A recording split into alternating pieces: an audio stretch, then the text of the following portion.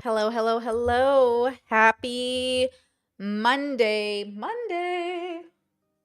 Happy Monday. Happy Monday. It is Monday. It's Friday, baby. It's Monday, baby. It's Friday. It's Monday. Sorry. There's too many good songs about Fridays, or too many good memes about Fridays, and none about Mondays. All right. Da-na-na-na-na, da-na-na-na-na, da-na-na-na-na-na, da-na-na-na-na, da-na-na-na-na, dun dun dun dun dun, dun dun dun, dun dun dun. All right, all right, all right. Today's going to be a doozy, isn't it? It's going to be a doozy, let me tell you. It's going to be a long one, girls. It's going to be a long one. I've got my drink, okay? I hate when I start stream and I forget my drink. It's just like, bro, have my drink. I have a tissue box because my allergies always be crazy, okay? Got my Aquaphor, as per usual, ladies. You know how it goes. I'm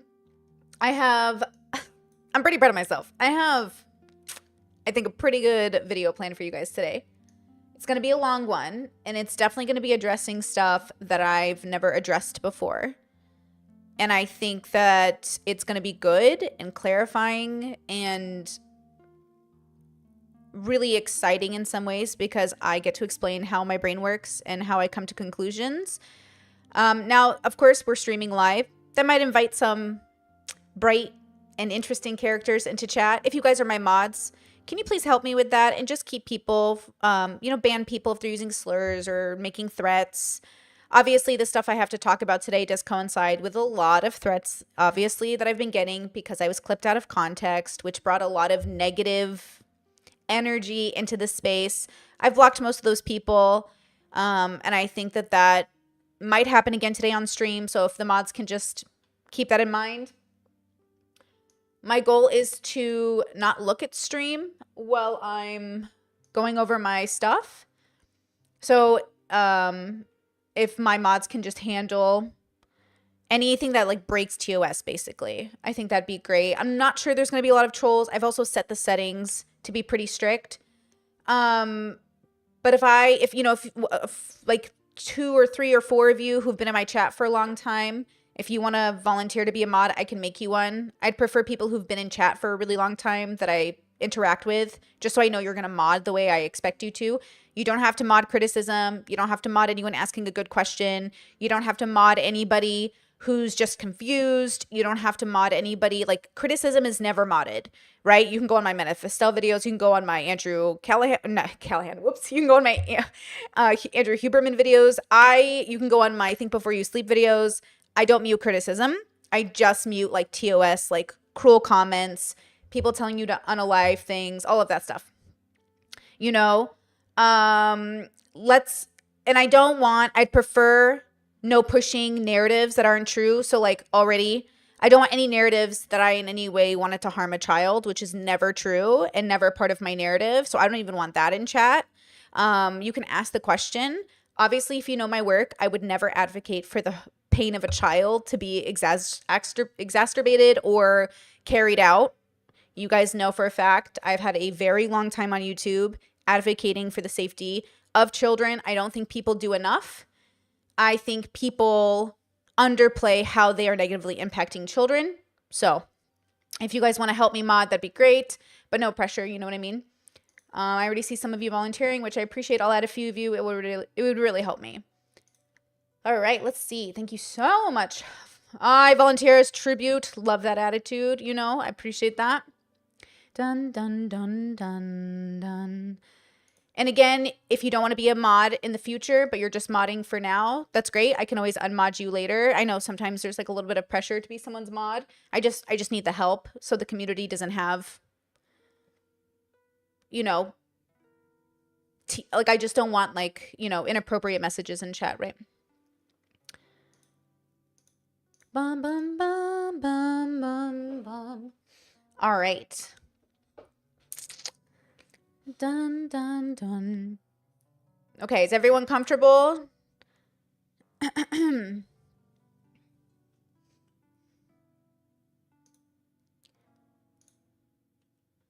Okay, no comments about me wanting to cause harm to a child because that's not true. So if anyone makes a comment about me wanting to cause harm to a child, like that's not true, delete that, because that narrative is super dangerous, and that's why I'm standing up for myself today, because I've been so clipped out of context in regards to something that I've advocated against, which is like child violence, for all of my life on YouTube. So not going to tolerate that here, you know?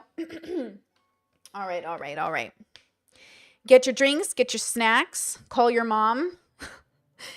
You're going to need aftercare after this one, you know? Okay. Okay, I'm going to turn off Elvin's gorgeous music. Absolutely gorgeous music, Elvin. Okay, girls. I'm kind of excited. I'm nervous, but I'm excited. Okay. This is so exciting. Okay, I'm going to move the chat a little bit out of my vision. So if any of my mods need me or anyone really needs my attention, can you either hit me up in the Discord or just like flash my name on screen so when I look over, I can see my name in caps or something. Okay. My third monitor is like all the way over there. So it's like, I have to really work to see it. Okay.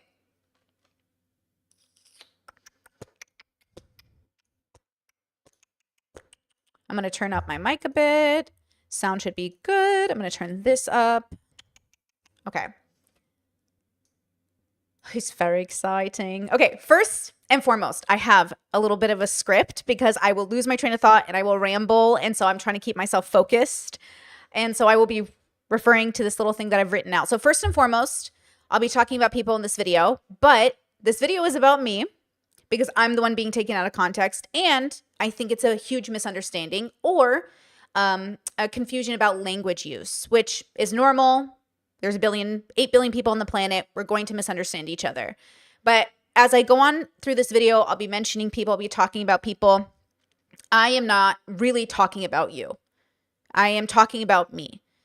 I think my community knows this. The content we review isn't about condemning that person, right? My audience at large doesn't go to other people's content. It's not like we're going to people and saying like, you're a horrible person. Like, we don't do that. What we are doing is observing real people living real lives so we know what to do in our life, right? We're gathering tools from the people around us. So I really pride my community in being introspective and open and thoughtful. I really pride my community in being very considerate and also aware that people can do bad things and be good people, or, bad people can do good things and still be bad people. It's just one of those things where I think sometimes people assume we're attacking them because it's usually what their communities do. My community doesn't attack people. We observe people. And if it feels like an attack, I promise you it's not personal. It's a morals issue, right? Okay. So I'm going to cover as much as I can, but if I miss anything and you guys have questions, I will answer them at the end. Absolutely. And I'm happy to clarify anything. I'm not afraid of criticism. I'm afraid of slander. And I would like to make sure that I make it clear to you I will not tolerate slander, right? Okay. The people I'm talking about in this video don't need to respond. This isn't about you. This is about me. If you feel a need to respond, you can. I obviously in the past had been open to conversation with lots of people. Most of those people are blocked now because they have proven time and time again that they're willing to take me out of context, willing to clip me, slander me, and paint me as something that I'm not, to the point where I've received so many inappropriate and report-worthy messages, been told to unalive myself and all of this, that it's clear there's not a conversation that wants to be had. I think this is like drama farming. But that drama farming is also like slanderous. So I just want to make sure that I'm being clear about my stance. Okay. Let me see. Okay. Oh, one other thing. I also have a pretty good track record of when I talk about people, them reaching out. I even have some of those collaborations on my channel, and I really recommend you watch them because I want to make sure that people know I don't have any issues with anybody. I have no personal issues with anyone on the internet, anyone in my personal life. We have disagreements. We have agree to disagree policies. We have sort of like gay judgments, meaning like I'm not condemning you. I'm not a god. I don't believe in objective morality. I'm just saying, like, in my opinion, not my favorite action, not my favorite thing. I think that's kind of bad, right? So shout out to all the YouTubers, content creators that I've made content about also calling them things that offended them, reaching out and having those conversations with me either in public or private, because that is actually the hope when I make content about people, is that if anything, they will reach out and ask for clarification because I have good intentions. Now, of course, good intentions, the road to hell is paved with good intentions. And so I also don't want to fall into that trap of hurting people on purpose. Like, that's definitely not my goal. And I certainly don't want to advocate for something I don't believe in, which is like harm, right? I believe in harm reduction. So, okay. So recently there was a clip of me created by a YouTuber named JSTLK, JStock, Justical. I think lots of people call him different names. It's being passed around. He took me out of context, and a lot of people came for me, right? Fair, saw me out of context. It seemed pretty salacious, maybe even malicious, and you felt like this is really bad. I should do something about this. Now, of course, much to my disappointment, neither Stephen Bonnell, Destiny, nor JStock, nor his viewers, nor the YouTubers who covered it, none of them looked for the context of the clip, which I can't be that surprised about. I just think my audience and I always find that surprising since we spend so much of our time researching context for clips and TikTok. So even if somebody makes an accusation, we just watch 10, 12, 15 hours of content if we have to, on or off stream, to make sure that we're understanding the context, right? To the best of our ability. We don't always do it perfectly. Sometimes I miss the mark. People call me out. We fix it. It is what it is. But for some reason with my clip, the people who reviewed it didn't look up the context, which I thought was sort of interesting. Like, what a decision to make. And as of right now, I didn't see anyone show the full context. So I'm going to do that for you today. Okay. I was a little disappointed. I think that somebody who had been clipped out of context so much in his life, Destiny, wouldn't have done that to me or any other content creator. But I think that he did it for his own reasons, and I'm not here to guess why. I'm just here to talk about how I feel about it and what I think about it. I'm not sure what JStock is doing. I'm not sure that it's malicious. He could actually just have this a part of his moral value system. But from my perspective, it does feel malicious, considering that in the past, JStock has taken me out of context before, tried to cause issues between me and other content creators. Behind the scenes, there are people who try to clip conversations out of context and send it to each other and say, do you know this person's talking about you? Now, thank goodness I'm this type of person. I usually just reach out to people, and I expect people to reach out to me and just, did you say this? And usually, no, they didn't. Not everybody in our audiences have the best intentions. There are people who follow content creators to try to destroy their lives. They try to get in with you. They try to see your DMs. They try to spread it. And it is happening. And so what I want to always do as a content creator is just make sure I'm taking care of my side of the street. If I see you out of context, If somebody DMs me, like you guys have been trying to do on Twitter, oh my God, did you see this YouTuber said this about you? I will contact the YouTuber. That is what I will do. It is what I've always done, and it's what I will continue to do. If people don't want to do that to me as well, I understand, but that is my standard. So this video is about Brittany. This video isn't about anyone I'm really talking about. It's about how I assess information and make decisions because of my morals, right?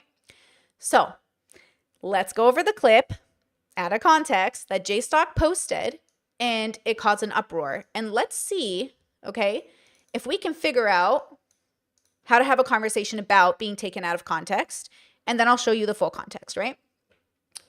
Okay. Let's bring this up, why don't we? Okay, so this is the tweet that I saw. I was tagged in it. I have since left the conversation. Twitter has great safety measures in place. I've blocked JStock. He was blocked before because he's taken me out of context before. So he has a reputation of doing this. Sometimes I think most of the people who hang out with him, not all those people, I like lots of people who happen to be associated with JStock, they do tend to do this to me. If you take me out of context or you slander me, I will block you. If you criticize me, I would love a good discussion, but you cannot slander in the process and then claim it's criticism. So this is the tweet. At what point do Brittany Simon's psychotic takes around OmniLiberal, that's Destiny Stephen Bonnell, start to harm her viewers? So he's putting out a false narrative that he cares about you guys. He's putting out a false narrative that I'm psychotic. He's taking me completely out of context and spinning a narrative that works for the viewers who probably already don't like me. He goes on to say, just last week, she suggested that Destiny's son would be better off aborted, which is not what I said, right? On a different stream this week, she completely denies saying it. Nice try. And then he tagged me. Now, of course, in my mind, I was like, I didn't say that.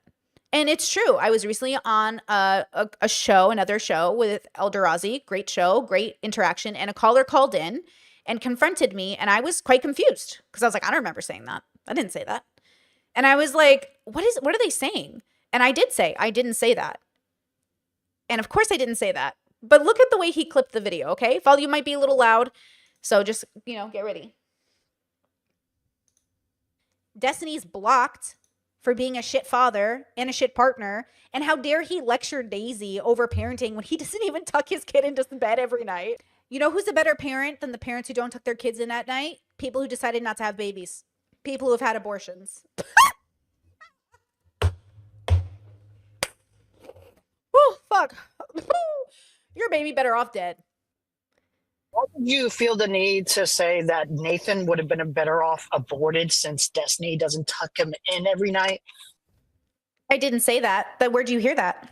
Yeah, you actually did. You actually did. You said people that are born with their parent not being there all the time would have been better off aborted. So yeah, you kind of did suggest that. Wait, do you want to take this call?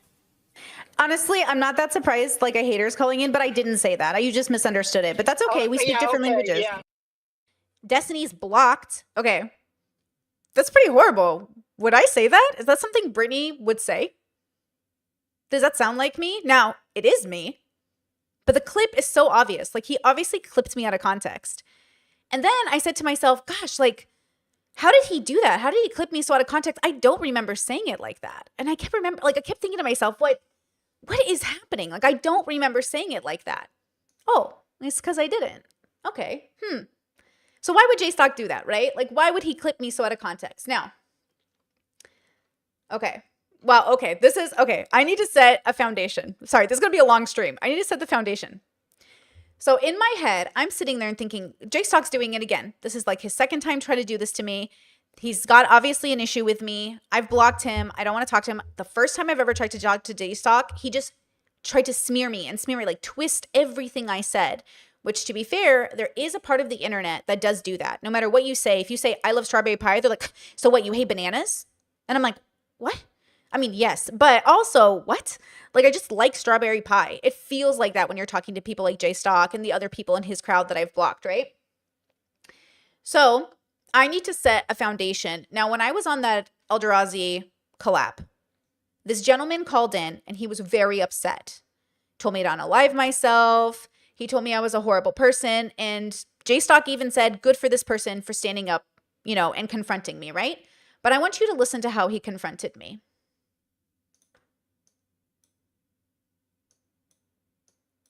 You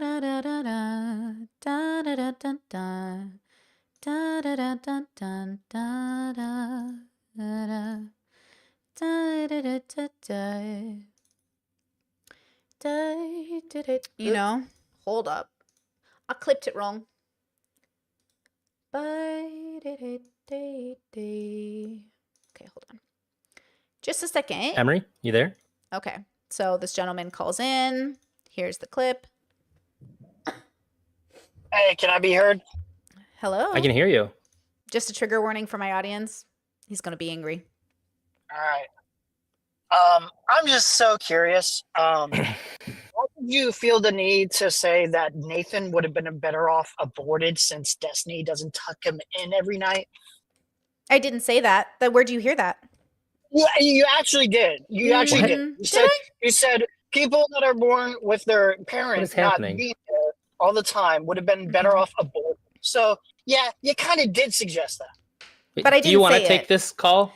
Honestly, I'm not that surprised like a hater's calling in, but I didn't say that. You just misunderstood it. But that's okay. We speak different languages. Okay, yeah. When I say we speak different languages, keep that in mind because I'm going to show you why I think this is so important, right? So it's either there's a huge misunderstanding happening or there isn't a misunderstanding and people are being malicious. So I don't know if this gentleman is being malicious or if he's misunderstanding me so severely that he thinks he's like I'm advocating for something horrible like the death of a living child, which I would never fucking do, right? I would never, ever, ever do that. So is he being malicious and assuming that of me or, right? Okay, you implied it, you dumb fucking piece of shit. Holy fuck.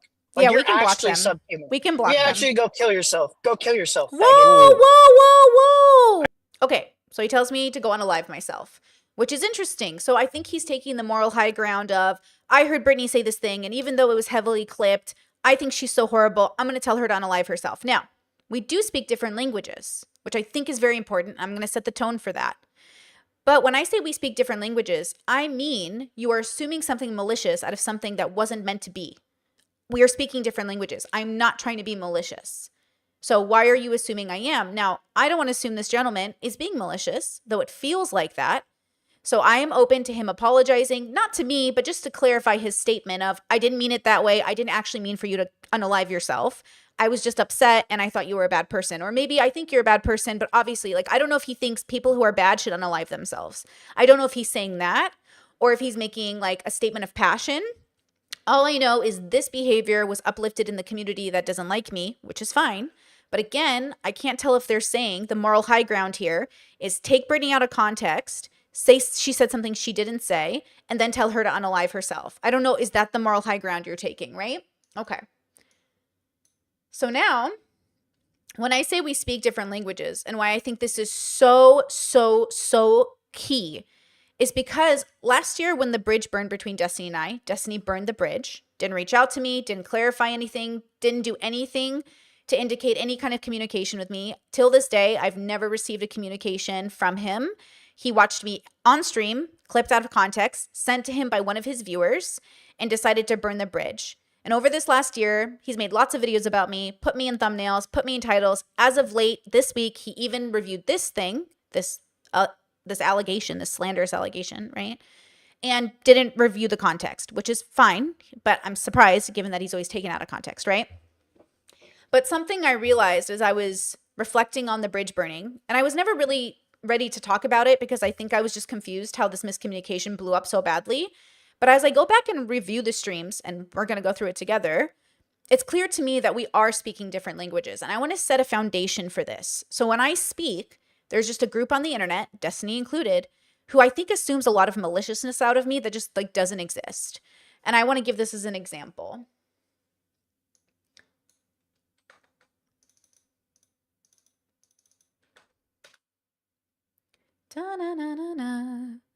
Okay, so this was 1 year ago, April 5th, 2023, and Destiny's reviewing one of my videos. And as far as I'm concerned, like up until the bridge burning, like the day of the bridge burning and even after, I thought we were fine. I thought everything was great. I thought our working relationship was good. I thought our possible, we had sort of a friendship, but like we were still getting to know each other. I'd only met him once. We'd only talked very briefly. We didn't have a lot of time in together to like build a very strong friendship. But I thought we were heading in a pretty good direction, right? I was pretty happy with it. You know, we had talked about agreeing to disagree. All of that felt pretty good. But then the bridge burning, miscommunication, one thing after another. And I just didn't understand any of it. And since he never reached out to me to clarify it, I didn't think it was that big of a deal, right? When I find communication happening, I usually just reach out to the content creators, but that's okay. So what do you think happened? Look at this difference in language communication, because I think this is it. I had assumed for a very long time that Steven misunderstood me. And I think I genuinely misunderstood him because I couldn't believe that he would misunderstand me so much. So look at this. Clear destruction zone of comparing people to each other. So to back all of this up, if Brittany was to say some random shit like I think Steven has noodle arms, I could beat him up in a fight. Okay, fine. You know, like whatever. I think she has made jokes like that, like beta boy and blah, blah, blah. Okay, fine, whatever. But when you say some shit like, Sneako's been hitting the gym, he's looking real good. His arms are huge. Not like Steven's beta gamer arms. I could beat the shit out of him. That's like, what are you saying? Why the fuck would you even do that? Like, imagine if I were... So I hear this and I'm like, wait, is this for real? I don't understand what he's saying right now, because in my head, this is what I do with my siblings. This is what I do with my guy friends. This is what I do with my husband even. Like, I'm always just like, you couldn't beat me up, bro. You know who has bigger arms than you? Bro, my brother could beat you up in a second, bro. My dad could literally beat you up, bro. Okay, so like I'm very hyperbolic. I'm very silly. We even have a bear emoji in our memberships. Guys, bear emoji in the chat, guys. Bear emoji in the chat. The joke is Brittany could take a bear and Sneako and all the boys, right? There's like a joke. It's a joke. It's meant to be silly. I'm 5'1" and 130 pounds, guys. Like, I'm not going to take anyone in a fight, right? Then I realized, like, oh, Steven thinks I'm actually comparing them, like, in some moral sense, which I could not see at the time because I couldn't imagine anyone being that way. I don't think myself, my sister, my brothers, my husband, like, nobody I know in my world could have taken that offensively, because it's also just, like, it could be true. If somebody has bigger arms than you, you're just supposed to take it in stride and be like, yeah, dude, well, you know, it's a joke, right? So let's keep going. Imagine if Melina came in and I'm like, damn, Melina, you look so fucking good. I like how your legs actually look like you've got some real definition of muscle. You're not like fat, you know, skinny fat like Brittany is, right? I don't even know Brittany is, by the way. That's just an example. But like if I made a comment like that, in my head, I would assume that if Brittany saw that, our friendship is basically over. Why would it be over? I have no idea why he would think it would be over. Only negative comparison is if you're doing it with malicious intent. Comparison is reality. I look at women all the time and I'm like, man, she's prettier than me, right? And my husband will be like, yeah, she is prettier. But I can see why she's prettier because she's got this. Obviously, we love each other. Obviously, there are people who are more attractive than both of us, right? In the world. We are very secure people. I come from a very secure family, even though we all have insecurities, of course. We don't care about comparison as long as it's not malicious. As long as I'm not saying, do you think she's prettier than me? And then he gets punished for giving a wrong answer. I want the real answer. Yeah, she's prettier than me, right? Yeah, she is. Okay. Yeah, she is prettier. Lots of people are prettier than me. I don't want to live in a dishonest relationship. I don't want to have a dishonest outlook on life, right? I do not mind people saying like, oh, this person's more attractive than you. The fact that Steven thinks our relationship or our friendship would have been over is the miscommunication. I just don't know why I would take that offensively, right? That's what I would assume. If Brittany saw me say something like that, comparing Melina's body to hers, it would be over. That would be the end of our friendship. Brittany would be like, why the fuck would you compare my body to your fucking wife? Like, that's just like insane, right? I just don't understand this. So we're speaking different languages. I have no idea why that would be offensive. I have no idea why that's the conclusion he comes to. And I don't want to speak for Steven. Steven's his own person on his own journey. I have no idea why he thinks this. And then I have to assume it's because we weren't very close. He didn't know me very well. He doesn't know how I think. And sometimes even people who love you and are close to you might misunderstand you if they can't believe you or see where you're coming from. Remember how I talk about seeing parts of yourself, understanding others and seeing their parts? They might not understand it. It's like trying to explain non-monogamy to like a religious person that believes in monogamy. They're just never going to believe you, right? So I'm not sure why Steven believes this is true, but it's obviously not true. You guys know I've literally compared to myself to people on stream constantly. I'm more than happy to be like, oh my God, that person's so pretty, like so much prettier than me. Oh my God. I mean, all of this stuff, right? It doesn't correlate with who I am as a person. Yeah, I don't know. This is just like that's just my assumption of the world. Yeah, I don't know. I'm pretty sure. Somebody said, wait, Pisco said, and somebody else says, what if Zherka does? I don't take Zherka seriously for anything. I don't know if I would consider Zherka a close friend, though. He's like a guy that I, whatever, but no. So is Steven saying he considers me a close friend? Then why, if I was being clipped out of context during the original bridge burning, why didn't he reach out to me? And you'll see within context, like when I was streaming that day, I assumed he was going to reach out to me, because we didn't have a close friendship established yet. But one of the ways to establish that would have been to reach out to the friend and not trust your audience, because not everybody in your audience has your best intentions in mind, right? So interesting. Okay. Zherka says some, you can go talk to Farah, probably other people too. I always warn people when it comes to associating with Zherka. Zherka's gonna say some fucked up shit and do some fucked up shit. I don't know if Zherka's like a good friend. I don't know if I would ever say, and when I say good friend, I don't mean close. Like, I don't know if Zherka knows how to treat people well. I actually don't know that. I don't think I've ever vouched for Zherka being able to treat people well. The only thing I ever say about Zherka is that I've never heard stories about him being like creepy or rapey on women when that one girl made that comment. But I would never vouch for Zherka as being able to treat people well or something, or like be a good friend. So I don't vouch for people in general, because people are their own people, but I will vouch for people that I think are like, I'll say like, oh, that person's really good. I have no history of them mistreating people or doing anything to people. And I think this is probably the disconnect. This is how my brain works, because I understand what Steven is saying here, I think, but I think the problem is that we see each other differently, right? Like if my friends in my life, and at the time, I guess Steven was a friend, right? He was a friend. It's just like the way we're using words is different. Close friend, intimate friend, I know you friend. Just because you're close friends doesn't mean I don't stand by my values and morals, right? Like morals, values over loyalty is kind of my philosophy. I have loyalty to my inner circle, but Steven was never my inner circle, obviously. And so the dilemma is that I don't know if he knows that or understood that. And then I don't know how it miscommunicated otherwise, since we've never, like, he doesn't know anything about my family. I haven't really integrated him into my life. There's like a little bit of just miscommunication. So then I'm thinking in my head, okay. So this is his worldview. This is where he's coming from. We'll just talk about it. But we never got the chance to talk about it. And I'm not even sure he's interested in that now, which is great, but it's not about him. It's about me. If you severely misunderstand someone and then assign to them a prescription, you're the one making the mistake. And I would just like to clarify, because I see people making this mistake about me. That's not the kind of person I am. You are misunderstanding the kind of person that I am. And so I just want to clarify it for my own sake. Okay, so is that good? Do we understand the context of that?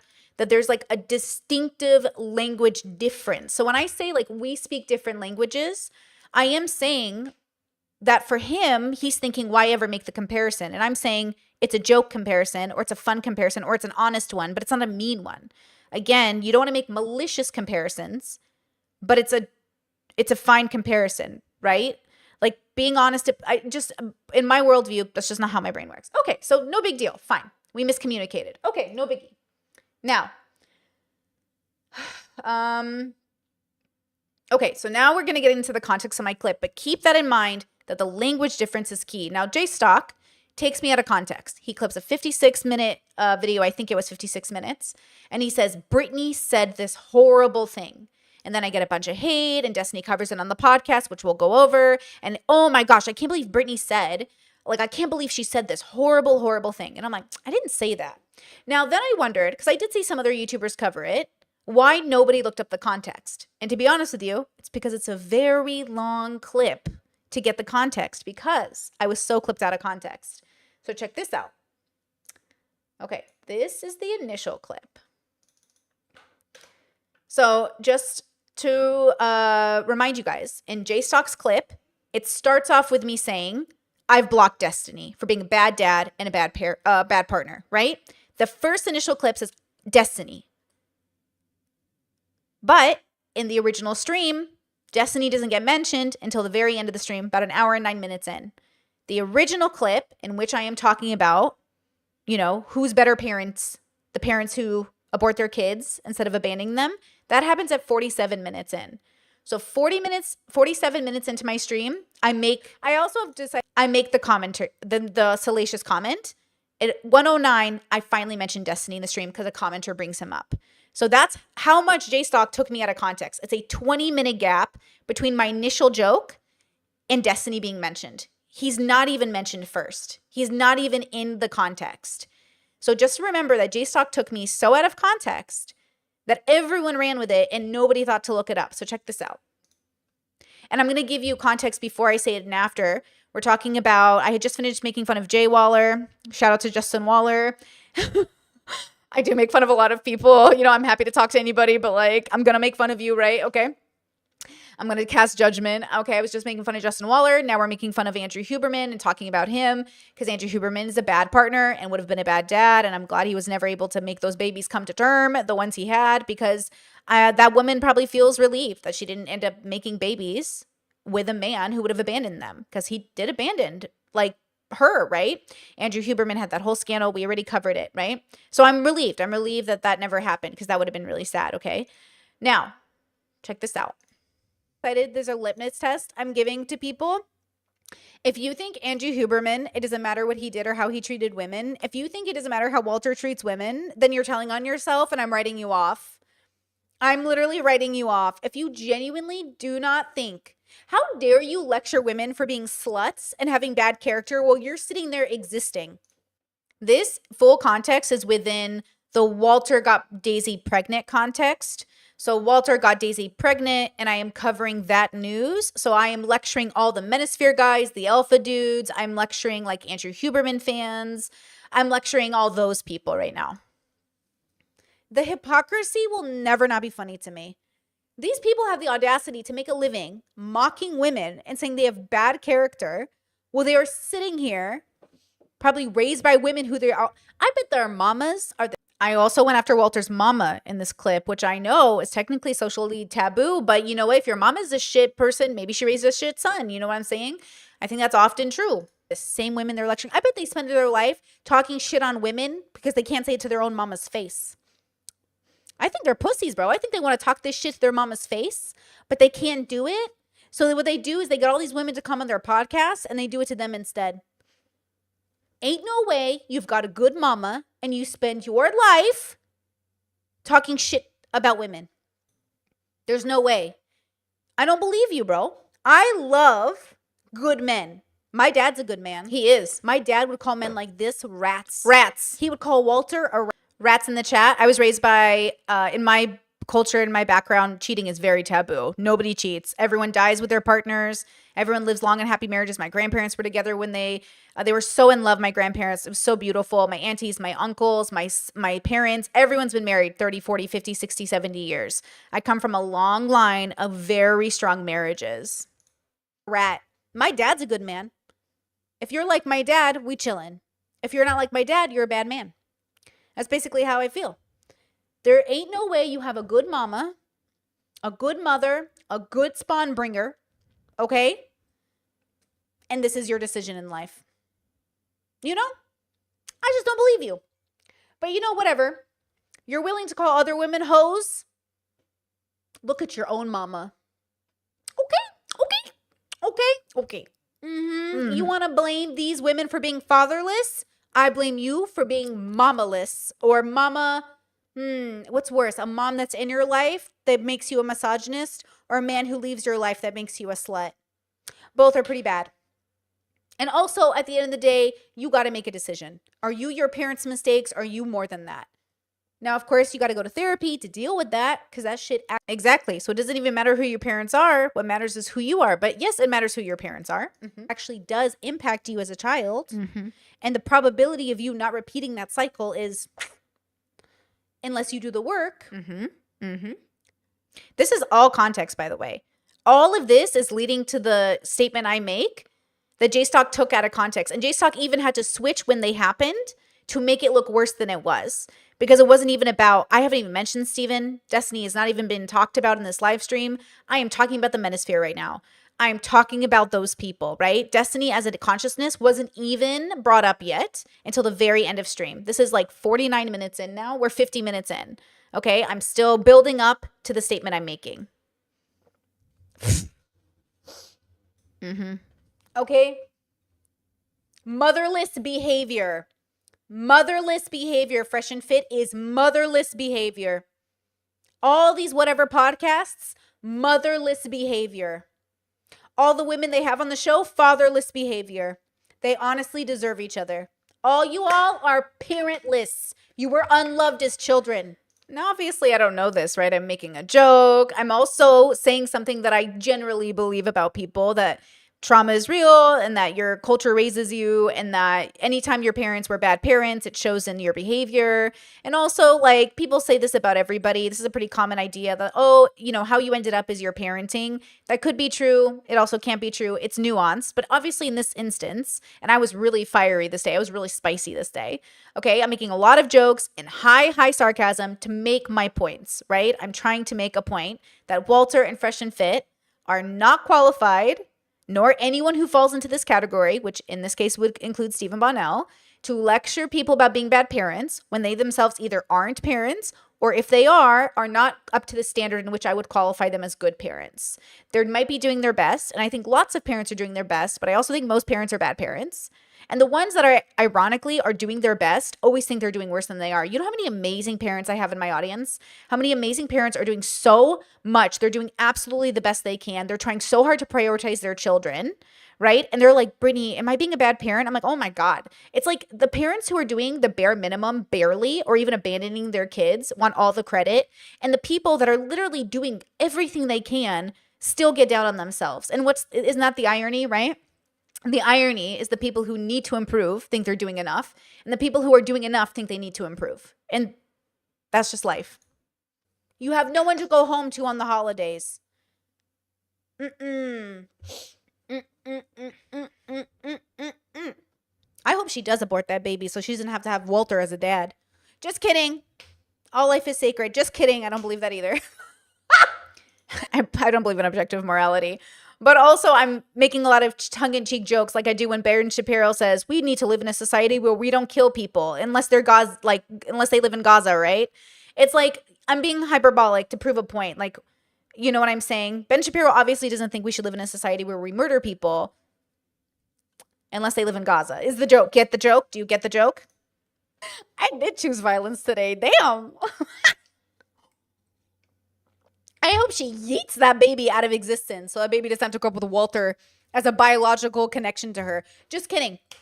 I hope she has that baby and that baby dishes both Daisy and Walter. Damn. You see how I'm finding joke after joke after joke? Now, a lot of people are pretty anti-abortion, which I totally understand. I come from a pro-life background. I used to march for pro-life. I used to be pro-life myself. I used to vote pro-life. I absolutely understand what it is. I've been pro-choice for many, many, many years. And I really do think pro-choice means having the baby is just as good as aborting the baby. Those are both good options. Obviously, I think that's your right. But, you know, I believe in your bodily agency, your autonomy, 100%. So just in case you're new to my audience, I believe in abortion. I believe in having the baby. I believe in adoption. I believe in anything that is good for you and the child. But specifically, you know, a harm reduction, right? Like, so more pros than cons is always the goal. And it's funny, when we were talking about Daisy, I think Abba and even Rashad said something like, you know, it's probably not the best that she has the baby. Probably best that she doesn't, because growing up black, half black, and in China would be really difficult. Now, I understand when Abba says that. Really great point. It would be difficult. When you have an abortion, you're usually making it with a pros and cons list. And it could be for a lot of reasons. Maybe the baby will face racism or poverty or a lack of time with parents. Now, of course, we're not saying, and I know Abba, he wouldn't say this, we're not saying you should abort babies who are black in China. We're not saying you should abort babies who are born in poverty. We're not saying any of that. But when you look at an individual situation and you say, this would have made sense, I'm saying your right to abortion is your right, and you get to do it for any reason. I am pro-choice, right? But if you're pro-life, if you think abortion is bad, if you have, you know, any kind of relationship with abortion where you're like this is a horrible thing to say, then you're probably going to mishear me or assume pretty malicious things out of what I'm saying. let's finish the context, and then I'll show you how this plays out in real life when having that abortion conversation. So if you're pro-life, I totally get it. But I'm pro-choice, so. Oh, that's funny. Whew, I'm funny today. Oh, it's too much, guys. It's too much. It's too much. All these people. And then just a reminder, in case you guys don't know, abortion is usually the termination of a fetus that you do not have a relationship with yet, depending on how you feel about it. My mom always felt she had a relationship with her children, even when they miscarried. Some people in some cultures even bury their miscarriages or have funerals for them. Some people don't. Some people have a miscarriage and call the next baby a rainbow baby. Some people, people around the world treat it differently. So I don't want to make an assumption that we're all treating it the same. But, keep that in mind, that an abortion is before you know the child, before you have a relationship with that child in a very concrete way. We're not talking about post-abortion. We're not talking about killing any children. We're not talking about any of that. We are talking about abortion, which is bodily agency, right? Autonomy. All these people making the dumbest decision I've ever seen and have the audacity. Oh, the people I've seen going after Daisy as if to lecture her as if they're not also a piece of shit. These people lecturing Daisy and calling her like a gold digger. Ma'am, look. Okay, so this is the context. So just a reminder, I'm talking about Andrew Huberman. I'm talking about Justin Waller. I'm talking about all these things. I'm building it. I'm building the criticism. I'm talking about Fresh and Fit in the manosphere. Oh, okay, I'm making jokes and it's too much, guys. It's too much. It's too much. All these people making the dumbest decision I've ever seen and have the audacity. Oh, the people I've seen going after Daisy as if to lecture her as if they're not also a piece of shit.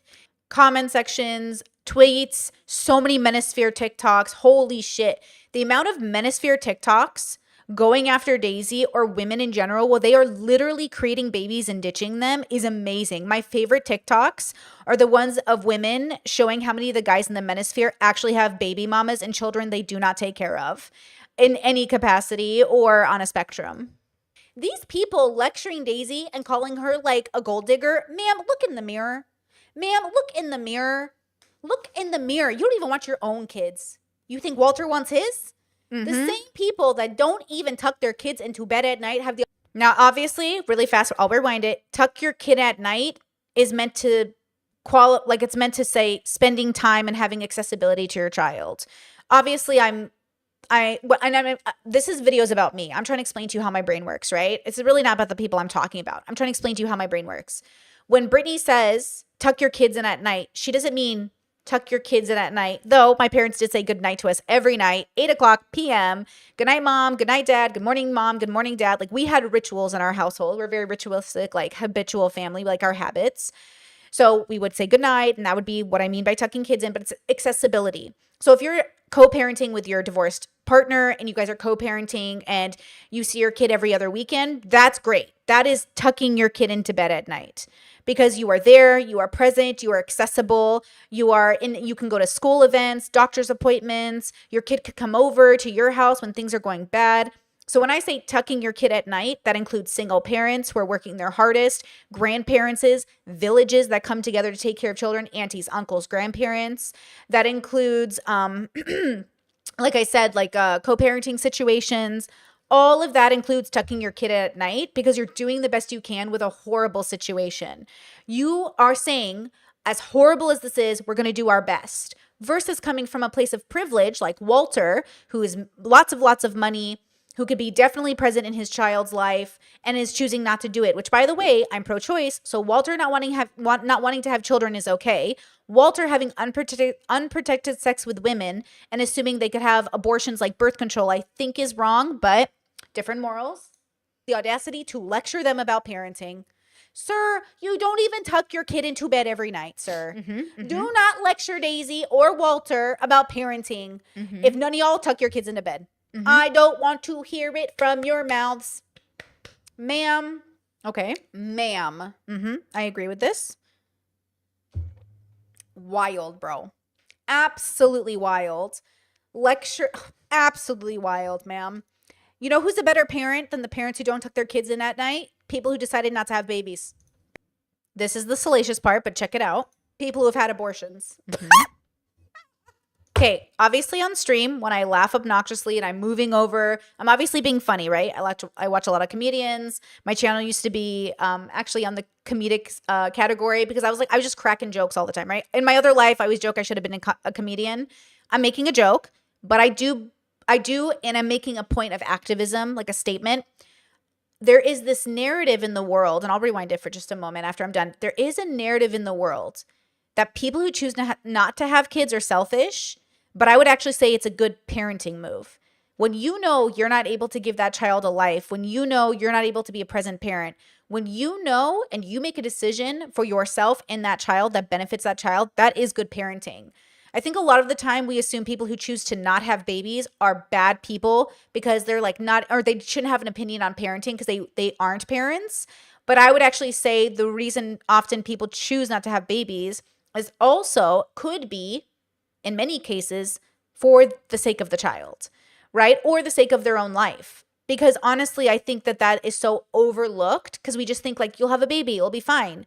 Not taking into consideration hormones, finances. What if you have an illness or chronic health issues? Like I have fibromyalgia. What if you have instability with work, or you travel a lot, or you work on a ship and you're in the military? There's so many reasons not to have kids that is also benefiting the child that hasn't come into existence or has been terminated, right?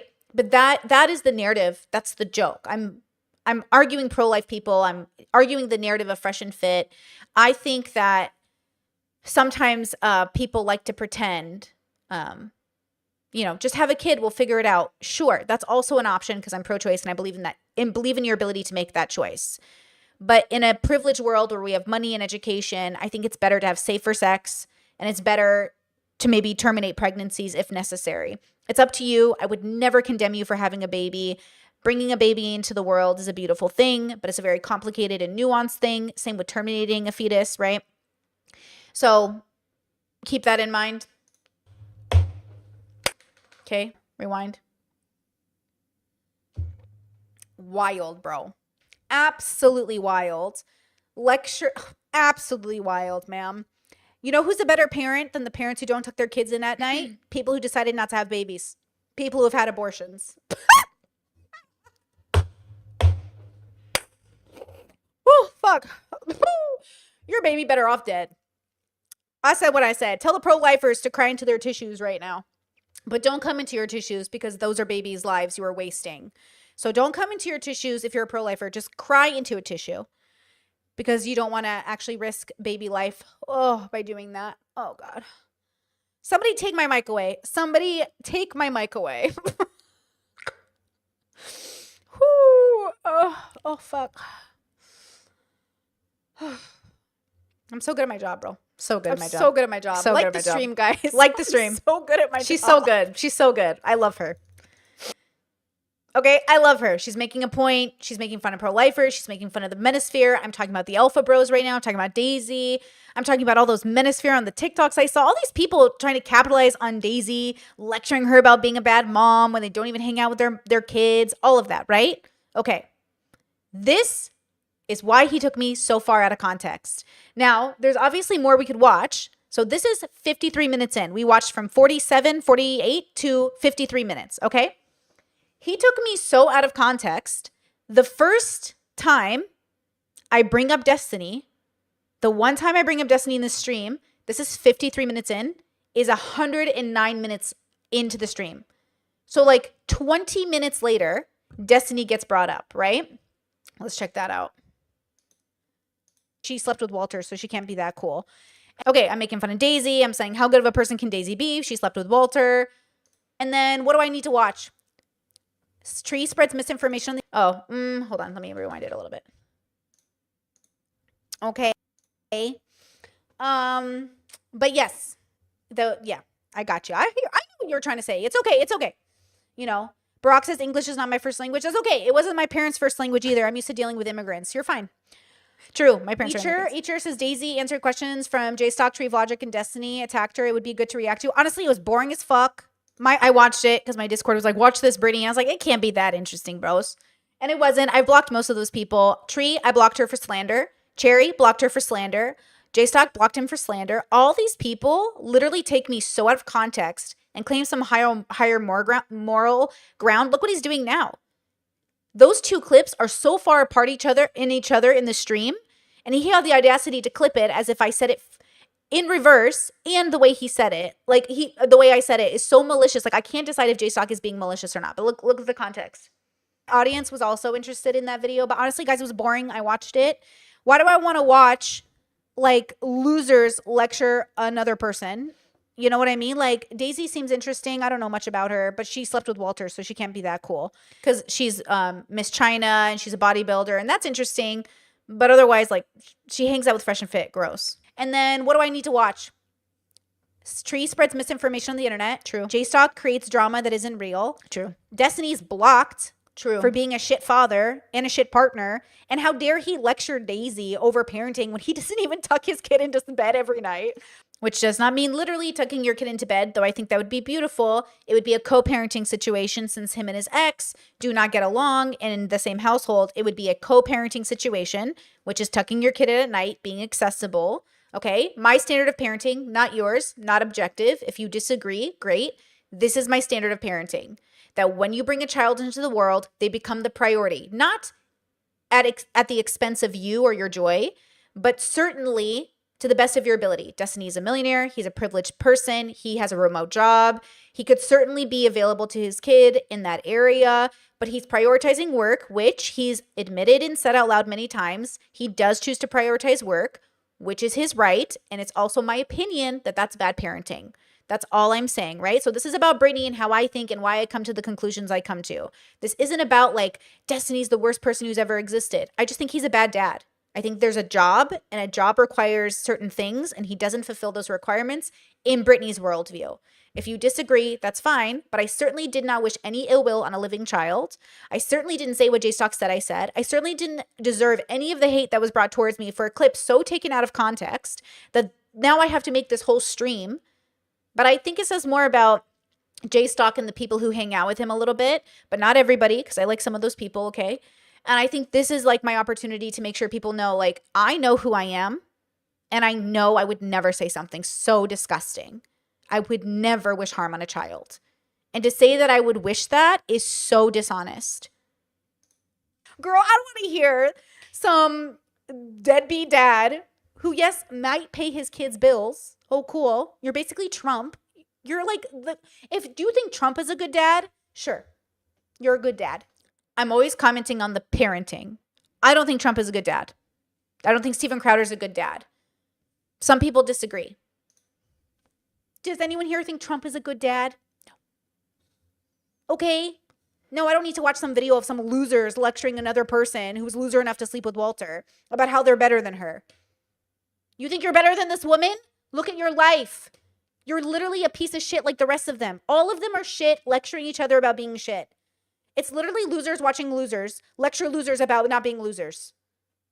Ma'am, all these people mistreat everybody around them. All these people lie and gaslight their partners. All these people are shitty people.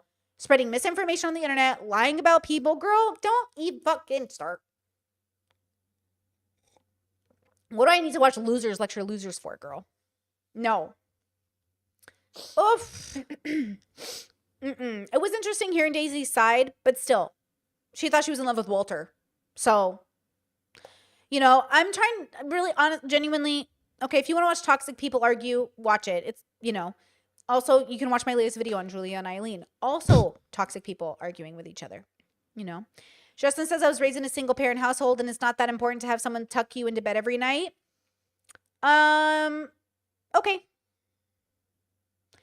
I mean, I'm not talking shit on single parenthood. I think sometimes that happens and single parents do step up and they do amazing things. Everyone's on a journey. You know, if you think it's not that important, great. Do you see the difference? A single parent has got to have time away from their child, but single parents don't have an active participating parent in their life. That would be co-parenting. You would be a single parent, but you would be co-parenting. The insinuation to me of saying I had a single parent is to say that I also didn't have another one. So I only had one parent. How would one parent be able to be with their kids? They would have to go to work. They would have to sleep. And And again, single parents are amazing. They do step up. Maybe we could talk about whether or not there should be single parents, but you know what there definitely shouldn't be? In my mind, people in privileged positions who, out of all the people in the world who could be near their child, deciding not to be. In my opinion, you don't have to agree. You know what else we don't need? Partners who, before the children are even born, Steven Crowder, yelling and abusing and controlling their wives, already setting the precedent that they're going to be a bad father because they already are being one by being cruel and malicious towards the mother of their children, right? My opinion, we can agree to disagree. It is for some kids. It's not up to you whether it is universally not as important to all kids, right? I think it's important because it would have been important to me as a kid. Right. You can disagree with that. Mm-hmm. But also as parents, you cannot be surprised if your kid wakes up one day and goes, yeah, I really would have preferred to have a father or mother present in my life than a parent who made money. And also, these people literally say, I prioritize work over my kids. Mm-hmm. I prioritize work. Kevin O'Leary has a story about this where he talked from Shark Tank, where he says he prioritized his job for 30 years of his kids' lives. And it's a deep regret of his. So many people have so many deep regrets of not prioritizing their children. And I think that that's the camp I'm more in, which is to realize like prioritizing your kids, not at the expense of your own life, but in a way that signals to everyone you are a family person. I am a family person. Family people spend time with their family. And if you're not a family person, you know, you're a millionaire living in a different state, you've got like this whole different life, or even you're not a millionaire, you're just like a normal middle-class person, you're living a completely different life, different people, like you're not a family person. And I think it's better for children to be surrounded by family, right? Even when I think about having kids, I think about where is their village, where are their friends and family and everything. And so I think about that too, but mostly where are the parents? Because like that's kind of a big deal. Now you don't have to agree with that, and we definitely could disagree. I just think the best way to parent is to make the best choices with what you can do. And then acknowledge when you didn't do the greatest. It's like talking to your boomer parents and being like, yeah, you kind of didn't do the greatest here. And they're like, oh, what do you mean? Oh, what do you mean? It's hard to break generational curses, guys. It's hard to have people say I wasn't the greatest parent in the ways I could have been. So many of my friends' parents will call me and be like, I don't know why she's upset with me right now. Didn't I do great as a parent? I was like, you did your best. But nobody was going to have a perfect parent. And because we're not perfect, we're going to make mistakes. And in those moments, we were being bad parents. It was like that woman with the 5 kids on Caleb Hammer we just covered. 5 kids, multiple baby daddies, and no stability. And she just kept having babies. At some point, you're not fulfilling the job description of what I think a good parent is. You're not a bad person because of your upbringing and society and the tools and the education you had, but you are being a bad mother. You're not a bad person because you're a bad mother in this context, right? Some people are bad people because they're bad mothers, but the context would be extreme. So I'm not saying again, I think human beings, if you look at the history of us as a species, I would say we're all good because we're trying our best, mostly good, but we're pretty bad at our jobs. We're bad at being parents. We're kind of bad at being friends. We're bad at figuring out we have to work on ourselves. I'm trying to give people like a way to be lenient without denying holding the self accountable, right? And I want you to hold yourself accountable by your own morals, not by mine, not by the world's. I don't follow a religion. So if you want to hold yourself accountable by your religion, you can do that. But I think you should hold yourself accountable. You should say, yeah, I'm like a bad dad in this regard or a bad mom in this regard. But I hope to fix that one day because I know it's bad. But if you say, hey, I'm doing my best, why would you think I'm a bad parent? Yeah, you're probably not going to change. And you probably do think it's okay. So this mom with 5 kids who kept having babies, right? And kept doing these things, I don't think she's ready to recognize she's being a bad mom. I don't think she's a bad person, but I don't think she's ready to recognize she's a bad mom, right? And to be fair, I don't think a lot of people want to talk about how they're bad parents because it feels really painful. It's like really personal. But you know, my channel is about observing real people's stories so we can observe ourselves better. When I covered Julia and Eileen, it really meant something to me that I told people in my audience, if you are identifying with these people, ask yourself what that means. And people wrote me and said, yeah, like, fuck, I realized how toxic I was because you're right. I was identifying with them. I was feeling like I connected to them. And then I realized like they're really toxic and I don't want to be that anymore. Great. That's what I want to see. You know, I'm a big fan. I I work out, I help my fibro, I'm figuring out my own journey in that regard, but I love before and afters. I love people that realize like, okay, I was one way and now I'm going to be a different way. I love a good like, you know, underdog story. Okay, let's see how much more context we need here. I don't think we need much more. Work over my relationships. I don't know why we let men get away with this bullshit. I have to prioritize the company over my family. Then why do you want a family? Why do you start a family? Why do you force people into existence? So again, not everybody is the same, but you're not going to really know until that kid grows up and tells you, I have to go to therapy now because you decided to make this decision. Okay, so that's the context. So, okay, just a reminder. Okay, so now you saw the whole context, right? Do you want to look at this clip again from JStock? Here, he posted this one on YouTube. Look, this is like a short. JStock creates drama. Okay, hold on. So the way I got clipped so hard, bro, he clipped me so hard. So now you saw the full context. I bring up the joke at 49 minutes in. Destiny gets mentioned at an hour and 9 minutes in. They're not even related. They're not even in conjunction with one another. JStock creates drama that isn't real. Destiny's blocked for being a shit father and a shit partner. And how dare he lecture Daisy over parenting when he doesn't even tuck his kid into bed every night? Look at the clip. Destiny's blocked for being a shit father and a shit partner. And how dare he lecture Daisy over parenting when he doesn't even tuck his kid into bed every night? You know who's a better parent than the... That was the clip. Those two clips happened first in reverse. And they were not even related. Obviously, he falls into the category of people that don't tuck their kids in at night. But they weren't even related. I was commenting on the Menosphere and Alpha. I was commenting on all these people. Obviously, Destiny is in the category of dads, in my opinion, that don't tuck their kids in at night. But look at the way he took me out of context. He had to twist the way it happened in order to make it sound worse. And the fact that Steven has been taken out of context so much in his career and everyone has had such faith for him, at least, I mean, people in my sphere have, we're always like, nah, it's probably out of context, bro, right? That's usually the attitude. And it is usually. It's interesting he didn't have that grace for me. We'll watch his reaction in a moment. Parents who don't tuck their kids in at night, people who decided not to have babies, people who have had abortions.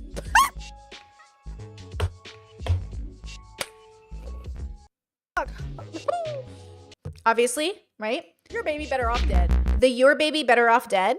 Everyone was like, oh, I can't believe you said that about that kid. Which kid? The kid that's alive and we know and have a relationship? They're not even related. That clip wasn't even related. They were 20 minutes apart from one another. And again, it's in reverse. Okay? So the fact that they have the audacity to try to like take the moral high ground here when they couldn't, that's what I'm saying. I don't mind if you criticize me, but girls, you have got to criticize me in context. You don't have to slander me to criticize me. You don't have to take me out of context. Put me in context. Show the whole clip. The fact that you took me out of context and then you're like, I can't believe Brittany said this. She said, your baby deserves to, who's the your? The subject matter of your is a general your because it wasn't even related to anyone. I didn't name anybody in that context. Okay, now, isn't this beautiful? Isn't it humans gonna human, huh? Guys, humans gonna human. Humans gonna human. Okay. Now, let's look at how Destiny handled the clip. Okay? To pile on the Okay, this is Destiny and Dan. This is Steven and Dan talking about my clip. Let's see how they handle it. entire fucking world would turn their back on Israel. Okay, we're talking about Brittany now. Go ahead, bring it up. Destiny's blocked for being a shit father and a shit partner.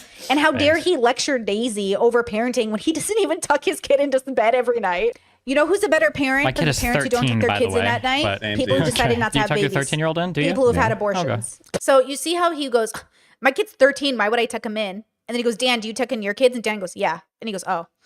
Because again, it's not about the literalness. And I don't know if this is Destiny's like neurodivergency, but he's literally taking it literal. Tucking your kids in at night wouldn't make it's a general statement that I'm stating. Again, I'm explaining to you how my brain works. I don't know why I don't know what he's thinking. I'm not trying to read his mind. I'm just surprised he took me out of context and didn't think, what's the context? I think he misunderstands me so much that he just thinks I have this malicious intent that I just do not have.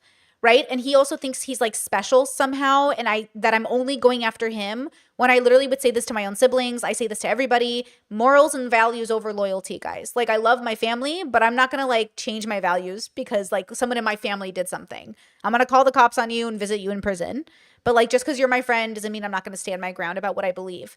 So, okay. So again, tucking your kid in at night does not mean literally tucking your kid in, even though my parents did say goodnight to us and tucked us in. I don't know what that means to you, but it just means going, like, saying goodnight, seeing them off to bed, saying I love you, saying I care for you, saying I can't wait to see you tomorrow morning, you know, all of that stuff. Or it means you're co-parenting and you're in the same area and your kid has accessibility to you. I consider that all tucking your kid into bed. Okay. Abortions. Pro. People who decided not to have babies. People who have had abortions.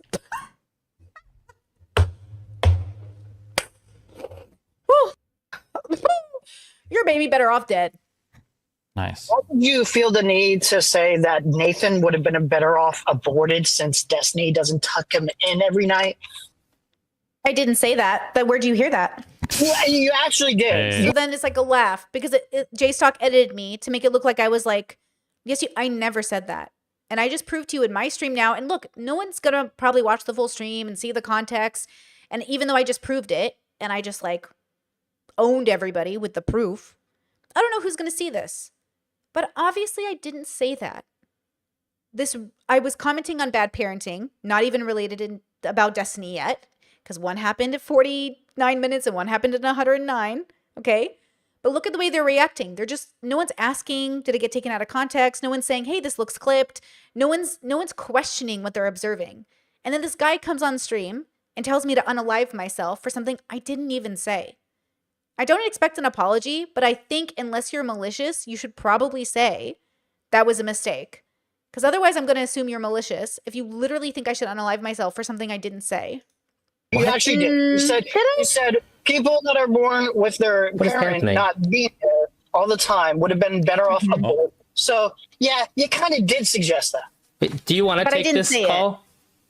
Honestly, I'm not that surprised, like a hater's calling in, but I didn't say that. You just misunderstood it. But that's okay. We speak different languages. Yeah. Nice. I like curly hair. Thank you, Dan. Dan was really nice to me in Miami. Steven was really nice to me. Everyone had a great time in Miami. But Dan, I really enjoyed meeting Dan. He was really lovely. That's me. Mm-hmm. You know, just saying. That said, she's off the hook wild. What is wrong with this bitch? Why she hates you so much? I think for some, Watch the narrative. She's off the hook. Why does she hate you so much? I don't hate Steven.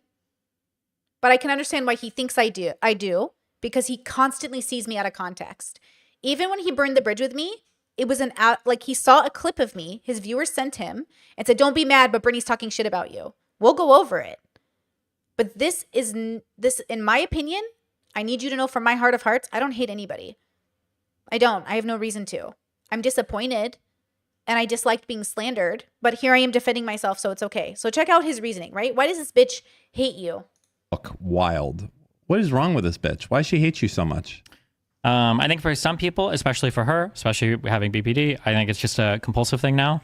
Just a reminder, my BPD's been in remission for 4 years and has not been an issue. Just a reminder to all my BPD girlies, borderline does not make you a bad person. Your morals do.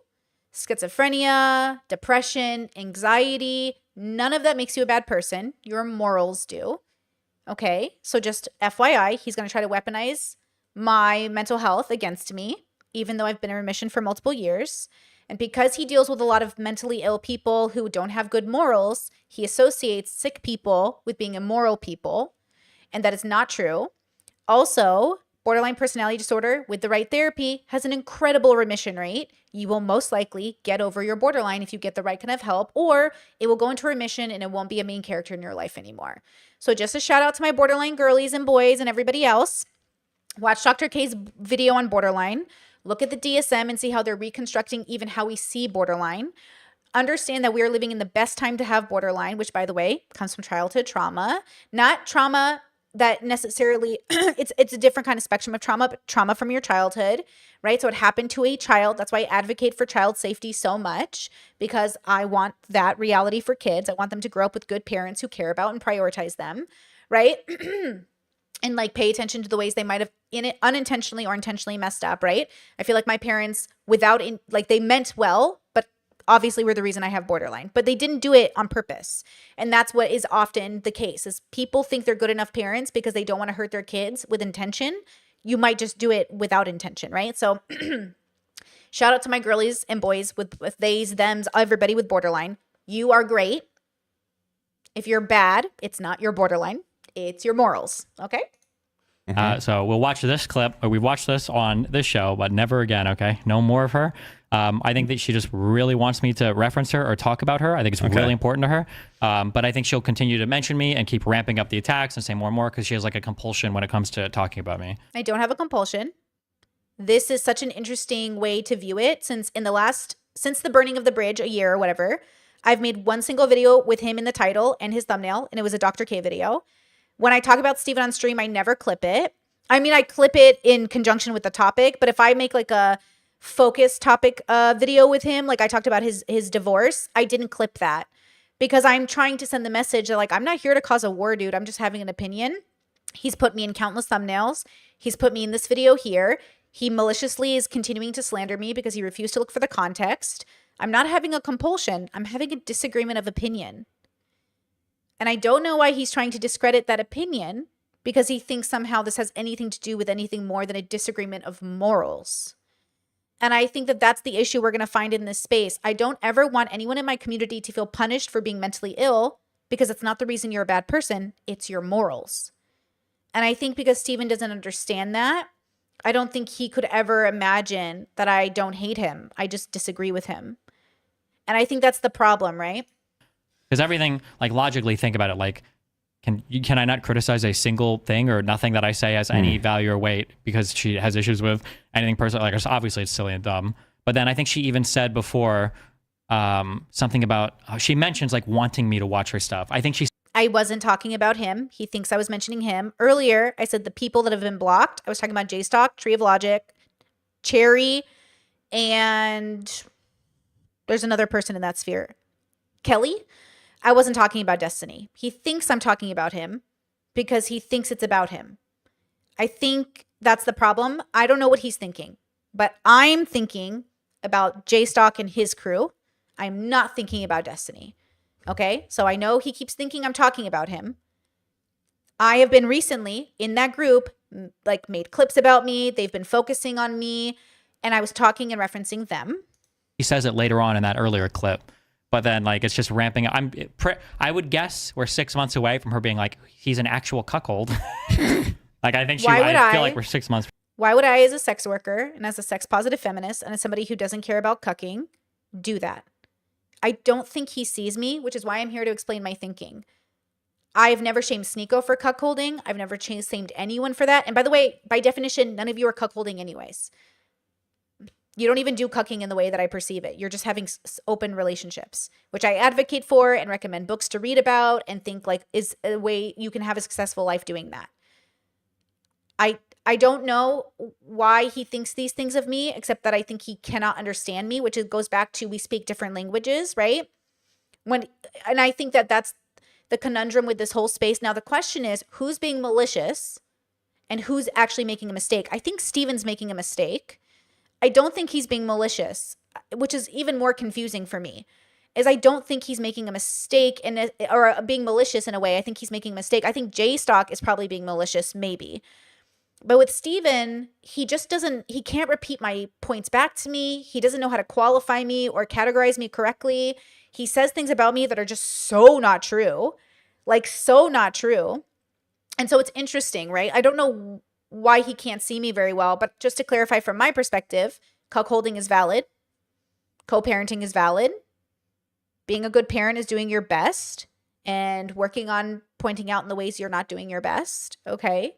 So from that, it's wild to be on the inside and to know you and then to also see the stuff that comes on the outside. I mean, I guess because if you're on the outside, you would assume that like Destiny's average night is like he's in the corner watching someone fuck his wife or ex-wife, I guess, at this point, and he just like hangs out. He's like, yeah, do it. Do it, true. Do it. Give it to her. Yes. But you know, it feels. I don't. Well, I mean, I'm on a different side. I'm on the knowing side. I'm a knower, right? They don't understand the other side of it as well. Is that you could also fuck whoever you wanted to every day. Yeah, but for where the red pill shit is at now, that doesn't matter as much. That doesn't matter. I don't know what they're referencing, but obviously that's not true because when his ex confronted him on stream about cheating, he admitted he cheated. It became a big scandal. And then when they finally got divorced, the narrative was she cheated and that's why they got divorced. Now, again, it's not about them, but when I observe myself and how I come to conclusions, it's that we know he cheated first. We know it was a problem with his infidelity and his commitment issues. We knew that he blamed her often and she would have to stand up for herself. We knew eventually she left the relationship to try with somebody else. And we know that eventually landed in divorce. We also know that this is his second marriage. We also know that he's had domestic violence issues with his first relationship. We also know because he's open and he shares for the most part. So I'm not sure what the point of this part of the conversation is. But nobody needs to know much more to know what we already know to come to the general conclusion, or at least Brittany conclusion, that like you're a bad partner and a bad parent from my standards, not yours. So it's okay if you think you're a good partner and parent. I don't, right? I don't think that's good. But if you think that's good, I think you're telling on yourself like Andrew Huberman. So many people came to me during the Andrew Huberman debacle and they were like, Brittany, he didn't do anything criminal. So what's the problem? I'm making a moral argument. That has nothing to do with criminal, right? Like, I don't care if it was a crime. What Andrew Huberman did to those women was disgusting. Steven Crowder, people still defend him as like a good partner and like things happen, right? No. Now, if you want to have that opinion, I'm just taking note, but I don't share that opinion. Matter. Whether if you're once a cuck, always a cuck. You were fucking like another woman every night, basically. That's not true, but also it doesn't matter. It wasn't true? Not every night? Not that much. Also, I'm more offended, less by the relationship level, more the insinuating my kid should have been aborted. I think it was. Well, obviously that wasn't my insinuation, and I'm surprised he didn't check the context, right? But I can see why he's running with that narrative. Again, I'm not trying to read Steven's mind. I'm just trying to say it's very strange from my perspective to watch this because that's obviously not what I'm saying. So then I'm thinking, okay, are we having a deep miscommunication? And if we are, can we ever get past it? Maybe not. I genuinely feel like you can't always explain things to people. Like no matter how hard I try, I'm not going to convince my like conservative family that trans people are valid. You have to understand this. And sometimes I assume with other people it's similar. So again, I don't want to take him out of context. I don't want to misunderstand what he's saying. But as a person who's viewing this, I'm like, why would he think I said that? I would never advocate for that. It was a little bit more extreme there, but. Oh, yeah. She did say that. Yeah. Why would you say that, Brittany? That's like really. Yeah, I didn't say it. They fucked up. It is fucked up. It is fucked up. I'm glad I didn't say it. It is very fucked up. I'm glad I didn't say it. I don't. Aborted? I wonder if there's a clip from the past where like you guys have talked about the Alibro situation with her. And she's aware of that. That guy is irrelevant. This would be a malicious guess. Mm-hmm. Although I would assign it to Brittany now, actually, because she's so unhinged. And because apparently I think I've fallen too far on the side of giving people charitability. Sure. What are the two things? Keep that in mind. That some people think they give people charitability. He burned the bridge with me over seeing a stream out of context, not even in full context. He didn't watch the whole stream, guys. He didn't go back to the beginning of the stream and watch it. And then he, instead of reaching out to me to clarify, just assumed I had malicious intent for him. I don't know what he's thinking, but that's what it appears like from my side. So no judgment. I just think it's a huge miscommunication. But I don't see that in his actions. I see a lot of talking and no following up with any kind of consistency. Are you checking in? Did you ask? Did you get clarification? Did you check this like who sent you this clip? Why didn't anyone check the context? It's obviously so spliced. I've said in the past repeatedly, publicly, over and over again, that would make me burn a bridge with you. With me? You generally. Oh. You generally, right? See how easy it is to miscommunicate? It would be you too, but. Okay. Have you heard me say these things on stream before? I have no idea. I've always said there are always like two things, and it's if you're legitimately like trashing my partner, and if you're trashing my kid. I didn't do any of those things. I trashed him, right? The dilemma Steven has, and I think this is part of the miscommunication. When I criticize his bad parenting, I'm not talking about his kid. When I criticize his his cheating habits or the way he, in my mind, abuses partners, I'm not talking about his partners. I'm talking about him. So when he says this, like Brittany did this, Brittany went after my kid. No, I didn't. And I never went after your partner. I went after you. I mean, I have my opinions of his partner because she was a public figure herself, but I'm going after him. So then it feels in my mind as I'm observing this that he's creating a narrative. And I don't know if it's malicious or not, but it is a narrative of no one can ever criticize him for what he does, because if they talk badly about him, they're not talking about him. They're talking about his kid or his wife. I've never talked crap about a kid. Why would I talk crap about a kid? I've only ever criticized his parenting and talked shit about his parenting, which I have to stand by, because like in no way, shape, or form could I ever justify this form of parenting with someone in such a privileged position who could be doing something different. It's not like he's living in poverty and like this is the only job he has and I had to take him far away from his kid and he's doing his absolute best. It's not like he's a parent in a foreign country that has to send his kid to America to have a better life while he can't. It's not that situation. So I don't know what he means by this. Nowhere online is there me talking about the child, talking about how the parenting could impact the child, but I do not talk about children. Those are always the two things that are like, if you either of these things, you're like, good. And the fact that then she now leans in like as heavy as possible in both these things makes me think she's just heard that. She's like, oh, I could trigger him the most saying these fucking things. That's my guess, is that's why she focuses so much on it. That'd be my guess. Obviously not true if you watch my content, not true if you know me as a person. Like, this is so far removed from who I am as a human. He says that she's Assyrian, right? So she's white and American, but what is an Assyrian? Do you know?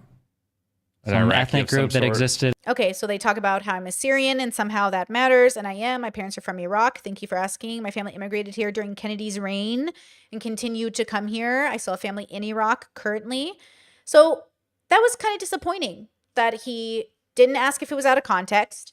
He obviously thinks I'm a really bad person, but why would he think that about me?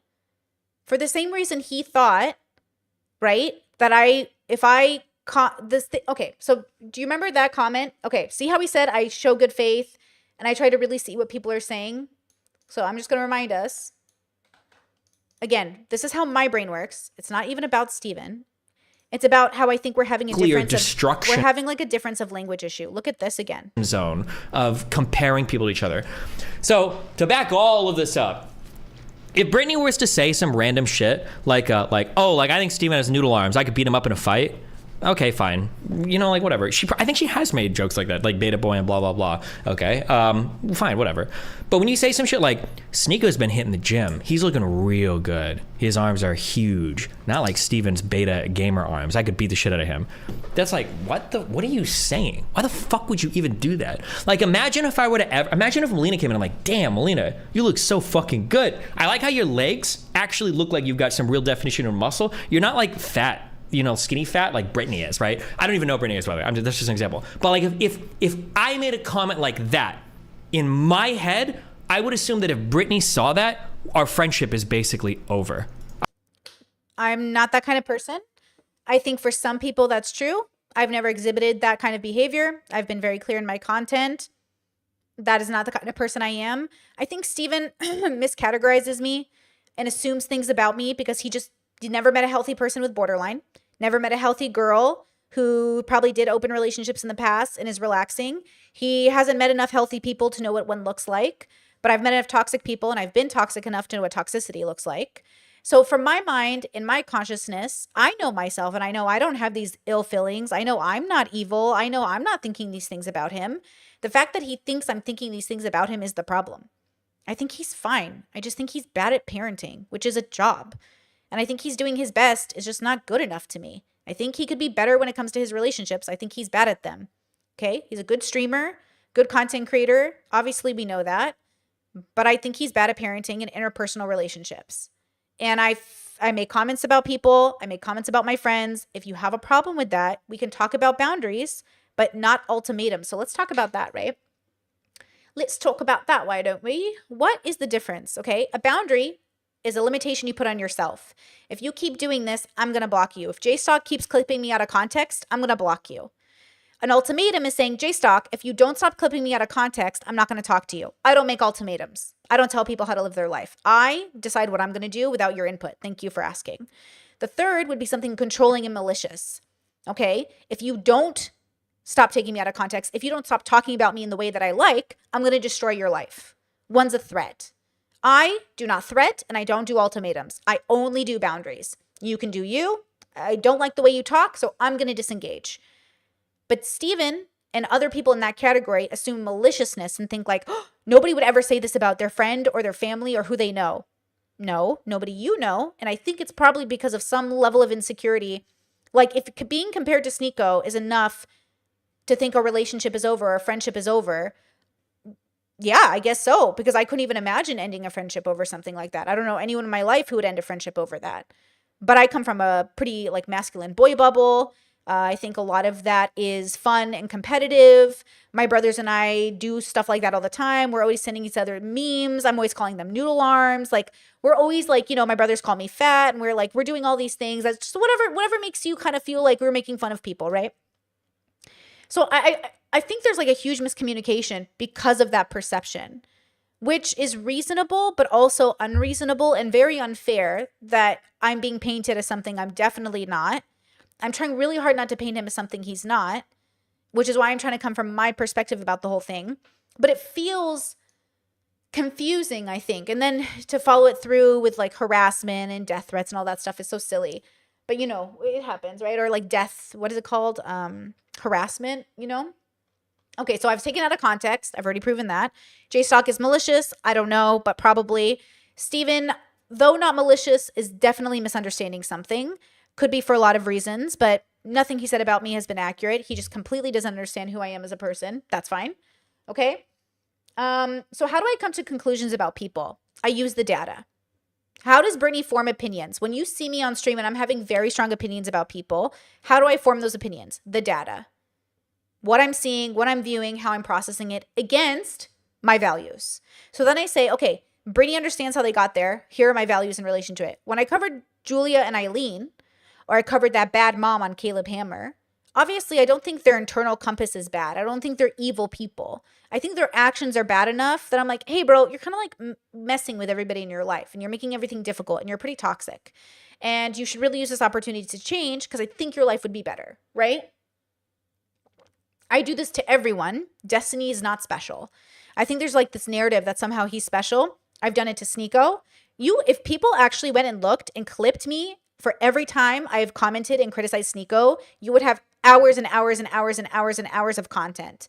But because they're only focused on Destiny, I've literally seen screenshots people keep sending me of people F control looking for Destiny's name in my transcripts and then claiming I'm the one obsessed with him. Girl, I'm not obsessed. Okay, I'm doing my job. And if I'm obsessed with him, it's like Fresh and Fit accusing Ab and Preach of being obsessed with them because they've made 45 videos on him or on them. It's not obsession, it's a job. But also, if you look at my track record, like I said, I'm not putting his face in my thumbnails and with salacious titles. He has done this to me time and time and time again and never reached out and never asked me what's going on. So I have to assume he, like, there's a miscommunication or / he doesn't want to talk to me, which is fine. This isn't about him. This is about me. So again, how do I come to conclusions about people? Okay. So my own morals, my own boundaries, my own understanding of the self. When I went after Andrew Huberman, lots of his viewers, like I said, were like, Brittany, he's not doing anything criminal. Why do you think he's a bad person? Well, I think he's a bad partner. He's probably a great scientist, but I don't care if you're a great scientist if you're a bad partner. I don't care if you're breaking people's consent and hurting them. What do I care? And some people were like, yeah, but he's good at his job. Okay. Now, I don't think if you're good at your job, that means you're good in everything else. And I don't think if you're bad at your job, it means you're bad at everything else. I don't think if you're bad at your relationships, you're bad at everything else. But I think it speaks to people's character that they think Steven Crowder or Andrew Huberman or even Destiny, that either of them are good examples of good parenting or ways to treat your partners, right? So totally fine, but I just disagree. And it feels like I'm not allowed to disagree without the internet assuming I'm obsessed or it's borderline. And I don't know if it's because they're morally bankrupt or they genuinely grew up in a world where like people didn't have conviction about their values. I'm not sure which, but I don't think it's that weird to say, oh, I'm surprised you don't prioritize your child, right? Now, why do I think that he doesn't prioritize his child? Like, why do I think that? Because some people were asking me, like, why do you think he doesn't prioritize his child, right? So this was 3 weeks ago. This is Turkey Tom. I like Tom a lot. I think he makes really, really interesting content. And this is called The Inside the Mind of Destiny, okay? It's like, you know. It is. Okay, so check this out. Is this the right timestamp? I think it's the right timestamp. What it is. One of the things people bring up against you, we're going deeper now. Oh, shit. One of the things a lot of people bring up against you is they say you're a bad father. So when we talk about reputations, we need to keep that in mind. He does have a reputation for being a serial cheater and being a bad dad. And that says something about you. Like, the men in my life do not have a reputation of being bad dads. If someone is giving you the reputation of being a bad mom or a bad dad, you've probably earned it. So that's the problem. Now, not always, because sometimes people's bias play heavily. Like, let's say you raise your kids in a gay family. Somebody might say, like, you're a bad parent. So it's like, who's criticizing you is the question. Now, obviously, none of this matters. Nothing's objective. So we're all just having conversations about what we think is correct, okay? Sure, damn. Why'd you move so far away from your son? For work-related reasons. Do you think I should have uprooted his life and brought him with me to California? When's the last time you saw your kid?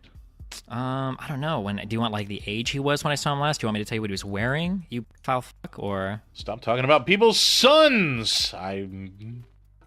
He had a child, and he's just paying for the child's existence. Abortion was the correct action here.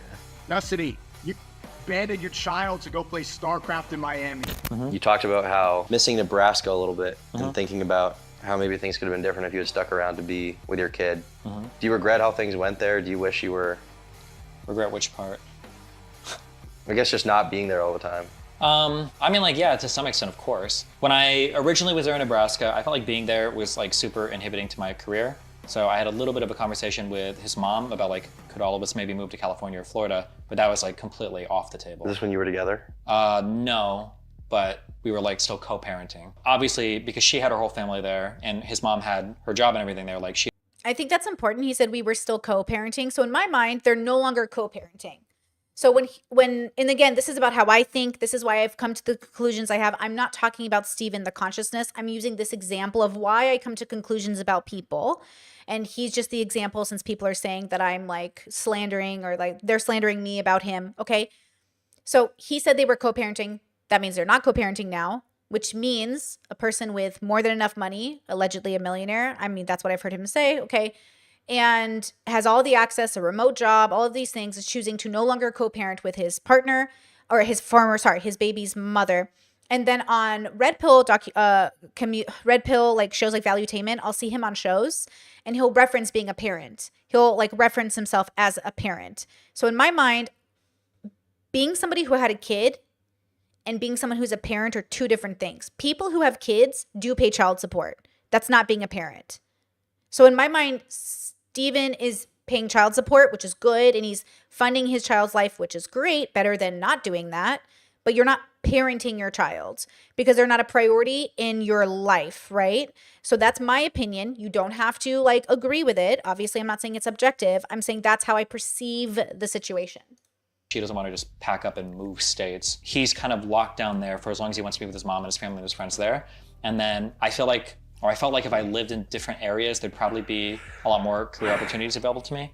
Some people said I just moved to places to f people, but I mean, I was just fly out and f people. So I waited until he turned 8 because I was trying to think like, well, do I want to leave when he's like 2? That feels kind of weird because he doesn't even know who I am.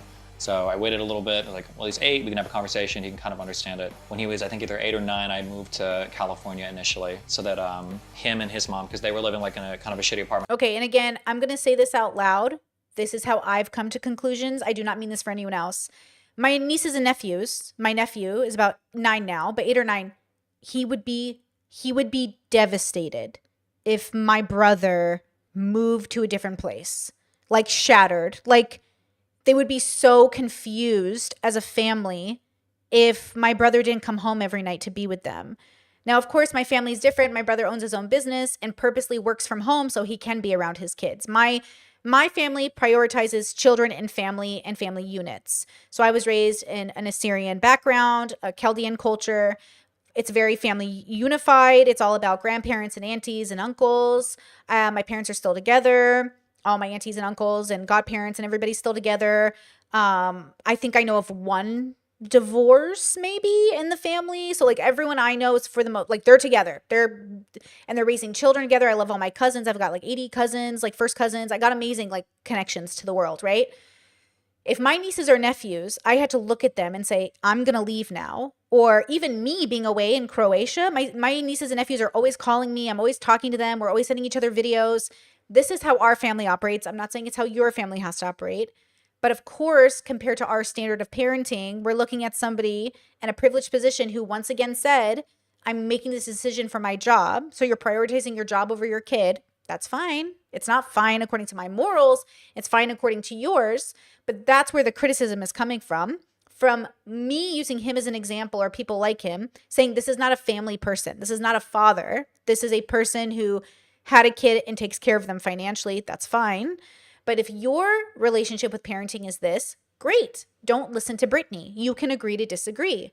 I'm not condemning him. I'm not saying he shouldn't have a kid. I'm not saying anything about the child. I'm just saying in the ideal situation in which Steven is privileged enough to create, he's choosing not to create it. But then again, maybe it's not ideal for him. Maybe being around his child is not ideal. I don't know. But from Brittany's perspective, and this is really about how my brain works, this is like a very weird decision to be making. But obviously, lots of people, especially rich people, they make it. Lots of entrepreneurs I listen to, they do make the decision to neglect their children. And that's what they refer to it as. I neglected my children and my connection to them, and it's a big regret. And I believe that. Now, I'm not saying it's going to be a regret for him. That's not what I'm saying. I'm not putting that on him. I'm not saying that. I'm saying for you and for people in my audience and for me, I would assume this would be a big regret because having a child is a beautiful thing. Connecting with that child is a beautiful thing. And then being responsible enough to prioritize your child, I think, is a beautiful thing. But you can agree to disagree. At the time, and then she moved into my house with him, and so he lives there now, so he can go to the same school and hang out with his family and everything. Then you wish you were like, I don't know. I'm not trying to do a gotcha moment here. I'm just genuinely curious. I hope you don't feel like I mean, like more present or more, for sure. Like to some extent, like I prioritize probably my career a little bit over like. So he's saying it. I prioritize my career. I'm not trying to do a gotcha moment here. I'm just genuinely curious. And I know parenting is very sensitive, but honestly, I'm here to break generational curses. I'm here to say, I know it's hard to face yourself, but you should. Not Destiny the person. People like Destiny, right? I don't make content, guys, to say this person should change. I'm saying if you are like this person and you want to change, you can. Right? I'm giving you hope. I'm saying you can go from somebody who's really sick to somebody who's really healthy. You can go from a person that never showed up for your kid to someone who showed up for your kid.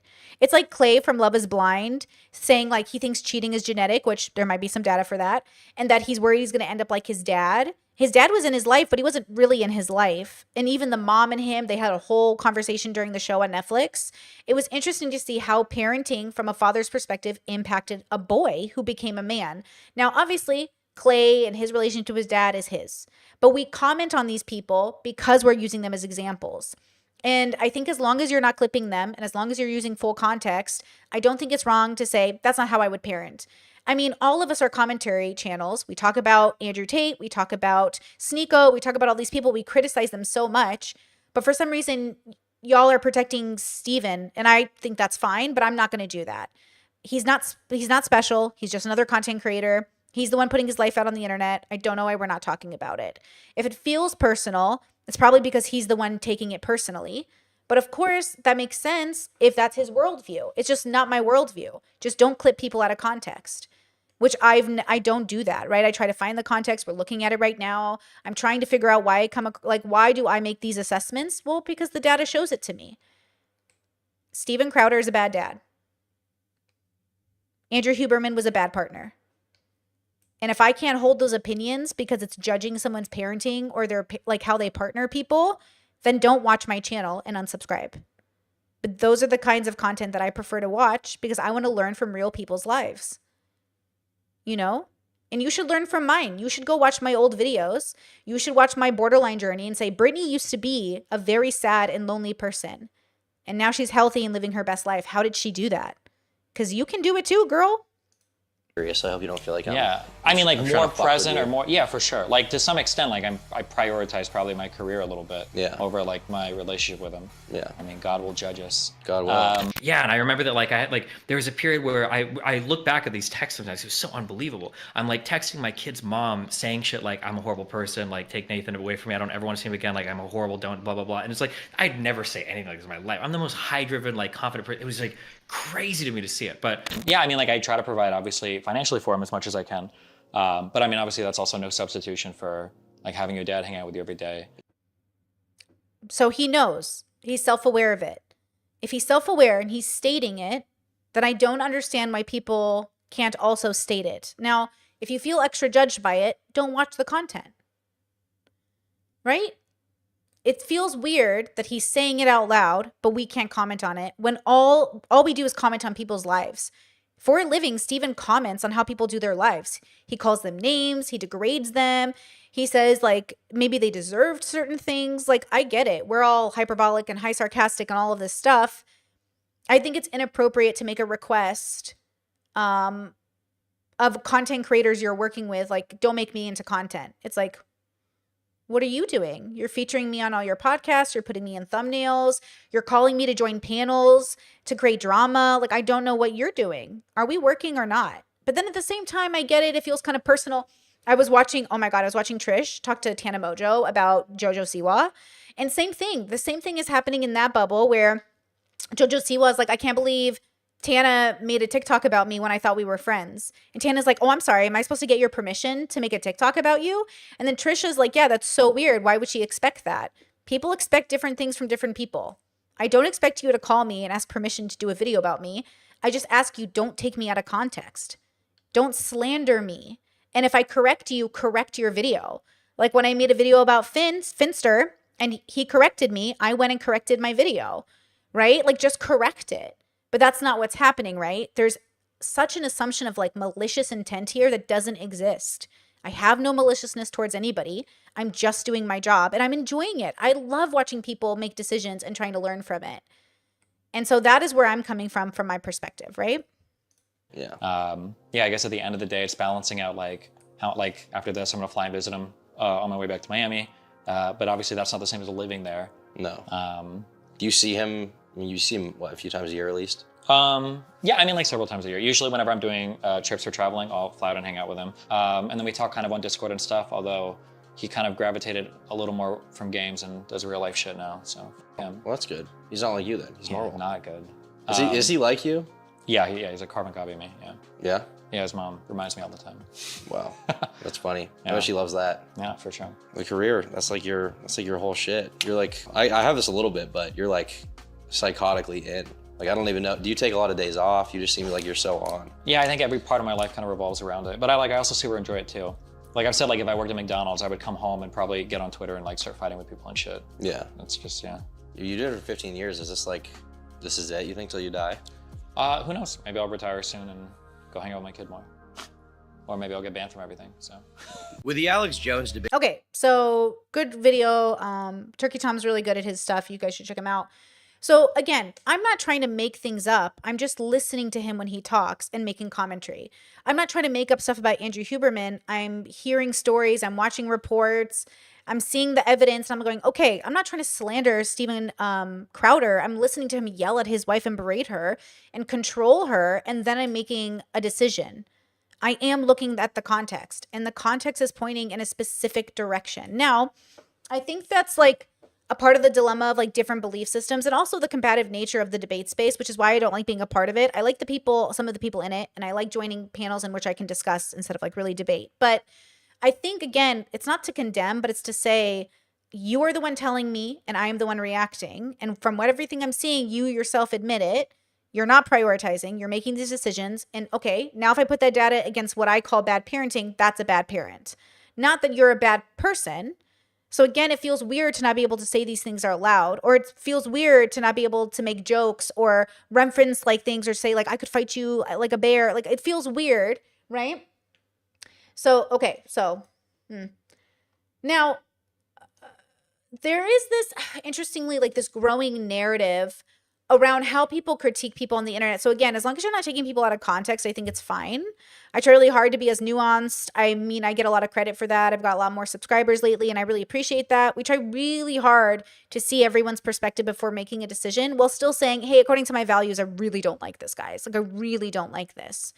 There's been conversation about the bridge burning that happened last year.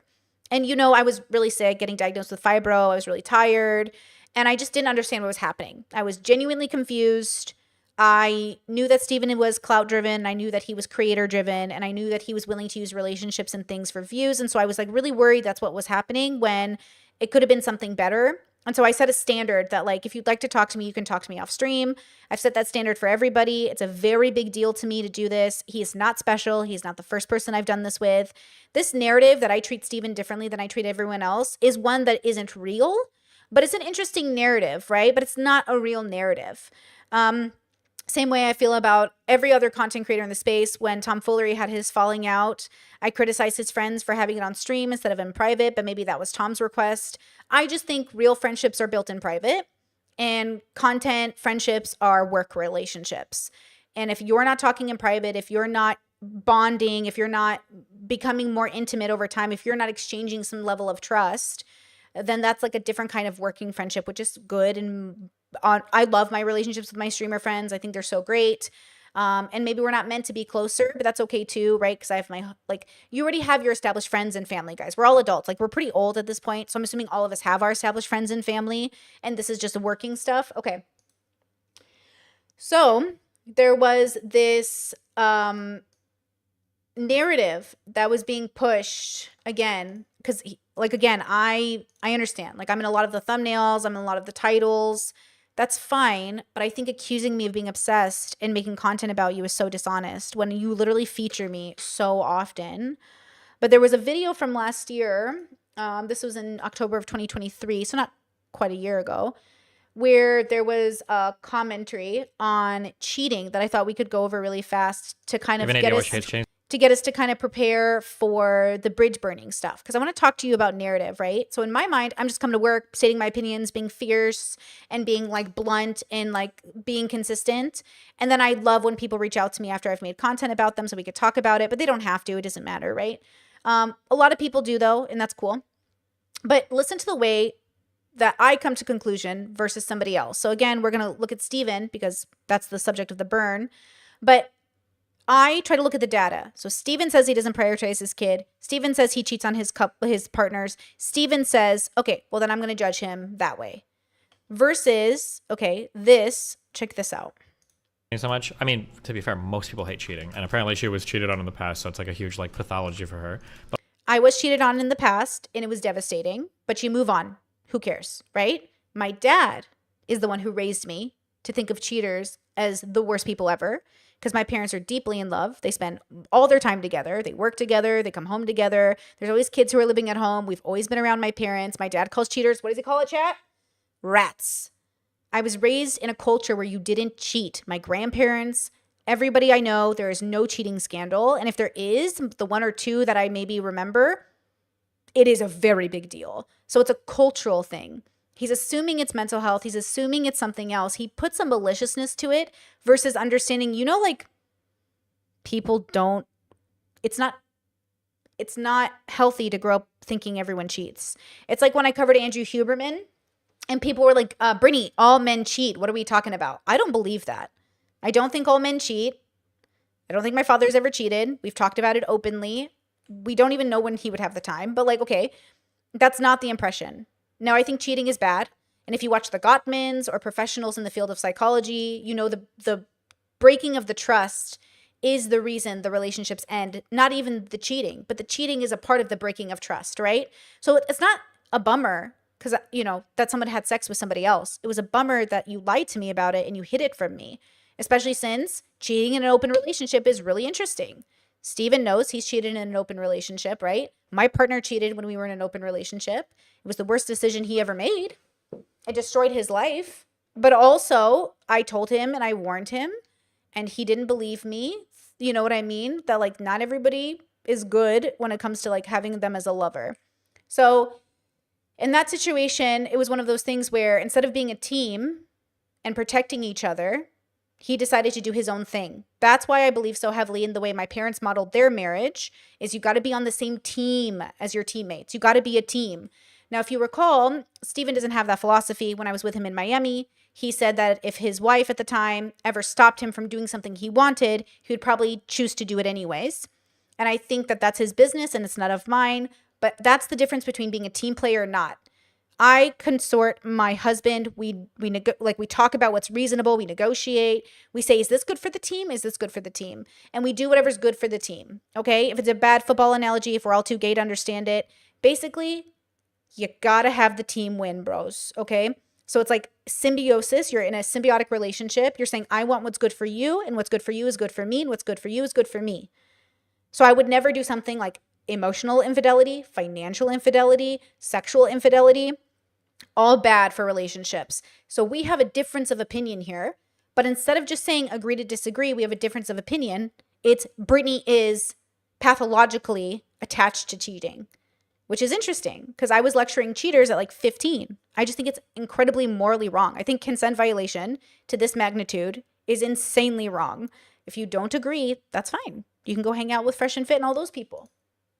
But also, it is true that for some reason, well, not for some reason, it's because they're Fresh and Fit, that people have this idea that like it's ordinary or normal, like for Xena saying like, oh, all men are going to cheat or whatever. That's not true. You shouldn't go into relationships expecting that. Like if you go into a relationship expecting that as a guy or a girl, like you're already hardcore, like starting off on an unhealthy level. Like it's a super, super horrible way to approach a relationship. I agree with that. Obviously, you shouldn't even go in thinking you're going to get divorced. I personally don't think you should even go into marriage thinking you're going to get divorced. I think you should prepare for it reasonably and logically, but I only believe in divorce in terms of abuse or if you've settled in a relationship, right? But otherwise, like I married the love of my life. Like we're not about to get divorced unless there's like abuse, right?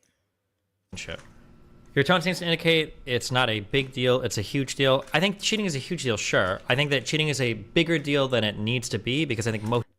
Now, I want to bring context to this because I have a feeling Steven is thinking about something different. I'm not saying cheating on your high school boyfriend that you've been holding hands with for a week is the biggest deal in the world. When I say cheating is wrong, I'm imagining long-term relationships. You've put your trust in that person. You maybe share finances, maybe you share children. I'm talking about cheating and infidelity in a situation where you have such trust, you have a very specific reality in relation to your partner. Your partner has given you that reality. Your partner has promised you they're loyal, has seemed wonderful, or maybe not so wonderful. And then you find out, oh my God, you've been doing this thing. I'm not imagining when I'm talking about cheating, he, was drunk at the bar and a guy kissed him or something. Like I'm imagining methodical, purposeful, with intention, knowing it's wrong, going behind your partner's back, talking to people, forming relationships, neglecting your relationship and focusing on this new one. So again, I don't know in what world that isn't a big deal, but I also think maybe Steven is thinking about something different. So the way my brain hears this is goes, okay, what could he be talking about? When he says cheating, what is he imagining?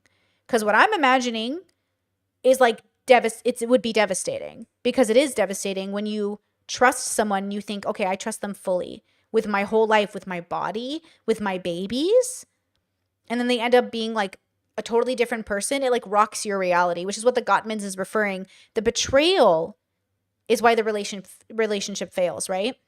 Most people are very unhealthy emotionally and draw way too much validation from either friends or romantic partners. I think the reason why cheating ends up being as big a deal as it is because people draw an unbelievable amount of validation and confidence from the affirmations that they get from a romantic partner. And when you lose those, you've basically completely and totally lost yourself. However, this is one of those things that's so unbelievably normalized, it feels stupid to even talk against. He's talking about very unhealthy relationships, in my opinion. In very toxic relationships, your identity is rooted in your relationship. And so anything that goes wrong seems devastating. And often people stay in abusive situations or in cheating situations because their identity is rooted in that relationship, right? In a healthy relationship, cheating is devastating because you're lying and being dishonest and you're gaslighting your partners. Like cheating isn't horrible because people are like, oh my God, you lied to me. Cheating is horrible because you're breaking a very intimate trust with somebody. And the idea that he wouldn't understand that is very interesting. It's a consent violation, right? So there are toxic relationships in which they're codependent and everything in the relationship is like, oh, I'm going to lose myself. But ultimately, no. I always tell my partner this all the time. Like, We are very secure people. If he dies on me, it's not going to ruin my life. I got to keep living, girl. If we get divorced because of abuse, it will be devastating. Like, that so wasn't what I thought would happen. But like, I'm not going to let anybody else destroy my life. But I come from a very strong background. I mean, we're talking about family history of like war and devastation. Like, people die around you. Are you going to let your whole life be ruined because life happened? No. But also, in places where people don't have a relationship with their consciousness, I think you're more likely to fall under the pressure, which is understandable. I have a lot of compassion for that. That's devastating when you're not prepared for devastation, right? It. Like when I say, for instance, it's dumb to use a house as your primary investment vehicle, that is true, that it's stupid. However, everybody does it in society, and it's so socially accepted that we like drive it as like social and financial policy, and financial advisors will even advise in favor of it because it's so common that people do it. But yeah, I mean, like, obviously cheating is bad and horrible and it shouldn't happen, but like people that like, I want to kill myself, I want to kill myself, I want to kill myself, my boyfriend had 4 months cheated, I'm gonna commit suicide. No, my boyfriend of 4 months cheated on me, I'm gonna kill myself. I agree with him. When I'm talking about cheating, I'm not talking about your boyfriend of 4 months. When I'm talking about cheating, I'm not talking about your high school boyfriend you have held hands with, girl. Even though that's devastating and that impacts you all the same, but differently, I agree with him. Someone cheating on you shouldn't ruin your whole life.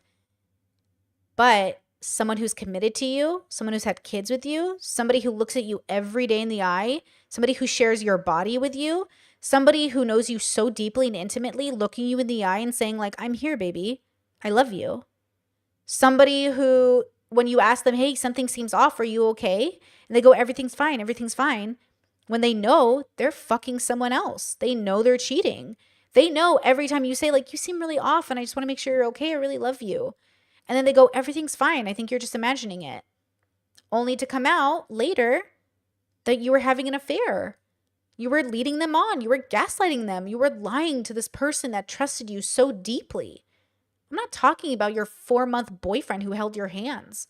I'm talking about the person you thought you were committing a life to or having a deep relationship with. Andrew Huberman, he didn't just cheat on a girlfriend. He cheated on a woman he lived with. He was doing IVF treatments with. Andrew Huberman didn't just cheat on a 4-month girlfriend, even though he did because there were 6 of them. He cheated on a woman he was living with and trying to have a baby with.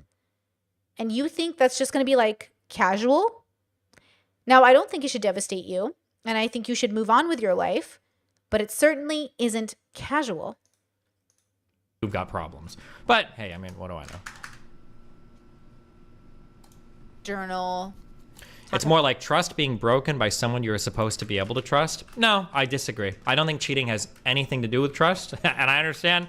I'm not going to talk about difference of opinion, right? Every data point that I've known, every like great expert in psychology, every person I've ever heard from says it absolutely has to do with that. And that is the reason it gets shattered. But if he disagrees, that's fine. But you have to understand, I don't have an obsession with cheating. I have a principled stance about it, and he doesn't. See, when I give you to somebody who's obsessed, they don't understand it's a principled stance because they don't have principled stances. As much because I know I'm the odd one out here. I don't give a f. I don't care what you people think. Cheating, somebody breaking your trust does not elicit that level of response unless what it's actually doing is undermining a massive part of yourself and who you are. That's just the reality of it.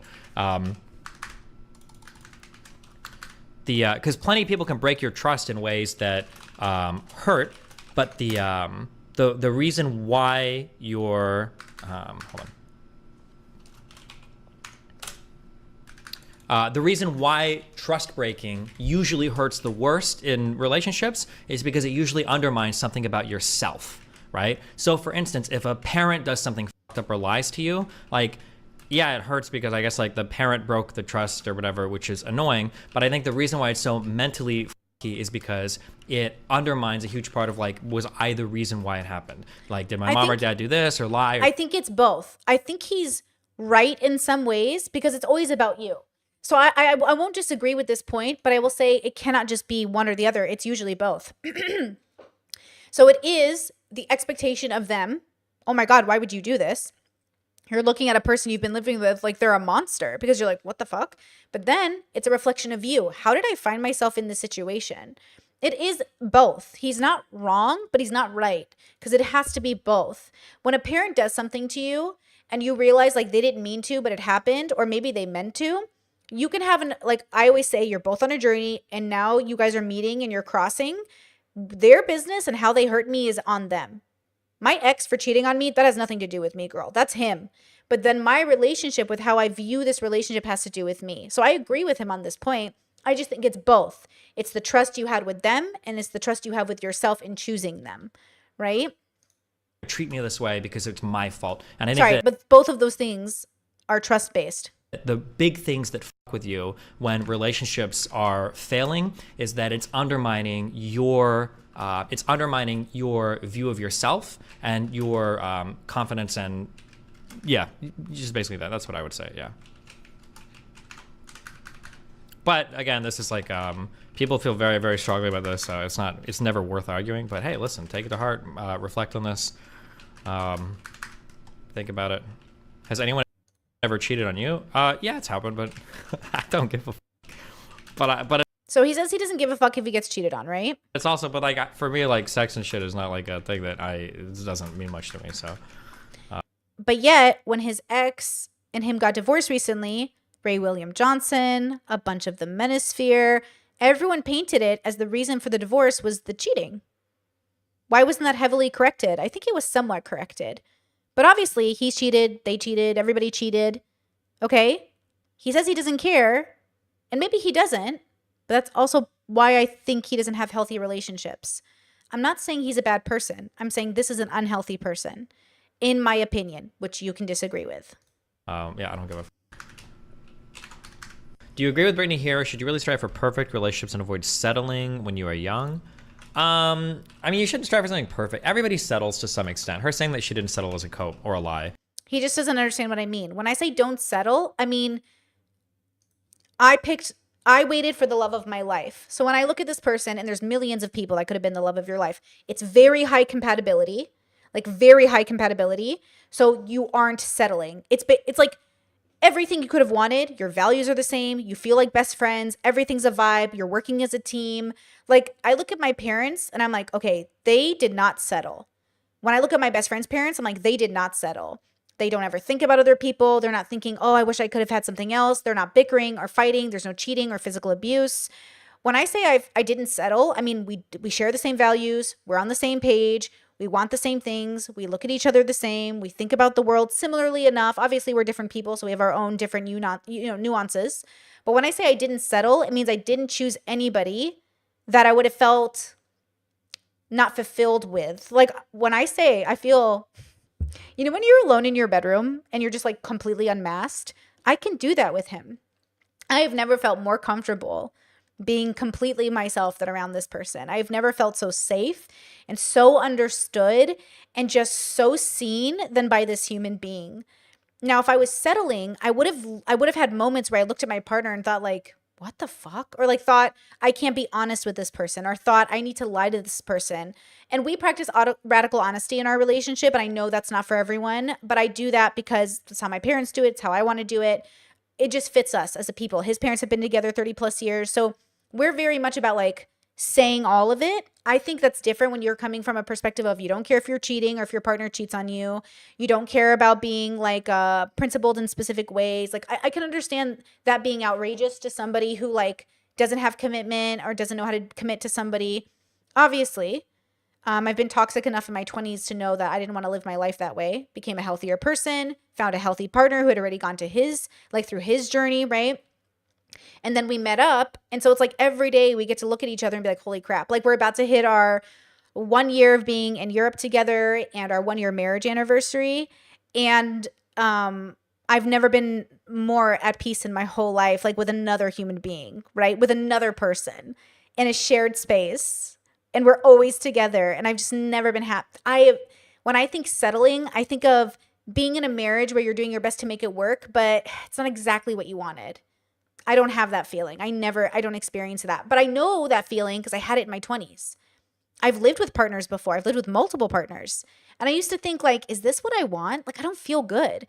Like even my mom, she's so happy. She's like, oh my gosh, you've almost been gone a year. You seem so happy. Every time I talk to you, you're just so, even my sister checked in with me the other day and she's like, everything great? And I was like, everything's wonderful. She's like, okay, good. Because in my 20s, usually within a year, I would have something to complain about, or I would be like, hey, I don't feel safe here. Something is wrong with this relationship, but nothing's happened.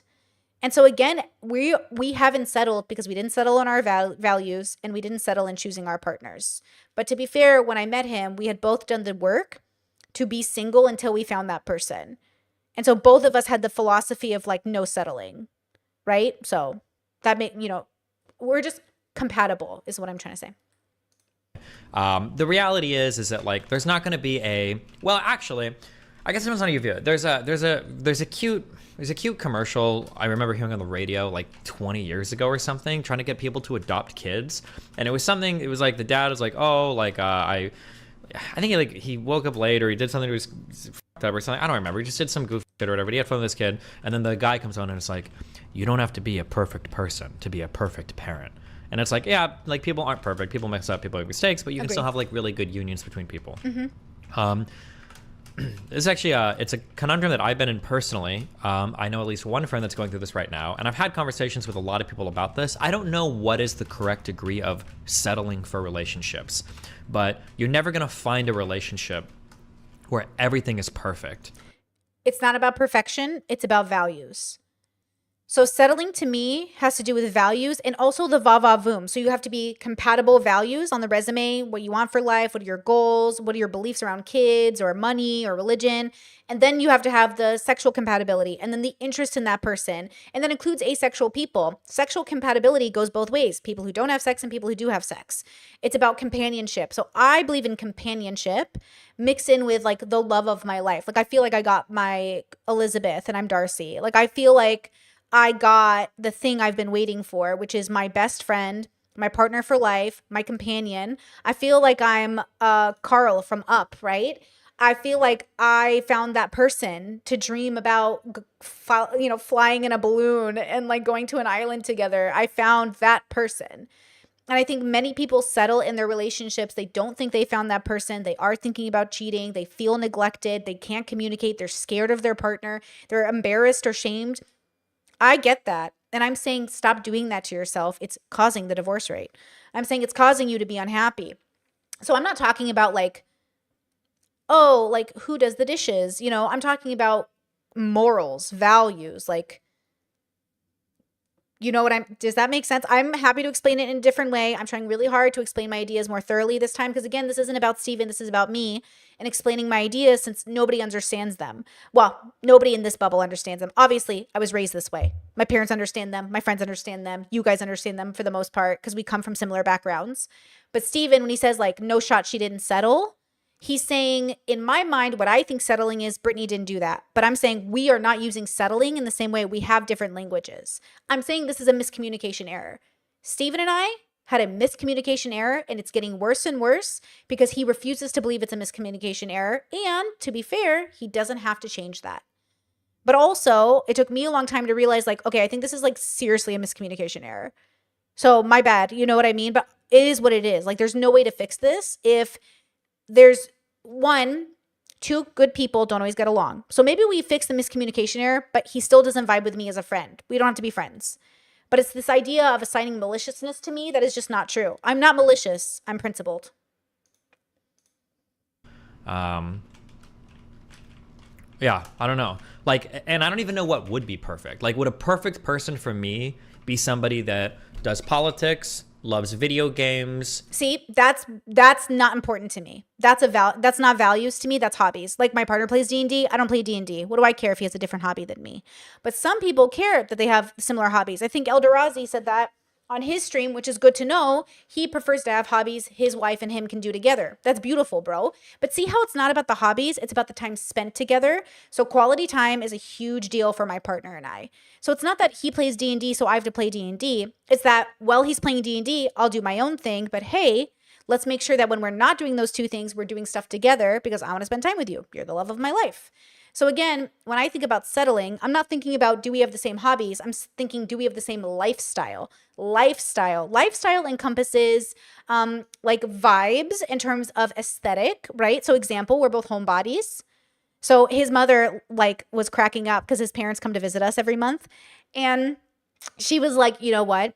He always was a homebody. He always had his own apartment. And, you know, we'd have lunch with him. They had like their ritual of going out to lunch every few weeks or whatever. And she said, you know, I always thought, you know, I wonder who he'll end up marrying. And I'm glad he ended up with somebody who likes to spend as much time at home as he does. And I was like, yeah, we like to spend time at home. That's like our personalities. Now we go out, there's events, he's got friends, we've got people in Croatia, and that's beautiful. But ultimately, we love being home. We love coming home and being in our PJs and watching our anime. Now, if I married somebody who was a clubber, if I married somebody who was a traveler, if I married somebody who liked to go out, oh, that would have been a very different lifestyle and I wouldn't have done it. When I was dating people, would ask them like, how often do you travel? Because I don't want someone who travels a lot. Because I don't travel a lot, right? I dated this very, very, very nice man. Okay, I dated this very, very nice man during COVID. And we had like a, you know, I had nothing bad to say about this man, but he was in the military. And he was going to be away for like 8 months out of the year. And I told him that lifestyle will make me feel like a single mom if we have kids. Or I feel like the lifestyle of being a military wife is something I could handle, but also I don't think I can.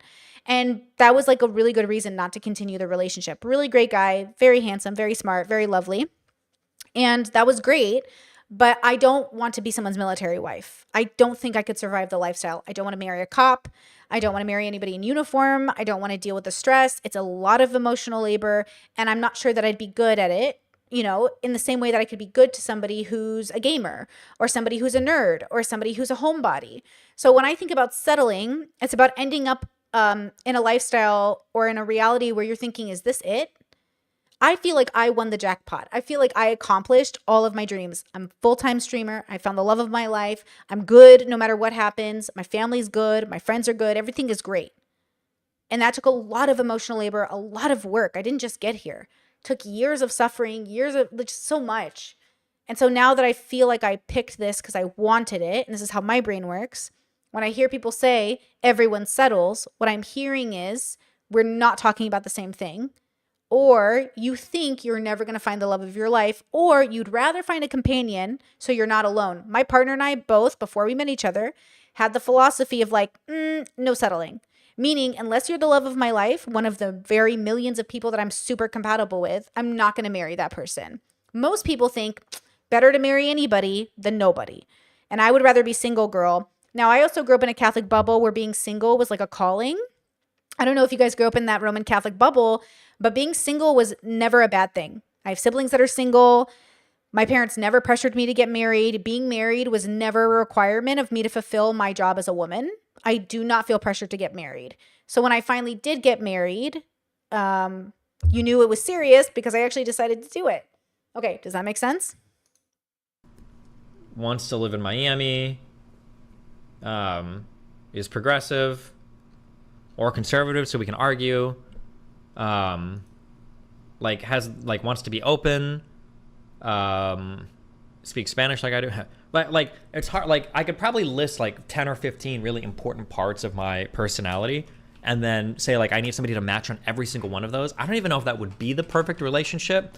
And yeah, so the fact that he doesn't know yet is really important. I knew what I wanted in a partner because I knew what my values were and I knew what my life would look like. And I knew when I knew when I knew. You know that saying, like, you'll know when you know? Girl, it's real. I knew when I knew, and we went through a courting process, and I knew, and it was great, and it was awesome, and it was just such a magical experience, right? You know, it was complicated with immigration, but it was great. And so again, like, I think this is a normal thing that most people do go through. I'm not most people, though. And that's the thing. I'm not most people. Never was going to be. But I am, in my own world, normal. I want to fall in love. I want to have a good life. I want to treat people good. But I also want to be strong in my convictions. I am always so worried that I'm not going to be strong enough in my convictions because ultimately I don't believe in objective truth. And I do think we're all just like organisms on a planet. But obviously, I do have boundaries and I do have beliefs and I do have a strength within me to say, like, I'm not about that life, bro. I don't care if you're about that life, but I'm not about it. And I need people to understand that, like, your business is your business. But if my friend asked me, like, should she date one of my friends if they're a cheater? No. But also, you do you, kid. You do you. Okay. I think this is all the context we needed from this, but hold on. And then you can start taking away from them. And like, would that be is that a worse relationship? Like, I don't know. It's really hard to say, right? So like in some cases, so if I look at Melina, for instance, there are some major misses that me and Melina have. The first one, hugely. This isn't important because they're already divorced. So I'm going to let this go in case it's like, I don't know, just weird talking about her when she's not, you know, they're divorced. So it doesn't matter. They had huge misses. They were never truly compatible, different values. I recommend focusing on lifestyle and values. Okay. What are our values? What's our lifestyle, right? Do we want this lifestyle? Okay. So now at this point, we've clarified, right? J-Stock took me out of context, completely twisted the narrative. People ran with it. I obviously debunked it. Okay. None of them bothered to look up the context. Would have been easy enough. This centralized idea that I'm obsessed with a content creator that I treat like everyone else is outrageous. The idea that I ever wished harm on a child is offensive and slanderous, and I have never done that in my whole life. And you better reassess yourself right now because that is not okay. And that's absolutely slander. I did not say that. I advocate for the safety and sanctity of children. That's why I want parents to be better, because I don't think you're doing enough when most parents are ending up in divorce, causing major issues in their child and creating children they weren't prepared for. My standard for parenting is high enough because I care about those kids, right? Now, of course, we can't protect all kids, and we certainly don't value children's lives. I don't know if you heard what's happening in Gaza right now, but it's obvious we pick and choose when we care about the lives of children. And I think that sucks. I think that sucks. And I know adulting is adulting and there are really harsh realities about life, but I think it sucks. And I understand the pro-lifers are going to say something like, oh, but what about abortion? Don't you care about those babies? Sure, I care about those babies too.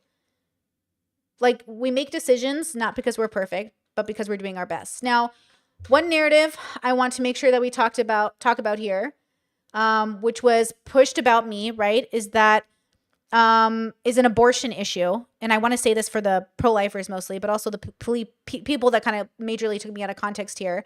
There's this narrative pro-lifers use, which I think is really interesting, where they make pro-choicers try to feel bad about their decision to be pro-choice because, oh my God, like, you would kill the kid you have now. And it's like, no, it's not about the kid I have now, right?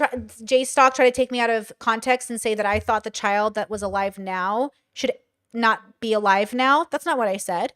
Right? Now, this happened to Steven, which is why I'm disappointed in Steven, Destiny, for not checking the context of my clip and taking me out of context and assuming I was borderline, because he's made the same argument and we are making the same point, I think. So let's watch Destiny make the same argument about why he would have aborted his kid. But of course, we're not talking about the kid we know now. We're talking about the fetus we wouldn't have had a relationship with or the child in progress, right? So for Destiny to take me out of context is pretty telling. Yeah, I would have had an abortion if I would have been pro-choice parent, but I was super pro-life when my kid's mom was pregnant, so we had a conversation, and I can't have an abortion if I'm pro-life because then I feel like a hypocrite. Do you feel like if your son would hear this, that would affect him? No, I tell it to him. What do you mean? You told your 12-year-old son. Yeah, I'm super frank. But he knows me and his mom are split up. It's not like we chose that arrangement, like we want to be split or whatever. But like I still love my kid. How do you think that affects your child? It doesn't. He knows I love him. We hang out. We have fun. Like I talk to him. I love him. But like I'm not gonna say I love you now, to him but I could have killed you, or if I would. Before he existed. But he was in existence because he was alive. Okay. Are we going to redo the whole 4-hour conversation? Are you saying conversation? that human beings aren't in existence? You're saying they're not persons, but they're still in existence because they are alive. What I'm saying is their hearts are beating, blood is pumping through their veins. What I'm saying is I don't treat my kid like an idiot. He sees he has two separated parents, so obviously the situation is not ideal. But I love my kid. Of course I do. Like I wouldn't, like now that I have him, I wouldn't kill him. Right? But we could have had an abortion. I mean, maybe at some point. But you tell him that you would have aborted him. I don't know if we sit down and like I make jokes. Okay, so he's like, I make jokes, That's what I mean. I know what Steven's trying to say. He's making a point. He's saying, given a different circumstance, given different education levels, I maybe would have made a different choice. I'm not saying, and he's not saying, that he would have aborted the child who's alive right now. But pro-lifers use this argument. J-Stock tried to use this argument with me. And that person who called into the show tried to yell at me over it, saying that I wanted to, post-abort a child?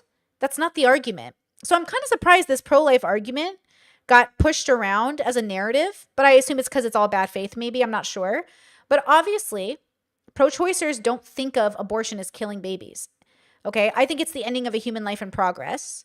But obviously, if you've ever seen how a baby is born or how the process starts, it's not killing the baby in the way that you're thinking about it, right? No one's doing that when they have an abortion. They're not thinking, aha, I'm going to kill a baby. Like that, they're just thinking, I'm going to end this pregnancy so I can make better decisions, right? Now, of course, if you're a pro-lifer, it's always killing a baby, so I get it. The point is, I'm trying to be good faith here. I'm trying to say, I understand where he's coming from. I really wish people would start to try to see where I'm coming from. But if you can't, then I am going to write you off as a malicious player because I have no maliciousness inside of how I work in terms of how I judge people. The irony is this community, not Destiny's, but J-Stocks, will say things like, Brittany's too lenient on everyone. Brittany's not hard enough on people. And then when I go hard on people, they're like, whoa. And it's because you're not making principled stances. You're trying to farm people for drama. You're trying to clip people out of context.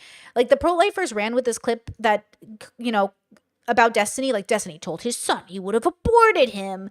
And it's like, yeah, Destiny told his child, like given a different circumstance, we're pro-choice and we probably would have made that decision. And I'm assuming that if your child, and you come from a pro-choice belief system, your child gets pregnant, you would give them the option of abortion. Now, you don't have to. Pro-choice means I'm pro you keeping the baby or aborting the baby. That's what pro-choice is. I'm pro your choice. I want you to have the legal and moral right to make a decision to do what you're going to do, right?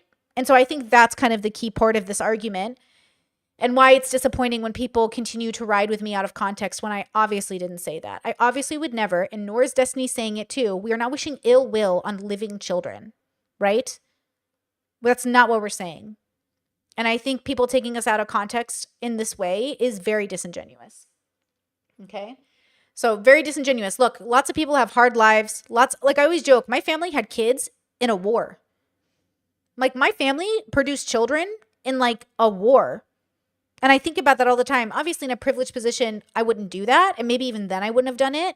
But you're allowed to do it. People have done it for all of our existence. All of human existence is humans creating humans in bad situations. And life goes on. Even talking about an abortion is kind of like a very privileged position. Even talking about birth control is so privileged, right? So obviously all of humanity for all of time has made babies in inconvenient situations. So do what you're going to do. You'll be fine. I genuinely believe that. That doesn't mean in my own personal life, I don't make conscientious decisions to not get pregnant, or if I got pregnant, this is what I would do. And by the way, it's not about predicting what you'll do, because once you're pregnant, you might change your mind, which is a part of the pro-choice narrative. You're allowed to say, I think I'll get an abortion. And then when you get pregnant, say, man, I don't think I can do it. That's being pro-choice, baby. Not having the abortion is as pro-choice as having the abortion. That's what I believe. Okay. Yeah. Good stuff, guys. Now. Okay. Scroll. Okay. Now, I can't wait to go over this with you because I've never done it and I think it'll be fun. But I need a little bit of a pee break and I'll be right back and we'll continue on. If you guys would like, yeah, I think I should answer questions after. I think if I start now, I'll derail. But I will stay on stream and answer as many questions as you guys have to the best of my ability after I go over the next segment I want to go over. So I'll be right back, okay? Okay.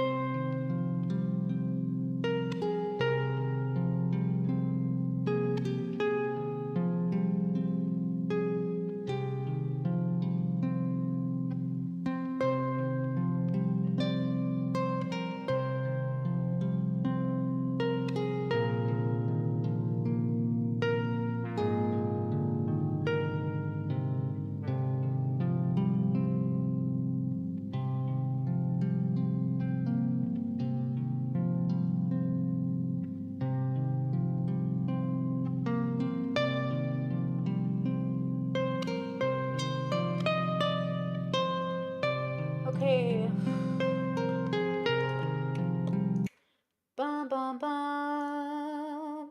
Ba da da da da. Da da da da da. Da na na na na na na na na. Da na na na na na na na. Okay. Now, so we're at this point. I'm feeling pretty good about everything. I feel like I've been really clear. If you guys have any questions after I'm done, I'm more than happy to answer them.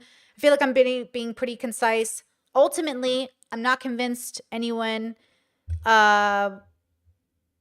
except Jay Stock is being incredibly malicious, though I'm not even sure he is because I can't read his mind. But I'm feeling pretty good about how I'm communicating. So if you guys need corrections on anything, let me know. I'm just trying to share how I think, what I think about situations, why I say the things I do. And also, it's not okay to clip me out of context. It's not okay. And if he has I think if he's a good person at all, and in terms of like character, he would delete that tweet and apologize. But he did it in the first place. In order for Jay Stock to have taken me so out of context, it meant that he'd have to watch 45 minutes of content or like 20, 25 minutes of content, edit it, splice it, switch where it even happened in the first place, and then put it on in a video. And I think that's why I can't help but think it's malicious, because it means you went through so many editing steps before you posted the video. So I'm kind of assuming he doesn't care and he thinks it's like justified, you know? So, okay. Whew. This is a video. Okay. Better to talk to. So, a year ago or so, I'm going to use a general time span because I don't think it matters. A year ago or so, Destiny and I had a bridge burning. He ended our friendship without communicating with me, and after seeing a highlight in my stream that someone sent to him, and that was frustrating. I was frustrated by that. I want you to understand why it was so frustrating for me, but from my perspective, and then we'll jump into his perspective because I think his perspective is valuable, obviously. It was his reality and what he was experiencing. But this is like a very strange thing to try to even talk about. And I didn't do it at the time because to be honest with you, until recently, I was almost sure he was going to realize it was a miscommunication and he was going to reach out. And I couldn't reach out to him because he already had a reputation as being somebody who expects people to apologize to him. And I just can't be that friend. I can't be the friend that always does the emotional labor. I can't be the friend that always apologizes because like I can't apologize for something I don't think I did. But obviously, I don't like miscommunication either. And then obviously, on top of that, I think there's just like a misunderstanding of how we think. So a year ago or so, I was doing this live stream on Sneeko and, doing my own thing, explaining the nuance, trying to see people's perspective, trying to talk about like, ooh, this is why I don't like this. I don't like this. And in the middle of my stream, as I'm talking, all of a sudden, chat starts going wild. And this is my genuine reaction. So what I did in this stream, and this stream is now privated, because the hate comments on it alone would get me TOS, bro. But 3 hours and 31 minutes into this stream, I have this reaction about in private. Because oh, wait. The wrong timestamp, isn't it? Wait, is that the wrong timestamp? Give me a second. Technical difficulty.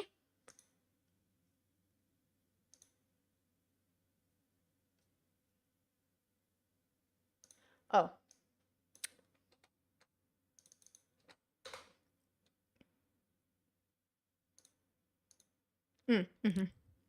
Okay, it was the wrong timestamp. It was the wrong one. This is the right one. Sorry, my bad. This is the right one. My bad. 3 hours and 27 minutes into my stream for the day.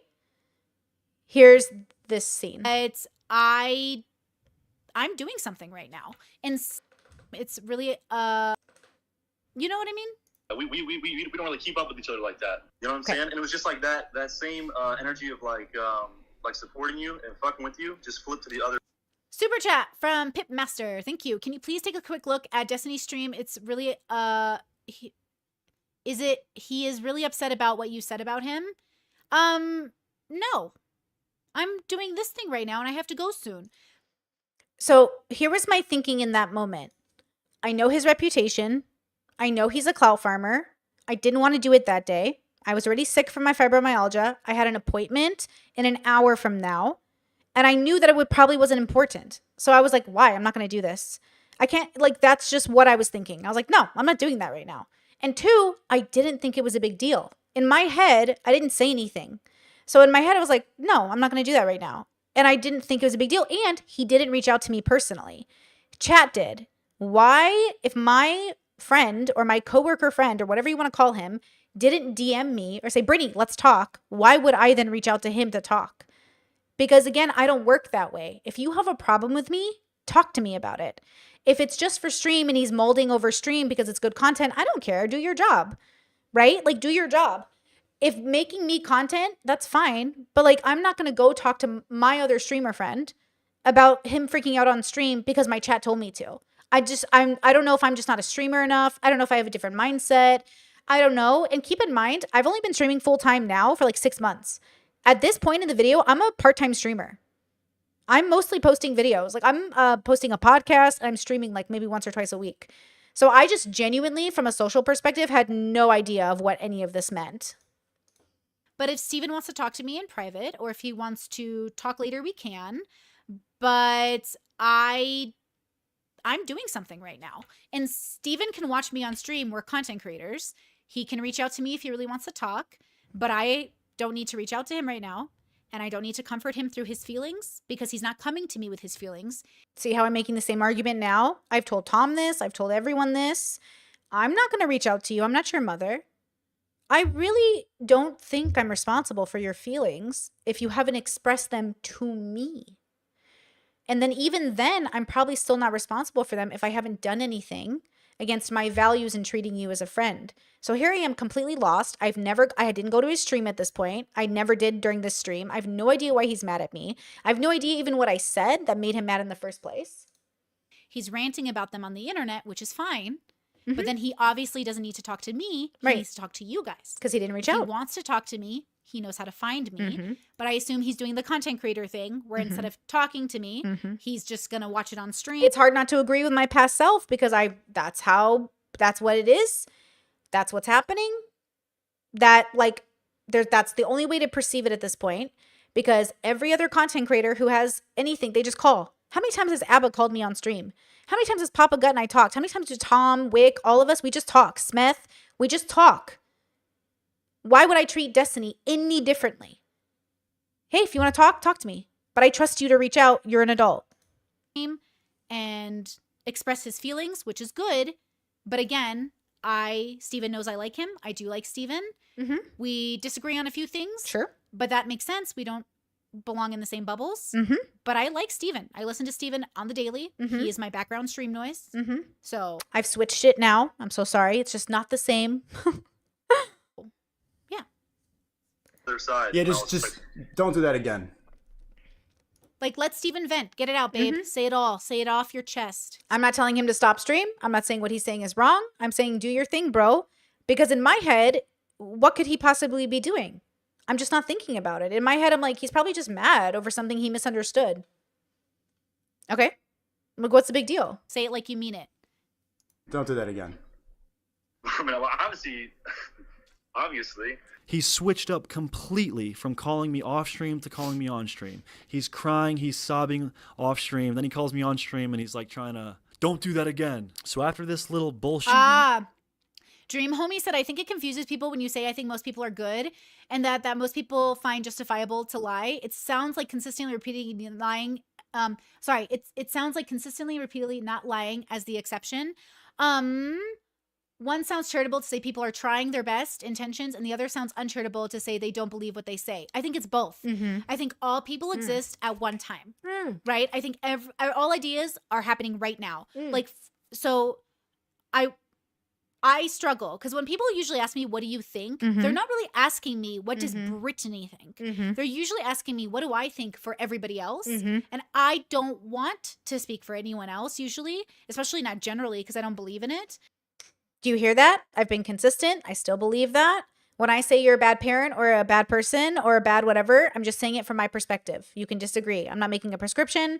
I'm not saying people should agree with me. I'm saying I want to hang out with people that probably agree that serial cheating on your partners is bad, Or I want to hang out with people that say like, yeah, like not being present in your child's life is and making them a priority is probably bad. But at the same time, people are complicated and nuanced. And I already have enough people in my life that I love dearly who are going through their own complicated relationships with things. You know, you can't do emotional labor for everybody. But I trust adults to be adults. I trust adults to be adults. So I just let people be people. And if they want to talk to me, I'm available. But like, I don't think it's my job to do that much emotional labor for people. But if you ask me what I believe, well, my standards are way too high for most of the world. Or different. High can sound condescending. I think it on a spectrum would be considered higher, but I'm just going to say different. So sorry. Asking you not to cheat and lie apparently is the biggest ask in the world. Which is true. That is the criticism I'm getting. Brittany, most people lie. Most people cheat. I'm not most people, and I don't want to be most people. So, yeah, I'm going to say that what Brittany wants for the world is too much of an ask from society. So I don't ask it of society. And for me to think they're bad people because they can't meet that standard, I think is kind of fucked. Mm-hmm. I think most people are going to do their best, Mm-hmm. and I accept that as a reality. Shit, bait and switch routine. Yo, I'm so good at my thought process, bro. Consistent as fuck, bro. Okay. Now, you can, this whole segment, how long is it? You know what? It's not that long. Should we just... We'll watch it in full context. Okay, we'll watch it. I was going to clip it for you guys, but watch it in full context. It's got like 20 minutes. Why not? Or not even. Less. I decide I'm going to go watch the stream from the beginning and figure out like what the fuck is this is Brandon Buckingham. I used to be a patron of his. I have a hit and miss relationship with him. Sometimes I like his videos and sometimes I don't like them, but different bubbles. By doing. And that's something we'll do right now. Watch the stream as much as we can without getting bored to death, and I'll be responding to all the bullshit he says. So the stream is called Making an Example Out of YouTubers, and the thumbnail... Yo, RIP to Sneako's career, bro. See? Sneako, it is what it is. You make decisions. It is what it is, bro. Is Sneako smoking on his ops, aka smoking on my ashes, which is a very, very far cry from the teary-eyed pleas to stop picking on him that he was giving me just an hour before. Look at his smug fucking... People do this. People do this. They're different in private than they are in public, and it's frustrating. And it's not just Sneako. So you gotta, like, how do you feel about things? Remember that.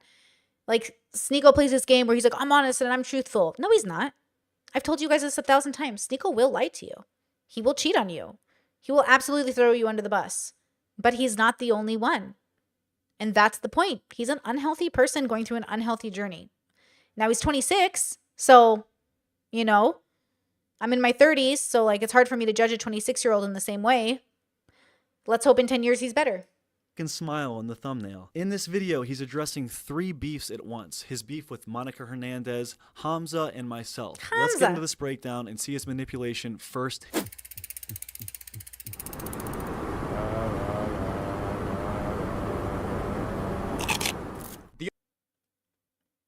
It's so interesting. I remember that day so clearly. This is the month I get diagnosed with fibro. Well, the few weeks I get diagnosed. She has no clue what's coming. She's so sick, bro. I'm so proud of her. Look how healthy I am now. Look how I'm glowing now. Oh my God. The other YouTuber I want to make an example out of is Brandon Buckingham. He's an up-and-coming YouTuber. All respect to him. I still think he's funny. Like, we don't really have real beef. There's no reason for me to fight him. So this is very important. Everything mean I said about Sneako has already been said at this point. I don't say anything mean to him again after this stream. So this reaction you see in the stream is his immediate reaction to the bad shit. Oh my God, I do not care about Sneako right now. Hold on, I'm going to forward it. 5 seconds. Respect. So nice. People said, Mariah J says, I think Destiny's so upset that he's not going to want to handle it privately in the name of remaining open. Destiny and I can't have this conversation on stream because I know a few things and he knows a few things. Like, we know things about each other's personal life that I think might come up in the conversation that it would be better to talk to about in private. Because I'm actually a private person and I do hold my things private and I hold his information private. So if Steven's really upset, I absolutely will have time for him as a friend at the end of my workday today if he would like to talk. So this is me exhibiting boundaries. So I already had a knowledge of Steven's reputation. Steven had already talked to me in Miami, and I knew some of his inner thoughts and the way that he's willing to treat people, which is why now he's willing to smear me as like just a borderline girl who's crazy, because that is like what he's willing to do. It's within his values to say that about someone. Now, I don't know if he believes it, so he might not be like slandering me. He might just actually mean it or think it, which then he's just incorrect, right? So I knew at the time that like, okay, something must have happened. I should talk to him in private because I have a feeling the thing I know is going to come up, which by the way, I've never said anything private. Steven told me in private. I've never said it to anyone, no one in public, no YouTuber, nobody knows. Okay. And it's not a big deal, right? In that sense, I'm making it sound like a big deal, but it's enough that he hasn't talked about it publicly. And because he hasn't talked about it, I won't talk about it. But that's what this Brittany is thinking. This Brittany is thinking, oh, that thing he told me is going to come up.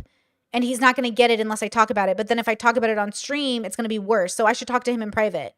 That's what I'm thinking. And I'm like, yeah, he should reach out to me. But I also knew that Steven has an expectation of people to come to him and he won't go to people. And that's how Steven operates. And I knew I didn't want to be that kind of friend with him. I didn't want to have a reputation for myself of being one of the people who would reach out to him when he was the one upset. I wasn't upset. He was the one molding on stream, which we'll go over. I'm not upset with him. I wasn't upset with him then. I'm not upset with him now. Look at my facial expression. Look at my tone of voice. I'm not upset. I just don't want to be the friend who has to engage with someone who's upset because they're throwing a tantrum and I'm supposed to be the one who reaches out. I stated a sentence I believe in. I stated my business. If he disagrees with my opinion, he can disagree and debate me, or we can have a discussion as friends. But this idea of painting me as malicious when I'm sitting here thinking like, why don't you just contact me? Because he wants to set up a reputation where people reach out to him. He's done this with multiple people. I'm not interested in being one of those people. And I do this for all my friends. If anyone in my life is upset with me, you need to tell me. I'm not going to ask you, hey, are you upset with me? Why would I think my friend is upset with me? And if I hear you're upset with me, depending on which friend you are, I might say, when you're ready, I'm here to talk, but I'm not going to do the emotional labor for you. You can go to therapy. I adore him, but we're not very close in that sense, like where I feel like he owes it to me or I owe it to him. So it's okay if he doesn't want to talk and he feels better expressing his feelings on stream where he can be comforted by his audience, which I think is important at a time like this. I don't mean to take Steven out of context. I really like Steven, but I do think that both of us are having a hard time hearing each other. This is after we had a lot of miscommunications and mishearing each other for a bit. So it was getting frustrating. And I think a part of it is that we just can't see these parts of each other enough to communicate. I think this is a huge misunderstanding. It is a huge misunderstanding and it's very frustrating we're having it. But I cannot be the person who is always clarifying the misunderstandings to a person who doesn't want to believe them. So again, I never burnt this bridge. I never initially blocked him. I never did any of those things. I was always willing to talk. I just wanted to talk in private, which is a standard I set for all my streamer friends. He is not the exception. I think sometimes he assumes he's the exception, and that's a mistake. I don't treat him differently than I treated anyone else. And maybe that was also, from his perspective, weird. Because I do think a lot of people treat him differently than they treat anyone else. And I'm sorry, but like, nobody gets that privilege in my life except my husband. You know who I treat different than everyone else? My husband. Okay? And because of that, it's causing a miscommunication that I'm okay with not settling. I'm okay with settling it. I'm okay with just saying we just agree to disagree. But I'm not having this conversation. That's a consistency I even have with my inner circle. If I'm having a disagreement with one of my siblings and we can't communicate, I'd go, hey, bro, let's just like leave it on the table. We'll visit it in like a few years if we can handle it. But it seems like we can't communicate. And it's really been a wonderful tool to use in our family. Like, sounds like we're not hearing each other right now, bro. It's life. It's life. Sometimes you can't hear each other. In public, because I think it's a private conversation. Because if it was just a public one, like miscommunication, then he should just say we're miscommunicating, but he won't. So you know what I mean? Yeah, I like Steven, but I'm gonna keep criticizing his work because I asked him this in our conversation. And please note, I say the same things about so many other people. No other streamer seems to have that big of an issue. No one's ever obviously treated me this way. He's the first. So it's also overwhelming because like no one's treated me this way before. And I wasn't used to it. I wasn't used to a community coming and berated me with comments. Like no one's ever treated me this way. You know how many times I've said stuff about Abba? He just calls me. How many times I've said stuff about Smith or Wick or Tom? They just call me. And we talk about it. And it's great, but I've just never had this happen to me. So from my perspective, I'm thinking, oh my gosh, this isn't about Steven. If you guys have just come into stream, this is about me explaining my thinking and clearing up the misunderstandings. I think there's a big misunderstanding happening. And I don't want to assume maliciousness on anyone's part, but I'm telling you right now, you are assigning maliciousness to me, and I don't have any. I have a principled difference of opinion. And apparently that seems to be the biggest crime here. I want to keep friends and I want to be able to disagree with my friends. So I hope Steven can stay my friend, even though we disagree, which I have faith in. I think his chat's probably just blowing it up. Yeah, because I think his chat is probably just like reinforcing the drama. And they do that, which goes back to J-Stock. His audience does not always have him in mind. His audience will clip me, send him things, piss him off, cause issues. And I'm saying that is, as a content creator, something you got to be aware of, my bros. Your audience, everyone in your audience isn't necessarily on your side. Some people hate follow. And for J-Stock to take me so out of context and to continue the divide, for J-Stock to try to cause fights between me and other streamers on purpose. Did you hear what Brittany said about you? Did you hear what she said about you? And thank God those other streamers are like, Brittany has a different opinion of me. That's okay. Thank God those streamers are reasonable and rational. I'm sorry it didn't happen to every streamer, obviously. But I'm glad that like it's not working with 99% of the people. It's bummed that it happened with anyone, but here we are. So I'm just explaining my perspective because honestly, I'm not the one who's been making a shit ton of content in the same way. And honestly, it's time that I do to clear up my end for my subscribers and my community. Yeah, so I'm pretty excited. I think I'm doing pretty well at explaining myself, but let me know at the end if you need clarity. I have no problem with Steven's content. Like I said, I watch it every day. I love Steven. I'm not leaking anything. I have not told any of his secrets. I'm only repeating what people have said on stream. I am not repeating anything in private, and that's the point. I will not repeat Steven's. Same, and I still haven't to this day. I've had streamers try. I've had those fucking bitches try. And I figured I was probably being recorded. I tried to build a bridge with some people that I had blocked before, and they asked me, they're like, you don't have to tell me, but like, what did Steven tell you? And in that moment, I knew, I was like, you? That's really fucked up. I haven't told anybody. No one's business what I was told. And that's why I know I'm a good fucking person because I have some fucking principled values, bro. And he should realize that. It was never about me telling your secrets. It was about the fact that you made me keep them in the first place. That's fucked up. To put that burden on somebody and then act like that's the fucked up part. Private information if he has not already said it on the stream. To him, as in me. Keep this in your mind. Remember that. Oh, and that person who tried to ask me what Steven told me, she's blocked. Says nothing about me threatening to R-word his girlfriend because I simply never said it. And if I... Brandon didn't say it, but just a reminder, he said he was going to run train on his ex-girlfriend. In some bubbles, that is a rape accusation. So, like, I understand he didn't mean it as one, but it also, like, is one in a lot of bubbles. Then why is he saying in that clip, all respect to me? Miscommunication, because you're trying to be edgy. It happens. But he did the exact same shit that Lamza did. The exact same shit. He was a fan. Okay, I'm going to forward a little bit. But A joke out, which is complete because it wasn't. Nico recounts what I said to him. Predictable because I get into a club and watch. So he's lying that my... Living in the like this person who's so to Brandon, he feels where I particular way how you're interacting and saying what you can do if you're in this situation is you need to think about how you're interacting with people, including Sneeko. If you're interacting with him in a particular way that causes you distress, I recommend not doing that. Especially, you know, with how it's gone. Yeah. Ooh, is Destiny talking shit on my relationship? It is quite an anomaly. It's a great relationship, but it is, I did a court. See, Chad is like talking shit, and it's true. We'll watch his reaction after this. I have it. Instead of reaching out and talking to me, he just ran with it. Again, I have principled disagreements with people. I'm not coming for you, bro. I just disagree with you. But it's interesting how they perceive it as going personal when they literally make a career out of smearing and slandering and going personal. Version of dating. And if I was in an unhealthy relationship, you could have torn it apart. But since it's healthy, not much to make content on in that regard. Which is really, really specific to a bubble. And it worked out really well for me, but it's definitely unorthodox. I really recommend it though. Jessica says you don't want to argue with someone who's being very emotional. Destiny, especially on stream when you both know private things about each other. Yeah, I think that I don't want to talk to him if he's upset, but I understand that he's upset.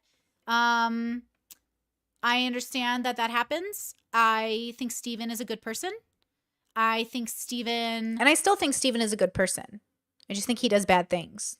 but he's not a bad person who does good things. I think he's mostly a good person that does bad things, which is different. That means you're a good person. You just kind of do bad things. Struggles with joy in his life, but I think we all do. So I think that's pretty common. The only things I know about Sneako are the few private conversations we've had and what I've seen from his content. So obviously I'm only speaking from those things. I could be wrong. So matter, right? What matters is if your job is to be open and hear people. I think that's what's so difficult about communication, right? We live in different realities. We have different perspectives on culture. Like if you tell a pro-lifer you're not killing a baby, to a pro-lifer you are. If you tell a pro-choicer I'm killing a baby, they're like, you're not killing a baby. That's what I mean by different realities, different perspectives, right? Our relationships with our bodies and our words. We have different relationships with our joys. Yep. Right? Mm-hmm. If you're happy and you're joyful, great. Show that with your life. Mm-hmm. If you're upset, admit that with your chest. Mm-hmm. Right? So. Mm-hmm. Is there anything else y'all want to talk about while I'm here? I'm trying to think. I have a podcast coming up actually with Steven and Sneako in it. So that's pretty cool. Pretty ironic. And one of my streamer friends. And I'm going to make a video about middles that's really, really good. So props to both of them for making time to be on it because I appreciate it. I like that a lot. I'm happy to talk to Destiny in private. I would love for Steven to get to know me more as a person. We haven't had a lot of opportunities to get to know each other as people. I'd love to be something more than a crystal girl. But at the same time, that's not necessary. I understand. For the record, that's a joke because I don't have crystals and I'm not a crystal girl. But that's the frustrating part I was having was Steven kept saying I was things I wasn't. And I was like, dude, if you want to get to know me and have a friendship, that's cool. He just kept asking me to be loyal to somebody who wasn't even getting to know me. And that was frustrating to me because like I'm not loyal to anyone over my values. Not my family, not you. Like values over loyalty, but also at the same time, you know, I have an inner circle and I love them unconditionally. The thought process I was having at this time was like, I was in a weird situation with weird energy and I was confused at why he was expecting so much out of a person who I barely knew him. And the things I knew about him, they were questionable. Now, if you disagree with that, and it's the things I shared with you today, it makes it feel kind of untrustworthy because if he's willing to throw everyone under the bus, even his own wife, which he said on stream, then like, why should I feel safe as his friend, right? He exhibits behavior that is kind of untrustworthy. It's like Andrew Huberman when people are like, what does it matter if he does this to women? Well, that means he's probably going to do it in business. And that means he's probably going to do it in his line of work. Not always, but your character says something about you. And so I was concerned that like there was going to be this weird situation and I didn't want to deal with it. Plus I was an hour away from my nutrition appointment. So like, fuck you. That's a very expensive appointment. I was paying a lot of money for that nutritionist. I wasn't going to miss that appointment. We don't have a lot of time in our lives and there's a lot of people we have to prioritize over each other. So that's okay as well. So yeah, we can talk about it in private when he has a moment. I think that would be most reasonable because I'm not trying to win a debate. I'm trying to be vulnerable and express my feelings, and I don't need to do that with the internet. I would prefer to do that with just my friend listening, and not the internet listening. Okay, so I watched Cuties this morning, so I could fucking talk about it. So I could be like, yeah, it's just a normal movie, bros. You don't like it the way it's filmed, don't, right? And tell them that. Well, it will come. Look at my notes. The person who's on a journey. Okay, so yeah. Hold on, I'm just checking. Has a different path. And so what's important is that you recognize what path you're on. And you move from there. You know what I'm saying? Yep, I do. Well, I'm just looking to make sure. Amber says his core problems is that I said that Sneako's more open-minded than him. Oh, absolutely. Yeah. Like Dr. K said, Sneako is very open-minded. You can disagree, but keep in mind, you know how much trash I've talked on Sneako? So from my perspective, I have talked so badly about Sneako. I've said I could take him in a fight. He's a model. Like, he's so pretty. I could fight him in a second. I've said, all jokes, of course, but I've also criticized his relationships. I've warned women not to be with him. I've taken down my podcast with Sneako after women came forward and told me about things he had done to them in ways that I was like, cheating is not good. So I took down those podcasts.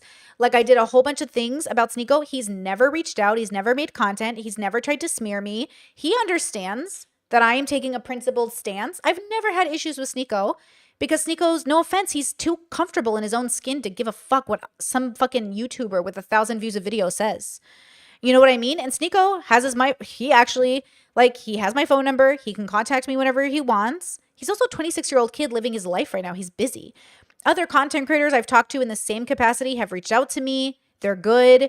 I don't have problems with other streamers. This is the only one that I've had a problem with, and I think that's fine, but I don't think it's fine to be slandered, and I don't think it's cool to take me out of context, and I think it's unethical to paint me as some obsessed borderline girl when none of that is happening. It's very inappropriate, and I'm just like not gonna it's not a vibe, guys. Not a vibe. So when I say open-minded, I mean open to the fact that not everybody lives like you. And not everyone's doing your own thing, and you have a principled difference. Sneako is so fucked sometimes as a person. He's just so fucked. Okay? I say that all the time, and I'm going to continue to say it. Don't date Sneako. He's not going to be good to you, bros. By definition, totally. Yeah. So, Steven has a habit of just discounting everyone's lived experience. That's what he does. He did it this whole time. No shot. No way. Can't be. She must be a borderline. He never considers other people are having different experiences. Even with Dr. K, when Dr. K was like, not everybody lives in their mind. Some people live in their bodies. He's like, man, I almost don't believe that. That's not open-minded, bros. That's open-minded on a spectrum, of course. But he is less open-minded than Sneako. So I just don't know what the problem is. No way, Brittany, people thought you were trans. No shot this happened. No shot this happened. That's fine. But that is you being closed-minded. You never let people's lived experience, and they're always the exception. Oh, well, you're the exception. You're the exception. Sure. But like that type of thinking is weird. Sneako will at least hear me and be like, fuck, okay, so it works for you in this way? And I'm like, yeah. And he's like, And he'd be like, well, is that because you're like a man? Because you make money? And I was like, maybe. And then we'll talk about it. But I don't think that Steven And Sneako can make a whole video about me. He could be like, Brittany sucks and Brittany's a loser. And I'd be like, okay. Agree to disagree. I think I'm wonderful. But I don't think Sneako would. It's not part of his character. But also he might, because who knows what Sneako's doing. He's a mess. Allows opportunity for people to not just be schizo posters, right? Like he had this caller on yesterday who, 60% of what he's saying was crazy. But bro, if he just called a philosopher, this conversation would have been great. But Steven just called him a schizo poster, which there's a lot of schizo posters on Steven's shit, but there's also a lot of people who are just looking for answers. And so they just want to go into a more productive bubble, but they don't know how to get there. And come to my bubble. Bubbles in the chat. Bubbles in the chat. I think that's fine that Steven can't guide them into those bubbles, but that's my job. Call into my show. I'll tell you how to get into the right philosophy bubbles. Let's go. Okay, guys, with that said, I'm such a vibe. Am I not consistent? That's just in your bubble. Exactly. I speak for my bubbles. I try to help people who are close to my bubbles, and Steven should stick to his. Though there's overlap, they are different. Okay, I wish him the best. I hope Steven's having a great day. I hope he really does message me privately. I'm going to challenge Steven. Yep. He always has a hard time having close relationships with people. You can message me privately. Yep. Especially since on stream the other day, bro, you said you literally weren't even sure if you could know Melina's traumas or triggers or something. This is a man who's like, I don't even know if you can know your partner all the way, or let alone yourself. That's fine. I don't believe with that. So I am challenging him in this mindset again. This isn't about Steven, right? I'm not doing this live stream right now about Steven, this one right now. I'm trying to show you how I think of things and why I come to conclusions. That Brittany knows his reputation. She's listened to him talk. She takes him at face value, and she sees the consistency, right? And I think it speaks for itself, right? And so I'm asking him to reach out and do the work, do the emotional labor to form a bond with someone if you want it, but he didn't do the emotional labor. So I already have, you guys have to understand, I already have my inner circle established. I already have my best friends. I already have so many friends. I have hundreds of amazing people in my life. I don't need one more person who's going to force me to do all the work when they're not going to do any of it. So with peace and love, from my perspective, not worth the investment unless he does the work. He has to meet me halfway, which he decided not to do, which is valid and wonderful. And I'm glad he chose that decision if it's good for him. Something like that. And I was cracking up. I think everyone's different, but I have really close and intimate relationships with people. And I allow people who give me a chance, want to get to know me really. I give those people a chance. If you want to get to know me, you can call me privately. If you want to farm me for drama, I'm not going to come on your stream. Exactly. And that's what had been our relationship up until then. Up until then, it had, Brittany, come on stream. Mr. Girl's talking bad about you. Brittany, come on stream. Lav is fighting you. Yeah, I get it. We're farming each other for content. It's fine. But that's what it had been. So everyone who's like, oh, I can't believe Brittany said this. I can't believe Brittany said this. Why? That had been the established relationship. because I'm not in that business. And then after Miami, I was like, man, I got to really distance myself from this. It's kind of crazy. People are backstabbing each other, recording conversations, being so malicious. And I'm like, I don't like this at all.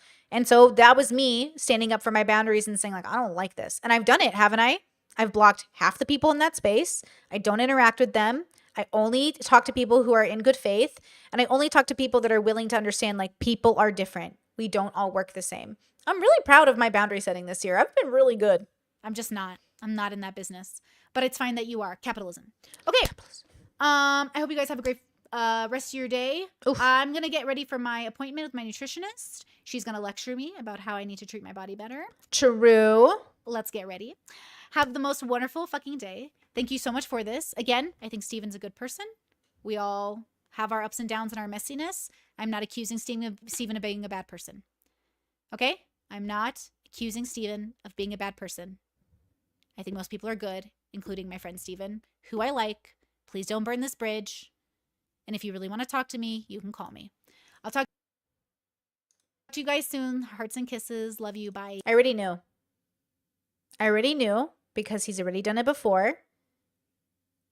I already knew. In my head, I was thinking he's going to do it. He's going to burn the bridge. And then I was like, no, he won't burn the bridge. He'll contact me. Never contacted me. Never tried. Never cared. So that's my perspective, okay? This is a 3.5 hour stream, but that's the section in which I start talking about chat yelling at me over Destiny, okay? So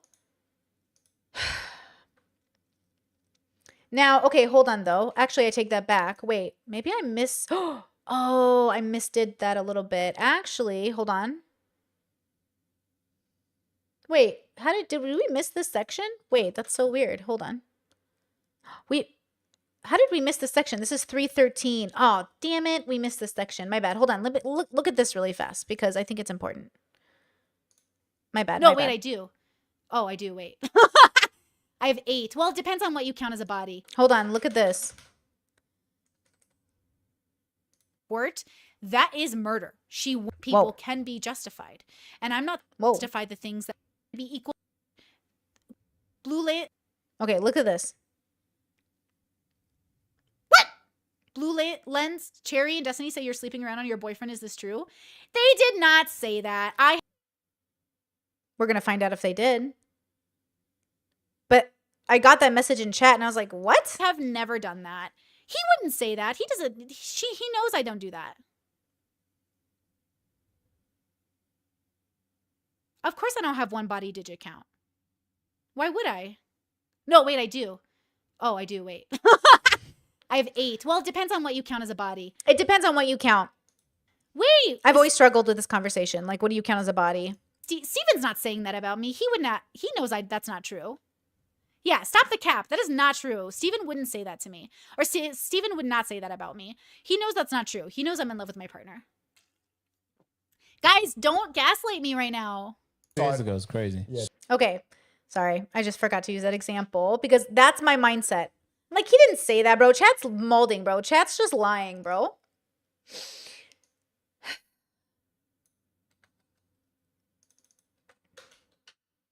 Gonna make it hard, right? Okay. So, this is Steven's video on it. This is the clip he made for his stream. It says, Destiny finds out how Brittany really views him, burns the bridge completely. This was 1 year ago, March 22. Okay. Are you being bad faith by calling Steven bad faith or dishonest? I don't think so. I think that how people have these conversations matter. Look, if you want to keep your life private, that's good. But you can't go around pretending you've like done right by the people in your life when... Do I want to burn the bridge with Brittany? I don't normally burn the bridges. I feel like I've been like pretty nice to Brittany. I've simped hard. I've defended her in my community. I try to give her the benefit of the doubt. She thinks I'm pro. I don't think he's pro-rape. That's such a weird take. I never said Destiny was pro-rape. I said Destiny's language is going to sound like he's pro-rape, which was the problem. His language, not that he is one. Crazy stuff is going on It's stream not right crazy. now. It's just, do you know who you know Sneeko, right? It's horrible. No drama, but Brittany talks about you in regards to relationship advice starting here until at least 8 minutes later. Don't Okay, this is the part I didn't show you from my side, but he'll show you here. Sorry, I like put my clips out of order apparently, but like when he sees this one, this is what was on my stream earlier, which initially pissed him off. His viewer sent it to him, and keep in mind this is like a 3.5 hour stream, so there's no build up, there's no context, there's no warning, there's no like anything to prepare you for hearing it. Just like J-Stock took me out of context when I made that joke about abortion. It's like if you don't watch the full context, it feels so much more malicious and you don't see what brought the conclusion up. You don't see the journey, bro. Okay. Get upset. Oh no. Uh-oh. I'm open to criticizing all. And once again, we are not doing this to talk about Steven or why he does things. We're doing this to talk about what I'm thinking, how I think, why I do what I do, right? All of my friends for their choices. But then look, Abba tried to come to Steven and say your hedonistic lifestyle isn't working. And Destiny got not only like offended and in my opinion, this did happen. I don't mean to bring Abba into our stuff because Abba's a really good person. I have nothing bad to say about Abba. But in my opinion, when I was listening to Abba try to talk to them about their hedonistic lifestyle, it sounded like they were getting defensive over it.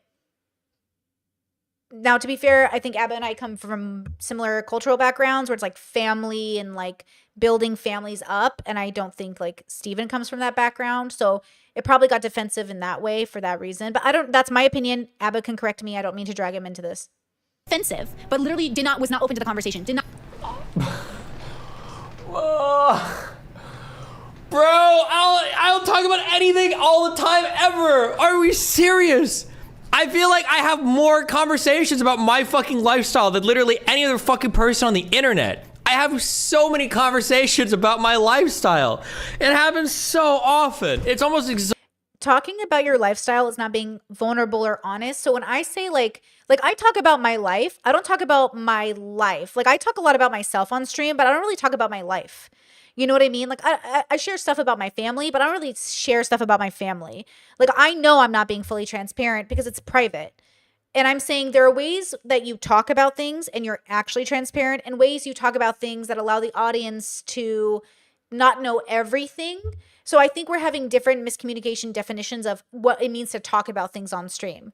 Talking about things on stream doesn't look the same to us. So it looks like it's just a miscommunication in like, what does that mean?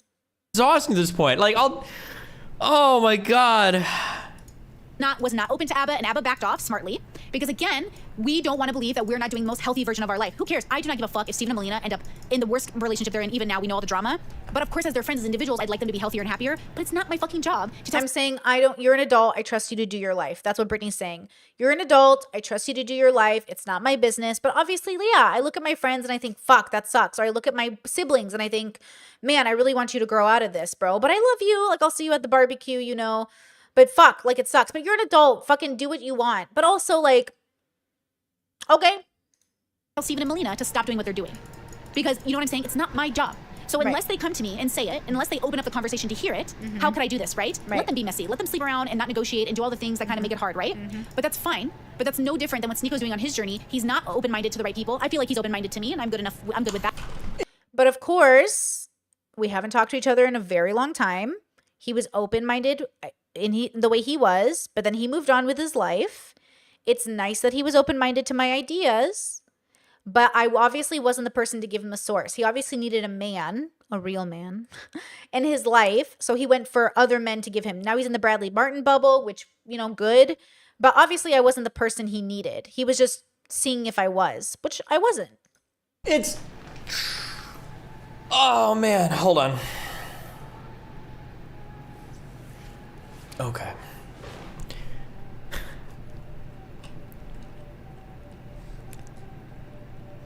The difference between me and Sneako is that I have my life and I do my things and I'm okay with that. And I understand that other people have their lives and they do their things and I'm okay with that. Destiny streamer doesn't want to talk about Christian socialism and nope, I'm good. The difference is Sneako is highly judgmental about everybody else's life.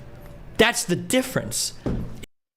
Yeah, that's an interesting perspective. I don't mind people that are judgmental if they'll still talk to you.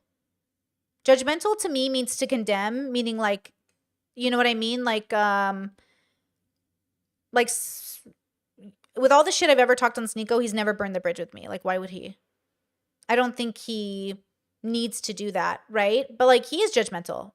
We're all judgmental, obviously. Like we're all judgmental. The question is, are we doing it to condemn? I don't need to condemn Sneeko. I haven't judged him in that way. Do I judge him though? Yeah. Sneeko definitely judges me, but like he hasn't condemned me. Steven is very judgmental. I don't know why he pretends he's not. And that's the confusing part for me as a viewer, is like, we're all judgmental in different ways. We're all open-minded in different ways. It's a spectrum, right? Like, I always use politics as an example. Like, Kidology is more right-wing than I am, but I'm more left-wing than she is. But then I'm more right-wing than FD Signifiers, but he's more left-wing than me. I'm not saying I'm right-winged.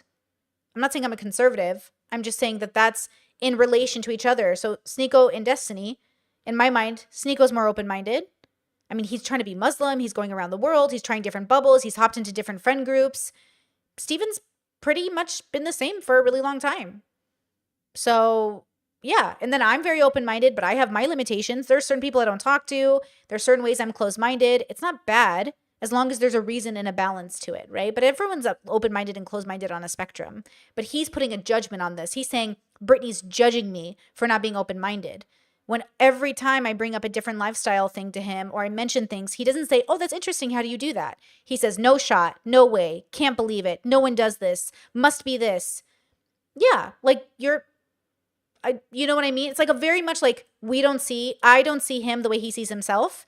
And so the problem is with me, he says, but we just don't agree on the facts because I don't think he sees himself very well. But it doesn't matter. I'm the one who has to make the decision of what to do when someone I'm interacting with is having this kind of reaction to something. Like he could have just DM'd me. Could have just called me. You know? Is that really that hard to understand? Or do people not see that? Or do people just not care about that? I can't tell. I just can't tell. Or is that not a thing? Like if one person comes out and one person eats shit and he eats shit, he just likes to eat shit. And he's like, you know, some people are vegans. Some people eat meat. I like to eat shit. I'm not saying you should eat shit, but I just like eating shit. If I saw that guy, I'd be like, you know what? That's pretty weird, but hey, you do you, my friend. Now let's say another guy comes out and he's... Okay. So why didn't he do that with me? Why didn't he say, oh, Brittany just like does her own thing and like that's her opinion and we have different opinions? He's willing to accept somebody who eats shit, but not somebody who has opinions? Why not? Because he's afraid there's a judgment coming with that opinion. Okay.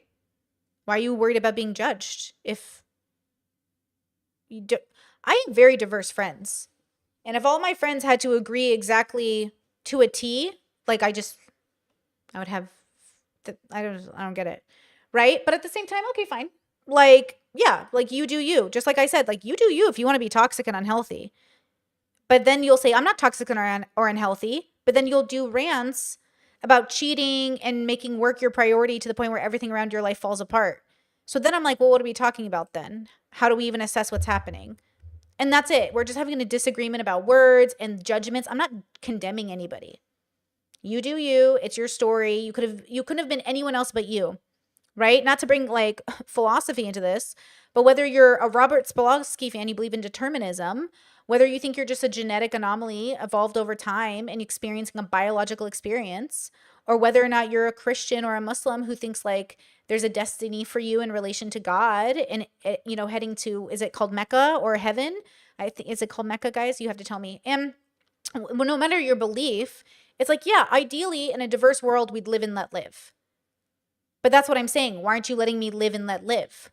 What did I do that was so offensive in proper context that I can't live and let live? So then I think to myself, okay, you have a closed-minded, like you have issues, not issues, but like issues with me or my thoughts. Okay, cool. No problem. Right? Again, I have none of these issues with anyone else. I've never had this happen with anyone else. So it's a new experience for me. And I figure like he's an adult and I trust him to make those decisions. And then I trust myself to make my decisions. You know what I mean? He's a vegan and he's like, listen, I'm a vegan and meat eaters should get the fucking guillotine. They should fucking die, right?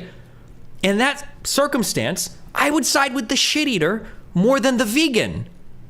It's not about taking sides. I'm not on any of your sides. I think that's probably it. I'm mostly on my own side, and then we're all having interactions, but like, I'm not sure what this, okay, let's listen. Like, because the shit eater isn't judging other people for their lifestyles. The shit eater might be doing something that I think is a little bit whack or crazy, but he's doing his own. There's a different, okay, it's interesting and it's a hard line to follow. I think everyone should be aware of their own morals and values and how they judge other people. And then you should not treat people outside of your values. I don't think I should ever harm people in a particular way. I think self-defense is valid, of course, you know, but I don't think I should ever maliciously like take people out of context or slander people or do any of that. I could never do that, right? Like how did J-Stock justify taking me so out of context? Like, how do you think he did that? Like, did he think like, fuck Brittany, I don't give a fuck? Or was he like, Brittany's done this, I can't believe it. Like, what makes him feel justified in that way, right? And that feels really bad, and I would obviously like, that's not okay. But that's not okay because it's dishonest. It's like bad character. You're showing bad character. If somebody ate shit, you're not really showing bad character. You're just having a relationship with reality. I'm not sure it's the healthiest. I'm not sure why you're doing it. It seems very like, maybe not the health, you know what I mean? Questionable. You know what I mean? But some people would condemn that. Like you know what I mean? I don't know if I agree with this argument. Hold on. His own thing, you know, he's doing his own thing. He's eating whatever. It's weird. I think it's weird. I wouldn't do it. He's not recommending other people. But the militant vegan is being highly judgmental of other people. Mm-hmm. I don't understand how she can't see the difference between that.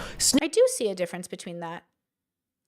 But you're being just as judgmental as the vegan. You just don't think you are, right?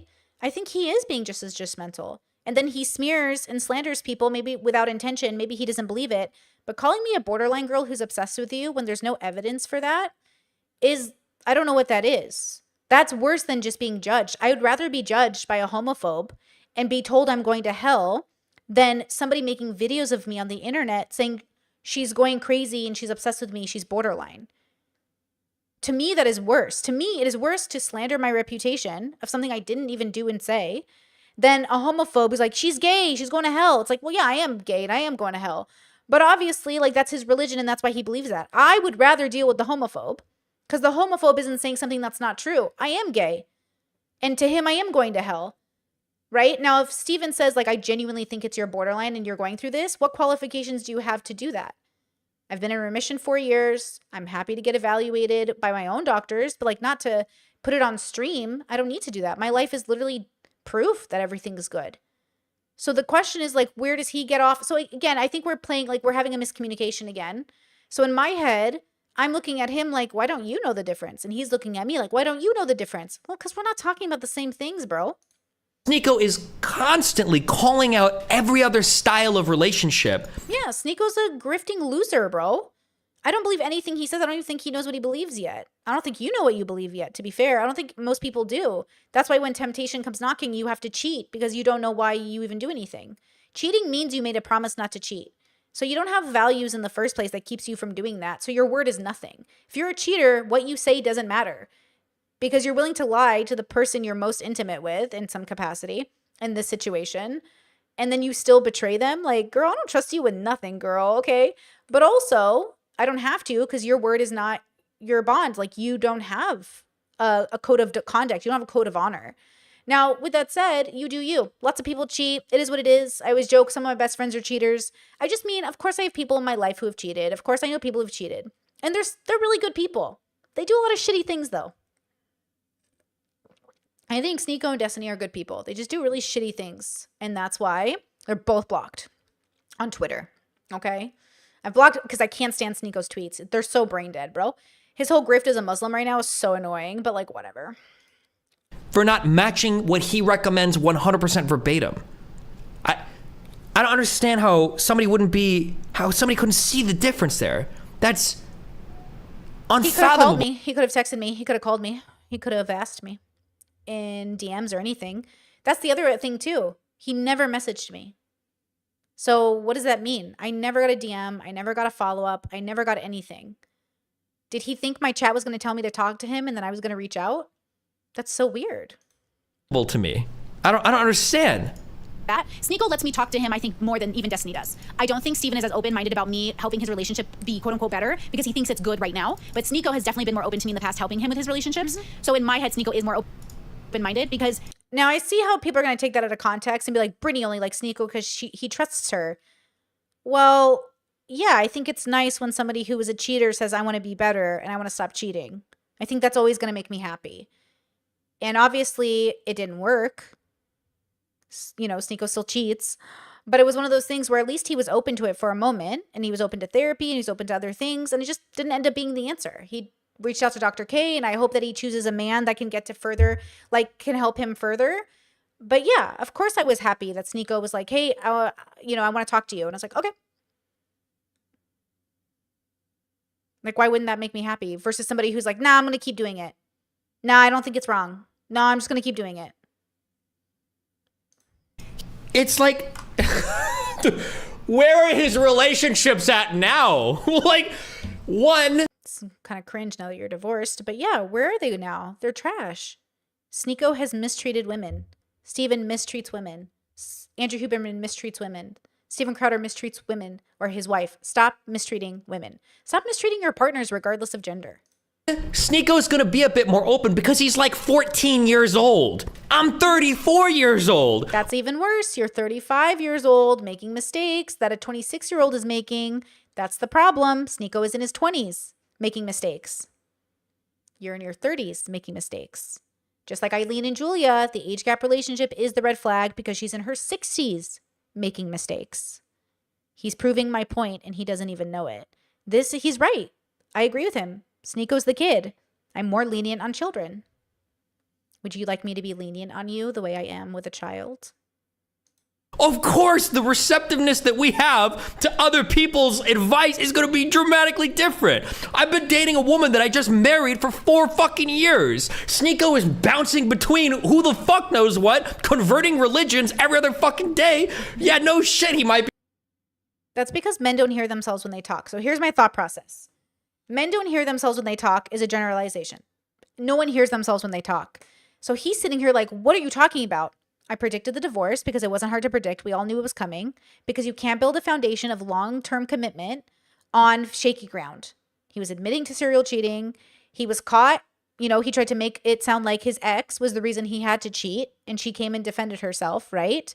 Then eventually, you know, the marriage imploded and it's gone now. But the fact that he's comparing himself to a guy who's 10 years younger and is saying, I'm better than this kid who's 10 years younger than me, this 14-year-old kid is the problem. I meet people where they're at. I'm trying to meet Sneako where he's at, take it into consideration. I'm trying to meet Steven where he's at and take it into consideration. Steven is the one making the argument that he's the rational, reasonable adult. Then act like it. Sneako is not making the argument he's an irrational, reasonable adult. Sneako is consistently saying, I'm a kid. I need a mentor. I need an older man to look up to. I need people I can look for. Sneako's always looking for a teacher. Steven is saying he doesn't need mentors. He doesn't believe in looking up to people. Okay. Then you're going to be held to a different standard. That's my thinking. Be a little bit more, but to say that he's open-minded when he is by de facto not open-minded because he's so judgmental is fucking insane. Yeah, we just disagree on like open-minded. Open-minded, I'm open-minded. I'm still judgmental because I'm closed-minded in the places I'm judgmental. Obviously, I'm very closed-minded when it comes to child marriages. I'm very closed-minded. Would you like me to be open-minded on child marriages? Like, make it make sense. He's willing to... Again, this isn't about Steven. I'm making a video talking about how I think, right? Admit he cheated. He's willing to admit he did things that were wrong. He hurt people. He knows that. And he admitted that over and over again. And all you... It's got to be like the perfect... This has to be like the perfect trigger video. It's got to be the perfect trigger video. You guys did was make fun of him for it. Cool. I just need you to bear with me through the context and get to the end of the video so you can see just how scummy this narcissistic little child is. So buckle up. All the context and the build up to the end of the video is very important. It's very hilarious. And I couldn't be more excited to clear my name finally. I want to say this. He did these long-winded videos about the situation, over an hour of him talking about it on 2 different streams that I'm aware of. You have to be coming from, you've got to be coming from an insane world where Sneako comes off as more open-minded than almost anybody. So when Dr. K calls Sneako open-minded, does everyone know what he means? Because I agree with Dr. K. Now, I love Dr. K. We watch his videos a lot on stream. We love him. When Dr. K calls Sneako open-minded, he's saying the same thing I'm saying. I agree with Dr. K's assessment of Sneako's open-mindedness. And that was recently he said that about Sneako. So I stand my ground, girl. Buddy, like he's literally the Matrix NPC programmed person right now. It's like, oh fuck. Okay, it's okay. Let's bring it back. Dial it down. Dial it back. Bring it back in. So I feel it's necessary I address it in a long-winded, articulate fashion. I fear. Wait, what did it? I'm a Oh, she's boomer. muted. I probably muted myself like a boomer. Caller, she's streaming. I don't want to have an argument with somebody over who's open-minded more. I don't care that much. If she thinks that, that's fine. But it's just a wild opinion to think. Like, So he's kind of doing the same thing I did to him a bit, where it's like she can call, or like I don't want to have a conversation on stream, but then I don't know why he doesn't just call me, or maybe he likes being upset because it's good content. I don't know. Like I don't know what he's thinking here. Like I'm confused. If I made this a 10-minute video like I wanted to. I really wait, does she know that? No, I did not know. I'm a boomer. I do not know when I mute myself. People would complain too much about me picking and choosing clips and not providing adequate context, so I will do my best to make things long with proper context. And in the description will be the links to all the streams I'm referencing, and I implore you to go watch them for yourself and draw your own conclusions. Also, I waited 6 weeks since the rape threat allegations to make this video. Oh my god, did I just rant forever and I was muted? Oh my god, stop it. Fuck. Okay, this is what I was such a boomer. I'm sorry, boomer Brittany. Listen, every damn time. I know, fuck, damn it. Okay, I was saying that, I saw a comment. Was I muted for the comment, guys? I think I was muted for the comment. There was a comment that said Abba and Destiny are speaking to their specific bubbles and their audiences, not to the general public. And they say that, but no. Steven fought with me about this because, thank you, Trevi, for the super chat. Yes, I'm repeating it. So Steven and Abba did tell me, when I came on to discuss OnlyFans and sex work, they did tell me that I am speaking for specific bubbles and they need to speak for general public, and they were being anti-sex work for the general populace. Steven argued with me over this rape thingy because I was like, how am I anti-sex work? What? Where does this take even come from? That's what I mean. We're having a huge miscommunication, because I was shocked when I got on the panel with him, and even my audience was like, oh, Steven's kind of anti-sex work, because there's a spectrum of being anti-sex work, right? And I think we're just like, instead of clarifying it or having the conversation, even earlier on the podcast when he said Brittany would shame me for being a cuckold, why would I do that? I'm a sex worker. I'm sex positive. Why would I do that? You know what I mean? We're miscommunicating. And I'm saying, why didn't you just clarify? And I'm saying, I think there's a miscommunication. See how I've said, I think there's a miscommunication happening. But again, I need him to understand that's what's happening in order to fix the way like people fight, not our friendship or anything, but like I can't trust somebody who doesn't understand there is a miscommunication and it's not just one-sided. Because like then you're doing a lot of the emotional labor. Just advice to my audience here. You can't do all the emotional labor for a miscommunication if it is a symbiotic miscommunication. You have to be really willing to like, what do you mean by this? What do you mean by this? And then there's a good chance you still might not be able to communicate it to one another. Good people miscommunicate all the time. You can't always fix a miscommunication. This is a very hard life lesson I learned in my life. It doesn't matter how good you are at debating, how good you are at conversations. You can't, depending on how open-minded somebody is, but like you can't always get people to understand you because it's just too far removed from your like understanding of life, right? So I there's no guarantee that even if we both acknowledge the miscommunication that we could then communicate. There's no guarantee of that happening. What conversation did I have where I said this? Wait, what? It was the panel with me, him, and Abba, and I was surprised that him and Abba were taking like such a anti-sex work stance. So I ended up being like the sex work representation. It was just that. And again, it's always on a spectrum. It's always on a spectrum. for general public, and they were being anti-sex work for the general populace. Steven argued with me over this rape thingy because I was like, you're speaking from like a bubble, right? Like men are socialized like this and women are socialized by this, but like it depends on the bubble. Generally speaking, doesn't work anymore, right? There is no general. I don't believe in the average. I don't believe any of that makes sense, because like every culture is so different and every culture has their own average. So I believe in the average depending on what we're talking about. But when you're talking about like America, what would the average even look like?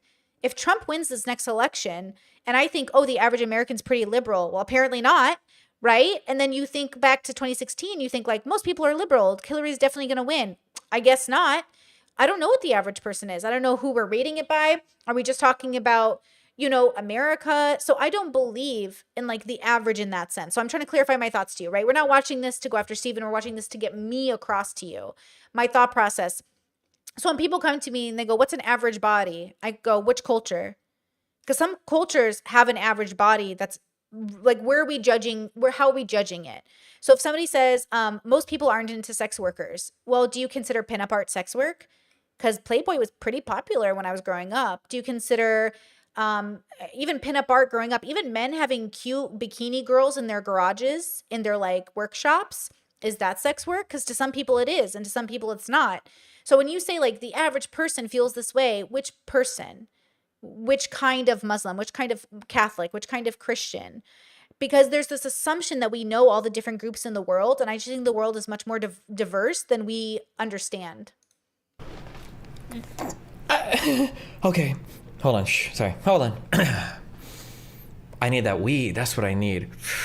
I need to smoke. I just need to smoke. It would chill. It would fucking mellow me the fuck out. Or maybe I need a drink. I need some substance. I need to abuse something. My temperament is more brittle than it was in the older days. I'm getting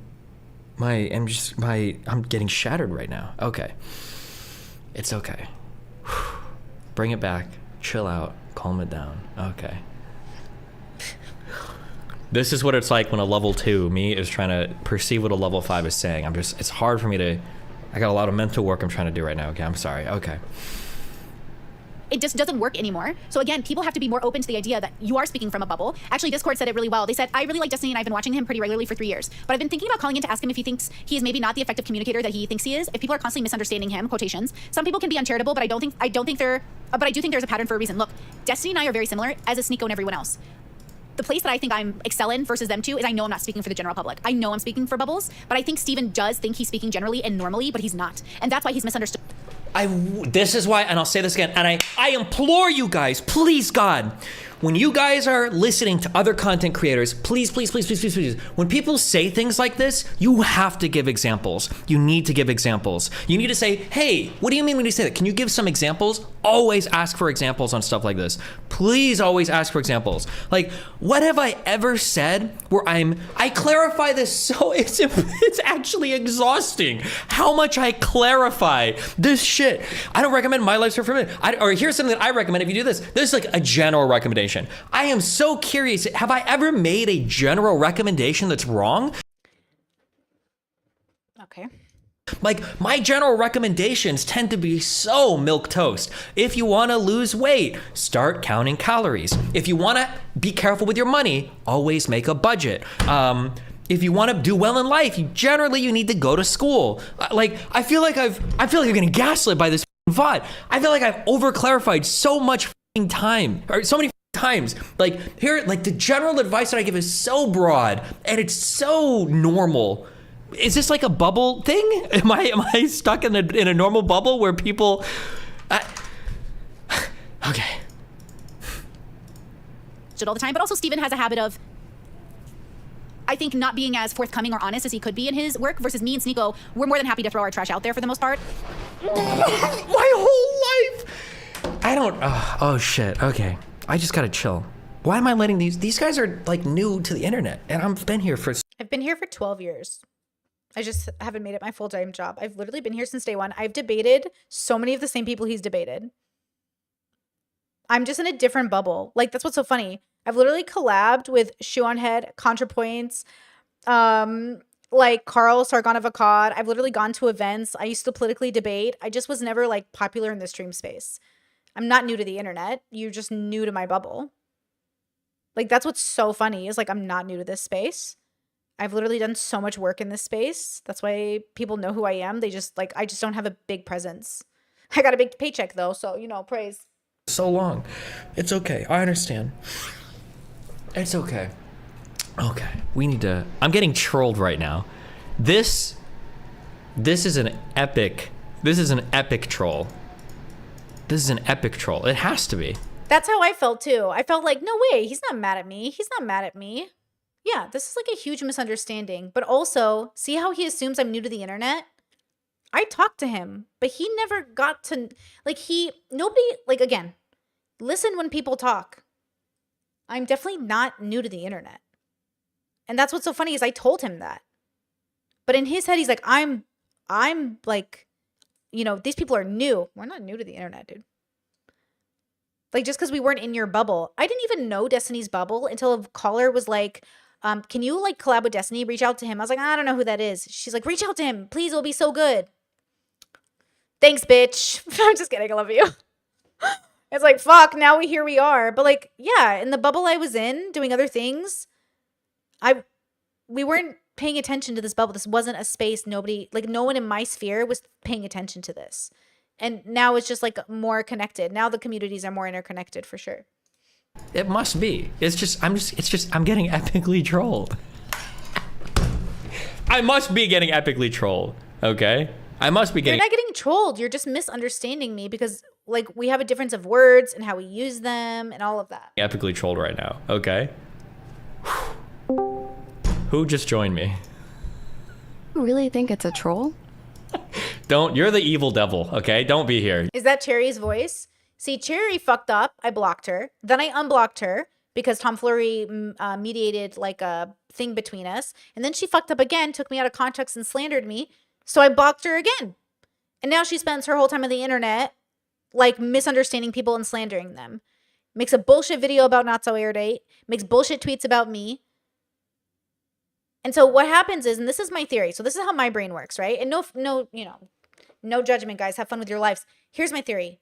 My theory is because people are unhealthy in this space, Steven associates all unhealthy behavior with mental health instead of bad character and morals. BPD doesn't make you a bad person, your morals do. Your religion does not make you a bad person, your morals do. How you vote doesn't make you a bad person, it's your morals. Like, why are you doing it? Why do you think it's okay? Why you do anything is important. Okay? So the problem is like, there are bad characters in this sphere. Cherry's one of them. She's more than happy to take you out of context. She's more than happy to assume she knows what she's talking about, and she just doesn't. And that's too bad. I really wanted to give her a chance, but she's blocked. J-Stock's blocked, takes me out of context and slanders me. And that's the thing. If you take J-Stock's side after this, after me proving he totally took me out of context, completely spliced me up, and you still want to keep like in contact with him, that's your business. That's between you and your God. And that's what I'm looking at. I'm trying to pay attention to who's not putting down their foot. I blocked Max a year ago. I've blocked Lav. I've already blocked all these people because they're bullshit. They're bad. Like they have a bad sense of character. And so from my perspective, the way that I'm thinking is I have to create a good environment for my community. That's number one.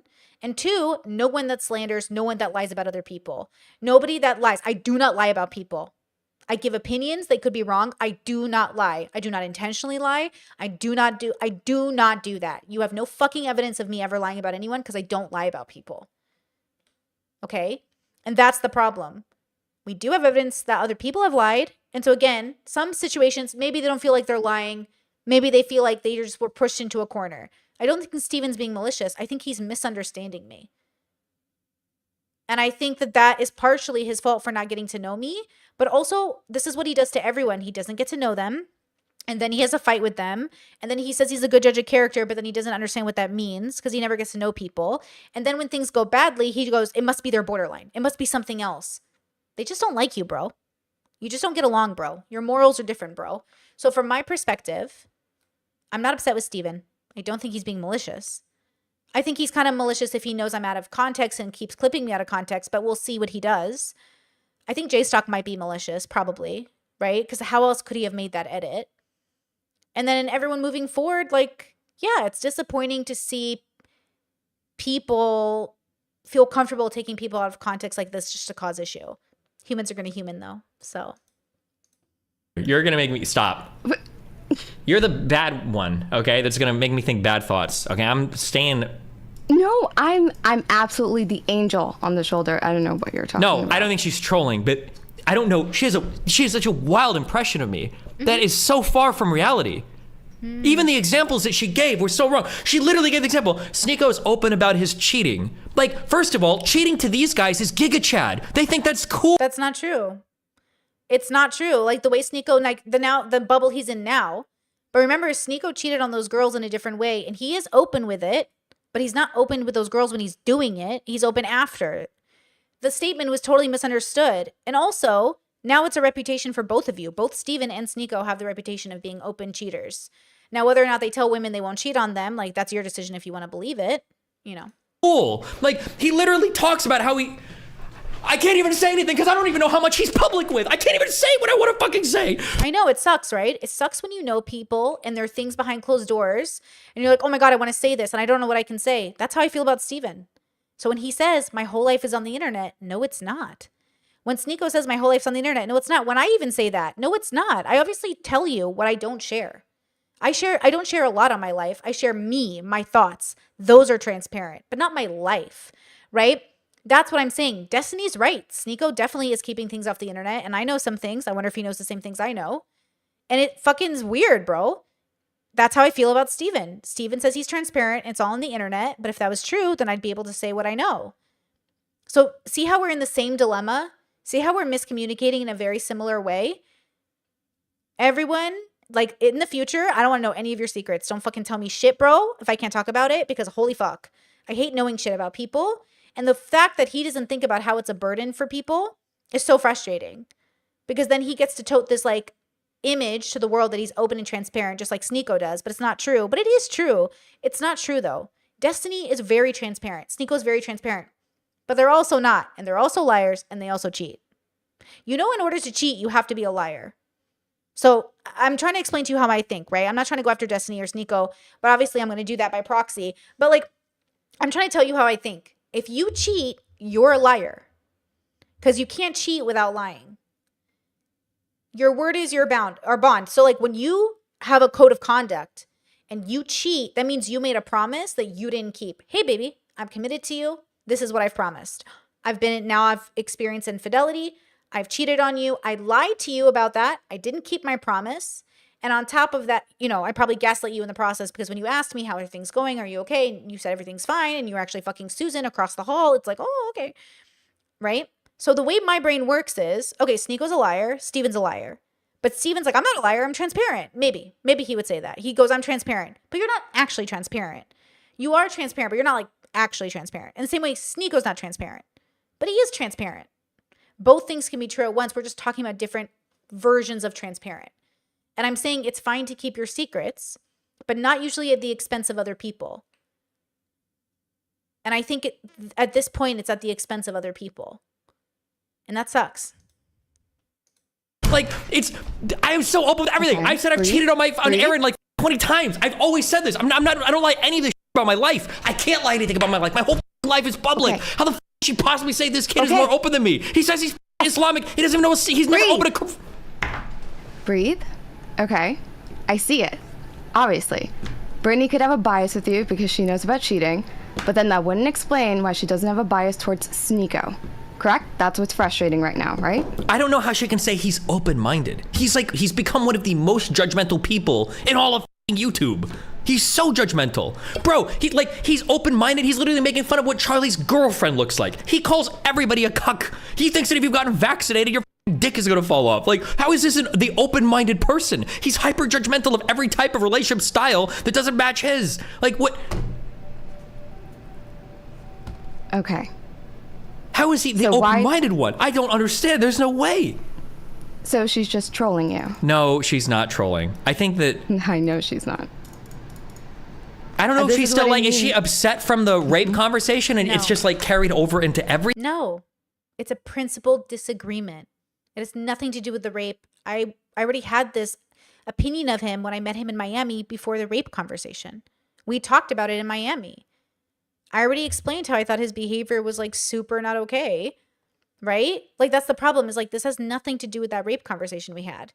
The rape conversation is like every other conversation. We have a principled disagreement. And every time I disagree, he goes, it must be for something else. It's simply a principled disagreement. I'm telling you how my brain thinks. I'm having a principled disagreement with you. It has nothing to do with anything else. It's okay to agree to disagree. I like friends that disagree with me. Right? So the fact that he can't fathom that we simply have a different point of view is why he's not open-minded. He keeps saying he's open-minded, but he can't imagine that I would have a different perspective based off my values.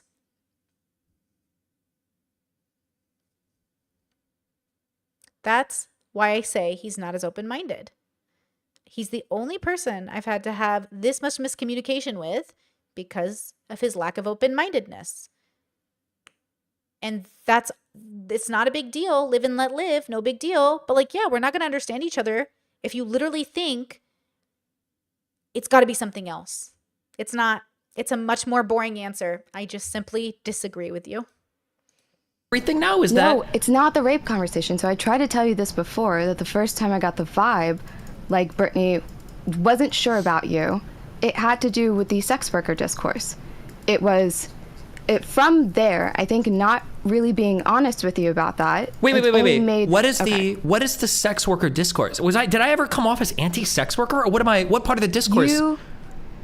You have the ability to be critical and to wonder about things, and that can make it seem like you're against something. I think there was a time where you really didn't have a positive view about OnlyFans, with the idea that people could reach out to sex workers. You thought that maybe this could be bad on their mental and their ability to form like positive relationships if they are. Because I was critical of the DMing people and going back and forth like that. Yeah. Yes. I feel like even in that conversation, didn't she say, I actually know a lot of people that do this and they don't think it's exploitative or abusive at all? Didn't I literally send that combo? Oh, maybe it's possible that in different communities people engage with it differently. Does that not count? Should I just not even bother saying it? So this isn't specifically about you. This is about her. Okay? That happened. You, I think, treated her like very mature, very emotionally intelligent, very capable of understanding other bubbles and understanding that everyone's on a different path, right? So for you, it probably seems like she's able to engage with that criticism, but my conversation with her later was being really skeptical about you, because while you are, I don't know, not taking up for her side or something like that, you are very much coddling Lav and helping Lav take her side, which is against sex work. So you have to understand that the people that you compliment sometimes don't really don't live up to that compliment. I have no idea what Cherry's talking about. It's like these people don't understand. You can agree to disagree. Like, I have no idea what Cherry's talking about. We agreed to disagree. I disagreed with his opinion. It feels like in this space, if you disagree with someone, and look, maybe you don't like my level of disagreement, but like, that's why I like to have different friends than me. Because I don't understand how me disagreeing with him is like me not living up to some compliment. Just because I can see where you're coming from and why you made decisions doesn't mean I don't still disagree with you. I don't understand Cherry's point here. And so you're kind of neglecting the fact that they need to be taken care of, kind of like Lav did. I don't need you to take care of me. I'm a grown-up, but thank you. I think that's where all the problems started. Nope. Okay, maybe. Nope. Does that make sense to you? No. Yeah. It does not make any sense to me, girl. Okay, and how does that make you feel? Retarded. Just not true. I don't know what any of this conversation is about. Certainly not about me. Okay, why retarded? Like, do you understand the difference So I need to be like, Okay. so if I ever have a disagreement with anybody ever, do I need to like engage in like BDSM aftercare for every single conversation? I never needed that. Never wanted that. That's not the point. The point is, if you can't understand each other, it's okay to agree to disagree. It doesn't seem like it's allowed in this space. I'm not, even in the video he's playing of me, I'm just stating things that I feel like a fact. I saw this TikTok that said, if you describe someone's life or you're talking about someone's life and you're saying like factual things and it sounds like you're talking shit, that's a reflection of their life, not you. And it feels that way. It feels like I'm talking shit because everything I'm saying about Destiny is a fact. He's a serial cheater. He doesn't make his kid a priority. He chooses to make work a priority at the expense of everyone in his life. I don't like that, but you do you. It sounds like I'm talking shit. I'm just stating a fact, which he has already said time and time again is true. I showed you the clips. I can link things on the Discord or whatever, or Patreon or whatever you guys want to see, but like obviously it's all out there. They're all public videos. Sometimes I feel like people don't understand. We have a disagreement. I don't like age gap relationships where the person is like under 20 or under 30 and the person is like 60. I was very critical of Julia and Eileen, not as people, but because I don't like their actions. But if you want to do you, you do you. Again, you do you. I'm an atheist. I'm not a big fan of religion, but like I would protect religious rights. You do you. I'm not a big fan of homophobia, but if it also coincides with your religion, I will protect your religious rights, but it doesn't mean you get to be homophobic in a legal sense, right? We have to live in a diverse world or we don't get to.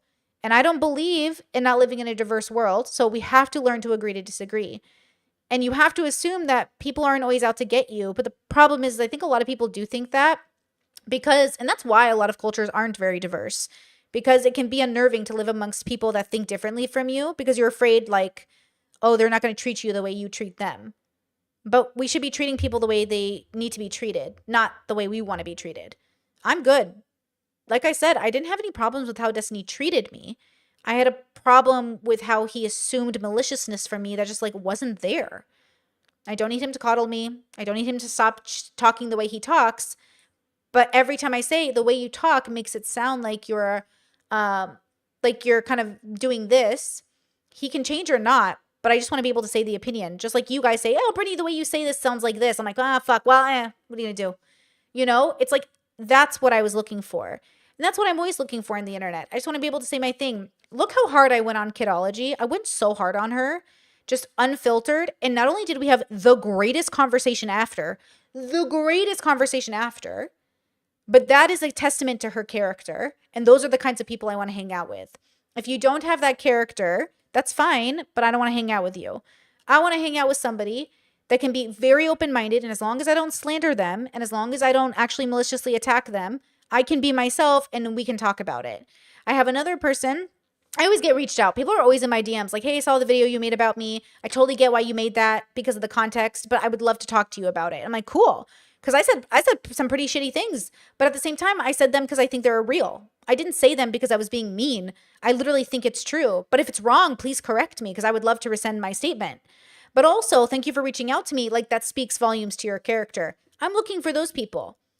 Okay, Tom went in on my levels, and I made a whole stream about Tom, and Tom just went, I should talk to Brittany about that. Cool. I love that. I'm just saying, those are the people I'm looking for. And I think the illusion is like, this person can provide that, but none of the evidence shows that. Hence the bridge burnings, hence the misunderstandings, hence the reputation, right? Like, try to be like, hey, I know that we disagreed today on stream about an issue. Can we have like an hour call later tonight and I can like engage in some soothing activities for you to make sure that you understand that I don't like fucking hate like a certain group of people that you either identify with or want to defend? Like, is that like a behavior? Is that like a normal behavior? Do people normally do this for interactions when they disagree with each other? It is not. I want to hear that again, actually. Hold on. For every single conversation, like try to be like, hey, I know that we disagreed today on stream about an issue. Can we have like an hour call later tonight and I can like engage in some soothing activities for you to make sure that you understand that I don't like fucking hate like a certain group of people that you either identify with or want to defend? Like, is that like a behavior? Is that like a normal behavior? Do people normally do this for interactions when they disagree with each other? It is not a normal behavior, but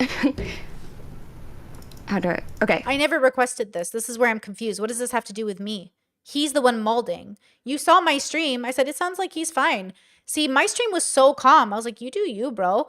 His stream is like the molding. But if he doesn't want to have the conversation about it, I never needed it. I just don't know why he burned the bridge. Because he's saying, you can't disagree with me or I'm going to burn the bridge. It's like a threat. And I'm saying, I burn it, I guess, bro. Because like I can't like not give my opinion because you might not be my friend. Like, that's not what I'm going to do. So I'm confused on how he doesn't understand. He, in this conversation, burned the bridge with me, never reached out to me, never asked for clarification because I disagreed with him. That's my perspective. My perspective is like, did he really just burn the bridge with me because we disagreed? Because that's all that's happening to me is like we're disagreeing. And I'm so confused because him and I talked about it already in DMs. Like, I just need friends I can disagree with. And he said, cool. And I said, okay, good. I never asked him for private time. I only asked him for private time after this stream because people were saying he was molding, but he didn't reach out to me. So why would I reach out to somebody who didn't reach out to me? That's my thinking, right? This video, this live stream I'm doing right now is to tell you guys my thinking. Okay? So this is why I was confused. I agree with him here. I don't want people I have to coddle every time I talk to them. But that's why I expect you to, if you have an issue, to tell me. Otherwise, I'm not going to assume we're fine. But I didn't burn any bridges because of a disagreement. I've only ever blocked people because they slandered me or for some like extreme moral decision or something. But like, you know. I have borderline personality disorder. And you understand that I am not always rational, especially when things are personal to me. She's going to bring up my borderline. My borderline's been in remission for 4 years, girl. I'm so sorry you're still having episodes. And my heart goes out to everyone else. But I had therapy and I did the work. And I haven't had a BPD episode in 4 years. I'm hitting a record. Watch Dr. K's video on borderline. Most people hit remission and do much better in life with the right amount of determination. They get better. That's why I focus on philosophy, because I think therapy without philosophy is useless. And since Cherry has no morals or values, hence the reason she slanders me, she's probably not getting better. Which sounds really harsh, but that's just the truth of it, bro. So that's what I'm saying. Don't bring up my borderline when I'm not the one having episodes. Me. I'm not engaging. By the way, I blocked her after this. This is when I first blocked Cherry. I blocked Cherry because she threw me under the bus. And as a borderline girly, I expect you not to do that because you know how hard it is already. So then we mended the bridge, and then she ended up taking me out of context again, and then I blocked her again. But this conversation is why I blocked Cherry. Because she had the audacity to accuse me of having a borderline episode when I haven't had one in literally years. Rationally all the time. And I can walk away from it with some really like bad ideas that I need to resolve. Otherwise they stay with me and they fester and they grow.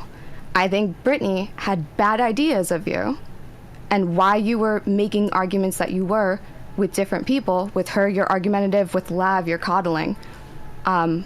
I think this is unique to maybe Brittany. But I don't Nope, that's not my thought process at all. I wasn't even thinking about it. I don't think it's anything that you've done wrong, specifically, if that makes sense. Well, no, it can't be the case that like it can't be the case that I haven't done anything wrong with Mr. Girl, with Live, with Brittany, with blah, blah, blah, right? Like at some point, there has to be a different method of communication with people that is, it's going beyond the words, right? Because clearly whatever the fuck I say doesn't matter. So there has to be like another action, some basic component of like human interaction that just doesn't fucking exist in my brain. And I guess I'm trying to figure out like, what the fuck is that? Like when she literally reaches for the example, like, oh, like Sneeko's so open and Destiny's not. Like when Sneeko talks about his cheating, like I want to blow my brains out, okay? Yeah, he's not as transparent because there's stuff I know about Sneeko that isn't public. And one day I hope that comes out too, bro, so I can make a video about it, you piece of shit. But also, there's stuff about Destiny I know. I hope that comes out in public too so I can talk about it, you piece of shit. I know what he's saying. I agree with him. Sneeko is hiding stuff. You're hiding stuff. And it's stuff that I think is bad. But also, I don't know why you're lecturing Sneeko. Hello? Like, that's the problem, right? From my perspective, I do know stuff. I don't think people hear themselves when they tell me stories. Like, people will literally tell me things and then be like, I can't believe you see me so differently than I see myself. It's well, because you don't see yourself as, like, doing bad, which says more about your character than anything else. How could Brittany see me this way? What do you mean? How could I not? How could I not? You know? But also, you do you. Like but the words, it's because it must not be a word thing. It's like there's some like human component of interaction that I'm just like, well, it's like actions and words don't match. So like listen to people when they tell you who they are and also pay attention to their actions because that's also them telling you who you are or they are. You know what I mean? He burned the bridge over this. Steven ended like our friendship over this or our co-workership, whatever you want to call it, over this. Never reached out, never talked to me. Why? If we can agree to disagree, then why can't I see you differently than you see yourself? You don't think it's bad what you do, and I do. If that hurts your feelings and you don't want to hang out, I'm good with that too, bro. You know? And I treat him the same way I would treat anyone in my life. I love you, but I'm not going to coddle your feelings and act like you cheating on your wife is good. Or you not prioritizing your kid is good. Like, there's never going to be something that I'm going to coddle in my family or friends or anyone. And so I don't treat him differently than I treat anyone else, which I think is part of the problem. I don't have. For him. I'm missing it, and I need to figure out what that is because there should be no reason why I don't connect on.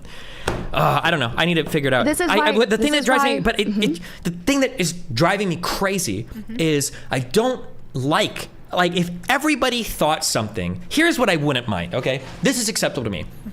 If everybody in the world was like, Destiny, you are way too harsh on people, then I'd be like, okay, that's fair. If everybody's getting that perception, fine. You know what? I'll sure. Maybe I need to like tone back things. But the problem is I have so much diametrically opposed opinions about the same person I interact with. This has actually happened multiple times in my life. It happened with Bad Bunny, where Bad Bunny thought that I never stuck up for her, I never helped her, I never did anything to represent her side at all, and my whole community thought I was simping for her.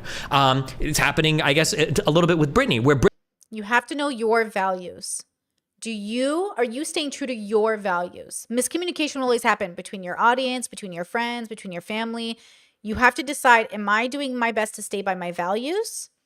Right? Regardless of how people feel about those things, regardless if they feel about those things, you have to stand up for your values.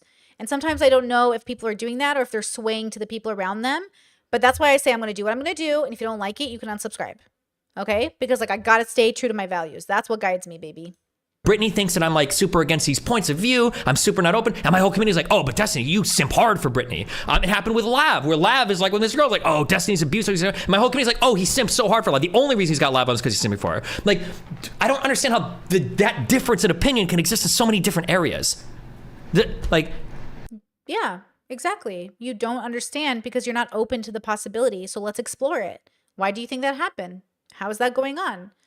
Why do people think like that? You know, that's what my brain does. I go, why are you doing that? That's why I ask, like, why are you doing that? Why are you doing that? Because I want to know why. If it was everybody saying one thing, and I'm like, okay, maybe I need to like be nicer or I need to be meaner. But it's when the totally opposite opinions exist and they're like proliferating so much through both sides.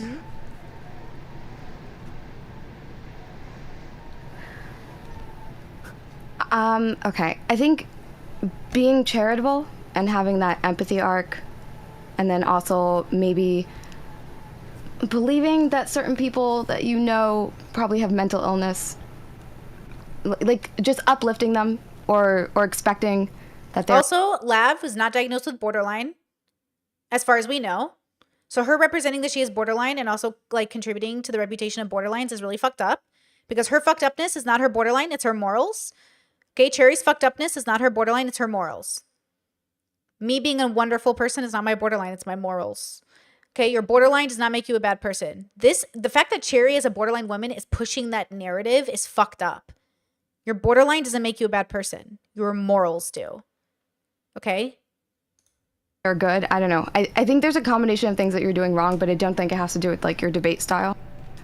I think it's like, it's the space. It's people who, I don't know, they're not upfront with you. This is why the last time we talked about this, I said she's saying one thing on her stream. I literally told him in Miami. I told Melina in Miami what my thoughts were. I've told him 100 billion times in different ways. Maybe not all the things I could have said, but I told him my thoughts on him. If he didn't hear me, he didn't believe me. I'm very blunt with how I feel about people. I told Sneeko the same thing. The way you treat people is shitty. You shouldn't do those things. It's not okay. Right? The fact that he's not willing to hear me is not the same thing as me not telling him. But she comes to you with different energy. I absolutely come to everyone with different energy based off the situation, if that's what you mean. But I did not say anything to him that he shouldn't already know I disapproved. I literally would look at him and be like, that's a really bad thing. You shouldn't do that. He's like, yeah, but you don't understand why I'm doing it. I have to do it because of this. And I'm like, don't do that. How much more blunt can I be? Don't do that. That's a bad thing. But I'm not his mother. He's allowed to do bad things. That's my issue. Is like people have this perception that I haven't said something to him. Girl, how much do I need to say? Do I need to spell it out for you? I think there's something about... From my perspective, it feels really dishonest for everyone to pretend like I didn't say something. I've already said it on my stream. And as you guys know, for the stream, like my audience, they already know I always say shit. I'm just being honest. I've never lied about anyone. I don't have to. You guys have such poor character. It just sounds like I'm lying about you, but you already admitted to everything. Everything I've said about you, you have said about yourself. The only difference is I think it's bad and you don't. We're allowed to agree to disagree. You that as soon as you talk to somebody, they're willing to forget that they have a problem with you until you like instigate. Like I think the last time you talked to Lav, right? She was like, okay, hold on, I need like a buffer, and then everything was like sweet and cool, and it was about to be chill until I don't know, everyone remembered like the drama. Like why do you? I think that's the effect. Okay, so I need to find out. So when I'm confronting somebody with a difference in opinion, I need to make sure that, because this is something that I worry about. I try to avoid this in like personal relationships. I'm trying to be like a debater in like my personal life, because I don't want somebody to think that like I can't bring an opinion to him without him trying to debate me on it. So I try to be careful of that. And I feel like when I'm talking to people now with Lav, it's going to be super confrontational. I feel like when I'm talking to people about issues they have with me, how do I represent my side of the discussion without being, because it sounds like you're just saying that they view me as overly confrontational, so they're going to hide their feelings, and then they have I have no idea who he's talking about, but this isn't about me, girl. I grew up in a Middle Eastern home, and I was in a debate club in high school. I don't know what you're talking about, but I debate my parents to this day. I debate my husband. I debate my friends. Like, we have great discussions, debates, philosophy. Like, I don't know what you're talking about, but this isn't about me. That's what I mean. Like, from my perspective, this isn't even about me. That's what I'm saying. If anyone knows anything about my history with my friends or my life, like, this isn't about me, girl. I openly discuss and debate people in my life all the time. We dissect my levels. We talk about belief systems. I have religious siblings. I have secular siblings. Like, we're a family who gets together. We have like a thread on the phone and we talk and debate. Like, they ain't talk about me. I've learned to agree to disagree with my family. You think I can't do it with the internet? Like, that's what I'm saying. I feel like this isn't even about me. Conversation, no resolution is actually reached, and then they just go back with their feelings completely unchanged. Okay, well, it doesn't always have to be that you're overly confrontational. It can also be the idea that they can't wait to get along with you and resolve the conflict, or pretend the conflict isn't there. What? And then it's very upsetting to find out, oh, the conflict is still there. That Twitter girl, true. Okay, well, oh my God. Like, okay. it's too much for you to have a conflict with somebody, but they can engage with you in a positive way. They'd almost like to forget the conflict even existed, but that's never actually removing the conflict. Okay. All right. Well, I'm gonna finish watching this before I kill myself. Don't do that. And then I think, no, Darius, I'm not saying that. Okay, bye. Bye. I'm just... I've seen Sneako admit to hurting people on podcasts. I don't hear Steven ever owning the fact that he hurts people. So this is what I mean in this context. I have heard Sneako say he's not perfect. He's not a good person. I'm not saying like Sneako's like Sneako's a good person but does bad things. Steven's a good person but does bad things. I think they're the same, right? I think they're in the same category in a lot of ways, except one is 10 years younger than the other. So just keep that in mind, a decade. Sneako is a decade younger than Steven. Anyways, my brain, how I think about it is Steven will state things, but he doesn't actually feel bad about them, it seems, or he doesn't hold himself accountable in a sense. Like, Sneako felt really shamed, like bad, but he can't stop the behavior, so he continues doing it. And I think it's clear, at least to the people in Sneako's life, that like he has problems.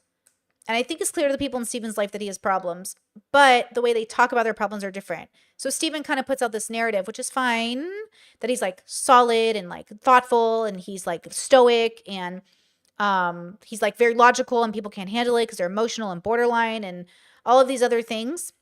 Obviously not true, right? It's like I don't know what he's doing. I don't want to project my thoughts onto him. I just want to say that when I'm looking for people who are actually like understanding their impact, it looks a specific way. And there's usually a change that occurs, like a real change, not like painting. Okay, so I use this metaphor or analogy or whatever, but let's say you have black mold in the house and instead of getting rid of the black mold, you just paint over it. That sometimes feels like Sneako and Destiny do a lot of the time, or people, or who are similar. It feels like instead of getting rid of the black mold, they just paint over it and they're like, I changed. But I know you didn't really change because you're going to repeat the patterns. That's why I showed you the Turkey Tom documentary from 3 weeks ago, because he's still doing the same stuff. He's saying the same things. To him, it looks like he changed because he painted the house, like he painted over the mold. But the action is still the same. He's still making the same decisions, ultimately. So again, that's what I mean. I mean that I don't see him actually changing, but he doesn't have to. Right? Like, he literally doesn't have to. There's no one telling him he has to do this. He can stay the same person he is for the rest of his life, and he'll probably have lots of money and be successful. Most of the world functions relatively fine, and most people do relatively fine. It's not ideal. It's definitely not that personal introspective journey you might be able to go on, but most of the world functions the way it does. It always has, right? People. Like... I can't, dude. It's like one of the most open and blatant parts of my personality that, like, yeah, I'm abrasive, I'm an asshole, I understand not everybody likes same. I'm literally Middle Eastern and abrasive as fuck. But, I think the difference is that I don't know, there's a difference here. Like, it's not about that. I think he's making an argument for something that's true. I never needed Steven to talk differently. I just wanted him to know when he talks, it sounds like he's saying this. And he's saying, I'm not saying that. I'm like, okay, but like, that's what it sounds like. So let's talk about that. You know what I mean? And again, he doesn't have to change the way he talks. So from my perspective, I'm not sure what this argument's about. Okay, it's okay.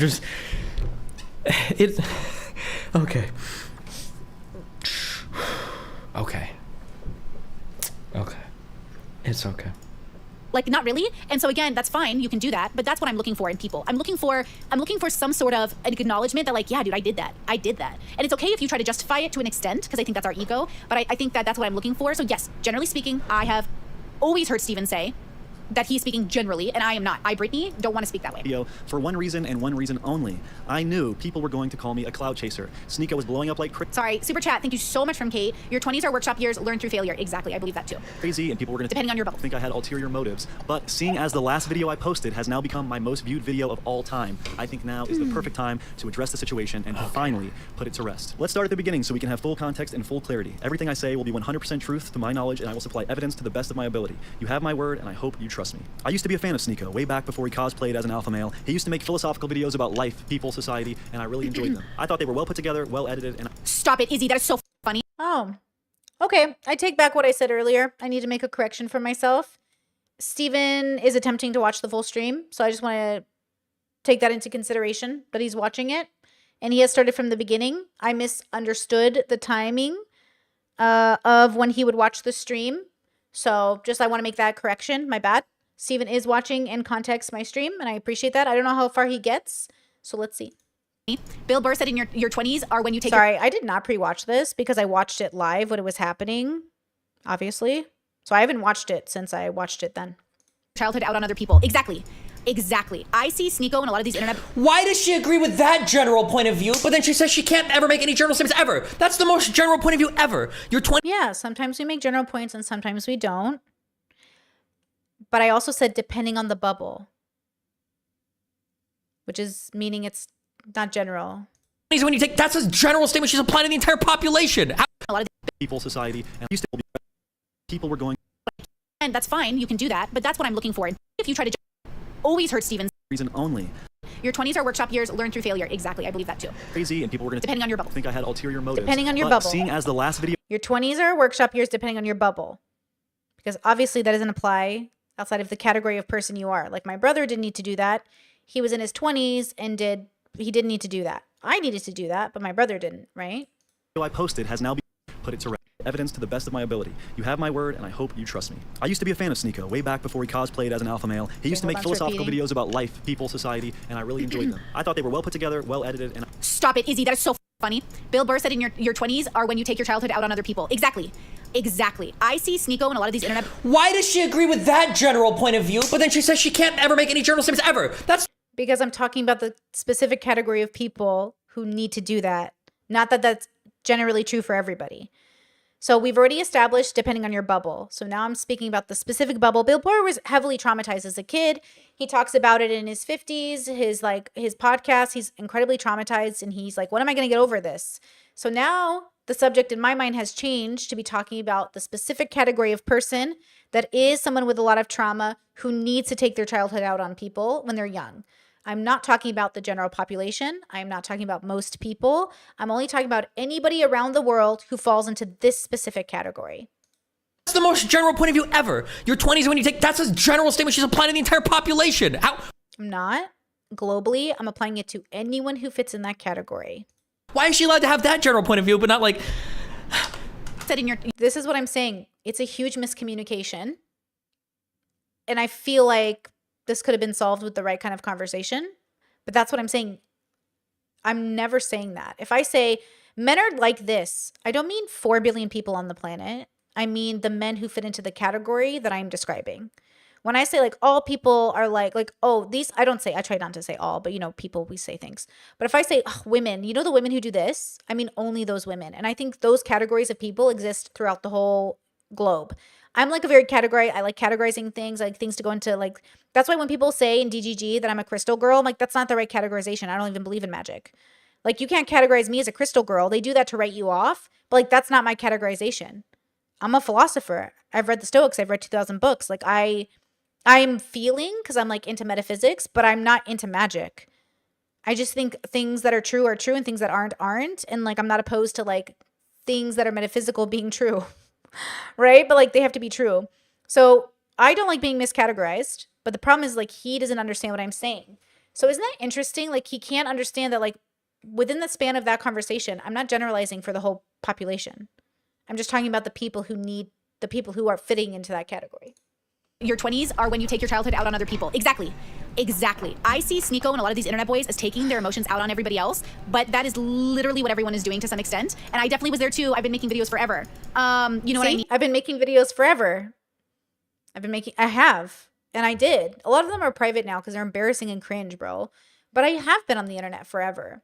And I was crying on the internet and taking my feelings out on it and hoping like I would find answers here. It's a part of the process for a lot of people. I don't know why we pretend like a lot of people who become streamers don't have something going on. And all of that stuff. So again, yeah, there's something about that. You know, are you being bad faith by calling Steven bad faith or dishonest? I don't think so. I think that how people have these conversations matter. Look, if you want to keep your life private, that's good. But you can't go around pretending you've like done right by the people in your life when My life is so much more public than anybody on the internet. I think there's like 2 things about my life that people don't know about over the past 15 years. Like, what part? You know, he probably believes this. I'm going to be real with you. I think he believes this. But from my perspective, that's not true. But like, you know what I mean? So I do think he thinks this is true. Yeah, I think I could tell you why, but then that would be, no, I can't tell you what. I think this is true. But see, he had, okay. How do I say this? Hold on, without saying, let me think.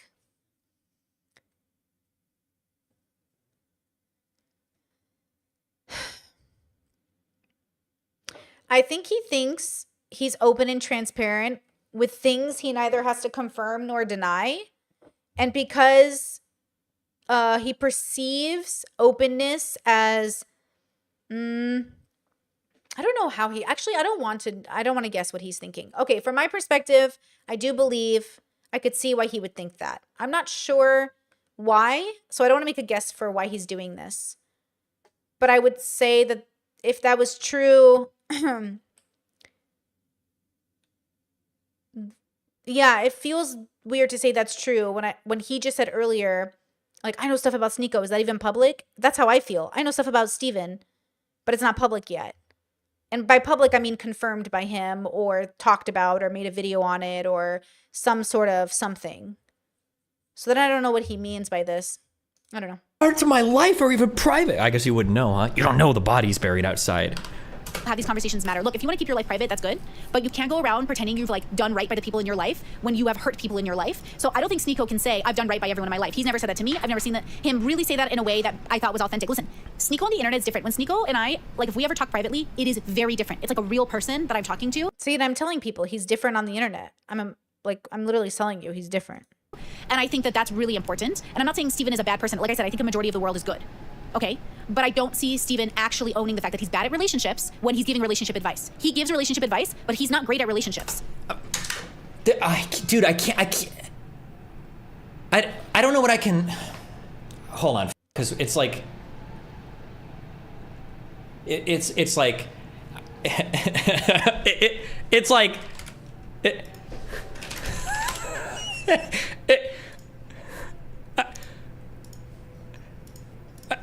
I prefer really not to speak. If I speak, I am in big trouble. In big trouble. And I don't want to be in big trouble. Okay.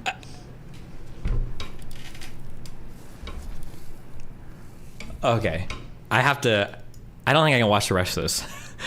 Isn't she single? Can somebody type? I'm engaged. I'm playing with my wedding ring as like I'm making this video. I'm engaged at this point. Married now, girls. Almost 1 year in, baby. Type into chat, like how? No, I don't want to go down this road. She can. So instead of reaching out and just saying, "Hey, Brittany, I think I'm confused by what you're saying," his brain wants to attack me. His brain wants to go for my relationship. He said, "Isn't she single?" He saw me in Miami. I talked to him about my partner. Why would he think I'm single? Why would he even think right there, is Brittany single? I'm wearing a ring in the video. Only be critical of my relationships because of who just joined. Can I speak? No, hold on. Yeah. She can only be critical of my relationships because of how open I am with every single thing in my life. No. Jordan Peterson and Tammy are very open with their relationship. I love their relationship. I love Tammy and Peterson's relationship. Jordan Peterson. It's so good for them. Not the one I would want, but it's great. I love their relationship because they're open with their relationship. Lots of people are open about their relationship. I love Papa Gut and Mama Gut's relationship. That's what I'm saying he doesn't understand. People don't have the same relationship you're having. You have cheating, lying, like gaslighting, like horrible, what I would call abusive things in your relationships. None of the people whose relationships I love who are open on the internet have those things. Listen, I don't know what fairy tales you grew up with, but mine didn't involve cheating, lying, or gaslighting. So this is the disconnect in language. He thinks if everyone was as open as he is, everybody would have bullshit going on. And I'm saying no. Lots of people do not have these problems in their relationships because they have healthy relationships. And that's the disconnect.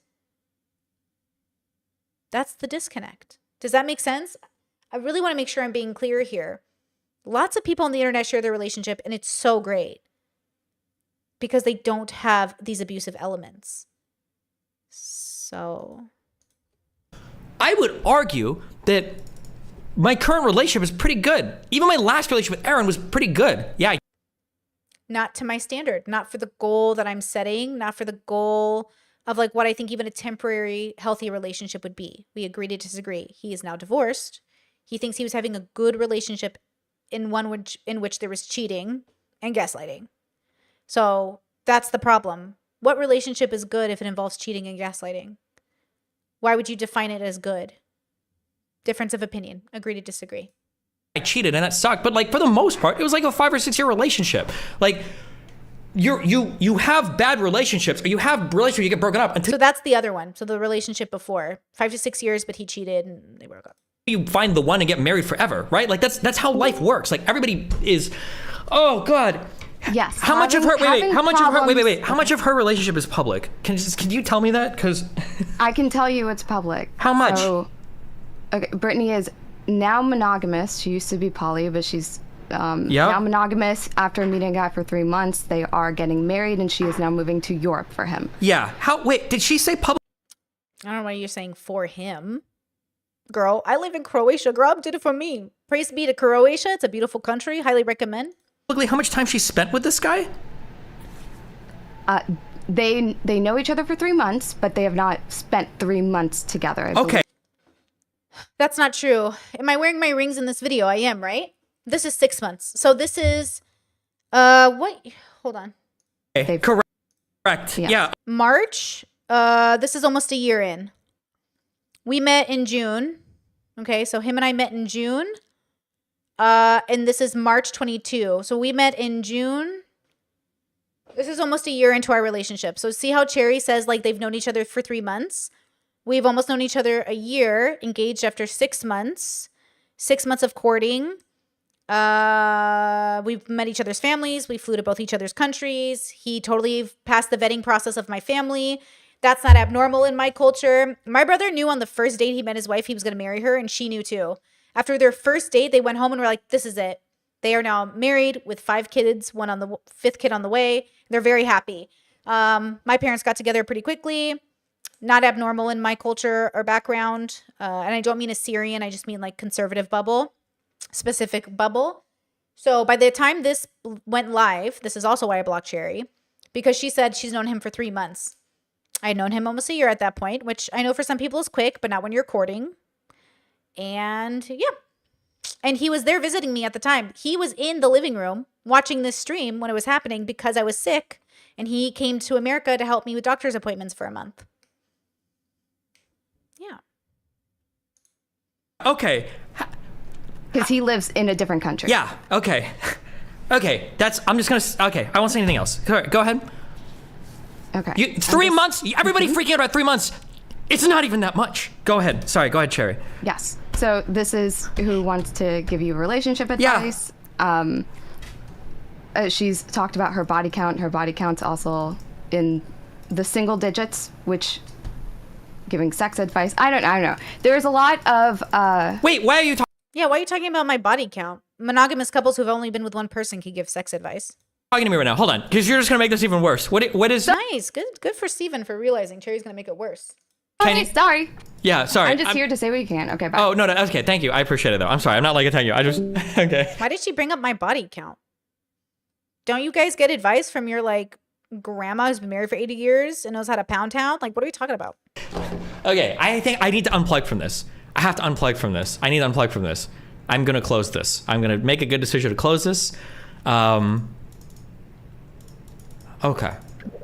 What do you, if you? I'm really proud of him for this. Actually, I think this is really beautiful, and from my perspective, like I think this is like a really good moment for him where he's putting down boundaries for himself and saying like, this isn't good for me. I'm gonna get out of this. I think that's really great. Say retarded shit. You're permabanned. Go. I'm on the ban button right now. Ban Darius. Ban. What do you want to say? Good luck. You know what it really is, right? No. You know what? You know. You know, she gets a lot of, not because you're so open about your relationship, but you know who she talks to.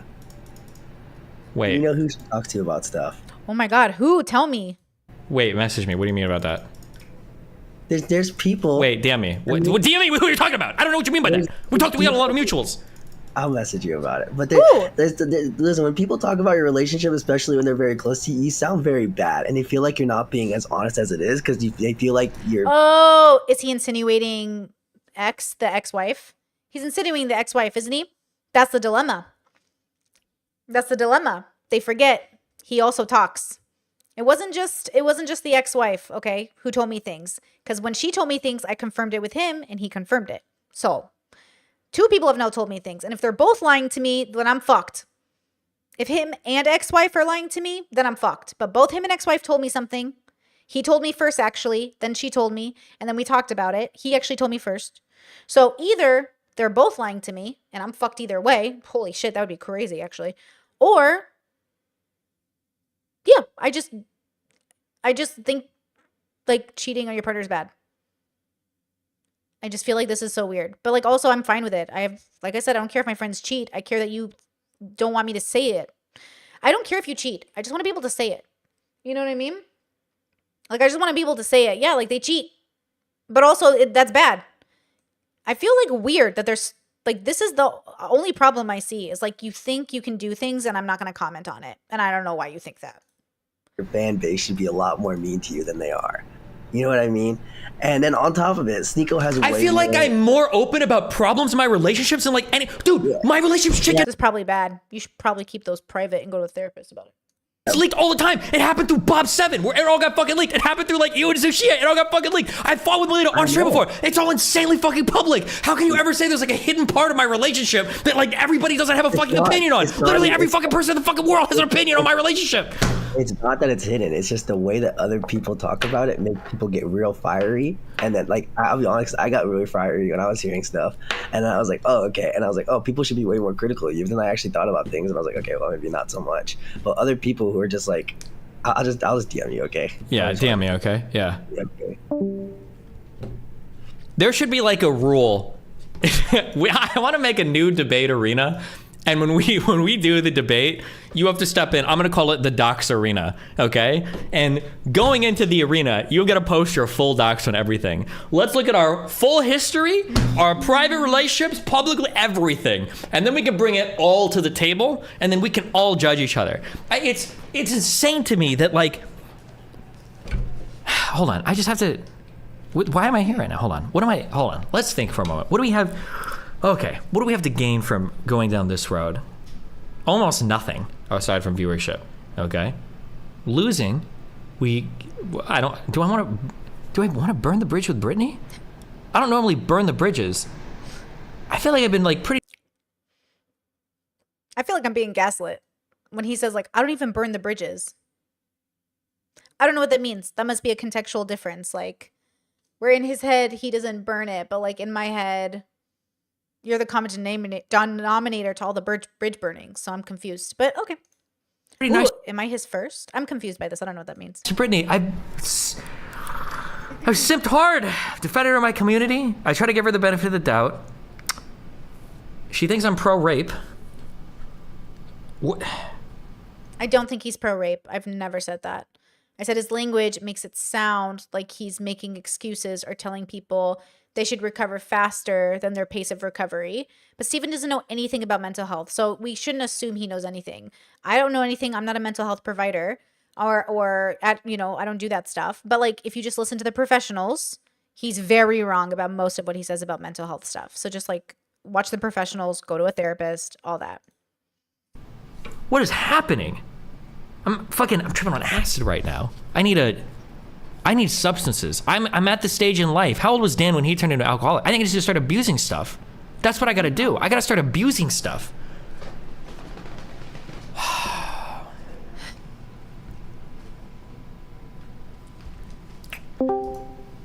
Listen, steer clear of alcohol. It's not the answer, okay? It's either alcohol or weed, or Coke laced with Nothing. Work out, meditate, be introspective. Don't cope with substances unless you're unhealthy. Unhealthy people cope with substances. You should cope with anime. Just kidding. Do whatever. I don't care. to give me that real First real of all, can you just the real kick that I need, that real confidence. What happened? Because my buddy Heinleiter, I think you're familiar with him. He said, Dan, some crazy stuff is going on It's stream not right crazy. now. It's just, do you know who you know Sneeko, right? I'm familiar. Brittany's going off on her stream and she's like, yeah, Destiny's life is like a huge mess and he's not like as honest about his life or as open-minded as Sneeko is. And like Sneeko's just so open-minded and honest about the people that he's hurt and the mistakes that he's made. And like, yeah, and he doesn't give advice to people, but Destiny tells everybody to live his life. And he tells everybody that like he knows everything and that he gives advice to everybody thinking that he can tell the whole world how to live, even though his whole life is a disaster. And Sneeko is so honest and pure and like open-minded. And I'm like, I don't even understand. Like, is that even possible? That's pretty funny. Did anything happen with Brittany that may have caused her to say something so... 3 weeks ago, I think, or 2 or 3 weeks ago, we had a discussion on my stream. Here's something that I pondered, okay? Now, I pondered this, even though I've read a bit on this, and I've done way more research, which 100% reinforced my opinion, okay? What I pondered is I wonder if having a certain type of sexual history can make you more likely to experience trauma or have traumatic responses to things like rape, right? So say, for instance, you've got like a very sexually liberated, highly promiscuous, whatever person, and then you've got like a very conservative person. Both these people get raped. Maybe they have different responses to it because of the shame they feel, the openness they feel, whatever. Brittany heard this, and in her mind, she translated this to, Destiny thinks sluts like getting raped. That's what her translation was. And I think that that's like incepted her mind, and now her whole... So for instance, like she brought on a psychologist, a therapist guy, who, by the way... Dr. Kirkanda, shout out.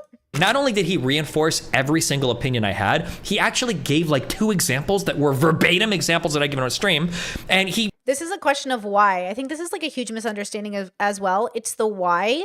So when you phrase things a certain way, and I do this too, this is a fault of language. It sounds like you're saying, like when I say like, oh, I think he's autistic, people are saying, are you saying he's autistic so we should ignore him? And I'm like, no, he's autistic so we should understand where he's coming from. I think it was just a misunderstanding. And to be fair, him and I had apologized to him in private about the way that I handled the initial call because I was PTSD triggered and medical triggered, guys, not upset. Oh, that's another thing I have to explain to people. When I say that I'm triggered in a medical sense, I mean like it's not up to me now. The PTSD is doing its thing. So in my mind, that first call I had with him should be completely ignored. And every call after that should be paid attention to because when someone's triggered, they're medically triggered, right? Like they're having a moment.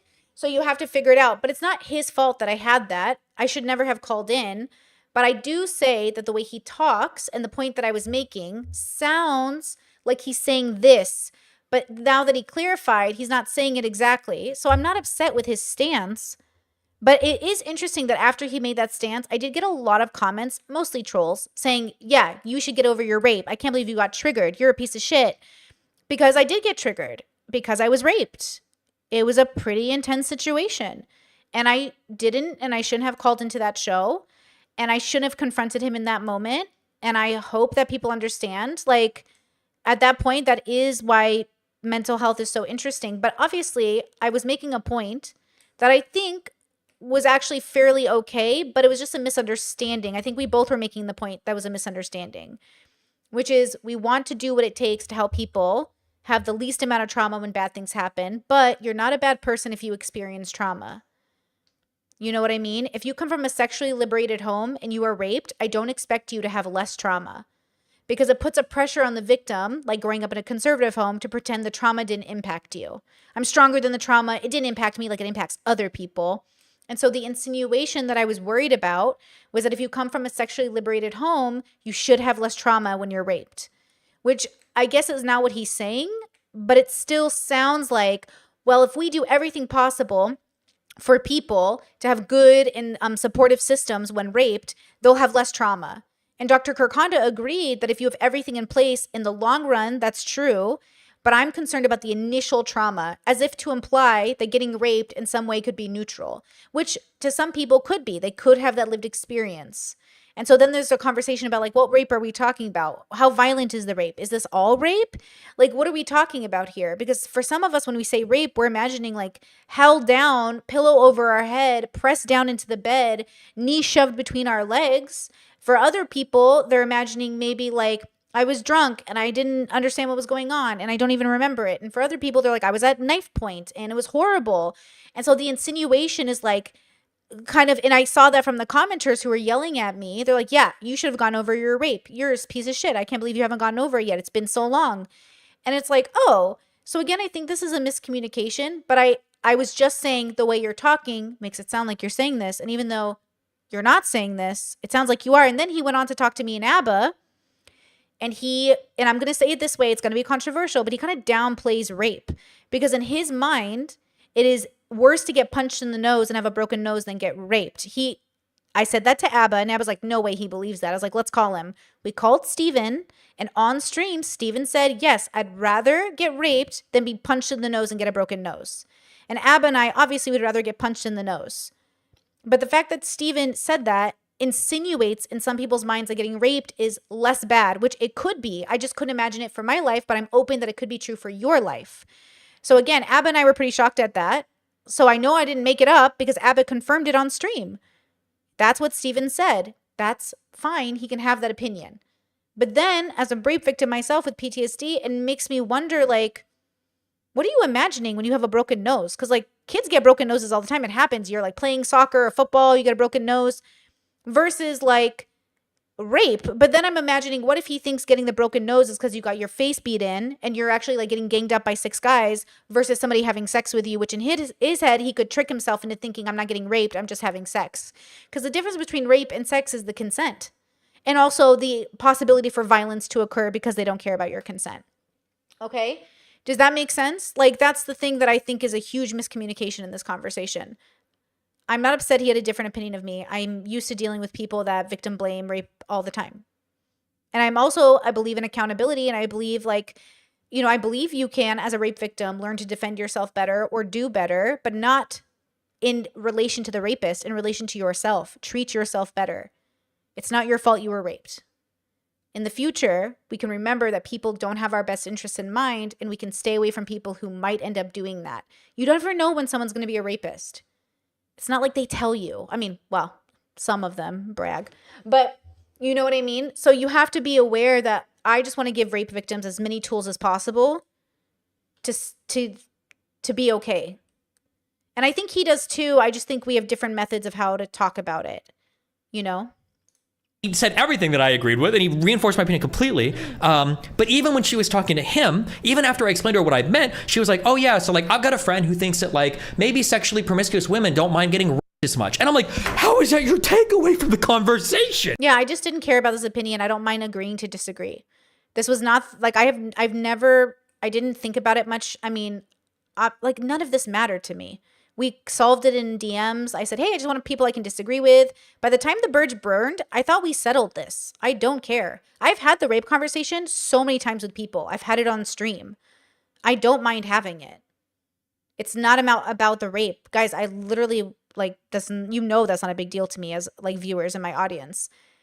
You know, it's the fact that, like, when I disagree with him, he assumes the worst. I think that's the issue I'm having is, like, How am I supposed to have a conversation with you when every time I say something, you assume the worst? And then he's probably thinking, why are you assuming the worst of me? And I was like, I'm not. I'm just trying to state the facts. Like maybe a little like autistically, but I'm trying, you know how earlier he said, I would never compare like Melina to Brittany. Like that's so offensive. Why? I don't agree with that. Why wouldn't you compare people? Not in a malicious way, but just like, yeah, Sneeko is taller. Destiny is shorter. It's same thing with like, oh, you're kind of okay with rape, right? Like he is saying in some ways, I'd prefer physical violence to sexual violence. But in my head, sexual violence is all physical violence plus sexual violence. So the way I do the math is if you're raped, you are experiencing violence plus sexual violence. And then Destiny says, I'd rather be punched in the nose and have a broken nose because I think he's thinking it's just violence. And I think, I think he's thinking, I take that all back. Fuck. Okay. So what Steven says, I prefer to be raped than punched in the nose because I think he's thinking it's sex. And I'm thinking rape is sex plus violence. So I'd rather be punched in the nose because at least I'm not being raped. There was a TikTok that went viral that said, if you were transported in the middle of the woods, would you rather be with a bear or a man? Obviously a bear. At least the bear will just kill me. The man might rape me for a week and cut off my toes slowly or keep me in a prison cell for 3 months. At least the bear will just kill me. So everyone has a different response because rape to me is rape plus violence. I think to Destiny, it's just sex, which is, I don't know what that means, right? And I don't want to take him out of context. I'm not trying to read his mind. But when you say, oh, I would rather get raped than punched in the nose because I don't want to feel the pain of getting punched in the nose, do you think rape doesn't feel bad? Rape can leave you bruised, broken bones, broken face. I don't know why we think when you're raped, you don't come out damaged. Women have internal scarring from their rapes. Men have internal scarring. So I think there's like a huge miscommunication happen when I imagine this and he imagines this, and this happens all the time. Like I say strawberry pie, what are you imagining? You're probably imagining all variations of strawberry pie. So I think that's where the communication is coming from. The communication is assuming the rape would be like just sex. And I'm assuming the rape would include violence because that's how I was raped. Violently. So it's confusing when you say like I'd rather be, because now you're saying you want 2 bad things to happen instead of 1. If you're just punched in the nose, it's 1 form of violence. Why would you want 2 forms of violence? But you do you. And I feel like since then I think, and now she's going on these things. She's like, oh yeah, like Destiny's like really like sex worker negative, and I'm like, what? I don't know. Is there a lot to gain right now by being anti-Destiny? I know that you've basically made enemies with a lot. Well, I mean, unless you're hedging for like the Max article or something, and you think it's actually going to destroy me, having this guy write about every single negative thing I've done in my life for the past 12 years, I can't think of anything. Like our communities are relatively separate. I think she is like, it's decent for her to like talk to me. I think that it like does well for her. I think it does well for me. I don't think she's like part of like any anti-Destiny jerker communities. Nope. Why do you think this is happening? All right, in Occam's razor, what's the most likely explanation? The one I can think of, I don't know if it's true, would be that she wants to get in the good graces of Sneeko and maybe get more content time. No with them. shot. Yeah, I don't even think he does. What's the most likely explanation for this sudden change of someone who would be your defender and I friend? feel like the rape convo fundamentally altered the way that she views me. That's wrong. That's the problem I'm having with him, and that's the mistake he keeps making even now. It's Brittany's borderline. Dude, it's you, bro. I have no problem with you. I just disagree with you.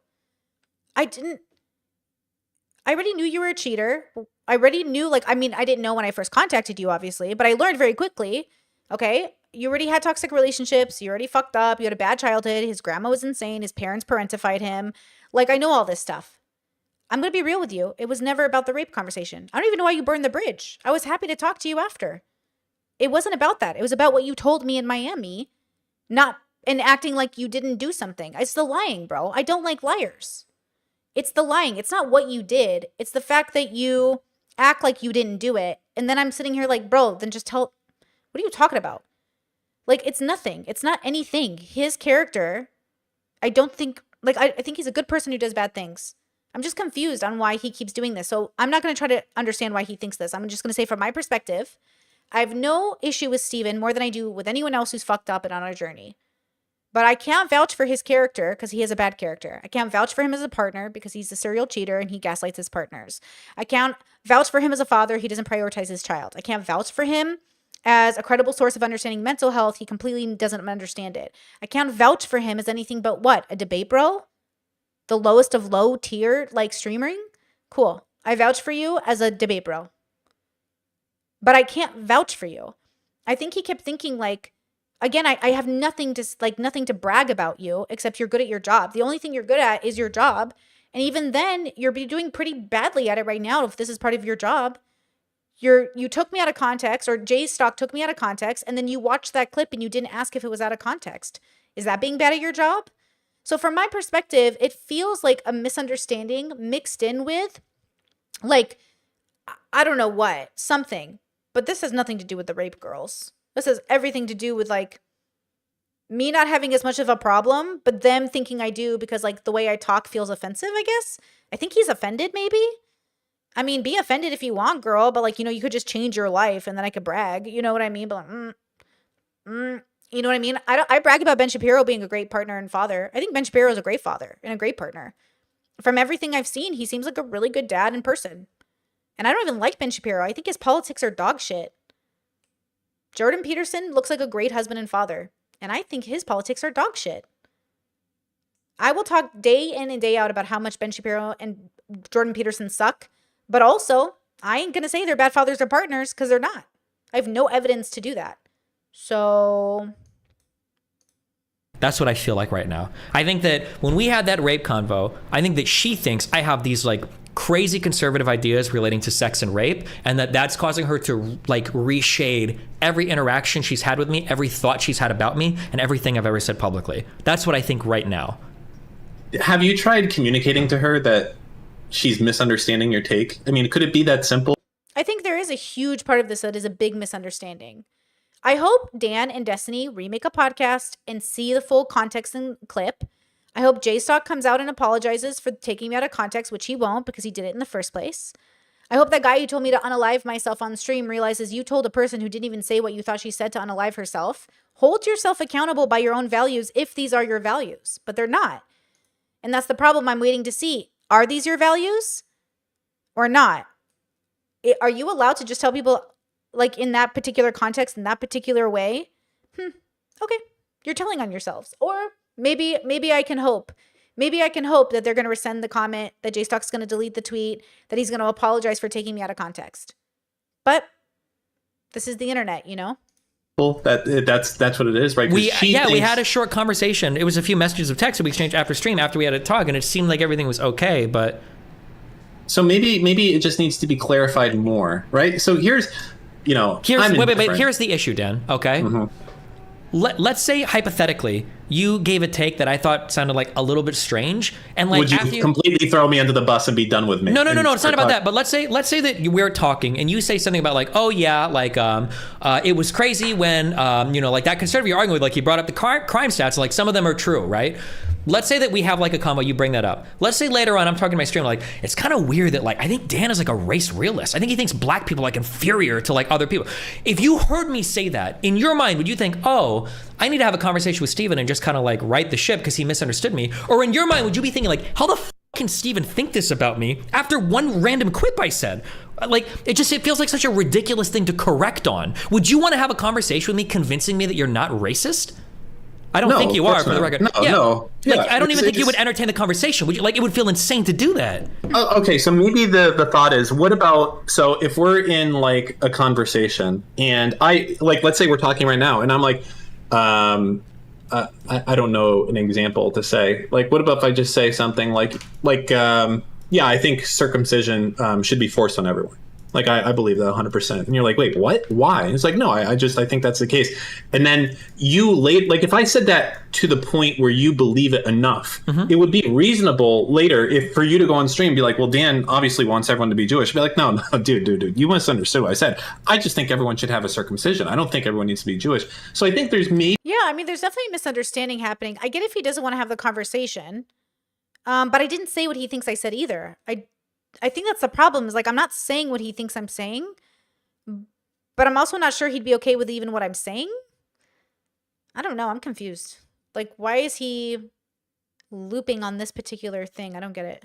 Maybe a I mean, I think I get it, but little bit of charitability you could give, but I don't know what you were, what exactly. I didn't listen to these conversations. So the question is, do you want to give it a second chance, or I don't want to say insulted, because I know like you'll basically let anyone do anything to you and you'll give them a second chance. No, yeah, I need to stop that.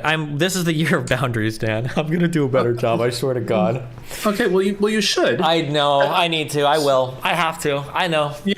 Here's the thing, I believe a lot with that as well, because I think it's stressful and it sucks to have enemies out there. Like for you, it's fun. But the way I felt about before is like, when I get in a fight with someone, it's easy to like, I feel like I'm smart enough usually to be able to like say something really hurtful and get like a really fucking knife in their heart last word, and where they're going to go and they're going to be thinking about me for the next few weeks and how I really like said something that went like and cut them.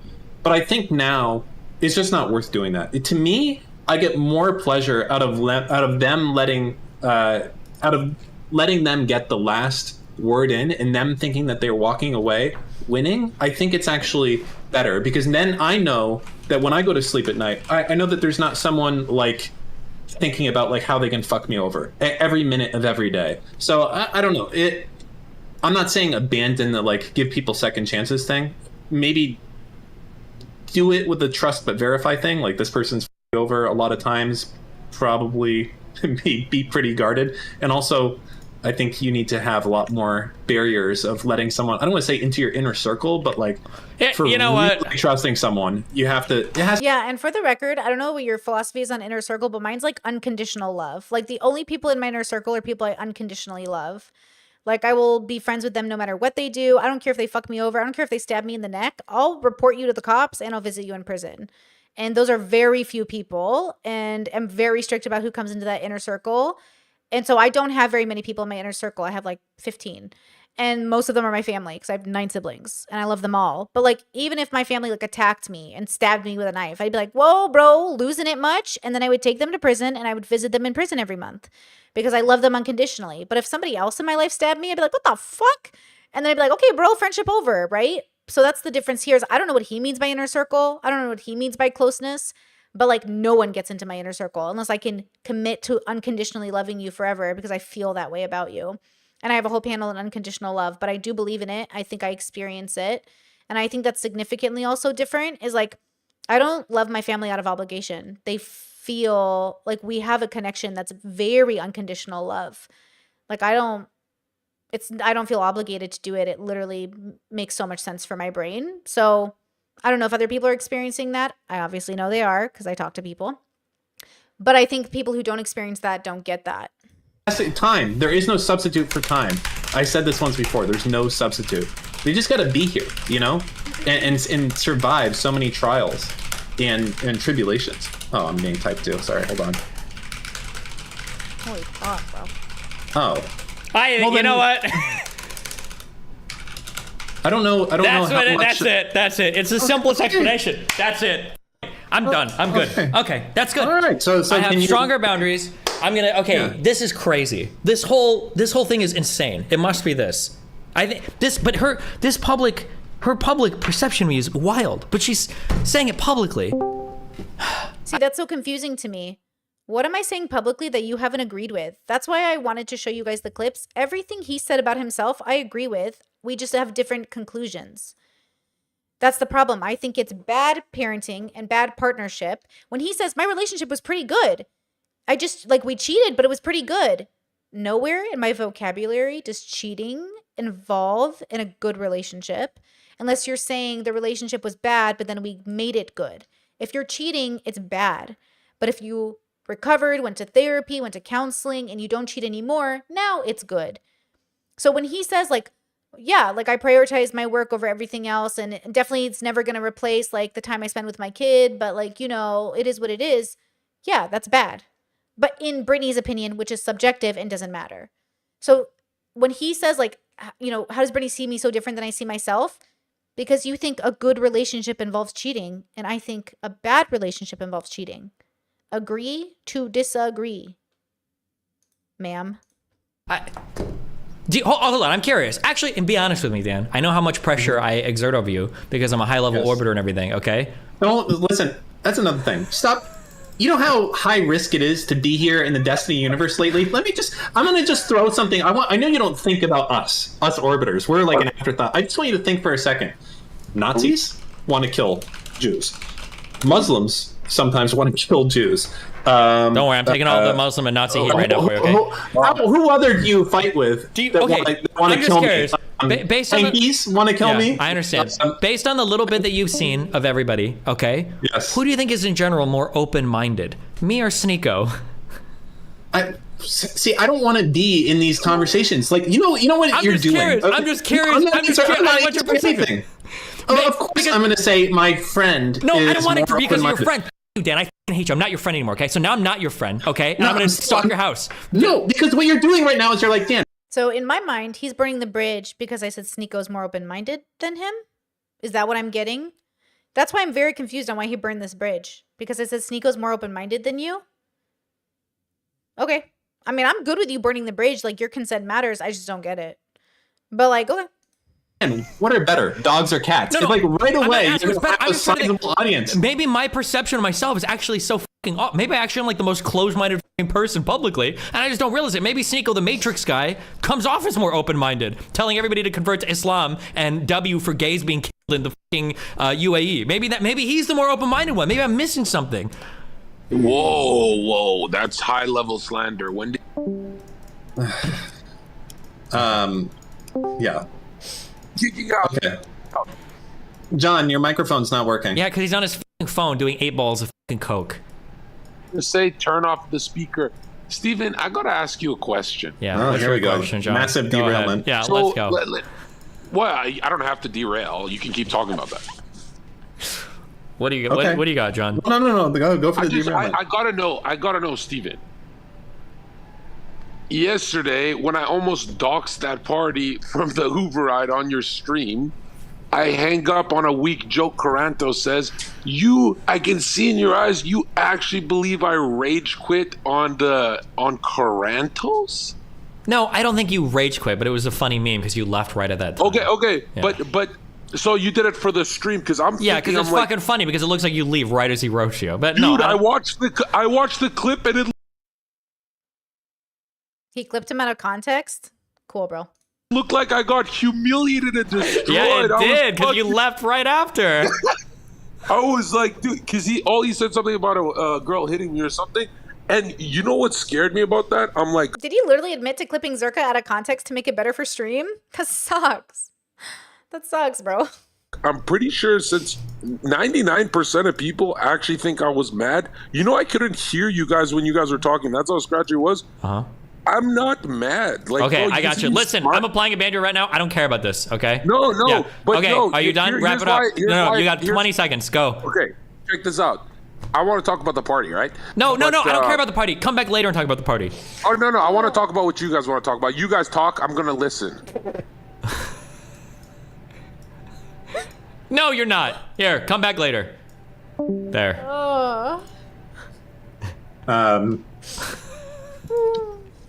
Yeah, I don't listen. You're in a rough spot of your life, but I will say you're not. I'm not in a rough spot. I don't know why people are doing this. You are because you're not following the teachings of the Allah. destin- Oh, sorry. You're not follow. If you call yourself that, yes, you are picking too many battles at one time.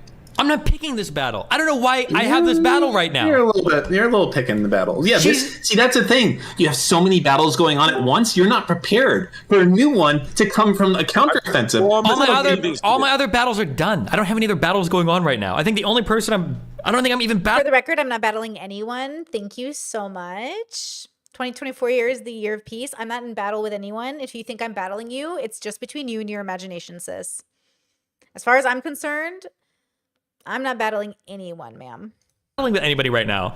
The Muslim shit is I done. ask you one question. No, One question the Muslim and I'm shit out. is done. What? All right, my only question is, Good. The Muslim shit is done. That's like a week old. The female rape thing is done. Farah deleted her clip. We're good. and I'm leaving. What? Go, Okay. John, real quick, go. Can you be Oh yeah, he was mad Farah clipped him out of context, right? That was fucked up of her. You shouldn't clip people out of context. I'm expecting my apology, J-Stock, whatever. I'm expecting my apology for clipping me so fucking out of context. Okay, which is proved at the beginning of this stream. I know we're at this part of the stream. Okay, so just FYI, clipped completely out of context, which Steven ran with. I hope Steven takes back what he said and maybe deletes that podcast for smearing me and putting me in the thumbnail. I don't think he did it maliciously, but it was obviously taken so fucking out of context. And I think that's really fucked up. Yeah. Okay, I don't know. Good job. Okay. Where am I? I'm so fucked. My mind is... John Zerka has this ability, very powerful, to rape my mind. So when I come in here, I can completely... I don't even know what I'm talking about anymore. I feel like I was filled with genius and insight, and now I'm like thinking about Freemasons with shit. Like, just, you didn't even bring it up, and I'm thinking about it. I'm losing my mind right now. What happened? Yeah. Brittany is saying just the most wild stuff on stream that I just can't... What? She's saying things like, I don't like that Steven has never admitted to doing anything wrong ever. He doesn't admit to things like cheating, but I like Sneeko because he's way more open-minded and he admits to hurting people. Well, you admit to stupid. Yeah, I know! But I don't know how Brittany can... And then she's like, I don't know why Steven gives any advice for relationship stuff ever, because his relationships are all disasters. And Based. But Brittany. Okay. That is true. I should be the only one who gets to give relationship advice. What? Because I'm perfect. Face to me. Because... Well, you're being. And her relationship is pretty public. She's marrying a guy she's known for 3 months. She's moving to Europe over it. By that time, it was almost a year. And I'm moving to Europe because it's best for the team. Also, who doesn't want their auntie to live in Europe? My parents are so happy for me, bro. What's wrong with Europe? What's wrong with moving? Melina, what do you mean? Your ex-wife moved to America for you after knowing you for a few months too, right? Yeah, it's a great way to meet people, except the difference is I bonded on values. So of course, in my head, I know he's trying to attack my relationship, but I did a courting style. Our families were involved. A priest was involved. Like, people were involved. He had to like get vetted by my parents, or not my parents, but my siblings. I met his parents. Not that we would have made the decision on our own, obviously, but it's like I come from a community background. Like, we're community based. So like, I moved to Croatia and I hang out with his family members, and like, I'm a part of the family. Like, it's a family. It's beautiful, bro. It's like very different. So like, if you watch Jewish Matchmaker, she says you should know if you're going to marry someone within 6 months. That's what we did. We did courting for 6 months. We were pretty positive. We did all of the steps. We got the proper, like, tools. And then we confirmed the decision to get married after 6 months. Best decision I ever made. We're almost a year into our marriage, a year into Europe. It's wonderful. It's just the greatest thing I ever did. He's so wonderful. And I've had enough toxic relationships to know this one definitely healthy. That's all I've ever wanted, is to marry my best friend, have a healthy relationship. And I got to do that. And I'm very lucky. Not everyone gets to meet their best friend in this lifetime. So I feel you on that. It's hard to imagine. And he'd be right. If I was unhealthy, this would be a horrible decision. But when you've already had unhealthy relationships and you know you don't want to ever have one again, it's really easy to suss them out. And then eventually you're like, okay, this is the one. I was single for 3 years. I went on a lot of dates in those 3 years. And I could suss out people right away. And finally, I went on a date, and now we're married. Why would she throw I've known you for 4 fucking years, as horrible as they've been. I love you. Just kidding. A reminder that they're divorced now, and the internet has a one-sided story of how things went down, and nobody seems to have a problem with that, which I think is really shitty. I think it's shitty that Ray William Johnson has a big fucking picture of this ex-wife, and it says, like, she cheated. I think that's so fucking shitty that, like, Steven hasn't contacted him and told him, like, take that down. That's a horrible narrative to spin on a relationship that imploded, starting with the fact that he cheated first, which is public. That fucking sucks. And that's shitty that he can sleep at night and think that's okay. I would be devastated if somebody I said I loved and was with was, again, slandered. It's like, I don't know. My values are just very specific. I would feel so bad. Like, I don't know how I could sleep at night knowing that I was letting the public run with a narrative that wasn't like the full story. It might be partially true. It might be somewhat true. But like, none of his end is like being contributed to the whole story. That's what's shitty. And I hate that. I hate that. Like, I love Ray William Johnson. I love this. Like, I just hate that so much. My values, though, whatever. But as much as we fought or whatever, like but then she's also saying things like Steven can't have his position on the internet and be private about everything in his life. No, all of my shit in my life is public. Yeah, this is public. Yeah, it's all public. How can anybody say that I'm private about any part of my fucking life ever? We probably fought publicly on stream more than like any other couple. Maybe. So how can you say like Steven needs to be honest about the private things in his life? I feel like you're kind of honest, kind of. Like you don't have to get into super detail, but in openness of relationships compared to See, even his ex-wife is like, well, you're kind of open because she knows. And I think he's probably frustrated that I know, but you shouldn't have told me. like any other streamer out there, bro, compared to like what you've told me about LA streamers and Austin streamers and their relationship. Shitty people are shitty. I don't know why you want to be in competition with shitty people. See, he compares himself to shitty people and says, at least I'm not that shitty. And I compare myself to better people and go, fuck, I got to get better. That grind set mindset, baby. She can have the opinion that she thinks that you shouldn't give relationship advice. If you can't handle relationships, I think that's okay. But to say that you're sure, but based, thank you. Like even when I'm giving relationship advice on stream, I've never recommended my lifestyle. That's the problem. I like people who walk the walk. That's the disconnect as well. This is a communication error. I know. Don't you think that's interesting? You're living such a horrible life that you can't even recommend it to people. I'm living such a great life, I highly recommend it to you. It's not everyone's life. It's not for everyone. But for the people who are like me, it is a great fucking life. I highly recommend 10 out of 10 out of 10 out of 10 out of 10, girl. You want to be happy every fucking day, girl? You want to wake up and no matter how stressful life is, girl, you still live in your best life? Then for the people that are similar to me, I recommend my lifestyle. If you're not similar to me, it wouldn't make sense for you. So his life is so bad, he can't even recommend it to people. That's the issue. That's the language barrier we're having here. And the only advice I give is the Do you know what lamest. The advice you give? What? This is the advice you give. Yeah. You're basically giving the advice to do the opposite of what you're doing. Sometimes, yeah. Yeah, do as I say, not as I do. I don't like people like that. I don't like that. Like, be more communicative and open instead of me who, when we fight, I go to another room and I don't want to talk to you for a day. Sure. Yeah, I don't even advise on what I do. Yeah, sure. True. Do you think that it comes off that way to people, that you do the opposite of all the things that you say? To some extent, but there are some things that I do for the opposite of what I say because I'm a flawed individual. For instance, you should never cheat on your partner, but I do sometimes, right? But like, obviously that's a flaw. And then there's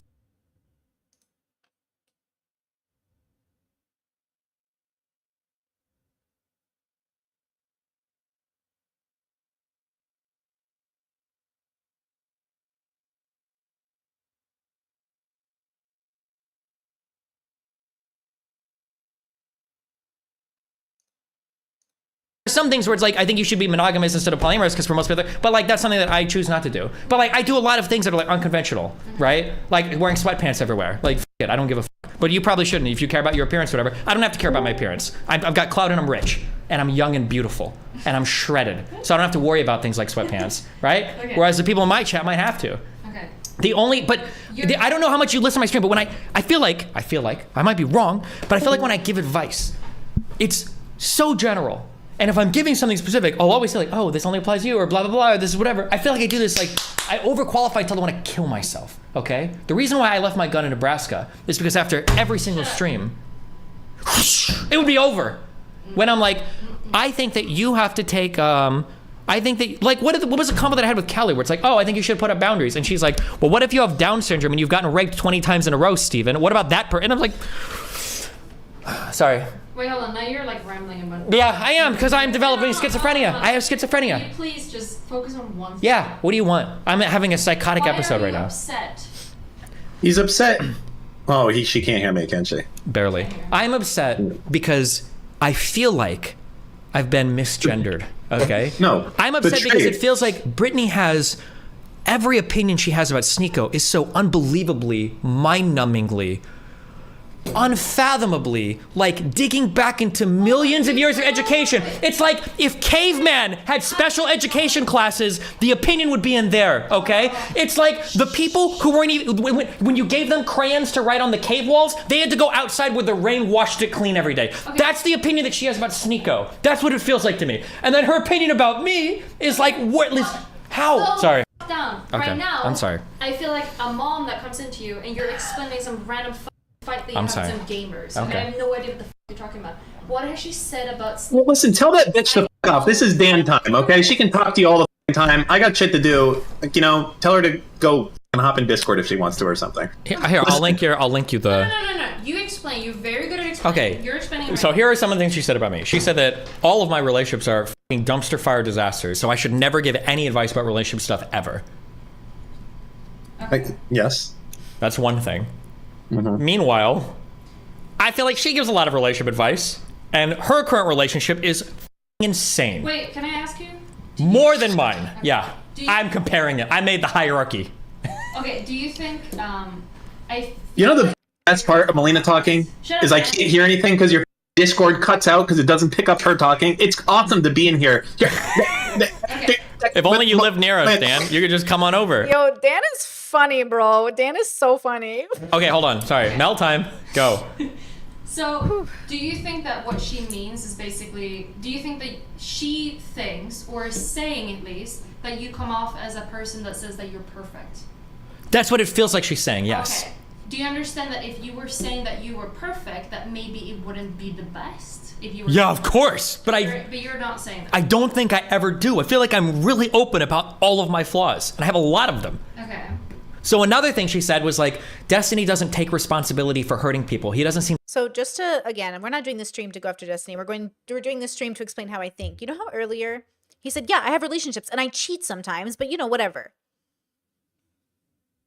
The reason I made that like silent looking at the camera gesture is because that's my point. A man who chronically cheats on his partners and doesn't think it's that big of a deal, of course he's not going to handle somebody, you know, like, of course it's going to be difficult to, like, you don't think it's bad to lie to your partner and cheat on them. You don't think you're doing a bad thing by like overpromising. You don't think you're doing a bad thing by breaking consent. I'm trying to explain to a man who breaks consent in that particular way why it's bad. And he can't understand it because in his head, like, he probably thinks everyone cheats. Or in his head, he's like, hey, at least I tell you I cheat after I cheat, so it doesn't matter. And I'm saying, that's pretty shitty. That's a bad way to treat your partners. Like Andrew Huberman or Steven Crowder. People defend those men. And I think if you defend those men, maybe you all should date each other and you should leave women alone. I think the struggle we're having is like a deep miscommunication with values. When I say values, I mean when temptation comes knocking, you don't engage. He's brushing it off. He's ignoring it. He's not taking accountability. And that's what I mean when I say like he doesn't actually think he's hurting people. He doesn't care. Or if he cares, he buries it deep inside of him so he can pretend he doesn't care. I would be devastated if I broke someone's consent in this way. I would just be mortified. And some people aren't. Some people are more than fine with cheating. Great. I think that cheaters should be with cheaters and leave the rest of us alone because the rest of us are not cheating on people. Seem to ever admit. And just so you understand, my husband and I have negotiated that we're going to spend the rest of our life together because we love each other. And the only reason we would get a divorce is because of abuse, and cheating counts as abuse. So if either of us cheat on each other, of course we're going to divorce court, and it is what it is, right? But neither of us believe in cheating. We have very strict rules about it. We're both very good at negotiating, and we both are very good at stating our boundaries. But for him and I, in our personal belief system, cheating is abusive. What my dad would say is rats. My dad raised me since I was a little girl. My dad's like my best friend. I love my dad.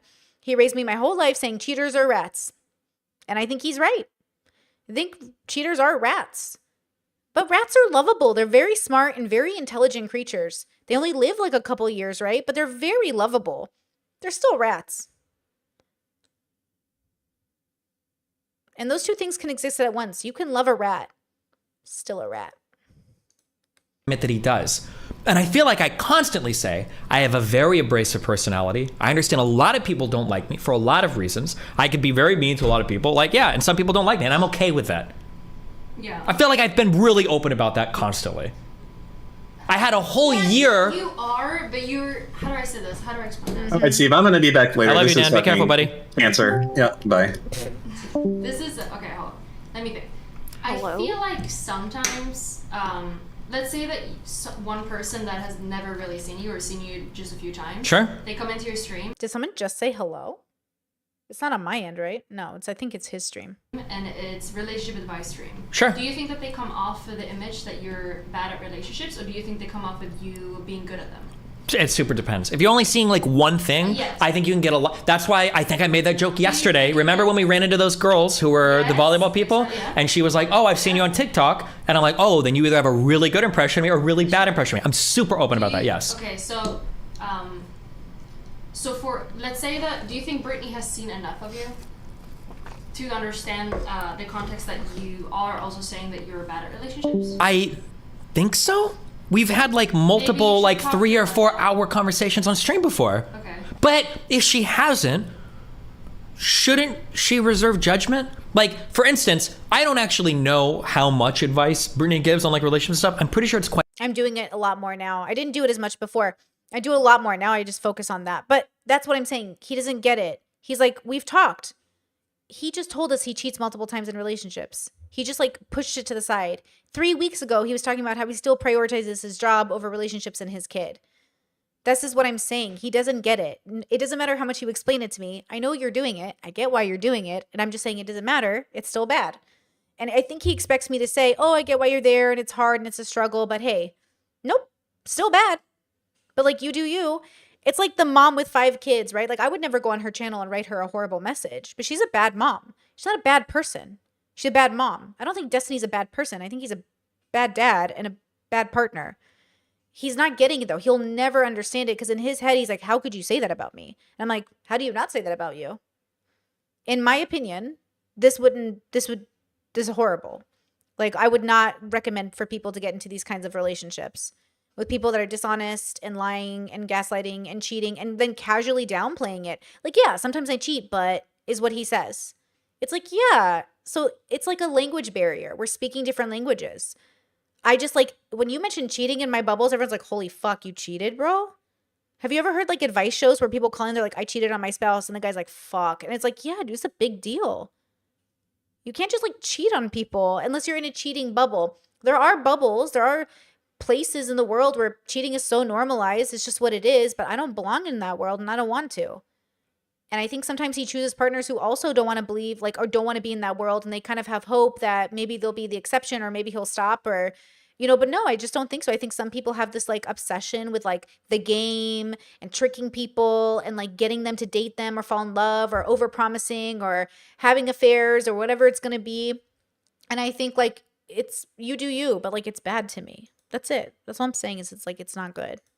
Quite a bit because she does it probably as part of her personal coaching, but I don't usually make comments. I think her relationship is insane. I think it's wild. Okay.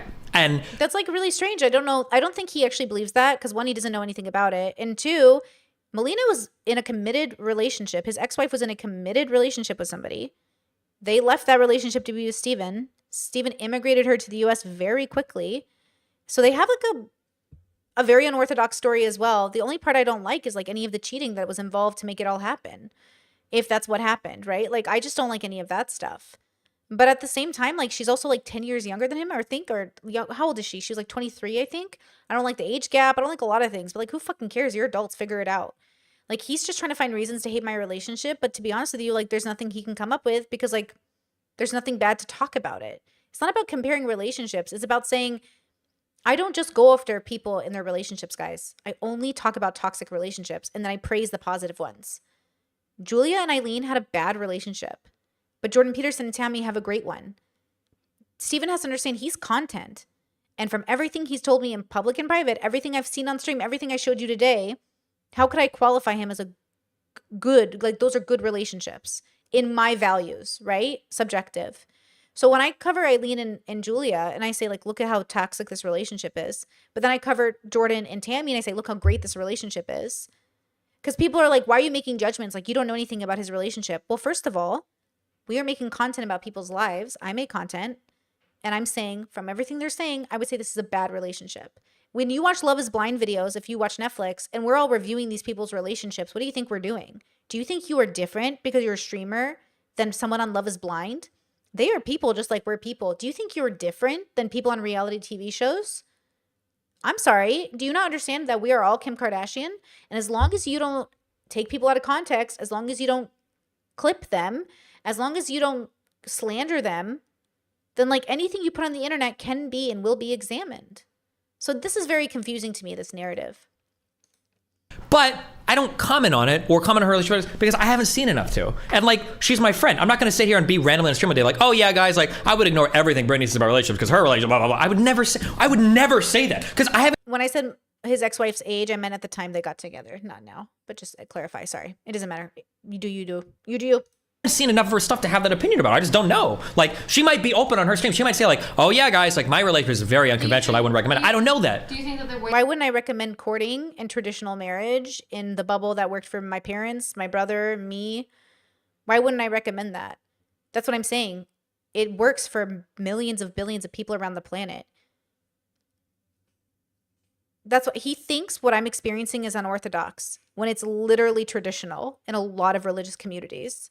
So with peace and love, I don't think he's well cultured. And I think that's also part of the problem is I don't think Steven is very cultured. Actually, hey, I never took that into consideration. Yeah, he might just not be cultured. Oh my God, is that what this is? Oh, I feel like I'm having a bubble pop. Is Steven just uncultured and that's why he doesn't get it? Oh my gosh, wait. Hey, maybe that's it. Maybe it's just that he's uncultured. Yeah, hey, maybe that's it. That's actually kind of, that would make a lot of sense, actually. Because I don't have this problem talking to other people, but I know those people are well-traveled. They're, like, very diverse. Yeah. I'm going to start paying attention if people are cultured or not. Because, yeah, I never thought about that. Maybe that's the problem. Way that she is saying things right now is trying to like, do you think she's like mad at you, or do you think she's just saying things, like out of her brain right now, or do you think she's saying it like she has a strong opinion about I feel like there are two things. One is I think is like the rape trauma convo we had might still have left a lingering effect, which I think is kind of weird. And then Oh, he turned down his mic and muted himself. I don't know how much of either, but that's like a total guess. Like, I can't know that, right? I don't know what that was about. Yeah. Why don't you talk to her? Why don't you talk to her? I mean, I can, but Yeah, do it. But she's already saying all these things publicly about me. Yeah, but talk more publicly. But we had a public conversation last time over the rape trauma stuff, but now she's saying things like, oh yeah, like there was that one convo I had with Steven, and it seems like he's like really anti-sex worker. Okay, I feel like I have to hear. Yeah, you do. That's why I said I'd link you. You can go and listen. No. You can of course explain it. But I don't want to explain it to you because I don't want you to feel like I'm loading it in a negative way. I want you to hear what she's saying and then. You're saying I care very little. That's it. I don't care that much. That's what I'm trying to see. I'm trying to ask you questions for you to figure it out. What do you think? What do you think it is? What do you think this is about? It's got to be those. It's got to be those conversations. The sex worker one and the pro rape one, I guess. Okay. Because the only thing that I can see her coming from is that if you only heard one time, you heard something like, if you come off as a person, like, let's say whenever there's some sort of weird relationship thing that comes out, do you think that the reaction of the audience is, like, really surprised about you not being really good at communicating or relationships or something? Is the reaction of your community surprised, or is it like, oh yeah, that's all Steve? Like, it's probably like 50-50, I think. Yeah. There's probably a lot of new fans I picked up where when we fight, they're like, oh my God, I can't believe this guy has like problems in his relationship because he gives so much advice. And then there's probably older fans like, oh, this is like Steven fights with his girlfriend or wife or whatever. Like it happens. Like that happens. It's probably like a mixture of people, I'm sure. Maybe you, do you think that you can do any better here? I don't think I've done anything. I don't think any reasonable human being could listen to any amount of what I've said and any amount of what Sneako has said and think that Sneako is a more open-minded person. That is unbelievable to me. Or that Sneako is like accepted like past wrongs and all of that, and that like I never admit to doing anything wrong. I wonder how he feels about Dr. K calling Sneako open-minded. Not that he called Sneako more open-minded than Steven, but that's what I mean it. I mean it the way Dr. K means it. I mean, Sneako is open-minded or more open-minded. I can't believe, like, is this really what he's upset about? Like, I can't even, that's what I'm saying. I don't know what's going on, but this is very interesting to watch. Like, this is what I'm saying. It feels like, are you mad I disagreed with you? Are you mad I had an opinion that was different than how you see yourself? What does any of this have to do with anything? And then for him to go just a couple of days ago and say that it's my borderline and that I'm obsessed with him, like, what is this? Is this your borderline? Like, what is this? Anyways, I hope J-Stock apologizes for taking me out of context, because that's really what this is about. Not to me, to his viewers. For causing them to be so upset over something I never said, and then for them to be motivated to send me, you know, go on alive yourself messages for something I never said in the first place. And I hope Steven and Dan take down that podcast, because it's bullshit. I never said that. And that sucks.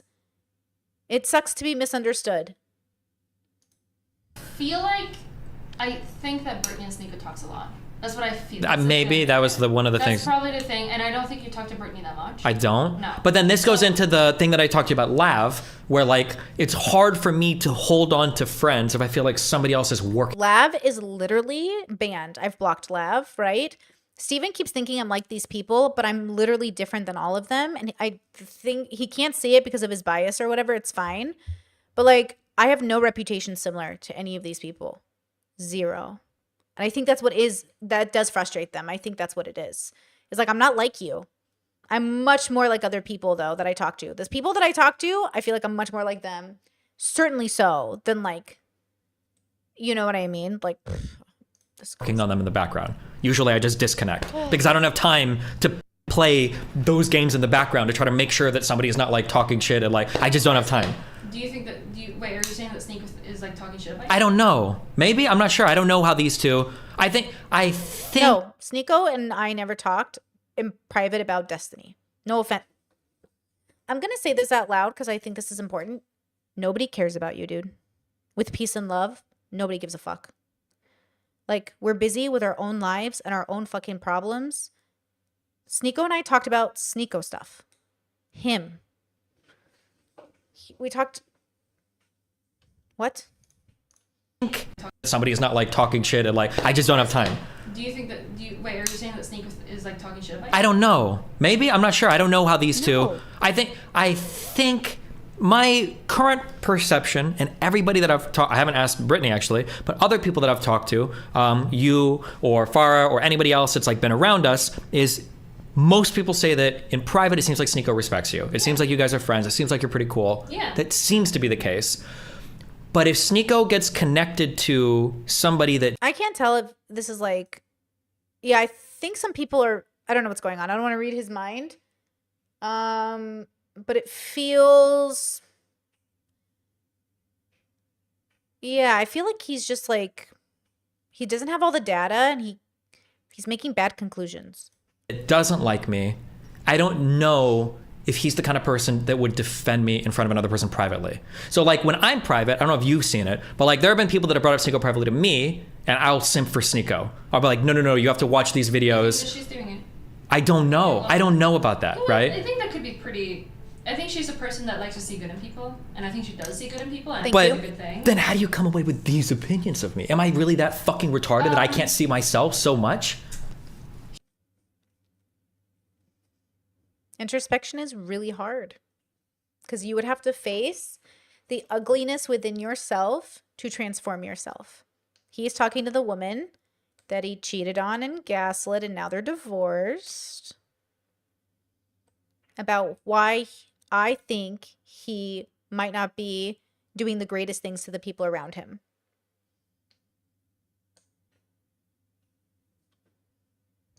She probably has a pretty strong opinion on the way you talk to your audience, a little bit. Yeah, but then you do come off as like a father figure quite a bit on screen. Sure, but how many times do I... No, it's not about that. It's not how he talks to his audience. I don't care about his audience, bro. It's a values difference. These people are so without morals and values, bro. It's just that. It's the fact that he literally openly brags about cheating and doing these horrible things, and he's like, how could she think I do bad things?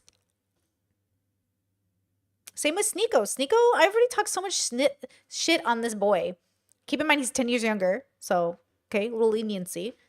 It's just, this is so interesting. I fucking recommend, like, don't do what I do, or here's like some general advice. Like, and this is the thing that bothers me too, and I understand what you're saying, because it feels like at the end of the day, all of this comes off as tone. Okay. Because if I ask, and this is why I say like, give me an example, give me an example, give me an example. If some people say this all the time, Destiny's relationships are crazy. Don't listen to any of his advice. What's a piece of advice I've given that's ever been bad about relationships? No. And there's never anything. Nobody ever has a single thing to say. But I think here's the thing. I don't usually when people give dating advice, I don't think it's usually to give advice. I think it's literally to ego yourself up. No, it's to say, I'm proof I can do it, so you're proof like you can do it. When you give advice on dating, you want it to come from somebody who's done the work. Like, yes, you can get some kind of advice from some people that are still in the mess of it, like maybe a warning.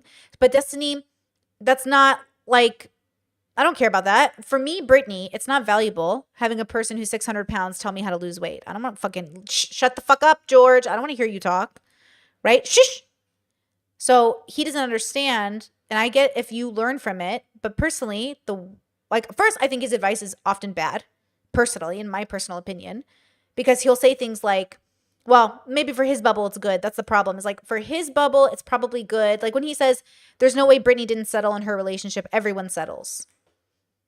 That we're not having the same conversation. In my bubble, when we say settle, it means like looking at your partner like, is this the person I'm going to be with?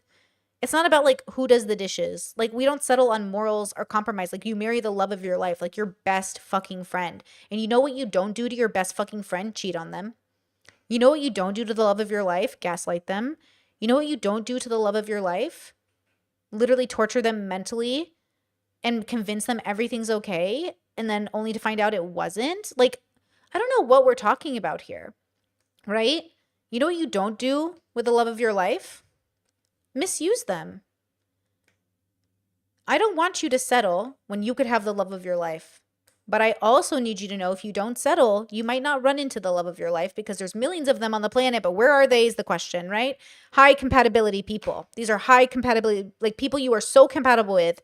They are the love of your life. I met one of mine and I'm so glad. Okay.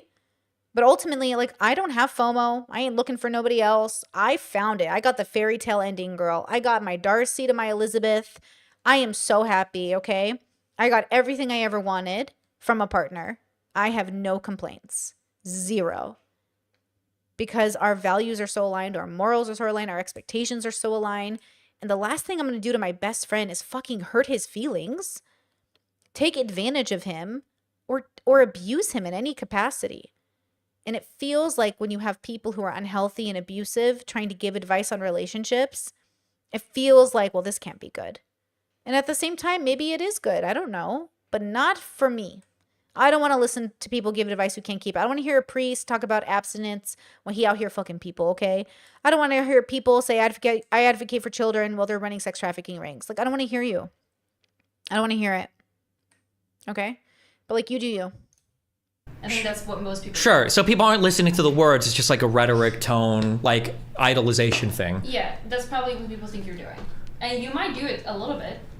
No, because then I would just recommend everybody poly like me. No, definitely not. But I think here's the thing. I think a lot of people, when they talk about stuff like this, if you say like, oh yeah, I'm doing this, but you could never do it, I wouldn't ever recommend it. You still kind of bring yourself up as like a, like I. How do I get, because like when I was in my 20s, I did feel that way. When I talk about things that I do because I'm better than you. I did feel that way in my 20s. But I feel like in my 30s and my late 20s, I feel like I've qualified so much. Like, don't do this. It's not working for everybody. I have a lot of problems. It's not, like, how many words can I say? Like, at the end of the day, I still think I like my lifestyle. If I didn't, I wouldn't do it. I could do anything I want right now. I wouldn't choose this lifestyle if I didn't like it. Yeah, I believe that. And I'm saying he's chosen an unhealthy lifestyle. Just because he likes it doesn't mean it's not unhealthy. Right? So, but I've never like told anybody like, oh, you should be poly, or like, oh, monogamy sucks. No, hold on. As a comparison, no, let me say this. As a comparison, when Vosh talks about monogamy, right? There is a clip of him when he talks about it, and Vosh says monogamous relationships are just for people that are really jealous. Yeah, but I'm not trying to point at that. Ugh, what a horrible take, Vosh, as usual. Sure, okay. Yeah, it's not. That's like black and white. That's very, very simple. You can still say that poly relationship isn't for everyone, so I wouldn't ever recommend anyone to do it. You're still kind of, when you say that, it kind of comes off as you almost being like, but I can handle it. So what do I say? Ever? No. But like, do I need to like turn on the stream with a black eye and say like, Melina's last boyfriend hit me like this? I hate my relationship, guys. You're not listening. You're not. Shut up. You're not listening to me. Okay, I'm listening. What it can come off as sometimes to other people is this way. I understand that. Yes. That's why I try to overqualify. So I'm asking you, what else can I do? I think that usually, this is all I heard because I don't really watch the stream that much. I feel like the only times that you come off as a person that has problems is is usually when you're bringing up a joke, kind of like, yeah, I cheat sometimes, she caught me. That's like the only times where you're kind of showing like I'm not that good. Sure. Kind of. Yeah, but I feel like the way that you speak usually implies that you're kind of perfect. Like not the words you're saying, but the way you say it sometimes can come off that way. That's why everyone gets kind of surprised, I think. And usually. Okay, so do I need to do like an hour stream where I'm like, I'm not saying you don't have to do anything. This is my story. I'm saying that you should be aware of it. Okay. That's it. I think it can come off this way to some people. That's what I'm saying. I'm not saying that you don't have to change or anything. Do whatever the fuck you want. well, the thing I don't. But you do speak a lot like a father figure. Sure, You do. I don't care how my audience. I'm okay with public perception of me. I'm okay with how they think about me. That's fine. If some people think I'm a little blah blah blah, that's fine. I don't know how somebody that knows me more personally can think about me that way. That's like if some random guy in my chat was like, Sneako's more open minded than this, they're like, fuck you, you're I don't retarded. think that Brittany knows you that much personally. Okay, even though we've. You've talked, yeah, but I don't think you've opened up to her in a certain way that probably True. Sneako has. True. Ugh. Yeah, you haven't. Then why not just say like Then why not just talk about Sneako? Why compare me? I have no idea why she brings you up. It's a little unnecessary. It's not that I've talked to Sneako more in private like that. That's not the right way to look at it. It's not that we haven't had a lot of time to talk. It's just like how I can observe him. It's not that hard, guys. He literally discounts any idea that doesn't work for his narrative. Every time he clips me or talks about me, he's never asking, oh, how does that work for you? He's always saying, no shot, no way. Okay. But he believes it. I think Sneako's grifting. That's the difference. Is like, I think Steven actually thinks I'm crazy. And that like every time I talk, he's like, no shot. She's lying. She definitely settled. She definitely didn't do this. Where Sneako, he's just like, haram. That's haram. Like Sneako's grifting, bro. Ain't no way. I don't know this for a fact. It's not like he told me, but ain't no way that boy Muslim, bro. He can't even handle Ramadan, bro. He fucked up twice on stream. He can't even handle Ramadan, okay? So again, like, they can't even fathom that somebody could just have a values difference. And they can't fathom that I can have friends that I think are very, very different from me and that I can't vouch for. I can't vouch for you, but I'm happy to be your friend. I just don't want my reputation associated with you. Like, oh, Brittany likes him, so he must be a good guy. Whoa, whoa, whoa. I like very complicated people, and I don't want to vouch for him. Like, if my friend was like, hey, should I date this person? I'd be like, no. They're like, oh, but he's your friend. Yeah, okay. And Jesus hung out with, like, tax collectors and haters. Okay, so, like, everybody relax. Like, I don't personally like either when someone that we know is talking about a relationship super publicly, because like I know that you say talk about whatever. No one asks me ever if it's okay to talk about the relationship publicly ever. So I don't want that personally. I don't like it. You said that you're fine with whatever the fuck. So you. Well, I'm fine with that in terms of people being public, but not people talking shit, right? Like there's yeah, I think it goes back to that TikTok. If somebody is describing your life and it sounds like they're talking shit, you should look at your life. I said everything about him that he said about himself. And it sounds like I'm talking shit, but when he says it, he's just downplaying it and I'm just saying it. You can take that how you want, but I didn't say anything he hasn't said about himself. The only difference is that like he thinks it's okay and I think it's bad. He said I had a good relationship. Like, yeah, I cheated, but it was a good relationship. Okay. Like, I don't know what that means. You know what I mean? I know what you think it means and I know what you might mean. But to me, that means like, it was so unhealthy you got to the point of cheating. And were you just the unhealthy part? And was just like, yeah, I don't get it. So again, I think this is like a miscommunication. When I said this whole thing was a miscommunication, it's because he literally isn't open-minded enough to fathom that it has nothing to do with the rape conversation or borderline. It has to do with a difference of like a principle difference. And I think it's kind of interesting that he doesn't realize like, it's just that simple, bro. We both agreed. And then I said bad and you said good. And you're like, what the fuck? And I'm like, what? There's a difference. No, but it's still a negative tone. It's like kind of like it's not your business, right? Like for me, I think it's like I'm not even there. I don't know the fuck. Sure. If someone brings it up. But like for you, I think you kind of said that you don't care. Like you're not putting up. Do people You're not. Do people misunderstand that? Like, No, I don't you're care. not. Like, No, if I you're well, no, no, not. no, no, You're no, not. if I somebody, no, let me get this out. You're not clear about your boundaries. Okay, so I need to. Boundaries aren't for me; they're for him. Boundaries have nothing to do with me. If he wants to try to give someone an ultimatum, that's different. I don't do ultimatums, so no. And I don't do threats, so no. But a boundary is, Brittany talks about me this way and I don't like it, I'm not going to talk to her anymore. Cool. I respect that. But I don't, I think that's different. And I also think it's fine, maybe not the most introspective thing, because obviously he can't understand me because he just can't fathom it. But like, he can do that. That's a boundary. You can't tell me your boundary. What am I supposed to do with that? You have to decide what the boundary is. So him like blocking me and everything is more than fine. That's great. Don't have a problem with that. I just don't want to be slandered and I don't want to be clipped. So that's why we're here today. I don't want to be slandered and I don't want to be clipped. Because I have to stand up for myself. I'm building a really great audience here. I really like all of you. You're so sweet and great. And I think this is something that if I didn't finally stand up for myself and just say like, hey, I'm being clipped, bro. I'm being slandered. This isn't real. J-Stock made a video. Wasn't real. And I think that's shitty. And I want to make it clear because honestly, like, I love my audience. I am growing here. I want to stay here. And I got to put my foot down, girl. You know what I'm saying? I got to put my foot down. Actually have to treat people like retards. Because you're saying that you're so chill all the time. Hold on. No, I'm kidding. I'm saying. I understand. I just need to make sure I understand. When I tell somebody, okay, so when I other people, I generally tell them, hey, if you want, we can keep this on the DL because I know that like if it gets out that we fucked, like people look at you differently. And I'm cool with that. I'm fine with that. If you want to keep that quiet, okay? If you want to talk about it publicly, I'm chill with that. That's cool if you want to do that, right? For somebody to take that and then come out and be like, oh yeah, I fucked Destiny. It was the worst experience of my life and I fucking hated it. He was such a selfish loser asshole. Are you telling me that somebody, like Lav, when she made up half the details of our sexual encounter, right? Are you telling me that some people hear that like, oh, I'm chill, and in their mind they're like, oh, that must mean I can talk a whole bunch of shit and make up a whole bunch of lies without them like being true? Because I think that you come off as a person that says, I can't feel anything, everything is... So then you're gonna make shit up about me? No. Okay, so that's the disconnect. Is like, I didn't make anything up about him, but he does disagree on the assessment. So is he saying that I lied about him? Like I lied? Like how can he... I didn't lie about him, right? Is because that's not what's happening. So I don't know if he's talking about me or the general... I think he's talking about general YouTube right now. No. But that's what you're saying, isn't it? No, I'm not saying that. I don't have an opinion. I don't give a shit. I need to... I'm just saying that this stuff... I need to cry.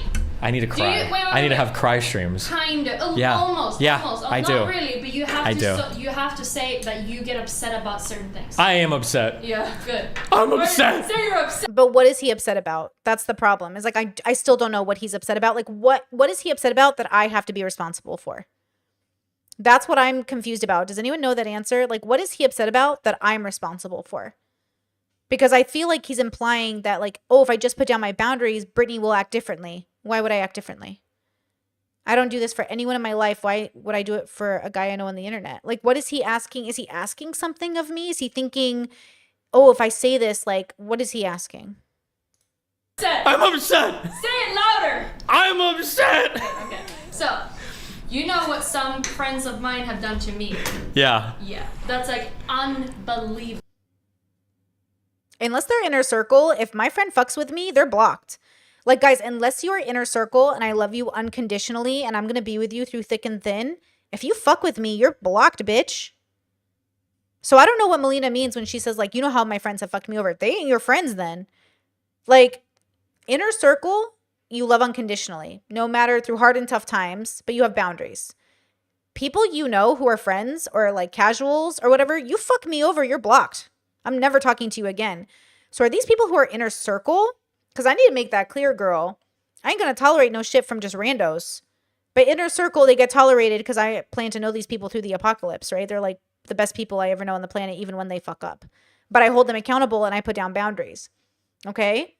So there's like, you know, and I talk shit about my inner circle all the time because like it's true. I'm not really talking shit. Like I'm not making stuff up. Okay? If you do shit, I'm going to warn people about your shitty behavior. And I still love you. I'll see you at dinner. You know, I'll see you at the get together. So I don't know what this is about. Mm-hmm. And I feel like, did I really have to tell this person? Not to do this. Yeah, but because I was so chill, they thought I would be fine. because I come off as a person, like my whole identity. I'm such a hippie and I'm so chill. So people do insane fucking shit sometimes. This is what they fucking do when you don't put out like, hey, there are things that I get upset about. Don't fucking go near it. You can do a lot, but don't fucking do these obvious fucking things. Okay. Yeah, it's insane. But I do believe that this is the case. It's pretty crazy. But you have to put your foot down and say, hey, if you're gonna fuck with me, I'm gonna fuck with you back. When someone leaks something about you, you're leaking it back. Because you have to put down your fucking foot and say that you have boundaries. You gotta do it, that's the thing. But here's the thing, you're letting people roll over you all the time. So people think it's okay to do whatever the Okay. yeah. Okay, so I need to have... I need to put up, like, don't make up lies about me in public. I've never done that, so he's not talking about me. I don't know who that's about. I think that's about Lav. Don't shit talk me for no reason in public. Ah, that's the problem. I don't know what shit talking means because that's just like I make observation content. I observe people and I talk about them. And if you want to have a discussion with me about it, we can. But like, I think that's the problem is like, I don't consider what I do like shit talking in some bad way. I consider it me giving my opinion about behavior I'm observing. And if you disagree with the opinion, cool, we can have a discussion. But I'm not sure. See, I can't do... So I've never lied about him, so that's fine. But what does that mean, shit talking? I'm not sure what that could mean. If he's counting what I did as shit talking, like, we're not going to be friends. I don't want to be friends with you. Because I've done that to Tom. I've done that to Wick. I've done that to so many people. I've done the Kidology. We just talk about it. Everything I've gone hard on Steven with, I've got hard on so many other people. I've never had an issue. They've never put down this, like, rule. And those are the people I want to hang out with. I want to hang out with people that don't put down that rule because, like, how are we going to have honest discussions or, like, interesting discussions? But I get it. If it's uncomfortable, don't watch it, right? But I don't slander and I don't lie about people. So is that what I'm confused? Do I need, like, a guide, like a people's guide to being, like, a basic human being? You know, I wonder if not cheating is going to be a part of that manual. Who cares about your guide, Habibi, if you can't follow it? Nobody wants to hear Jay Shetty talk anymore if he's a scammer. You know what I'm saying? Nobody wants to hear people who don't practice what they preach talk. And if you do, that's between you and your God, girl. I want to hear you. I think you're such a unique person. You're I am so, unique. I am. So I'm very good. special. No. Thank You're you. so good at... Hold on. You're so... Shut up. Stop. I'm going to talk to you. You don't do that. Okay.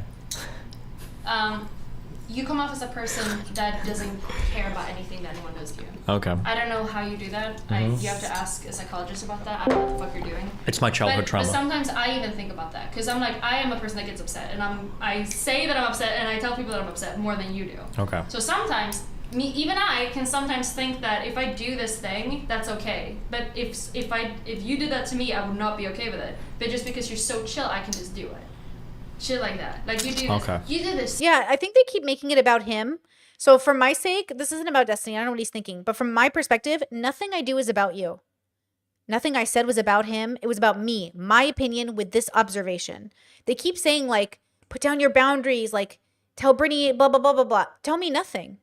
It has nothing to do with you. I'm not thinking about, I'm saying my opinion about an observation I'm making. I'm giving my opinion. Maybe I just, like, he grew up with talk radio as much as I did. Like, I don't understand how he sees this as a different thing. What do you think talking about Bill Clinton and all that stuff was? We talk about people for a living. I don't even know why he's taking this, like, fake high road that, like, he doesn't talk about people. He literally went after my relationship and tried to find holes in it, which he couldn't, of course, because it's wonderful. Thank you. For what reason? Like, I'm just observing I'm just saying what I'm observing, and I'm giving my opinion, and I could be wrong. But he agrees with my opinion because he stated it too. We just disagree on good and bad. I think it's bad. He thinks it's good. So again, I just don't understand this thought process. But from my thought process, like, I'm just doing my job and I'm observing people's living just like everyone else does. And maybe it's because I'm a girl and I'm in girl space, but like, we know we're talking about people's lives, but boys do it for a living. And I don't know if they know you're talking about people's lives. That's what you're doing. You shared a clip of me out of context and said Brittany's is probably her borderline and she's looping and she's obsessed. You better take that back because that's not true if you look at the full context. But you probably won't take it back because it might not be within your values, which speaks volumes, I think. I think it speaks volumes. That's what I'm saying. I'm giving you an opportunity. If neither Destiny or J-Stock takes that clip down, that's it. That's your character. You took me so severely out of context and ran with a narrative I never said, which is fine. And when I say it's fine, I mean, I understand that you're human and you're going to do what humans do. Okay? You're going to do what humans do, and this is a part of it. Lying, deceiving, prideful, all of it. But like, girl. Same thing with money. People ask you for money and never bring it back to you. And you keep doing it. You keep sending them money. Okay. Why? And by the way, if my relationship was bad, I would have you review it. If there was something to attack on it, attack it. But you can't find anything. It's like attacking Jordan Peterson and Tammy's relationship because it's good. Like, what are you doing? What do you can't say, like, it's different if you're religious and you're attacking a gay couple's relationship. It's because of your religion. But why would you just attack I'm obviously attacking the structure of his relationship because I think it's abusive. He's attacking mine because he's mad I think his relationship is abusive. They're divorced now, so I don't know what anyone's talking about here. Okay? So again, like, this conversation isn't that I don't want him talking about my relationship. Just do it accurately. I'm not talking about his relationship inaccurately. I'm not slandering him, and I'm also not coming from a religious perspective. But even if religious people looked at my relationship and said, like, oh, like, I think it's unethical, I'd be like, cool, that's probably because you're religious, right? And they're like, yeah. And I'm like, okay. If religious people think my gay relationship is unethical, that's fine. You're religious. That makes sense. And if anyone thinks it's unethical, I'd be like, okay, that's interesting. I don't share that opinion, though. But, like, just, I don't care that he talks about my relationship. I care that he's trying to find reasons to hate it because he thinks I'm making up reasons to hate his. I'm not. I'm just saying it's abusive and it's toxic and it's weird. And look, I'm open to poly, one-sided relationships. I'm open to any kind of relationship you want to form as long as everyone's consenting and everything is healthy. And nothing was consensual and nothing was healthy. So I don't even know what we're talking about in terms of the cheating. So what are we talking about? All right. And you're saying that you don't have boundaries? You can Okay. You're right. Yeah. 2023, it's the year of the boundary. Yes, Okay. it is. I'm going to have strong boundaries. Yes. Okay. It's okay to have boundaries. Yeah. Do you know what you're being? I actually thought about this the other day. You when you were 20 said that emotions are stupid. Yep. You've been lately, boundaries are stupid. No, You I'm think not. it's a bad I thing? tell people to have boundaries all the time. It's You important. Tell but you say, I don't have any boundaries. When you say you don't have any boundaries. And I should say I do have a boundary. Don't make up lies about me and talk shit about. Okay, you're right. I need. That's a good boundary. I have that boundary. If you lie or discredit me, I block you. I didn't lie. So that's clear. I proved myself through this whole stream. If you're going to watch it from beginning to end, girl. Okay, I'm here to prove the facts, girl. I don't lie about people. I don't have to. You're shitty enough of a person that I just got to tell your story, girl. The rest happens. Good people do shitty things. Okay. you need I'm going to compile a basic list. fucking know. True. People Okay, have no you're idea. right. People Okay. don't know. Gotcha. Anything else? Gotcha. I'm good. You good? Yeah. Do you talk to her? I think you should talk to her. No! She just publicly froze me. I don't care now. If you want to come talk to me later, she can, If but. you want to have a war with her, you go ahead. Well, it's not a war. It's just listening to an unbelievable She doesn't understand you. Then I don't care. No, because you haven't made yourself understand. No. You haven't. I don't care then. You're not. No, Well, I don't care. you should If care. that's your, why should I? Because you should keep friends. But if Because somebody- someone is doing something against your boundaries does not mean that they're a bad person because they didn't know about it. Like, this case might be really, really bad, but this is just in general. Like, you could not give a shit about Brittany anymore, but there's other people and you're like, you can't burn the bridges all the time. They usually burn them. Okay. Okay. She is burning yeah, this I know, one. but Okay. It's because I'm just watching at the other end. Because it's so hard to know where the you're at. It's so hard to Is it really that hard to just be like a normal, decent human being? That's really. See, that's the problem, is he's projecting his values onto other people. If that's what he thinks a normal, decent human being does, then why has that not been a problem with other YouTubers?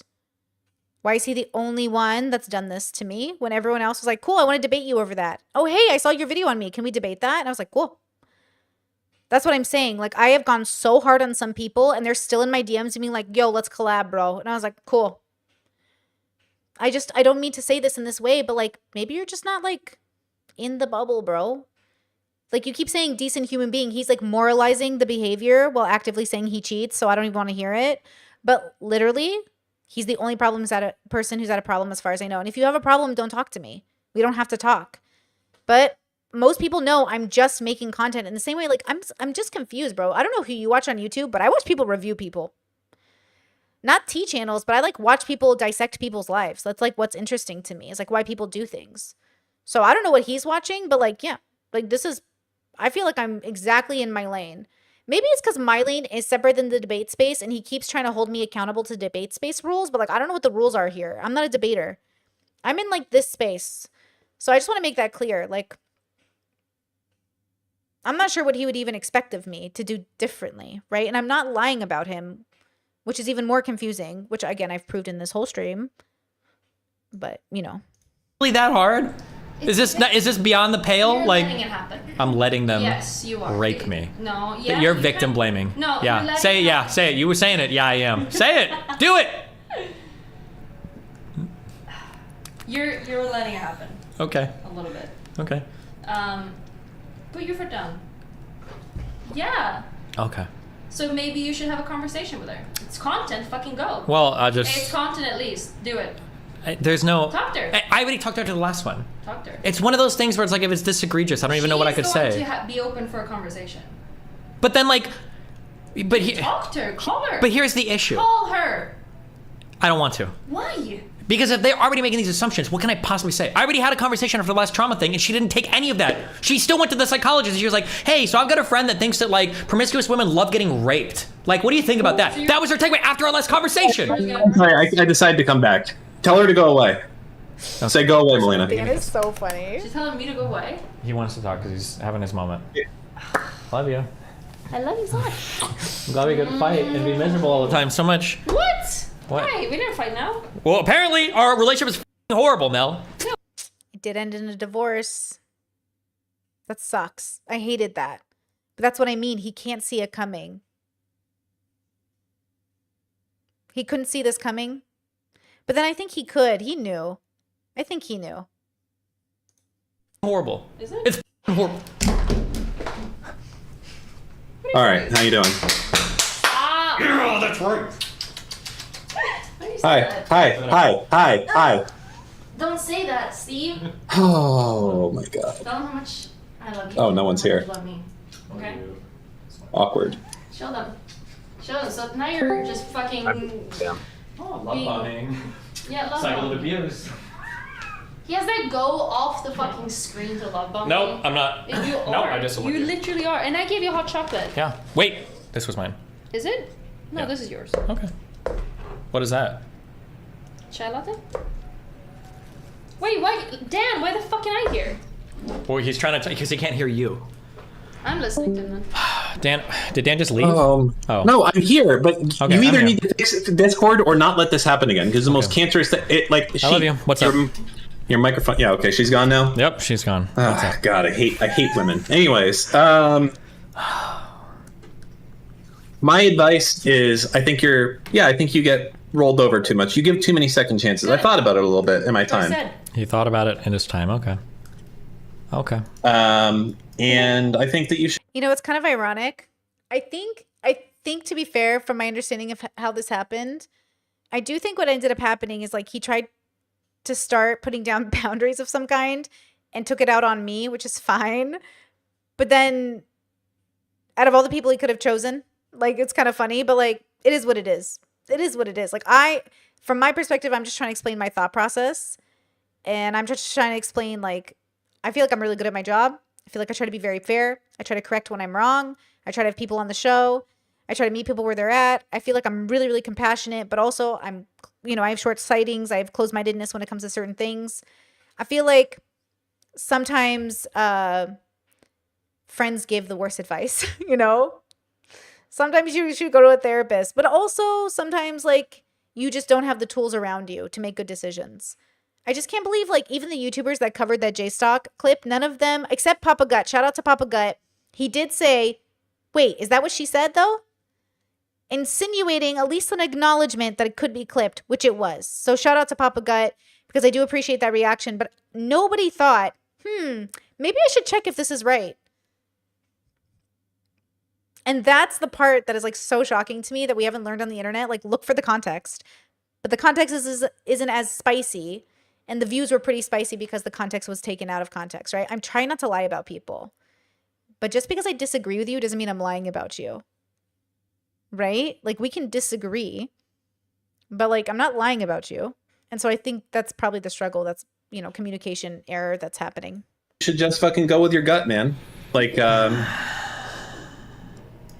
think that's probably the best course of action on this. Like, I don't mean to be.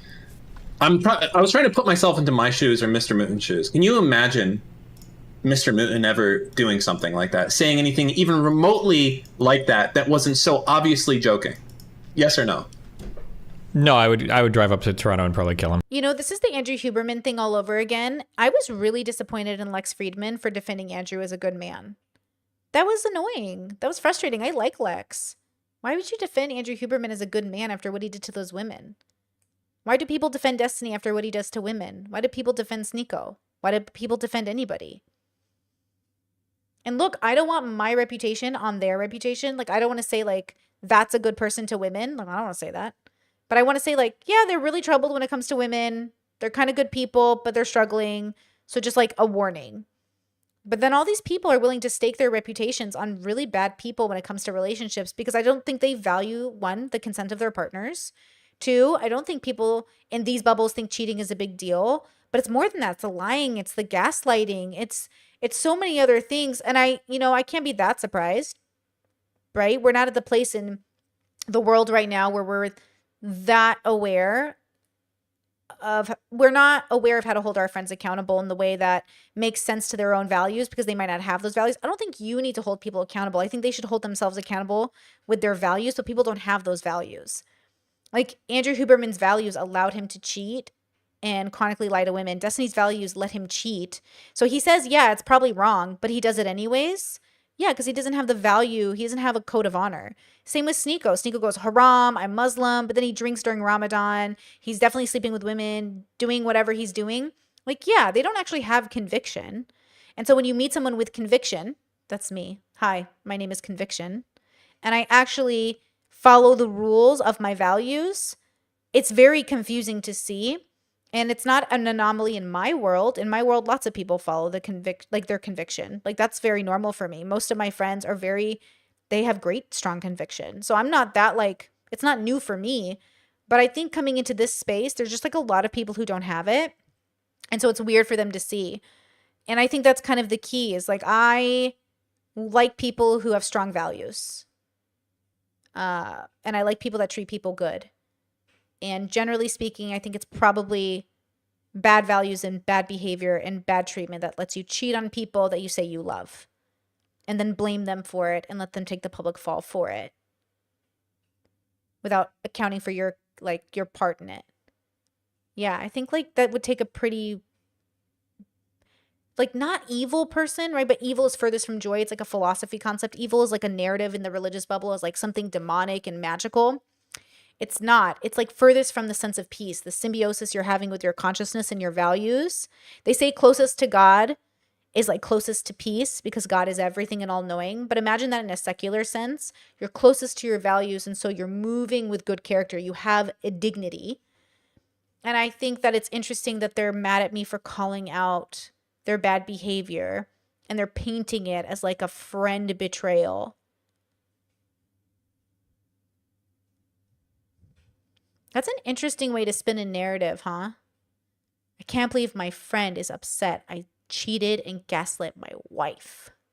How could she be upset at that? Interesting how many boys, how many women, how many people, no. There's this narrative. I don't believe it quite because it's too gendered and too black and white, but there's this idea that like, every girl knows a rapist or someone every girl knows somebody who's been raped, but no boy knows a rapist. Is that how it goes? Do you guys know what I'm saying? Every girl I know has known someone who's been raped, but none of the boys I know a rapist. It's like, even though statistically it's going to be somebody you know and in your social circle. So it's interesting, like this narrative spin. And it's interesting too, like how do you hold people in your community accountable? You can't. You can only set boundaries and say, like, you can't come over to the barbecue if you're cheating. But then in that case, it's like, oh, that's kind of fucked up because, like, you're just going through it right now.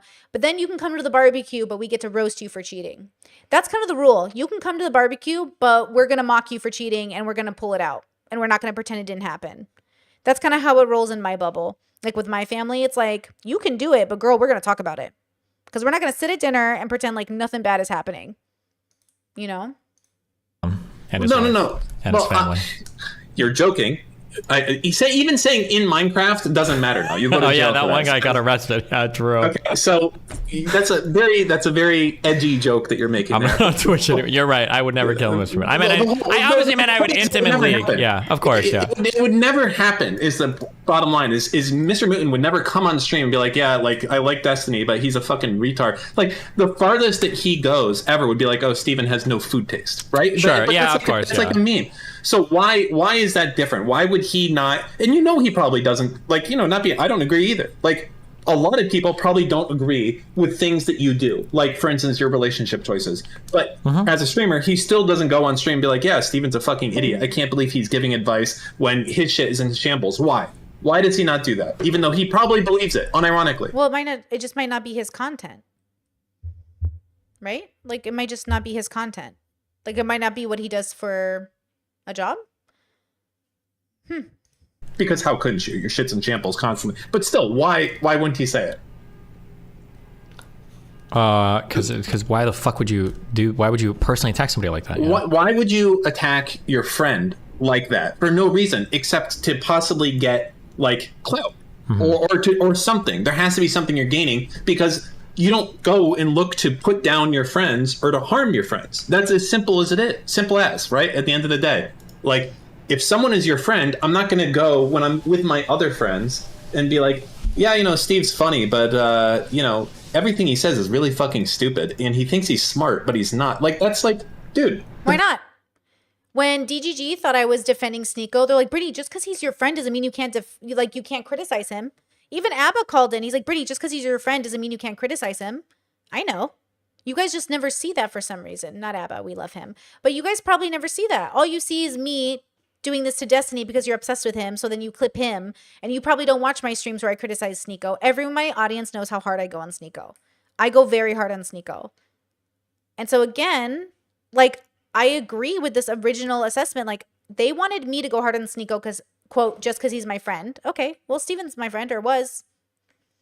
Everybody wants their favorite to have special treatment. And I'm saying I'm going to treat you both the same, except the difference is your age and meeting you where you are. I always meet people where they are. I can't trust a 26-year-old, or I can't treat a 26-year-old the same way I would a 35, 36-year-old.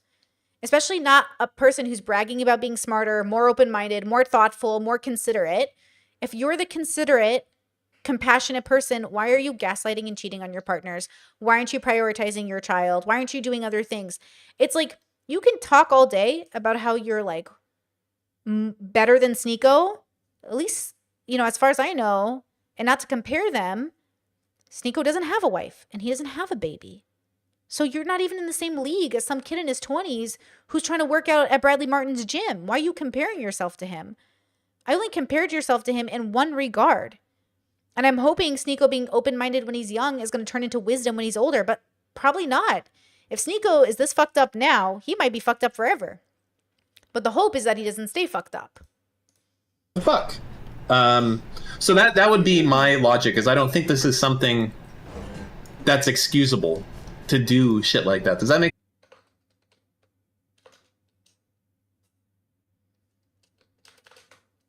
Hold on. Coming back. Uh-oh. How long have I been streaming? Uh-oh. 7 hours. I'm still doing good. Okay, I'm back. Sorry, guys. Am I back? Okay. Sorry. Did you hear what Dan said? He just said, like, if people show you who they are, you should believe them. And I think that's fine. I really don't think I've shown anything bad except in a way that maybe you disagree because you don't understand where I'm coming from. I've never lied. I don't slander people. I don't take people out of context. And if I do, I correct myself. And I think that's the problem we're having is I don't think people who advocate or tolerate cheating or bad behavior or gaslighting or not prioritizing your kids, I don't think our values might be so far apart that we might not be able to meet in the middle. It could just be that, which is totally fine. But from my perspective, I'm just staying true to my values and I'm moving with conviction. And if there's a problem there, that's fine. I feel like in some ways, maybe we should have been like not rivals, but like he'll talk to Ben Shapiro, and Ben Shapiro obviously doesn't think he's a great person, or like he talked to Candace Owens, and it's like, yeah, I don't understand why we couldn't have had like a disagreement relationship. I think it was the illusion that we might have been friends, but like I can have a friend like Ben Shapiro. Like that's not a problem for me. I can have a friend like anybody.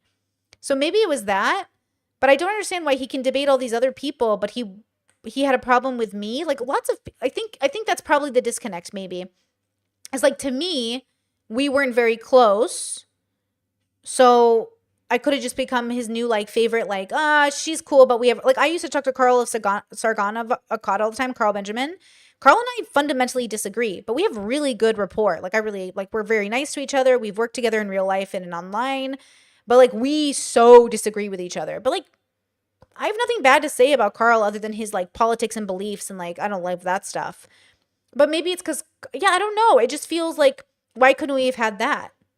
But then maybe we couldn't have because in my head it was more like that, and in his head maybe it was different. You know? I don't really. No, it's just something I have to. It has to sink in, you retard. Okay, who always says bad things about bad advice and everything, and I hate your children and your cats and your iguana killing gun. Yeah, I really do. I don't know. I just do. Okay, but no. Yeah, I think I have to. I think I have to do better. Yeah, I just need to. It just sounds so fucking stupid to say, like, I need to set boundaries and tell people not to like talk shit about me publicly without having any factual basis. I don't know. That's not what I did. See, I'm confused. Is he still talking about me? He can't be still talking about me. Like, that's the problem, is like he doesn't see. I'm gonna say he doesn't see reality for what it is a little bit, but that makes sense. So from my perspective, I'm seeing a YouTuber who like genuinely can't see the situation for what it is, and that's very confusing to me because like every data point I showed on this stream, I proved it time and time again. I haven't said anything about him that he hasn't said about himself. The only conclusion is I'm saying he's bad at it, and he's saying he's good at it, and I'm saying agree to disagree. So no, hold on. That's not what we're saying here. What are we saying here? Tell me. Sorry, bring me back. What we're saying here is that we're reevaluating if someone's going to be a f***ing cunt to you. Like, that's probably not like your friend or being chill. Like, and if that's like, no, good, yeah. Thank you for showing me that. That's all there is to it. At the end of the day, no, we're not asking people not to fucking talk shit about us. If they do, we're like, what the fuck is this? What the fuck is wrong with you? And that's it. And you take the. Now, the one thing he maybe could feel like offended by, and I don't want to read his mind, is like, I do think cheating is abusive, and I think gaslighting is abusive, and he's done those things to his partners. So is he offended that I called him like an abuser, which I think would be accurate, sort of, but more I would say abusive. I wouldn't say abuser. Those are different words. So I would say he's abusive in a manipulative, emotional way, but I would count cheating as that in my value system, obviously. So gaslighting to me is abusive. Like, that's what I think it is. And so I could see him being like, what the fuck? But then I think abusive people can be better. If I thought abusive people were like ruined forever, well, I wouldn't be doing the work I do. I think my goal in life is to give people tools to stop being abusive, not to continue being abusive. I think you can stop being abusive, right? So maybe that's where he's like the most offended, maybe. But also, I think I would have to ask him, so do you think like cheating isn't abusive? And he might say no. And I was like, do you think gaslighting is abusive? He might be like, what's gaslighting? You know, we might have to have that kind of definition conversation. But I think that that's probably another disconnect, which is like, you know. Insight from them. There's nothing like, you know, else to say. It's like corporal punishment. You know, you talk to your boomer parents and you're like, yeah, hitting us with a tree rod was probably not great. And they're like, what are you calling me abusive? And I was like, well, you know, that's kind of fucking abusive. But that's the problem. It's like, yeah, like we don't call CPS on it, but like maybe you should stop doing it. You know, it's kind of one of those things where I think a lot of us grew up with parents that were maybe conservative, and there's a lot of like raised eyebrows about cultural differences. And you would tell them like, yeah, what you did to me was like, I consider it like pretty abusive, but I know you meant well. Could you like stop doing it? And they're like, what do you mean? What do you mean? I wasn't a good parent. It's like, yeah, why are you getting defensive, bro? When you just spanked your kid to the point where he's crying in the corner. Like, why are you pretending you're like the good guy in this conversation? Even if you were brought up that way, like it'd be nice if you realized it was fucked up, you know? Do not ask people not to talk shit about you. But know that if they do, that's good information for you to have. No, yeah, I agree. Yeah, because that is super like stupid to do that, and it makes you look That's all downsides for you to do that, I think. I mean, it sucks, man. Your shit is all for some reason. I don't know. What do you think it is about you that so many people want to? I don't want to say hurt you, but I think I have like I mean like I'm very confident, and it comes off as borderline. Probably somewhat narcissistic or ego driven. I'm sure that like obviously I'm very like aggressive and abrasive when I speak. So even if we're like having a friendly disagreement, I probably come off as being like more harsh than I should be. It's interesting that he won't give me that benefit of the doubt in my stream, because that's how I come off too. People give me that feedback. Like, I'm surprised he's not giving me that benefit of the doubt. Like, oh, Brittany's just talking harshly. That's just how she is. Yeah, so why didn't you in your head go like, I should clarify this with her? But guys, even if we clarified it, I still think he would find it offensive, which I don't think is confidence. I think that's why I'm so impressed with people who watch my shit and they're like, yo, I see why you got there. We disagree, but like, let's talk about it. I'm like, okay. Because it means you have like a strong sense of character. It means it doesn't matter that Brittany disagrees with me or thinks I'm a bad parent. What matters is that like we're coming from different perspectives. Let's talk about that. I fucking think that's awesome. And I think there's something about that that's like always going to be impressive to me with people who can have those hard conversations, because they are hard. It's hard to say like I fucked up as a dad. I wasn't a good dad. I wasn't a good mom. I wasn't perfect. That's really difficult. And that's why it's impressive when people can do it in a real, authentic way. So people probably come away thinking that I'm like way more mean to them than I actually am. I've got a big audience, so anything that I like believe about a person, or even if I don't believe it, it gets amplified a lot. So like if my audience really hates somebody, then an individual that I'm talking to will think that I hate them like my audience does. That's like a really big issue that I've ran into multiple times. What? You're just talk to Brittany. No, shut up. I'm done with you. I'm talking to my good friend Dan. No, because Dan is just jerking off right now. No, he's not jerking me off at all. What do you mean? You guys just disagree on... No. Here's the thing. No, you have to turn your Discord sensitivity up. That's it. If you want to talk to us, go to Discord. You have to be in Discord if you want to talk to us. Okay. Forsen is never gonna fucking beat the time, dude. Oh my god, he can't even move right. He can't even push the buttons. He's gone, dude. You know, I think this whole thing sucks the most, and it feels like you're obviously more upset about it. I think because it sucks to, like, I know you were close to Brittany, and it just sucks that someone that you could be close to would even be in this. What do you mean? There's nothing to stop about. Like, it's just such a shit feeling. Like, he doesn't have a lot of good friends. Do you care about your friend? I hate these fucking things when you do this. Yes, I do. What's next? What's step 2? The problem is that Steven seems to land into these situations constantly all the time. The problem is that he's letting it happen. If you want to help Steven, you have to tell him to change his behavior. About what do you mean by he's letting it happen? How he lets people just roll over him. That's what it is. You can't sit and just like talk poorly about Brittany. You can sit and jerk each other off like for the longest time. But if you really, really care, you have to tell him, hey, put down your fucking boundaries and like let it be like shown. That's what you gotta fucking do if you want to help them. Why is it that Mr. Miller, me, and probably Devin and other people of varying levels of friendship with Steven have never had this issue? With other people? Why have I never had this other issue with other streamers? It doesn't matter. It's because different people need different things, girl. That's the answer. It's not that deep. You know what I mean? He's allowed to not want to engage in this way. And I'm allowed to be like, all right, well, I guess we'll talk less, bro. You know? I want to hang out with people that like want to have the conversations, bro. With Steven? With throwing him under the bus? Because you're probably good people. But here's the thing. So you're saying that Brittany's a bad person? Also, I think you guys, here's the thing. You're good people. And I think you guys are pretty similar. And like, I think you value similar things. Wait a second before you guys continue this conversation. Just so you guys know, if you guys want to watch the rest of this heated conversation, You need to switch on over to the Rumble stream. I'm not serious. I want $100,000. That's how much I want. I've been on stream for many years, and I deserve that money, and I want a new car. Okay, I'm serious. I deserve it. Okay, it's Okay, my point is, you guys are probably pretty similar. You probably have like pretty similar morals, but then there are other people with different perspectives, right? And some people can't read each other off well. I don't think Brittany's trying to be malicious. I just don't think that she's that kind of person. Maybe she is, because I haven't seen the VOD. I haven't seen much of it or anything. Melina, it's not about that. But my point is that I don't think it's not that she's trying to be malicious. It's the fact that she can think and then also say it out loud. That's one thing. What? Dan, why do you think he has such little people in his life that is around him that for years? He has high standards. No. But that's not a bad thing. You think so? I would rather have a core group of 5. Yeah, I'd rather have a core group of like 2 or 3 friends than a fucking 100 dick suckers would turn on me. Shut up. Let me fucking speak. How many people since a year ago has left Steven's life?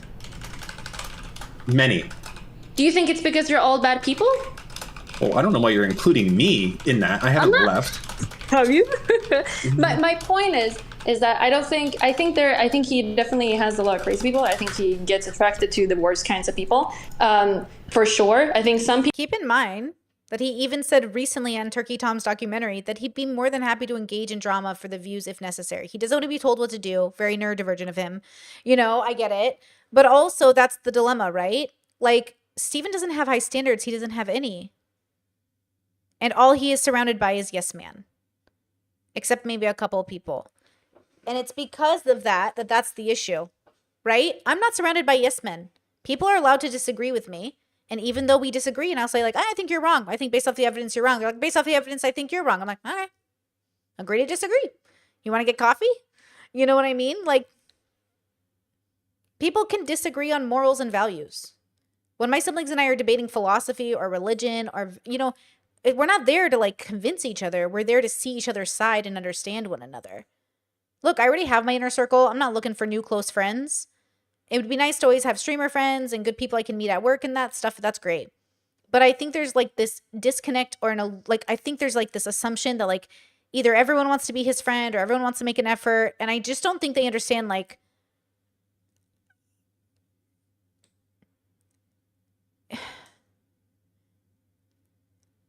if you don't think cheating makes you a bad, like you're doing a bad thing, therefore you're somewhat of a bad person. If you keep doing it, then like we were never going to be friends for very long. Or because the only people I would tolerate that attitude from is inner circle.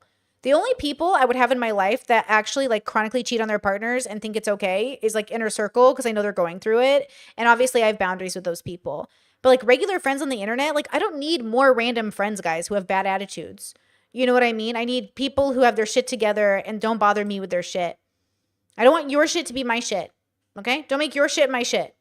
Okay? Inner circle are the only people who can call me at 2 a.m. and I'll come help them. Don't call me at 2 a.m., bro. You know? People are not super bad. They just have a really, really hard time understanding other people, and I think he has a hard time understanding them. But I think also Steven is really, really bad at putting up boundaries. I really do believe that. And I think that's why a lot of people leave him in his life. And I don't think it's fun. I don't think he likes it. But he needs to be a lot more clear where his boundaries fucking stand. I think that's like, if you really care, you can't just sit and like shit talk Brittany, because it's not going to go anywhere, because it's going to be the next one and the next one and the next one over and over again. What you got to do is that you have to figure out like how does Steven behave, like change his behavior. How can he be better at putting down his boundaries and making sure that people are not doing this to him? Because I think that a lot of these things happen kind of accidentally. I don't think it's a malicious intent. I don't think all these people that's left the past year has been malicious. I don't believe that. I don't think that's how it works. I think it's just like really, really bad communication. Yeah, I just completely disagree. Wait, you think most of these people are acting in malice? I think, are you talking to me or her? Yeah, you. I think that there's someone who think they can get something over on you. Like, that's all there is to it, basically. At the end of the day, I think like a lot of people. That's so interesting. Just a reminder, Mel is doing great. That's his ex-wife. Exes now, of course. And she's doing great, and I appreciate that because Mel and I have had good conversations in the past, right? We're not very close. I wish her the best, Avi. She's not a perfect person. She herself has her own problems for sure. But like she's being very like level-headed here. She's saying like just hear her out. Ironically enough, I think at the time they're having this conversation, I'm in the middle of my nutritionist appointment. So even if he had called me, I wouldn't have been available. So like that's kind of funny, but like it's not funny. And maybe not. Maybe I was still streaming at this time. I don't know.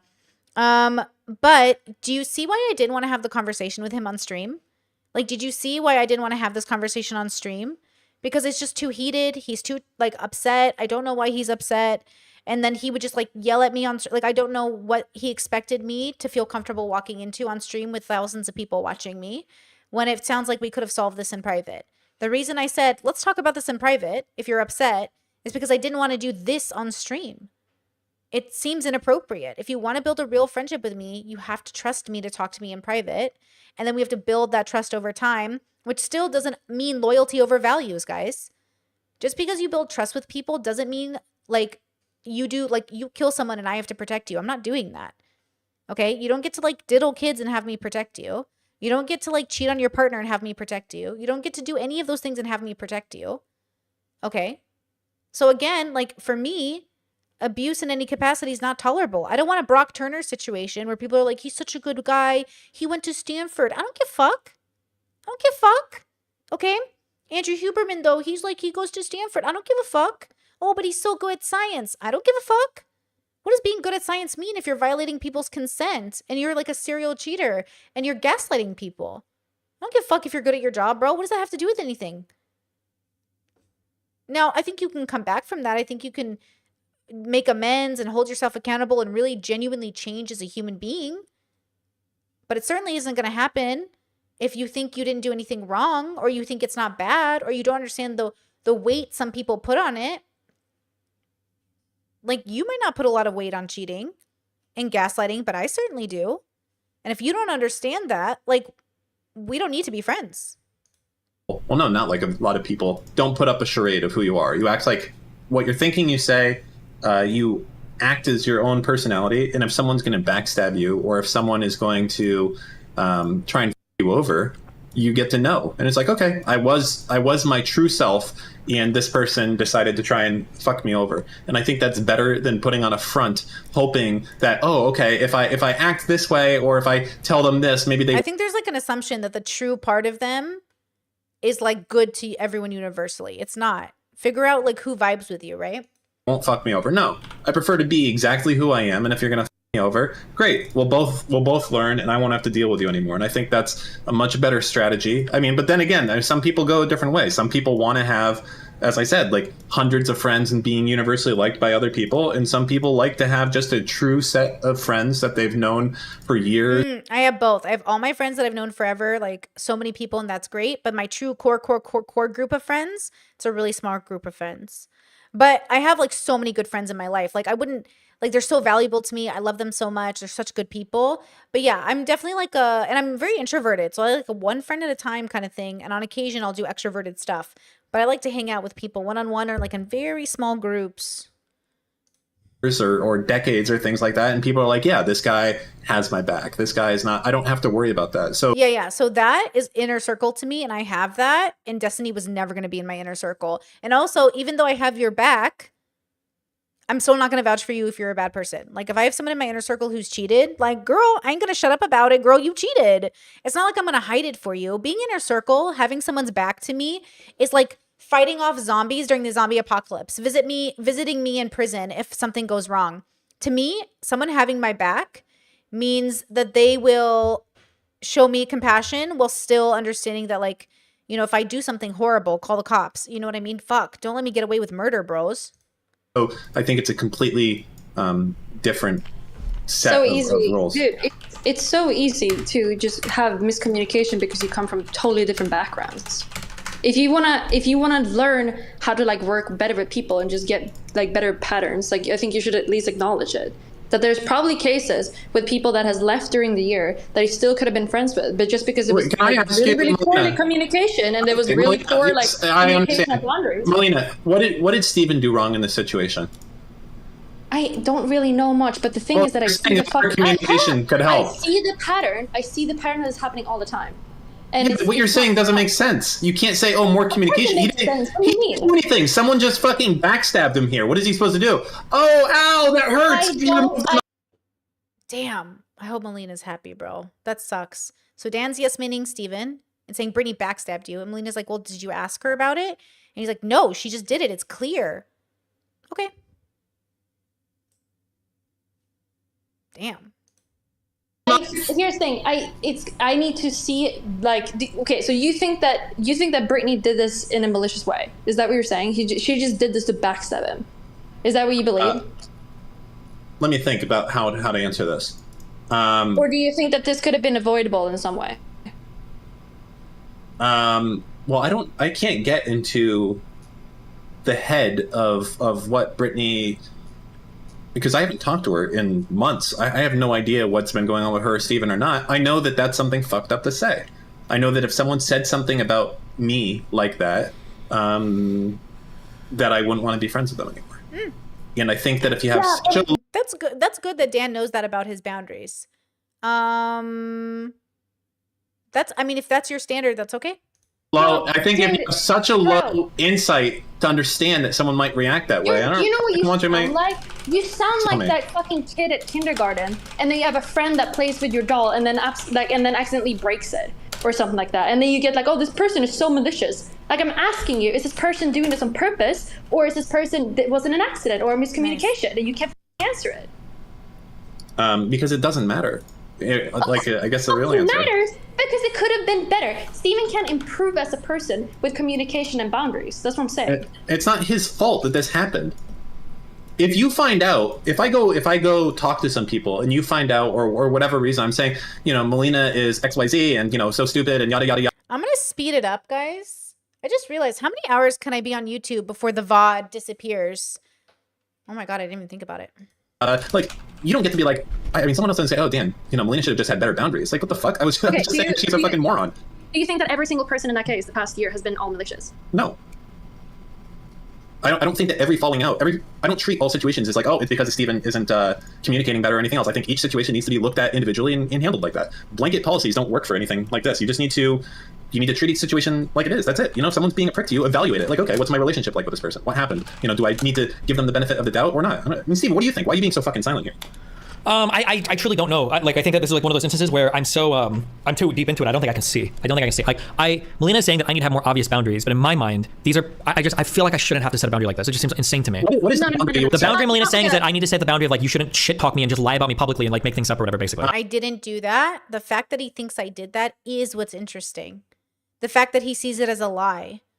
That's like so fascinating to me. Why would you see that as a lie? I never lied. I've never said anything about Steven that wasn't literally things he said about himself or an observation I'm making and giving an opinion of. This is like amazing. Why would he think it's a lie? You know what is a lie? J-Stock splicing me out of context, switching the narrative, and then Steven and then blasting it on a podcast, Dan and Steven. That's a lie, but they don't know it's a lie because they think the context is correct. But none of them thought, hey, you know what people do on YouTube? Take people out of context. Maybe I should look it up. Yeah, maybe you should have. That's true. I tell that to all my friends. I was like, hey, don't rape my family, don't run over my kids, and don't shit talk me constantly. That's kind of my boundaries that I do when I have friends. You can keep going, jerking yourself up how malicious and horrible Brittany is. You can do that, but I don't say. I'm not saying that. I'm saying what you guys are doing. You're not talking about anything important. Okay. You're not talking, like, you can talk about this, like, that's fine, but like right now you're just like circle jerking. That's what you're doing. So I'm just saying. You've never set your boundaries with me that I'm not allowed to like talk to you or anything like that, but I haven't done it. Why? I'm not saying that someone should that you have to tell someone to shit talk or anything like that. I haven't said that. That's not what I mean at all. I think you guys are trying to make shit up right now. Okay, how do I make myself more clear?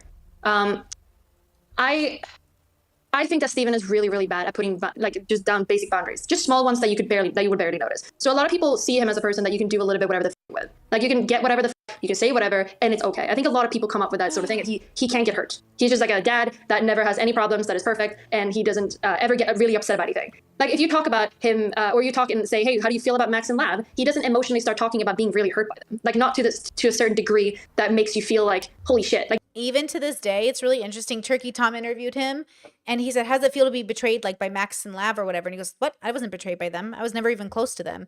It's really interesting how the narrative switches to, like, yeah, like, I wasn't even upset with them, which is interesting. It's interesting that, like, yeah, that's, like, such a fascinating perspective. But again, I just want to say, again, this is about me and, like, explaining to you my thought process. they keep saying something as if Steven's going to say something to me, like, don't shit talk me. I didn't shit talk you. I didn't say anything that wasn't true. And I gave my opinion about your behavior. If you think that's shit talking, then yeah, then we don't need to be friends. Because honestly, like, I got to be able to state my business. Like, if you think it's wrong for me to state a fact of what you did and the bad behavior you're displayed, the bad behavior you talk about on stream, the bad behavior you even mentioned in this video, and I can't talk about it or have an opinion about it because we're friends, like, I don't need friends, girl. Like, usually he's trying to just be like a really strong person that I didn't really care that much or whatever. But that's clearly not true, but he's not very open about it. So I think when he's acting this way and he's not saying that he's upset and he's not saying that this would hurt him, or even just random small things that I can't think about right now, when he's not making that clear, I think a lot of people don't understand him because Steven is a very complicated person. It's really hard to understand him. Even me as a person that's been with him for 4 years can't fucking understand certain things about him. So Okay, well, anyways, sometimes listen, I feel like accidents happen. okay. And the thing is, like, I feel like this has happened to me so many times too, and this is something that I feel like Oopsie, sorry, I didn't mean to tell you to go, whatever, fucking crazy. I don't have oopsies like that where I shit talk people publicly on stream, but that's me. But listen, I think we're just going to be. If it's shit talking, it's not a good thing. But some people can think that some people probably come off as him like shit talking other people when he's criticizing them. People don't know where the fuck the line is either. The people have no idea. Steven is not just like shit talking someone's personal life, but he can sit and say negative things about someone's morals or what they believe or call someone retarded. Like, he will say those sort of things, and I don't think that line is very clear sometimes for some people. So okay, well, yeah, what did he call Daisy? What did he call Daisy, guys? What did he literally say about a woman? He like called into stream and like yelled at her. And what did he say to her? What's the thing he likes to call people? I can't remember what it is right now. Somebody on stream tell me. It's like, I don't know why he's trying to take this moral high ground. And like, I get they're not friends, but like at the end of the day, we talk about each other. We say things, but I'm giving my honest opinion. And if I'm wrong, and I'll correct it. That's the only difference. Is I will correct it if I'm incorrect. If I got something wrong with the data, if the information is correct. But you can't tell me like, oh, Brittany, your opinion is incorrect. Cheating isn't bad. Like, that's not, I can't take that back. Like, cheating is bad always, every time, all of it. So if you're like, Brittany, but like you're saying like it's abusive, it's not. Well, agree to disagree. It sounds like there's almost this narrative where like, oh, if you just explain it to Brittany, she won't say cheating is bad. Nope, cheating's still bad. So I don't know what they're hoping to get. Even if he did talk to me and said like, hey, when you talk about relationships in this way on stream, it really hurts my feelings. I would have been like, okay. Do you want me not to cover you as a content creator? And he's like, no, you don't. No, you can cover me. I don't want you to give your opinion about me. Like, I don't get I don't know what's happening. You know what I mean? Well, listen, Lane, I gotta run. I don't think we're gonna agree on this, but yeah, I disagree. But I have to go. Okay. I have to go. You'll okay. be fine. Have fun. Okay. Wow. Oh yeah, I gotta go. Yeah, good luck. I don't know what to say. Bye. Well. Hello. What do you think about this? Sorry.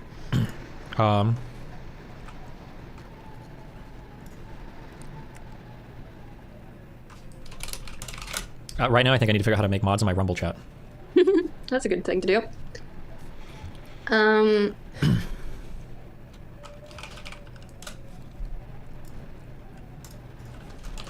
Just try to focus on the things that you can improve. Nothing else matters. Yeah, obviously. Yeah. I think it's very easy to just, like Dan is doing, just saying that, yeah, but this person is evil, whatever. I don't think that every single person that you've ever interacted with. I don't think they're evil, but I do think it's a little bit wild that there are some like quote unquote boundaries that I would have to be so explicit with. Like that's just insane to me. But like, okay, like when I say it's insane to me, what I mean is like I don't know if I would even want to. There's like this narrative of like, I just want people to talk shit to my partner or my kid. I'm not. I'm talking shit about your behavior. Or like, I can't believe I have to say this to people. Don't talk about my bad behavior on stream. That's what I keep hearing. And maybe that's my bias, but I keep hearing, don't talk about the bad things I do in public, even though I talk about them in public. And I'm like, what's happening? What's going on? You know what I mean? Like, I don't get that. Hey, I can't believe I have to say this. Don't talk about the bad stuff I do on stream. It's like, are you telling me what to do? What's happening? Is that what he's asking? He's saying, oh, I'll just explain to people like, hey, don't discuss whether or not Kim Kardashian and Kanye West are good parents. Like, do you guys not watch talk shows where they discuss like other people's parenting? That's all I'm doing. And if you don't get it, I don't get what's happening. Like, if you're like, well, that's not what friends do. I don't want friends then. Go away. Go away. Go away. I don't want friends. I have friends. Go away. Go away. How dare you cockblock my bag? Go away. You know what I mean? Like, are you saying that I shouldn't have a round table and ask women, like, do you think the celebrity destiny should be, what do you want? What do you go away? I don't need friends like you. Go away. Do that. No, you don't. Here's the thing. I'm not saying that you have to say, hey, don't do this to me. I think it's more in general, you have to say that there's certain things that you're not okay with. Like, it doesn't have to be really, really big things. Like you shouldn't have to say, hey, don't go fuck my mom. Like, you shouldn't have to say this. Well, what communication boundary would have helped in this? I feel like, okay, you're asking a 24-year-old here, but I feel like I'm trying to explain myself as much as I fucking can. That's your wife. Can you imagine your own partner in crime being like, you're asking a 24-year-old here, so I'm not sure. Yo, girl, I hope you happy, girl. I hope you away from all this, girl. It's my second language, whatever. But I feel like if you say that what Max and Lav did to you made you upset, if you legit say that, you're putting down a boundary for people to understand that you're getting upset. I'm fully admitting I might be too old and gone here because what you're saying just sounds like the dumbest fucking thing in the world to me. It is, because that's not what boundaries are. What he's trying to say is he would like his friends to act in a particular way, and I'm saying no thank you. Like, it would be a negotiation. It'd be like, hey, don't mention the bad things I do on stream even though I talk about it on my stream. And I'd be like, no. And he'd be like, what? And I'm like, no. Why would I stop making my show and talking about my personal relationship? Like, I've been so consistent with my work. My work is so consistent. The last few years have been fucking fire. My morals are consistent. It doesn't matter who I talk to. I'm not going to stop saying what I say. And if you have a problem with it, we can talk it out in public or private, preferably private if you want to be closer, public if you want to be just content. If you talk to me in public, you're just content. If you talk to me in private, then we're asking each other to have some sort of like respectable back and forth, right? But then what would the comment be? Like, can you not tell people that I've cheated? You talk about it all the time. Yeah, but like the way you say it makes me sound like abusive. I was like, but I do think cheating is abusive. And I was like, yeah, but like cheating isn't abusive though. Well, it is to me. It's like, it doesn't make sense. Like, I don't get what the request is. Like, I don't think I would. No. Let me finish. I don't want to have a conversation with someone who's like, hey, when you lie about personal sexual experiences for the purposes of making me look bad. Oh, that's Lav. He's not talking about me. We never did anything. That's Lav. Lav did that. Lav lied to me on stream, though I understand why she did it because she didn't even know how to tell the story, to make him look bad. And that's true. But that's Lav. He's talking about Lav right there. Hurts my feelings. That is a conversation I don't think I will ever have in my life. Maybe for younger people, you guys are having those I don't want to. I would just never talk to that person. Like, I'm like, this person. Could I ask you guys a question? That's funny because didn't he recently talk to Lav? Weren't they recently in a thing on a stream together? But yeah, that's Lav. Lav did that. I didn't do that. Also, the new voice that just came in is our wonderful Kyla, not so erudite, who we love. Question. I'm curious, Mel, what you think about this too. So I think a lot of times when we think about boundaries, we think about people like explicitly saying stuff. But in my mind, when I think about boundaries, a lot of boundaries are actually communicated implicitly by like the way you react. For example, like yes, that's what I'm trying to say. Yeah. So like, say I made a joke about Melina, about like her feet, and I just meant it as a joke. But when I watched her reaction, she didn't say anything, but she got like a little bit sad. If I'm like a decently sensitive person, I would read that and be like, okay, it's a really, really soft boundary. Like for whatever reason, Melina doesn't want like jokes about her feet or whatever. Like whatever that situation would be. Would you agree that that's kind of like a soft boundary, Mel or Destiny? Yeah, it can be, sure. That's what I believe, yeah. That's why I said, like, if you're showing the way you react to the Lav and Max fucking thing, and you're saying, I don't really care about this that much. If you say that, you're kind of coming off as, like, you can do whatever the fuck you want with me. Because you're not even saying that this is not okay. You're just saying whatever. Kinda. So you're putting down a boundary there where you're basically that, pretty much. Or the small things of whatever, yeah. That's my point. It's interesting that this is coming up right now because I've been spending like the last 3 days thinking about a similar issue that I've been having, which is like my chronic aesthetic. And I've been thinking about it in relation as well as like Destiny. And when I think about how so often like your relationships kind of implode in a really similar style. And it's not about rhetoric, it's not about like be more nice. But I think when you give people the impression that you're like this unflappable, impossible to hurt person, I think it's really hard for people to like fully view you as human. And I'm not saying that that's good. I actually think that that's a failing on other people. The issue is that I could see a situation where someone came to me and said, hey, when you talk about my problems on stream, it really hurts my feelings. And I promise you I'm working on it. But man, it's like my demons keep coming back to fight me. I'd be like, oh, bro, I got you. I'll be nicer. But that's not what's happening. It's not like Steven is saying, hey, I'm really working on cheating. I'm trying to be a better person. I'm really working on it. And I'm like haunted by my own decisions. Like I've really done some bad shit. Like when you talk about it, it makes me feel like I'm never going to be better. He's saying, what the fuck? Cheating's not even that bad. Like, yeah, I do it. Everybody cheats. Like, what the fuck? Like, he's like literally not saying, he's not like gonna come to me and say, hey, like, I'm really going through it. Because like, if my friend came to me, my streamer friend said, hey, I've been really working on this and I know it's content and all that, but like, is it cool if like you don't talk about it? I'm like, bro, as long as you're working on it, bro, I'm supporting you, right? Like to the best of my ability. But if you're not working on it and you stand on it and you keep doing it and you keep avoiding responsibility, no, I'm not going to not talk about it. It's like Andrew Huberman, where like I think, like, do you expect people not to say that's bad behavior because you're their friends? Like, I'm so confused. I'm not saying you have to even end the friendship, by the way. I think assuming you have to end the friendship because someone cheated is, like, weird. But, like, you should talk about it. You should be like, hey, you need to be better. You need to know this was very bad. But if you're going to normalize cheating, if you're going to normalize it and say, like, yeah, this toxic behavior, like, I'm okay with it, then no, I'm not going to normalize it for you. Because if my reputation is, like, never saying something, like, I'm asked about Destiny all the time because he's a content creator. I'm asked about everybody because they're content creators. And what, I'm supposed to avoid my honest answer about one person because... So from my perspective, it just feels like, I don't know how people don't understand it in this sphere, and that's totally fine. But yeah, what you're doing is very bad. It's very bad. It's Andrew Huberman bad. You're being bad. And again, if you don't think it's bad, then fuck off. I don't want to argue this, like, unless you want to debate it or something. But, like, I don't want friends that are like, I can't believe you're, like, talking about how I did this. It's like, I don't know what's happening right now. No. A lot of people who will miss you in that way might still be worthwhile if you were just able to communicate to them more clearly. Is what I'm saying making sense, or am I, like, speaking some woo-woo shit right now? You're making sense. I just refuse to believe that my social skills are, like, so much fucking higher than other people that, like, I'm the only one that can pick out, like, obvious things that you wouldn't make fun of somebody for, right?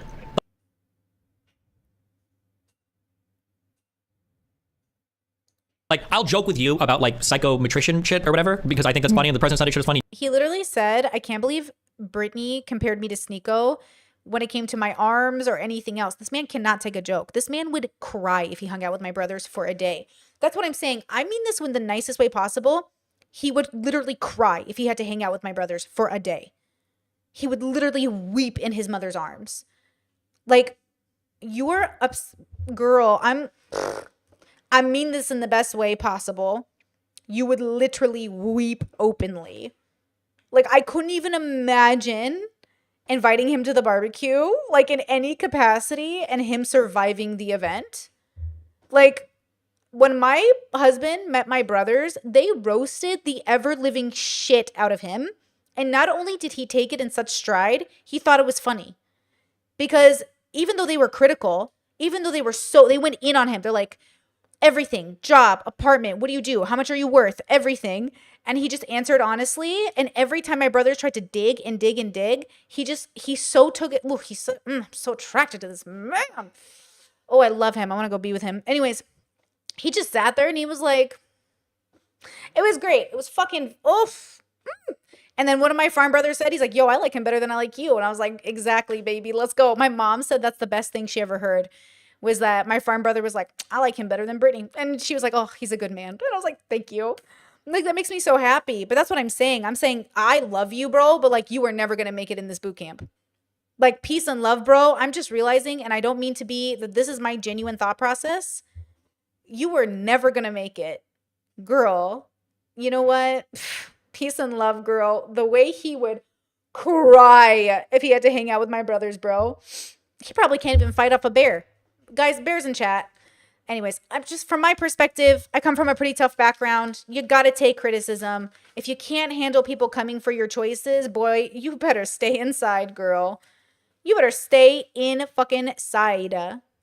And you know how I feel about that, but I'm not going to go in on you about, like, probably about, like, your faith, about being a Christian. I don't think I'm going to, like, relentless, because that might be, like, a really personal, or, like, about your weight, not to say you're fat, but, like, for things that, like, are standard things you wouldn't joke about, or, like, making fun of your parents. Oh, yeah, he would cry if my mother ever talked to him. Oh, my God.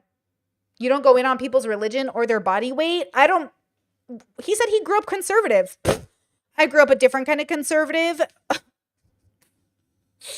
You don't go in on people? Bro, ma'am, my little nephew, he's like, Auntie Brittany, because you're a heathen, I prayed for you. And I was like, oh, thank you. And he goes, yeah, you know, you're kind of a heathen and I don't want you to go to hell. And I was like, for sure, bro. I don't want to go to hell either. He's like, that would not be good. I was like, that would not be good. And then we joke about it. And then it's like so funny. But yeah, bro, like fucking. I love that for him, bro. I don't even. Ma'am, the way my siblings would make you cry. That's cool. I love that. But do you see where I'm coming from? No offense. I keep getting painted as like the sensitive borderline girl. Ma'am, how much of this is projection at this point? Like, I'm gonna be real with you. There ain't no fucking way you would even last a second, bruh. Like, I feel like are pretty obvious things, and some things might be a little bit hazy. But I don't understand how you think you can like go on stream and like, oh yeah, like this guy has a bunch of horrible relationships and his relationships are all trash. Like that's like such an out-of-pocket, wild thing to say. Can I say something just to be clear? I don't really know what Brittany said. Okay, wait, then stop talking. Go watch the video. Go watch the video. Go watch the video. No, yeah, you need to. It doesn't matter. Because it's really important for this conversation. No. I don't care. I don't shut up. I don't care. Okay, I'm ignoring everything else you're saying, but go for it. What were you saying? I'm ignoring everything else you're saying. You don't even know what you said. No, but it's not. I'm talking about chronic things in issue. general. Yeah. I'm trying to help you. Yeah, but I feel like you need to know what she said for this. Yo, I'm just gonna let you know right there. My husband and I, well, we don't got that vibe. That's what I'm saying. Like, I don't talk to him. We don't talk that way to each other. No. It's important. It doesn't matter. Okay. What I'm saying from this, what I can tell is that you are so bad at putting up boundaries, and it doesn't mean that you have to tell people what is okay and what isn't. It depends on how you react around people, on how you react. Yeah, but what I'm telling you is, I don't think this is a boundary that any normal human being has to put up. Sure, but you can sit and comment on Brittany and shit, but if you're gonna ask me for advice, why is this happening to me? I'm telling you, this is most likely happening to you. I would say most likely is because you're not very good at showing what is okay and what isn't. I hear what you're saying, but like, people are dumb as for not understanding where their morals are at, whatever the fuck. I understand what you're saying. If you want to turn into a better person, this is what you got to do. Okay. So I think in a lot of ways you have an issue that I see at least. You know, like those old Western buildings that have like a kind of that false front? Yeah. I don't think that you have a false front per se. The problem is that it looks kind of like that. So when most people meet you, they're going to read you in a couple of ways. They're probably going to think that you're a bit of an asshole, that you're super icy and cold, that you're unempathetic and you're uncharitable. Would you agree that most people read you this way? Depending on how much content you've seen, yeah, I think that's pretty fair. Yeah. Okay. So the issue is, I think for some people especially, they get very caught in what people appear as.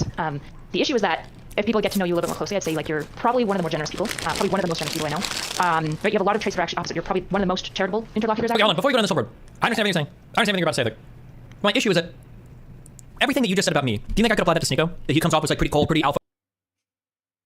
See, this is why my brothers would bully him. He's showing so much weakness right now. Okay, this isn't about Destiny. My brothers would look at him and be like, why are you bringing up Sneako? Why are you bringing up another man? And I'm like, why are you bringing up Sneako? So when he says I'm a very confident person, my brothers and I would look at him and be like, then what does it matter what I said about Sneako? A confident person doesn't care about comparison because why would it matter?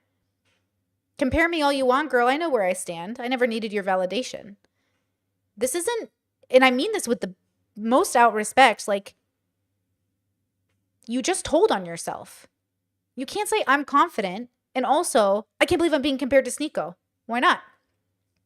Now, don't get me wrong. If somebody in my life was like, bro, you just compared me to Sneako, bro? I'd be like, what about it?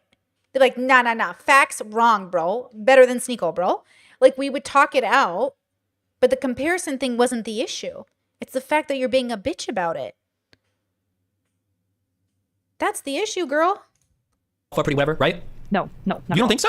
I don't think Sneako comes across as like an alpha bitch chat at all. He tries to, at least. Yeah, but everyone can tell that it's empty and fake. That's why everyone makes Sure, fun but of him. regardless, that's the facade he's trying to put up. I would never. That's the issue, is the aesthetic that he actually, so he's trying to communicate one aesthetic. The problem is what he's actually communicating is that he's a Goomba moron that you can't take seriously ever. Maybe to some people, but I mean, like, because do you agree with that for every Red Pill person? Because I feel like a lot of Red Pillers have like a similar type of aesthetic.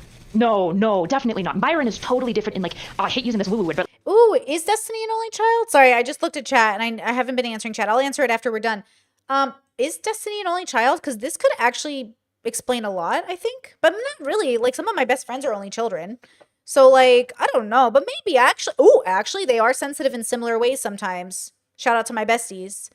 Yeah. Actually, they do have sensitivities around. But, man, the way I have gone in on some of the people in my life, and some of that, oh, girl.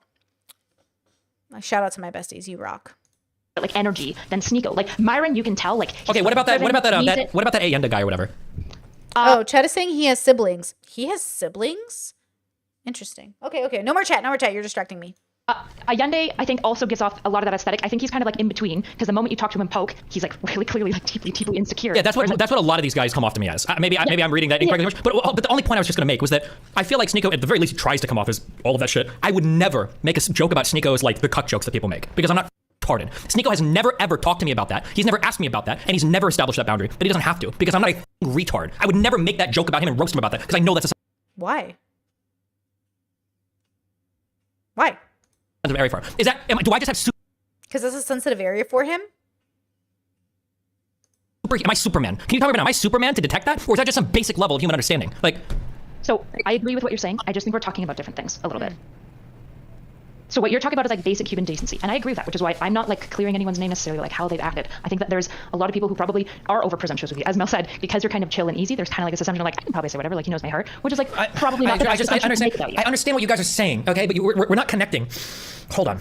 Okay, when you say that people are having these opinions of me, right? That, oh, like things won't bother me, blah, blah, blah. That's fine, okay? So, like, I think if Brittany was on her stream or whatever, and she said some shit where she's like, oh, like Destiny's goofy, like, he's got a lot of, like, crazy relationship shit going on, like, you know, that's, like, kind of whatever, right? That's a fair statement, right? Okay. Yeah, because you want me to downplay the abuse part of it. I've said the same shit about Destiny since way before we even met. It's just nobody watches my content in full, so they never see it.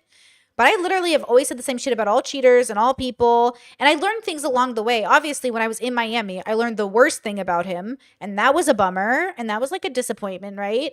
And it's more like how he's painting it than anything else. I think that's the problem is like, I've always had this opinion. I've been so consistent. You guys know my audience. I have always had the same opinion. It got worse after he told me what he did in Miami and that he keeps downplaying everything. Yeah, that makes it worse. But also, like, I've always had the same opinions about people. I like you, you're great. But yeah, after Miami, when him and his ex told me stuff, obviously, hello, do you remember what you told me? Like, why are you guys acting like people, when you tell people stuff, it's not going to impact how they see you? You can't tell people shit and be like, I can't believe you see me differently. Well, ma'am, hello? Why not? Fine, that's fine. And I would expect her to think that I wouldn't care. And I probably wouldn't care, actually. That's an okay statement.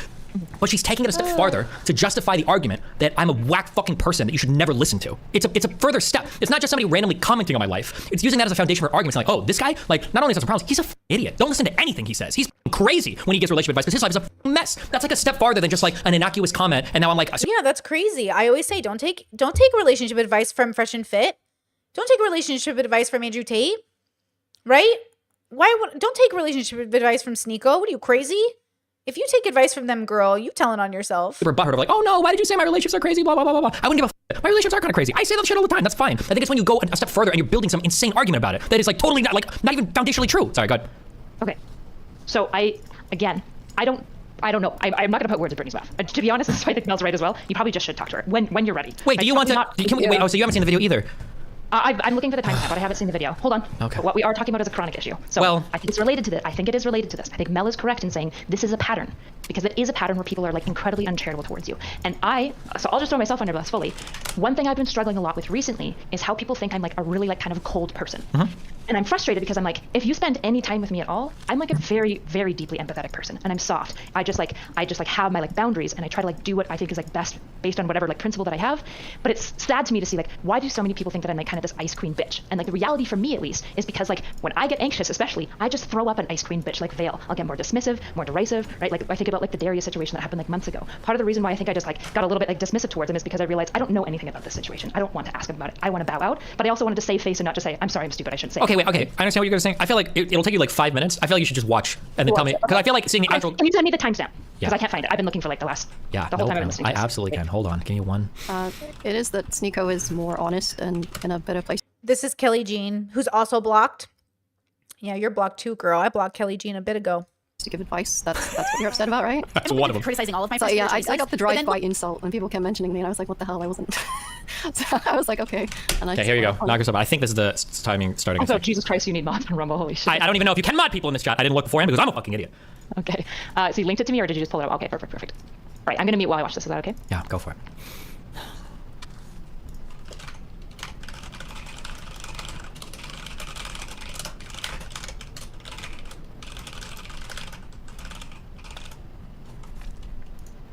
I don't think Rumble has mods. Really? I'm somehow not surprised by that. So I did send Brittany a message. No, why? I don't need you sending a message on my behalf. No, I don't even know what you sent. I'm sorry. I just made an assumption. My bad. Would you prefer it came from me or from like hundreds of autistic? No, I don't care. I'm good. Take a deep breath. Okay. Well, yeah, she's down to talk. I just don't think she would like to do it on stream. Okay. Don't shoot me. I am simply the messenger, okay? Guys, you guys are linking something called Rumble Talk. I don't think this has anything to do with like the Rumble. That's true. Kelly Jean did message me and I said, yeah, I don't want to talk on stream. I don't want to be used for clout and stuff. I want to talk to him in private. Stream. It's like a different product they have. I think. I don't even know if this is Rumble, I don't even know if this is the same owner. Hurry up, get to the next part. Stop? Yeah, something, okay. I gotta eat dinner, bros. It's like 3:20 a.m. here. Like the stream, guys. 3:20 a.m. Like the stream. Thank you for being here. I don't think there are moderators in Rumble, guys. It's just the wild, wild west. I feel like I'm tanking a lot of the damage towards Brittany because everyone's just focused on calling me a retard now. Good. So, yeah. Based. Okay, Yeah, is it but- just a 5-minute segment? Is it just like It's probably longer. I think I made it about 3 or 4 or 5 or 6 minutes. I don't know how far I made it. I was losing my mind like every other statement. Okay, so she talked about you and Melina's relationship not being good, and then also talked about you not being as open-minded as Sneeko, correct? yeah, the paragon of Okay. open-mindedness. Yeah. Okay. More, and there's also stuff about how like Sneeko's open about him cheating, but not Destiny, and Sneeko owns the fact that he's hurt people, but not Destiny. All of that too. I don't know. I don't even know how long ago. I'm not sure how long I listened to. Apparently, the original linker said 8 minutes. Okay, I listened to about at 2 times speed, so about 4 minutes. So yeah, that's about right. Okay. I basically how do I want to approach this? Just say it. I don't care. You're not gonna hurt my feelings. I have no boundaries. Do what you want. Do your worst. Shut up. I get to think about how I want to approach this. All right, that's my boundary. She's just thinking how she's supposed to express it. Yeah. Like, how is she supposed to paint up the things that she's thinking into reality through her mouth? Let her think. Apparently, I watched a 1:27:15. 1 hour, 27 minutes, and 15 seconds is where I stopped. Okay, I'm only at 121. Do you want me to finish it? Yeah, keep going. Yeah. Okay, no, more like this. I'm just gonna watch a little bit more of this just so I have a better. Maybe she redeems herself at the end. Actually, Discord said it really well. He said, I've been listening, I've been watching him pretty regularly for years. But I've been thinking about calling to ask him meetings. He's maybe not the type of communicator that he thinks he is, but people are constantly misunderstanding him, quotations. Some people can be uncharitable, but I don't think they're, but I do think they're kind of reasonable. Destiny and I are very similar, as is Sneeko and everyone else. Hold on. He's like timed sped me so fast. Hold on. The place that I think I'm excelling versus them too, and I know I'm not speaking for the general public. I know I'm speaking for Bubbles, but I think Steven does think he's speaking generally and normally, but he's not. And that's why he's misunderstood all the time. But also Steven has a habit of, I think, not being as forthcoming or honest as he could be in his work versus me and Sneeko. We're more than happy to throw our trash out there for the most part. I've seen Sneeko admit to hurting people on podcasts. I don't hear Steven ever owning the fact that he hurts people. Like, not really. And so again, that's fine. You can do that, but that's what I'm looking for in people. I'm looking for some sort of acknowledgement that like, yeah, dude, I did that. And it's okay if you try to justify it to an extent because I think that's our ego. But I think that's what I'm looking for. So yes, generally speaking, I have always heard Steven say that he's speaking generally, and I'm not. I, Brittany, don't want to speak that way. For one reason and one reason only. I knew people were going to call me a cloud chaser. Sneeko was blowing up like Sorry, super chat. Thank you so much from Kate. Your 20-star workshop years learn through failure. Exactly, I believe that too. crazy, and people were going to think I had ulterior motives. But seeing as the last video I posted has now become my most viewed video of all time. Learn through failure depending on your bubble. What does that even mean? I'm sorry. It's okay. Now it's the perfect time. Just because you don't get it, love, doesn't mean it doesn't make sense. Just because you don't get it. It's okay. I'm triggered right now. I know I am. It's okay. 100% truth to my knowledge. I'm at on a 1 to 7 scale. I'm at about a 6 right now, and you should only. I'm assuming he doesn't mean medically triggered. Like, I'm assuming he means like emotionally triggered, which is not the same. If I ever say I've been triggered on stream, I mean medically, right? I don't mean like I'm upset. Having emotions is not triggered, right? But like, I get it. I think he's using the stream slang. You should be at a 4 or less, I think. To be the verbal punching bag. Look, don't say I'm not useful for that or something.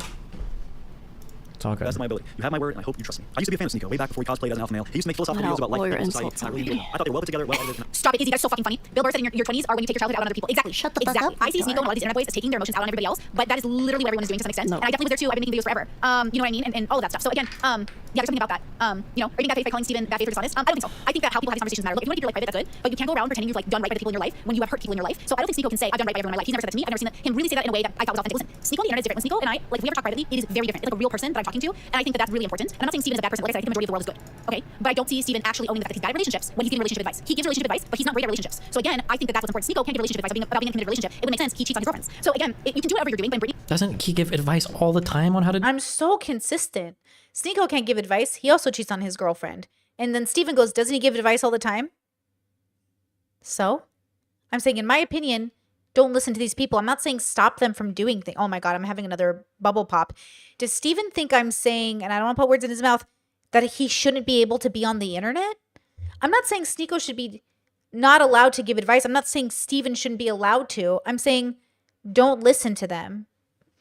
Is he thinking I'm saying something else? Like, what does it matter that Sneeko does give advice? I'm saying, what? World, I am not going to pay attention. Wait. Relationship advice. He gives relationship advice, but he's not great at relationships. So again, I think that that's what's important. Sneeko can't give relationship advice about being in a committed relationship. If Steven can't give Sneeko can't give relationship advice, he's bad at relationships. He cheats on his girlfriend. It would make sense. He cheats on his girlfriends. So again, you can do whatever you're doing, but Brittany. Doesn't he give advice all the time on how to? And then doesn't he give advice all the time? What do these have to do with one another? I think he thinks I'm making a prescription when I'm not. I'm saying, yeah, I'm not saying he can't, like he should be taken off the platform. I'm saying you as a viewer might want to listen to somebody who walks the walk. Huh. world, I am not going to pay attention to Steven's dating advice, given that he has admitted to cheating on Melina, admitting that he, like, I want him to say, I didn't treat her right and I fucked up, right? But until he says that, I don't, And if you're a person who thinks your cheating was good for something, that's fine too, but like, I'm not gonna let my friends date you. That's what I have with my, like, people in my inner circle. If I think you're bad for your girlfriend or boyfriend, I will tell them. Because, like, I'm not gonna sit here and let people get hurt by people's, like, ego journey, you know what I'm saying? Travis says, with again, you go over some constant introspection. Popping your bubble without a foundation can be really hard. So let's say you introspect and you realize, like, oh my god, not only could I be wrong, but I could be living under an illusion that I'm right. And all of a sudden you pop that bubble and you have nothing to go on to it. You have no way, well, Chad is saying Steven admits to cheating, so I think that came out, but I'm not sure. Like, that's what Chad's saying. So if he did admit to cheating on Melina, that's a great example of why he would be bad relationships. But that's just what Chad's saying. I'd have to ask Steven if him and Melina, if that was true, if it actually is on stream or something, but according to the comments, he said that he has admitted it, so I'm not sure what that means. Okay, so introspection can have a lot of lack of benefits because you might not be able to come out of it or from it. Look, it's really hard in the world to realize you could be wrong. It's so hard on you, it's hard on your body. You think you're smart, you're moving through life like, I'm an intelligent person, I'm a good person, and then you realize, like, I'm a good introspective person and I still fucked up. When is it gonna stop? When is it gonna stop, right? When is it gonna stop? And that's the question that's so hard to face yourself. If you don't have a good way back, you might not be able to. Yo, I was so good last year, bro. I'm fire. Zahima says, so are you saying your open relationship is Destiny cheating on her? I'm not saying that. No, I don't think open relationships are cheating. Chad is saying he cheated. Is that true? Like, is Chad correct if he admits cheating on her twice? Chad is saying he cheated on her twice. Is that true? Like, is that something I gotta ask him? So what I'm thinking at this moment is, I know he's cheated. I know the context in which he's cheated. And I was waiting for it to go public. And as I'm streaming, it went public because Melina had to confront him on stream because Steven tried to blame her for the reason he had to cheat. And it was something to the effect of, if my memory serves me, like, we have an open relationship, but I think they have a rule in their open relationship. Like, if she's not having sex with someone, he can't have sex with someone, which in my opinion, I've never done in my open relationships. That sounds like complicated, but you do you. That feels like weird, but okay. No judgment. Okay, so she, like, stopped him from having sex, so then he did it anyways. And so he, like, blamed her for the cheating, even though he consented to the negotiation. And then the standard set. Obviously, they had a toxic relationship, so it's confusing to know what they were doing that was actually healthy. But once it went public, in my brain, I'm like, cool, I can talk about it because fuck. Like, I knew this already, and I hated that I knew it because it made me look like, you know, I hate holding on to people's dirty secrets, and then they expect me to vouch for them. I fucking hate that shit. So in my head, I'm like, oh my God, is this true? Then I see that it's confirmed. And then you know what I mean? Now, he had cheated before, so that wasn't the issue. And I wondered in this moment if he was talking about the cheating that I knew about. No, we knew he cheated before. He's cheated on his partners. That's not new. Him cheating is not new, right? He has serial cheating problems. It was just the context. I'm just letting you know that's what I was thinking in my head. Like, oh my gosh, like, okay, wait, what part of it is, like, public? I don't know why my chat is saying that, but if that's true, then I think that's a good point of, like, not the best. But I just can't draw my line and prove he's not great at relationships. So yeah, I don't know. Chad is saying, I don't know what chat is quoting. Yeah, can I prove he said he cheated? Because I don't know that that's true. That he cheated twice. He slept with Anna without telling Melina everything. Oh, that is true. Ooh. Oh yeah, and then we knew about Anna or whatever that weird thing was. Ooh. That's not even true. Okay, well, I thought it was true. So if it's not true, then my bad. But now I'm confused about what's true. If the Anna thing's not true, cool. I take it back. It's okay. He openly admitted it. Yeah, see, not great. I thought him just being with Anna was bad enough. Like him sexting Anna and still calling her a stalker. Him stalking Anna and calling her a stalker was bad. And the way he uses and manipulates Anna is bad. Like, that is so that's like way beyond my values. I could never do something. Oh, the max. No, it's true. And by the way, this right here is a play. He's lying right now. And he knows he is. Don't forget what you told me in Miami. This is a lie. Shit, it works too. Some of those narratives are actually carrying. It's not that they're carrying. See, that's the problem with Steven. He's playing a lot of 4D chess, this boy, you know? So it's confusing. So anyways, fuck it. It's like one of those things where I think people who are playing 4D chess, who are always paranoid, recording phone calls, manipulating people, trying to get people on their side. I'm fucking tired of all of you. And I just want to say from my side of the story, this is all bullshit, bro. You can't treat people this way. And I don't want to be friends with you anyway. So like, ugh. Okay, I'm done with Brittany.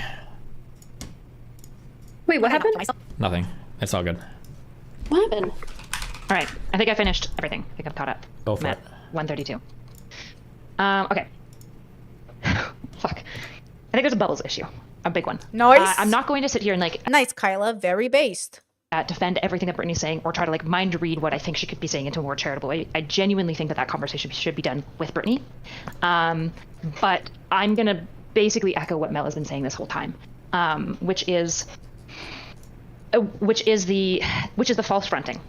Oh, yeah, you're right. He did lie to Melina and say that he wasn't sexting Anna when he was.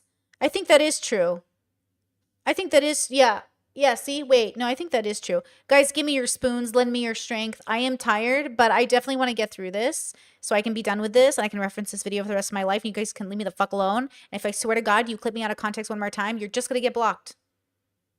That's it. That's all I'm gonna do to you. I'm gonna block you, bro. You kind of, because you act unflappable, in my mind, because you act like things don't hurt you, and because you're pretty much like, yeah, go ahead, talk about whatever, I think that can lead to a lot of confusion about like what to lean into. And the way that I read Brittany is that her and you are very opposite in how you come about understanding people. I think you're a lot more analytical, where you kind of look at all their behaviors, their past behaviors, their future behaviors, and you kind of... I'm sorry, what am I doing right now in this stream? What am I doing in this stream? Examining behavior, giving data. I'm analyzing the fuck out of him, girl. You better say something nice about me right now. Put together a pretty reasonable... That's a little bit of a lie. But like, I'm literally using the data. That's the whole stream. This whole stream is nothing but data. Dossier of like who that person is in your head. And I think that's why in many ways you're pretty accurate about things that are going to bother people and things that aren't, because you kind of think about it in this way. I think a lot of times when Brittany processes the world and others, she's processing it and thinking about it in a lot more of like an emotional landscape. And I don't mean this in like a cringe, gross way that, well, you're on Rumble, so everyone's going to hate this shit, actually. So please get ready to be mad. But I think a lot of times she's less concerned with how things are specifically and more about how they feel and come across. No. What? And so your issue is that how you feel and come across to people is harsh and cold, and that nothing bothers you, and that you're kind of like open and honest about all of your... No, wrong. Kyla, I love Kyla. Shout out to Kyla. Wrong. Wrong. Okay? I don't care how you speak. I care what your intentions are. I don't care how good of a game you talk. Your actions speak louder than words. The data speaks for itself. I am nothing but data, girl. The way I feel about people is data. But also, it's not like if it feels good, it must be good. The data shows he literally, everything I've said about Steven, he has said about himself. The only difference is I think it's bad and he thinks it's good. That's the difference. Your parts, and you're a little bit unapologetic about how you could be like really mean, basically. The issue is, I don't think you lean into like the soft parts of you nearly as much publicly. And I'm not saying that you have to, and I'm not saying that you've done something wrong. Like, I'm not blaming you. I think it's actually unfair. The issue is that when people come away from you with... Yeah, I'm not being emotional, and I feel like being painted this way is like... And see how they paint him as like logical and reasonable and me as emotional? Who has been throwing the tantrum this whole time? Who is allowing a clip of me out of context to spread on the internet? Who is putting me in thumbnails and trashing my name with no fucking evidence? Just because you're misunderstanding me doesn't mean you're correct. And also, like, you can't even tell me my argument back to me. You don't even understand why I'm saying what I'm saying. So, like, no offense, this whole stream has been a grown man in his 30s yelling on the top of his lungs while I am presenting data. And yet, even in my streams he watched, I am calm as fuck, bro. And then I get painted as emotional, even from the women in the sphere. Guys, get your shit together. Just because he plays pretend that he's analytical and not emotional, it's like Myron. Have you seen Myron throw shit and break a TV recently? Are you fucking all blind to what emotional outrage looks like in men?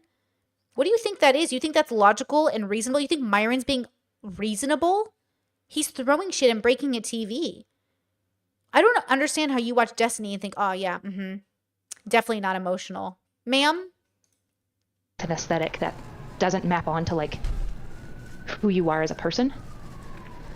If part of that is because of the front-facing parts don't fully cue people as to like what's behind there, it's understandable. Even though, again, I do think that there are a number of statements that Brittany said that did go too far. Like, when I listened to it, I'm like, oh, I really wouldn't have voiced, like, if I'm being... I understand what you're saying. I just totally disagree. I think this is, like, beyond the pale.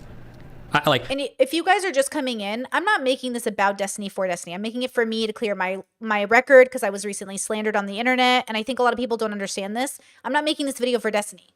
This has nothing to do with Destiny. This has to do with the fact that I'm being slandered, and I want to make my reputation clear. I didn't say what J-Stock said in that clip. I was taken fully out of context. Destiny played it on stream, and so I never really talked about this bridge burning. And I was like, you know what? It's time. I'm being slandered. I'm being taken out of context. This has nothing to do with Destiny. I don't care if he ever replies to this. It's not my business. But my reputation is on the line, and I need to make it clear that, like, I am being slandered, and, like, I'm not about it. I'm being painted as this like emotional borderline girl when I'm not exhibiting any of that behavior. And the person that is exhibiting emotionality is being painted in a completely different light, which is fine. But I, for my sake of my reputation, am not going to stand by it. Okay, girlies, I didn't work this hard. to be good, to build this great community, to have you guys also watch me not stand up for myself. Ma'am, no ma'am. Okay, I will not be slandered. I will not be slandered. If this was somebody like making a joke about me and Lily's relationship and then I got like offended, I think everything you're saying 100% maps on and is totally fair. I just feel like this is just like, this is insane. It's too far, I think. It's just like, these are like wild comments. I understand what you're saying. I'm not, and I clearly have some problem like associating with certain people that do this. Yeah. For some of them, I don't mind. Like Max was like, I can see that one coming. Maybe not as much privately, but I can see that coming. With Lav, I can see that coming. With somebody like Annalicia, it hasn't happened yet, but like I could see Annalicia doing that. I think there are a couple people with that weird Muslim guy, even with Zerka. Like there are people in my orbit right now, maybe Farah, because I don't know her well enough. There are people right now I can see it happening. But with Brittany, I didn't see that. I truly didn't. Like he never listened to me. That was his problem. I don't know. I said to his face in Miami, I disapproved of his behavior. I've talked about people cheating on my stream before. I've talked shit on Sneeko. I don't know why he thought he was exempt. He genuinely just thought he was exempt, and you're not, girl. I don't care if you're my best friend. I don't care if you're my sibling. I'm gonna tell people if you do bad things. Okay? Because like my reputation too important to associate or to say like you should date I'm a girl's girl in that way, girl. I'm not gonna tell a girl to date a man who's gonna cheat on her. I'm not gonna tell boys to date you. Like you're a cheater, right? Like God bless, I wish you the best, but like consent violation, right? So I think there's like a misconception of I didn't see this coming from Brittany. I'm a good person, but I have very strong values. My conviction is so good, I could fight a war with it, girl. Okay? So if you take me out of context and you slander me, right? If you have a disagreement with me, that's great too. I love that. But agree to disagree, okay? But like you should have seen it coming if you ever watched my content or knew anything about my values. Seeing somebody make like a comment that is like a little bit like insensitive, yeah, that's fine. I can understand that because of the type of demeanor that I have. But like, this is like, I feel like this is just like way too wild. Yeah, this is why I'm really trying to emphasize to you. Like, I'm not saying that what she did was okay, because even if I gave her the most charitable, most steel man position of what she's saying, I still think there are things that are framed in a way that I would say are necessarily hurtful. Mm-hmm. Because I guess like in my mind, maybe I just need to stop doing this because I am projecting literally. I'm trying to think like in her position, like even now, I think I've gone a little bit farther than I ever have before in terms of being critical of Brittany's relationship. There is a lot I could say about that. What? Say it. What? What? You don't know anything. He doesn't know anything about it. My family could be there. But like his family was there and his friends were there and it was the most beautiful wedding of my life. We got married a year after being, together. So like that probably the most I say, but she's like 20 steps beyond that. Like I don't understand. There's just no demeanor. Are we back? Are we good? Was I dropped? How long was I dropped frame? Did you hold on? I'll rewind it a little bit. How much did you miss? Even now, I think I've gone a little bit farther than I ever have before in terms of being critical of Brittany's relationship. There is a lot I could say about that. And you're familiar with her relationship. There's a lot I imagine that you could say about it. Is that what did you guys hear that? Did I cut out? This is my router dropped. Did you guys hear this? What could he say about my marriage? He keeps saying I got married a month later. I got married a year later. Well, there's a lot I would say about it, but I don't. And like generally the furthest I would go, actually, I don't even know if I would bring it up at all. I don't know if I ever have brought it up at all. But if I was bringing it up for comparison, it would be like, oh, like Brittany's relationship was like pretty wild too. Like, you met a guy and you like married him like, a month later. That's like pretty. Like again, the spinning of this narrative is so dishonest.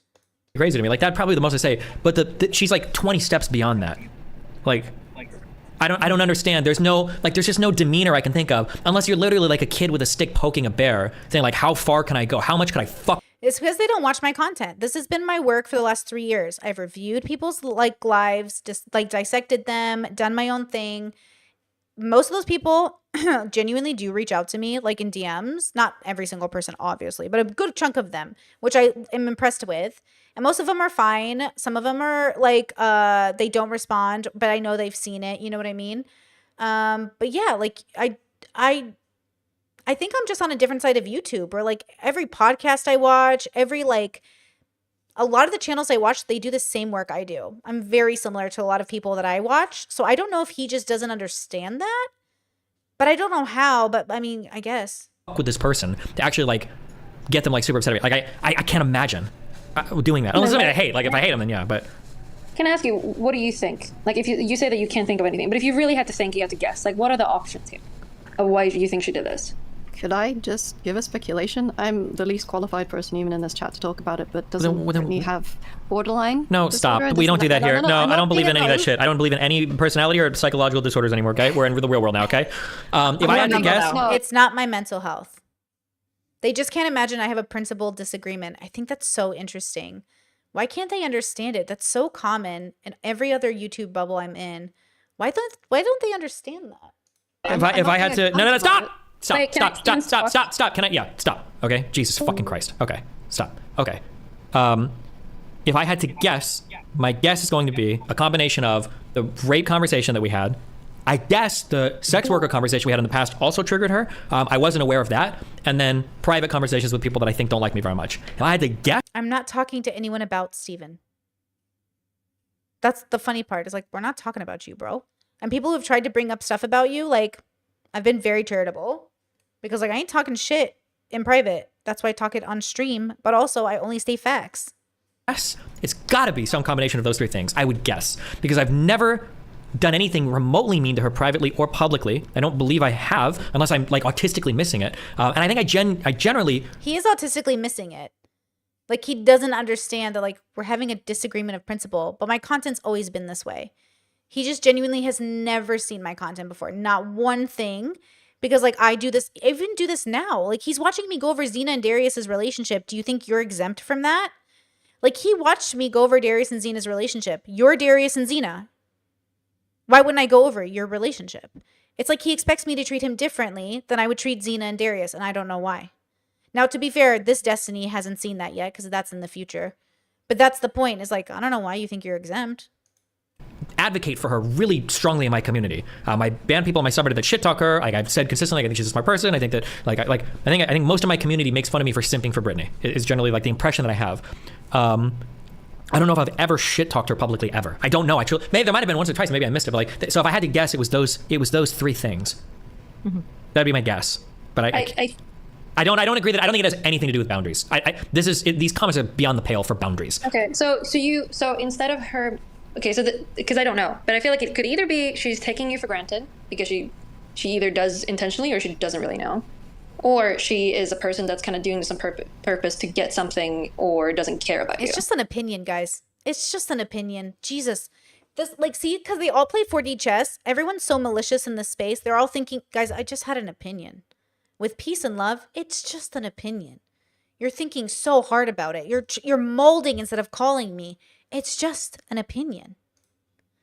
I don't think it'd be on purpose to get something like clout. She doesn't seem like the kind of person to be like, oh, I'm saying this for clout or whatever. No, he's right. Good assessment of me. I'm not doing it for clout.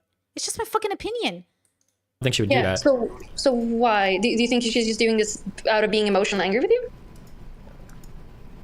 I think what I said before was it really feels like that trauma conversation dramatically like reshaded her entire view of me. If he really wants to know, just remind yourself of what we talked about in Miami. Remind yourself of what we talked about before I got there. Remind yourself of everything that's happened. Put it together that I think you do bad things, and then watch my Andrew Huberman video. You are no different than Andrew Huberman. If you think you're different than Andrew Huberman, watch my Andrew Huberman video. If you don't get it, watch my Andrew Huberman video. You are not different. Lex defending Andrew is shit behavior. And I don't want to be Lex Friedman. No offense. I like him. But, like, I don't want to defend my, gross. So, like, again, he's not special, but he thinks he is. He keeps thinking, like, but she wouldn't do that to me. I'm sorry, girl, I love you. But, like, damn, girl, watch my Andrew Huberman video, bro. That's how I see you, okay? And I think she started to reinterpret a whole bunch of past things, I think. That's all I can think of. That seems to be like the leading thing in my mind that makes the most sense. That after we had that trauma convo, she got a dramatically It's different... so funny. Like, here they are, like, contemplating my mental health, contemplating my intention. You could just DM me. I was open to DMs. I was open to private calls. But that's what I mean. He would rather just sit there and guess and be offended, because I think he's honestly afraid of the answer. I think he doesn't believe me. He cannot believe that I'm just like, yeah, bro, I think you're a bad person. You treat people badly. I think you're a good person who treats people badly. Andrew Huberman is probably, I don't know him, but, like, he's definitely doing bad people things. So, you know what I mean? Like, I just don't think he's met anybody principled or with conviction. I'm going to be real with you. different view of me. And now she's, like, reinterpreted a lot of past stuff. That's my guess. If reinterpreted might not be the best phrasing, but it is possible that it is like clouding her, like the way that she's interpreting with you. But I guess I would ask, what do you think happened in that conversation that led her to like potentially like have like this kind of like emotional negative read of you? In the trauma conversation? Mm-hmm. Because rape is a super heated conversational topic, and she has a lot of unprocessed stuff that made her ill-equipped to have that topic, and her jumping into that conversation and having it trigger the ever-living out of her. And so I think she went into defensive mode because a lot of the things that I was saying, she was interpreting as direct attacks on her identity. No, not on me. I think we've already had this clarification earlier in my stream, but it wasn't about attacking me. It was about the worry that you were going to convince your fans that if people were raped in certain situations, that if they had trauma, that was their fault because they were weak for having it. It's the conservative model as much as the progressive model. Like, it was the way he was arguing it, I disagreed with it. But like, agree to disagree. I don't care if that's how you want to have the conversation about rape. I just think you're ill-equipped to handle conversations about mental health. And rape is a mental health issue as much as a trauma issue. Like, that's the issue. It's like, it wasn't about the rape. It wasn't about me making it about me. It was the fact, like, you know what I'm saying? He keeps framing it as like Britney's thinking about herself. Britney's a content creator. I'm thinking about my audience. I'm thinking about how people are going to hear things. And even though I speak very bluntly, I do try to explain myself. That's what I'm doing here. But also, he doesn't have to change the way he talks, which I said many times on stream after that. I don't need you to change how you talk. Right? Like, that's not a requirement I have of people. I don't ask my friends to change how they talk. I don't ask my coworkers to change how they talk. I simply engage with it specifically. I say things like when I say something, like to me, when I say something like maybe your background or how you view your trauma could influence like how traumatized you are, what she hears is I shouldn't be traumatized because I should have just thought of it differently. When I say things like maybe people having certain predispositions will when I say maybe people having certain predispositions or lifestyles will make them less likely to be traumatized, what she hears is Steven is telling you, Brittany, that since you're into BDSM and promiscuous, you should have loved your rape. It should be a big deal to you. I think that was how she was interpreting all of those statements. And because she was emotional when we were having that. I was also getting those comments from people who kept saying that to me. And I was like, your fans are interpreting it this way. You should clarify. And I don't think he understood, like, your viewers are sending me messages saying I should have been better about my own rape because they were interpreting what you were saying that way. And I'm saying, hey, I don't know if you know, people might hear it that way. And if you disagree with that, okay. But I was the one getting fucking DMs and comments from people telling me like the same exact narrative I was worried they would hear. Same narrative like people hear when I say, I really want you to protect yourself against a rapist. They go, oh my God, are you victim blaming me? No. It's the same narrative though. Some people actually do think it's your fault you were raped. And I'm saying it's not your fault. Let's go ahead and prevent the possibility for that to happen in the future. But if it happens to you again, it's still not your fault. But some people think like you cause your rape to happen. Nobody can cause their own rape. That's not how it works. But when you say something, it can sound a certain way to certain people. And then you signal to those people, yeah, they asked for their rape. They asked for it, bro. They walked down a dark alley naked. They asked for it. You're not asking for it. And of course, at the same time, we want to put ourselves in positions where we're less likely to deal with bad people. Example, you're less likely to deal with consent breakers by not dealing with consent breakers. People who serial cheat, people who gaslight, people who lie are more than likely to break consent in multiple ways if they're already breaking it in one way. But also, they might not. The question is it my fault if I engage with a serial cheater and then they rape me? Is that my fault for not seeing the signs? No, they raped you. But also, we should start talking about how some bad behavior leads to other bad behavior. Or we should decide, okay, they have a problem with cheating, but they're not going to rape anyone, right? But they're already doing a consent violation. Cheating is a huge consent violation. Gaslighting is a huge consent violation. So yes, I didn't like the way he said it, but obviously he's not interested in rape victims. He's not interested in how we're impacted by people. He just wants to push a narrative out there that works for him, and that's fine. But I need to protect the women in my community, the men in my community, the theys in my community who have had that happen. And I need you to know it was never your fault. You were never responsible for your rape. And because we know we're not responsible, we need to know that the world is unfair and they will and might target you again. So let's get you prepared, because that's how cruel the world is. The world is so cruel that your kids are at risk for sexual abuse from the people in their own lives. So I disagreed with how he said what he said. And for him to come back and say Brittany's internalizing in this and making it about her.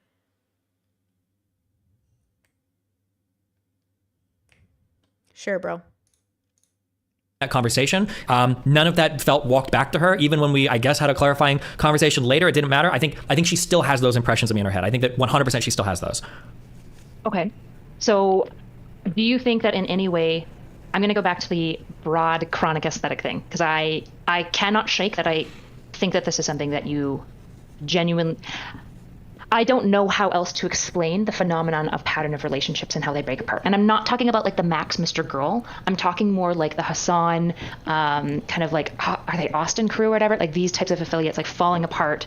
Yeah, I understand, and I understand there's a temptation to apply like an interpersonal lens to it, but all of these relationships are significantly complicated by the public part. So like, for instance, like I could never talk to a normal person, but like, well, what was it like for you to not be friends with this person anymore? Hassan, like, well, we had massive public audiences that were very closely following the political disagreements we had that were driving, like, because technically, interpersonally, nothing bad ever happened between me and Hassan, ever, right? We stayed at each other's houses, we hung out, like, never ever had an interpersonal problem. All of it was like public facing. And that's even true to some extent with people like Max and Lav to some extent. Or same thing with Vosh. Like my issue with Vosh, nothing personally ever bad happened between us. I don't know if we ever had a personal fight ever. Even when he would come onto my stream to call in and like argue with me and shit, like we'd usually like laugh and joke at the end of it. But the public facing thing, I think, is significantly impacting a lot of these types of relationships. I'm trying to think of like if there's been like a personal thing. Right? What? Like it ups the ante and it like strains things in a way that like relationships are almost never like tested or strained upon. It's not so much that it ups the ante, it's that it's creating entirely new side bets. Like I don't think in general, no normal human being is thinking like, well, I've got this friend in my opinion, and my other friend has this opinion, but like our opinions are diametrically opposed, and the ways that we make our money and our jobs are like, it's like that kind of thing. It's like a totally different thing. He keeps trying to appeal to like a good normal person wouldn't think this, a good rational person wouldn't think this. How would you know? How would you know? That's what I'm saying. You have to walk the walk. If you're going to make an appeal to authority of like, this is what I think, but who's this mythical normal person he's like appealing to right now? Like imagine if like two friends were like close friends, but one works for Apple and one works for Microsoft, and like every week they went to a bar and they had to convince everybody whether or not they wanted to buy Apple phones or I'm sorry, iMacs or like fucking PCs, and like the person's jobs and income are riding on it. Like that would be like the added stressor that a normal human being would have, that I think is like unique to a lot of my public facing relationships. Yeah, okay. So then I think this is actually, this chronic aesthetic stuff is, I think, something that strains the public-facing relationships the most, because I think like this is something that almost never occurs in private relationships, which is like how basically hundreds of uncharitable people interpret you as an individual, even though a lot of the interpretations are incorrect, right? So I wouldn't be surprised. In fact, I'm not surprised to find out that lots of women might be hesitant to like befriend me in the space, because I give off a couple of different aesthetics that I think are very silly of me, and that I shouldn't give up, specifically because they're not really true about me, which is that I'm ice queeny and kind of bitchy, and that I'm just like vying for like men's attention. I can understand. Absolutely not. Kyla's so sweet. Understand to some extent why people get this read from me, especially if they're not like granting me the time, or also in part because of like my chronic energy of like how I acutely react to situations, which is like to be unhurt. Like I don't show my emotional softness. I'll just like get angry or like kind of like try to dismiss you and like undercut you instead. And so I think what happens with you as well specifically is that like when you're public facing in general, the way that you read to people chronically. I understand. Oh, sure. I understand what you're saying. I think that Brittany's comments are beyond the pale of just like being like a little insensitive. Like, I'm not disagreeing with that. I'm not disagreeing with that. The issue is that I'm concerned that if just the trauma conversation had happened and this chronic aesthetic problem wasn't occurring for you, I don't know if this would be the outcome, right? People kept saying that. They kept saying if like Lav and Mr. Girl and everything wasn't blowing up at the same time, they don't think he would have burned the bridge with me. Maybe, but honestly, maybe I would have burned it with him just for this request. I'm never going to make this request of my friends, especially other adult content creators who have their own channels. Like I have my own career, guys. I'm not going to deviate or derail my own career because I don't even know what's happening right now. So like if he made a request of me that was like, hey, can you not talk about like my bad behavior on stream? I'd be like, no. I'm like, no. Right. But also not because I'm trying to clout farm, but because literally that's what I do for a living. I observe people's behavior and I dissect it. And then we talk about ways to learn from people's mistakes or their wins. And so like, no. Now I don't cover Destiny as often. I almost never do. But sometimes there's like a good conversation. Like him and Dr. K had a conversation. It was so good. You should check that out. Dr. K's so good. And I'm going to watch that and dissect that, which I did. But like, no, this is literally what I do for a living. I watch people and then I dissect them. So I'm convinced that even if nothing was happening around him to put him on edge, he would have made this request of me and I would have been like, oh, no. Like, I'm not sure I can fulfill that request as your friend, given that that's like my career model. So are you saying I should change my whole career? Like, it doesn't make sense to me, right? I suspect, in fact, the trauma conversation itself probably would have gone better as well. Can I ask a quick question? Would you still be as upset if she felt exactly the same way, but she hadn't have said it on a stream? would you still be upset by the fact that she feels and thinks those things? Good question. I don't know if I'd be as upset because I just don't know if I'd come across that way. But no, I'd probably be a similar level of upsettedness, I think. Okay, well then, yeah, that's it, guys. I think all the things I say. Yeah, he's just upset that I think of him that way. I don't know how else you thought I would think of you, Habibi. Like, how else did you think people were gonna think about you? And I think it's because people around him don't call him out. They don't actually care. He's probably surrounded by people that think cheating is relatively like whatever, it's neutral or like it's less bad or whatever. It's like fine. But like if my own siblings did this, I always tell my brothers, I was like, you better watch it, bros. If I find out you're cheating, bro, not only am I gonna tell her, but I'm gonna tell everybody in this family, bro. Not the extended family, inner circle. Inner circle's different. We know everyone's business in the inner circle. We don't tell other people outside the inner circle, okay? But we share it in the inner circle, okay? And we talk mad shit. We know everybody. So inner circle, I would tell the whole inner circle, like, da-da-da's cheating. But obviously, okay? Obviously, we don't tell, like, everybody else. But I don't have to say anything. I've never said anything about Steven. He hasn't said himself about his life, so I don't... I think so, too. Just so you know, see, we're not, like, agreeing that Brittany, like, what she did is, like, a good thing. Or I know that. like, Erudite, I know. Yep, I understand that. Okay, good. I'm just making sure, because it sounds... I think our point is more like, hey, if you don't want to run into these sort of issues, what can you do better? I understand that, but I disagree that it's a boundary thing. Would you agree, though, that what we talked about with, like, implicit boundaries? It might be the forward-facing, like, cold aesthetic that I have, maybe. That could be it, but... And you can put the boundaries in that sort of stuff, too. There's no boundary that would have helped me here with Brittany. Boundaries doesn't have to be written or, like... Even implicit. There are no implicit boundaries. That, like, it's the fact that she even has these thoughts of me that it's, like, so insane to me. Do you think she made that up, or do you think... This is it. It's the fact that he doesn't understand how I can see him differently than he sees himself. You're the one who tells your story. I'm just the one who's observing it. He doesn't think what he does is wrong. And I think that's wrong. It's like Andrew Huberman thinking he's a good man or a good partner. Agree to disagree. I think she's crazy. I just think she has a really bad impression of me from the conversation that we've had publicly, the two, I guess, about sex workers and trauma, and then once she maybe just privately. Do you think that the miscommunication happens in her head, or do you think it is elsewhere? Miscommunication? No, I don't think she's miscommunicating. I think... Well, I mean, there's a disconnect. Either she, or she understands, but she's lying. No, no. It's not a disconnect. She's accurately, her mind and her mouth are working. She just has a different opinion of me, or she sees me in a different way than I see myself. Yeah. So you're saying it happens in her head, like she has the wrong view of you. Oh, sure. Yeah, she has what I would perceive as like an incorrect perception of me. Yeah. She doesn't have to. Yeah, she doesn't have the tools to understand who you are. Yeah. I think my assessment of Steven is correct, based off my own values. That chronically cheating and not prioritizing your child is bad behavior. Andrew Huberman's a bad partner. Steven Crowder's a bad partner. Yelling, cheating, gaslighting, all of that is bad. And if you're doing that, I think you have bad morals. If you disagree with me, that's fine. We don't have to agree. But if this is the real reason why he's upset, like, we were never going to maintain a lot of contact for very long. I don't want people in my life that are willing to do those things to people and not take any accountability for it, because their values don't say that they should, and I think that's pretty bad behavior. But you don't have to agree with me. Yeah, that's what I'm saying. I'm asking you, what do you think, you're expressing yourself bad, or do you think, like, what do you think? Not that bad. Not if she's gonna like market herself as like a level 5 introspective person, and then get so raped on I'm sorry, oh my god, and then get so triggered, I meant to say, about a rape conversation that it like permanently like completely shades her fucking view of me afterwards.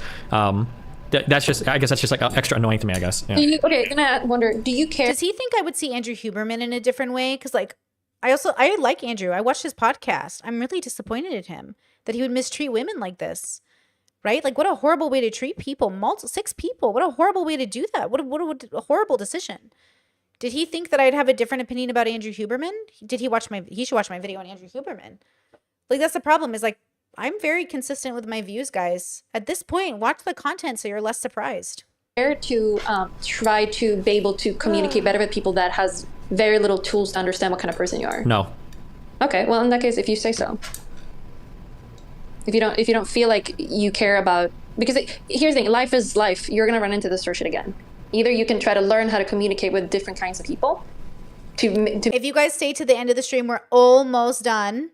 I will answer questions, super chats, priority, obviously. I'm going to speed it up a little bit, and then I'll answer comments, because I'm here to clear the slander up about my name. I'm here to answer questions. There's so much misconception on the internet, And I think people forget, like, I don't know how to tell you this. This is a very small part of the internet. I've been on the internet over a decade, and I never knew about this part of the internet. Of course, you could hear the names, or maybe you know somebody. But it's funny that Destiny and I never ran into each other on the internet this whole time. I have debated so many of the same people he's debated. I've gone to so many of the events that he's going to now. I mean, I've worked with Tim Pool. I've worked with Carl, Benjamin Sargon of Akkad. I've worked with so many people, and Destiny and I never ran into each other. The reason I reached out to Destiny is because one of my callers asked me for a collaboration because I was like, who should I collab with? And then I reached out to this guy I knew nothing about. I knew nothing about him. I just knew he was a guy on the internet. But I wasn't a part of this part of the internet for so long. It's weird. I don't know how we didn't run into each other, but I've never watched his streams before. So this is interesting. Like, I just never knew who this human was. Yeah, so interesting. How did we never run into each other? I just never knew who he was. Man, I've worked with so many people. Blair. I knew Sneeko and Abba before I knew Destiny. I don't know if people know this. I knew Sneeko and Abba before I knew Destiny. I think people have this like impression, but I already had all those connections before I met him. I met him like literally so recently. To make them see you better? The change I need to make is just who I vouch for publicly. What's that mean? I just shouldn't have vouched for or defended her so much. Who's in this room? I would dump every single one of you included, Melina and Erudite, if you guys had like these fucking insane opinions about me. I just wouldn't even. And he did. They did. They got divorced. That's the thing. Yeah. That's what I'm saying. I live in a totally different world than he lives. Like, I don't treat people the way, like, I don't just, if they're inner circle, like, I don't kick, like, he married Melina. So, like, well, not anymore. But, like, he also cheated on her. So, like, I don't even know why he's acting like, don't talk shit about my partner. Only I can cheat on her. And he's like, don't talk shit about my kid. Only I can abandon him. And then he's like, yeah, if you talk shit about me, I'll divorce you. It's like, yeah, we're not living in the same world. Like, we have completely different morals.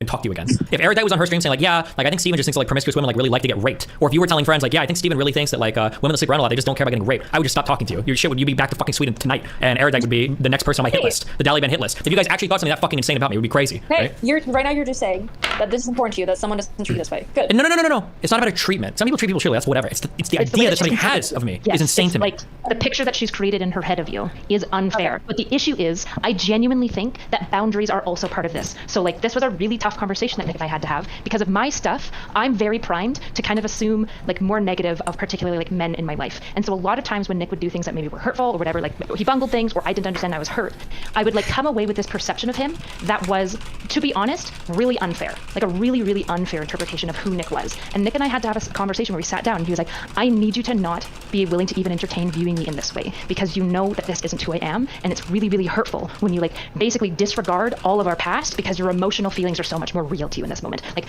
this is actually part of like this like kind of interpersonal relationship boundary dynamic. So how could I have changed this one? What does that mean?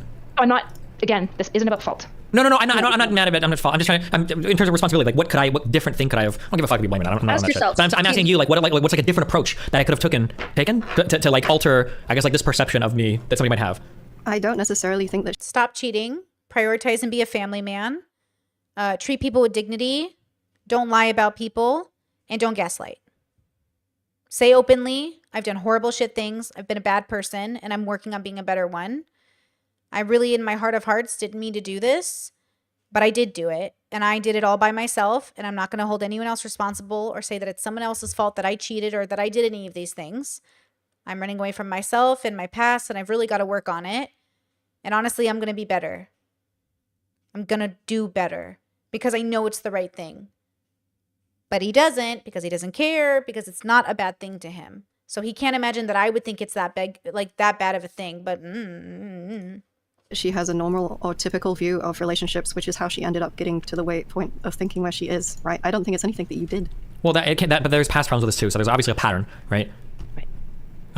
Yeah, do I need to do cry streams or what, Erudite? Yeah, basically, unironically, yes, but no. Like, not actually cry streams. What I think the issue is this is where you're really coping, right? Remember when I was over in Miami and we asked you about the movie Everything Everywhere All at Once, and you told me what it meant, and then you gave us a cheeky smile because I knew you didn't believe that that's what that movie meant, and you knew that you didn't believe it. You were just saying some shit. Wait, about what? For what? You were saying it about, like, success and stuff like that.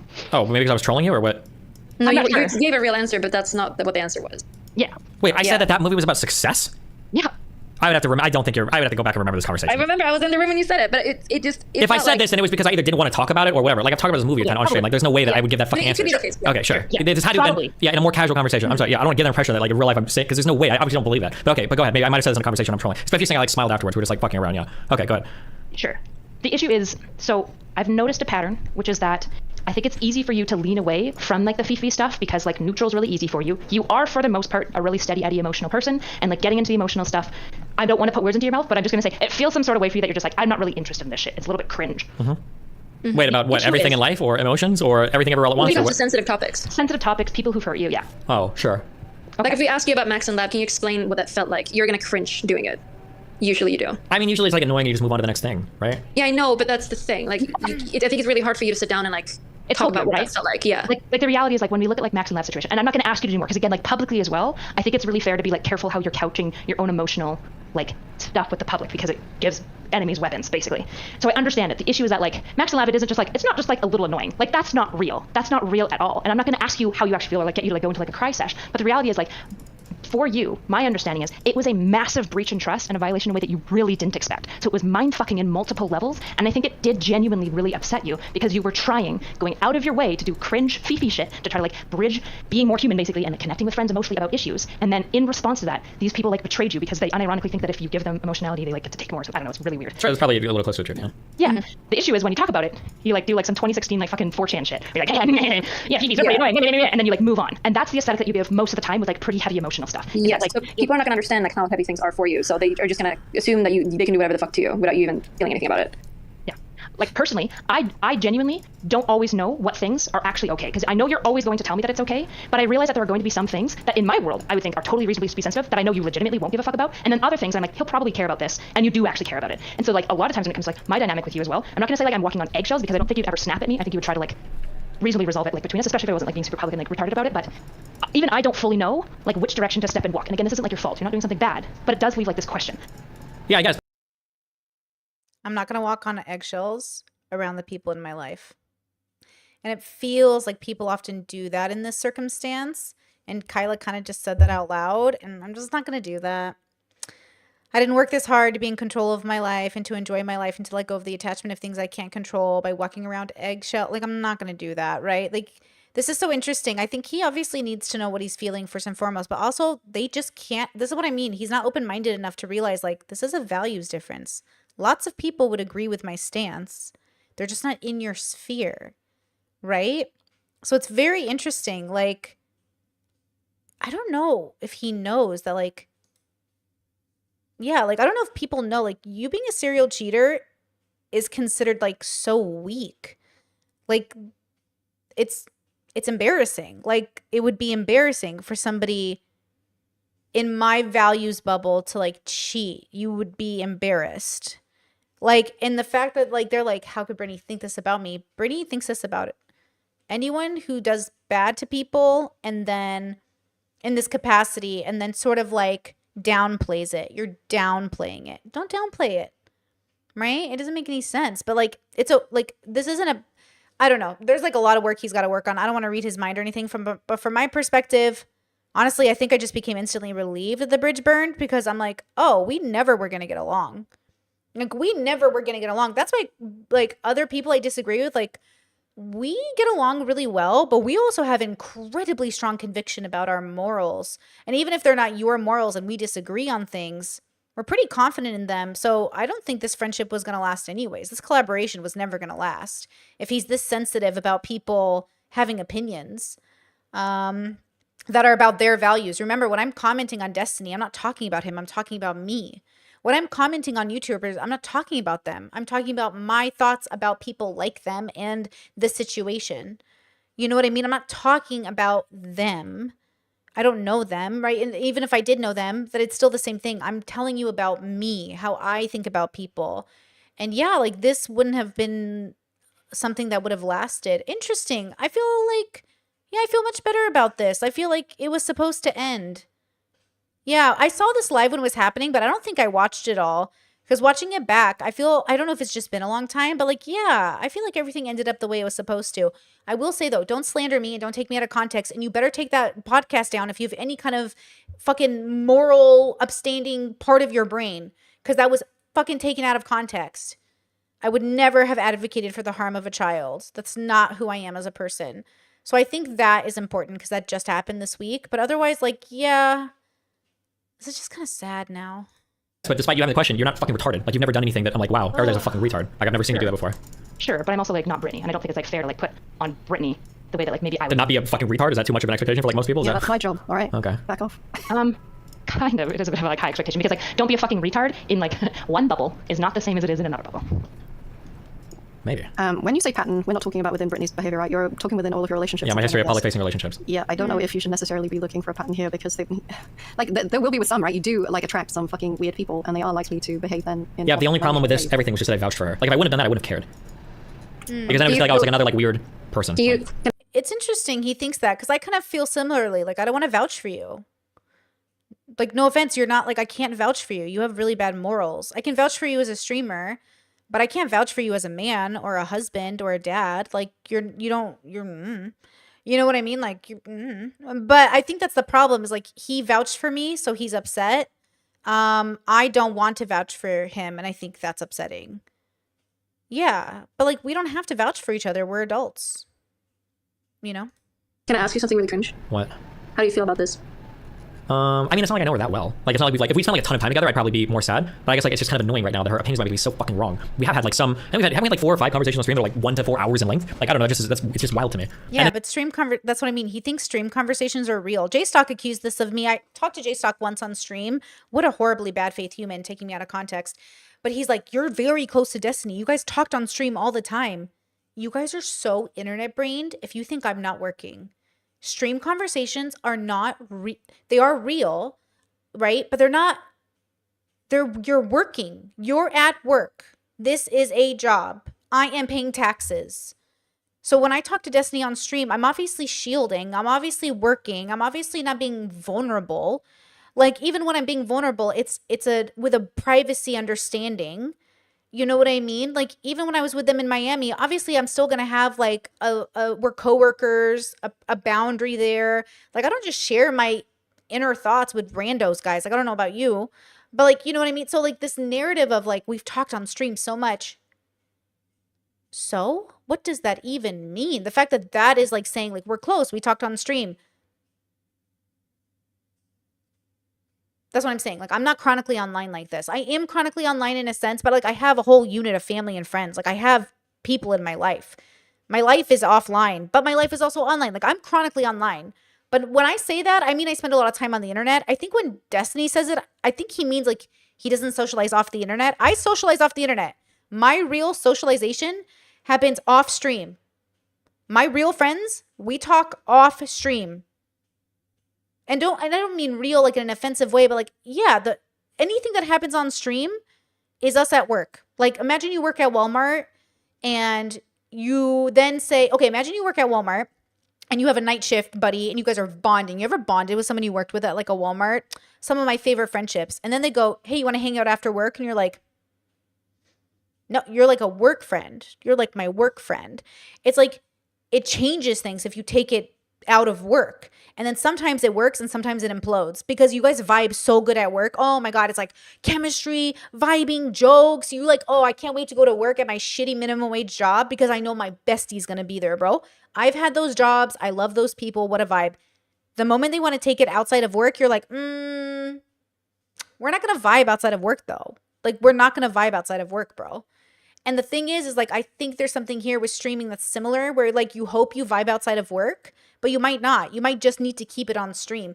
It's very complicated if people don't know. If you guys have never worked somewhere, I mean, I bet you guys know though, right? Like, you guys know what it's like to like work at a grocery store or something. You're like, oh my God, I can't wait to go to work to see so-and-so. But like, I don't want to see you outside of work, girl. And for her to like to say blatantly wrong things, and then for me to overestimate her intelligence, where she's like, oh yeah, like I think Sneeko is like super open to like, oh, but she's like, are you actually fucking retarded? Like, that's wild. I mean, they're mostly open. She's like, to be honest, if I'm mind reading Brittany, which I don't want to too much, she literally means emotionally open. What does that mean? What does emotionally open mean? Opposite of you, right? In many ways, you're hard to read because yeah, but she's talking about her context from personal conversations. I think I've had personal conversations with you. Do you think do I feel emotionally close in personal conversations? I would say that I can tell you're trying to be open, but it is absolutely like desaturated compared to, for example, having a personal conversation with Sneeko. Just because I think like Sneeko very much leans into his. And you think that when she said open, she's just talking about how open he is to like. I guess I disagree with your interpretation there of her saying Sneeko was open. Or if that was, yeah, that's like an older. Oh no, I'm sorry. That is correct. She said open-minded. That is a word that she said explicitly. Yeah. So I think you're hearing it. I hear that as not like ideas, because I would say like obviously you're more open-minded to ideas and like worldviews than Sneeko. You're just a little bit more closed off emotionally. So, yeah, but I think somebody said that. If somebody said that, I think I'd be okay with that. That's probably true. Yeah. So wait, what did?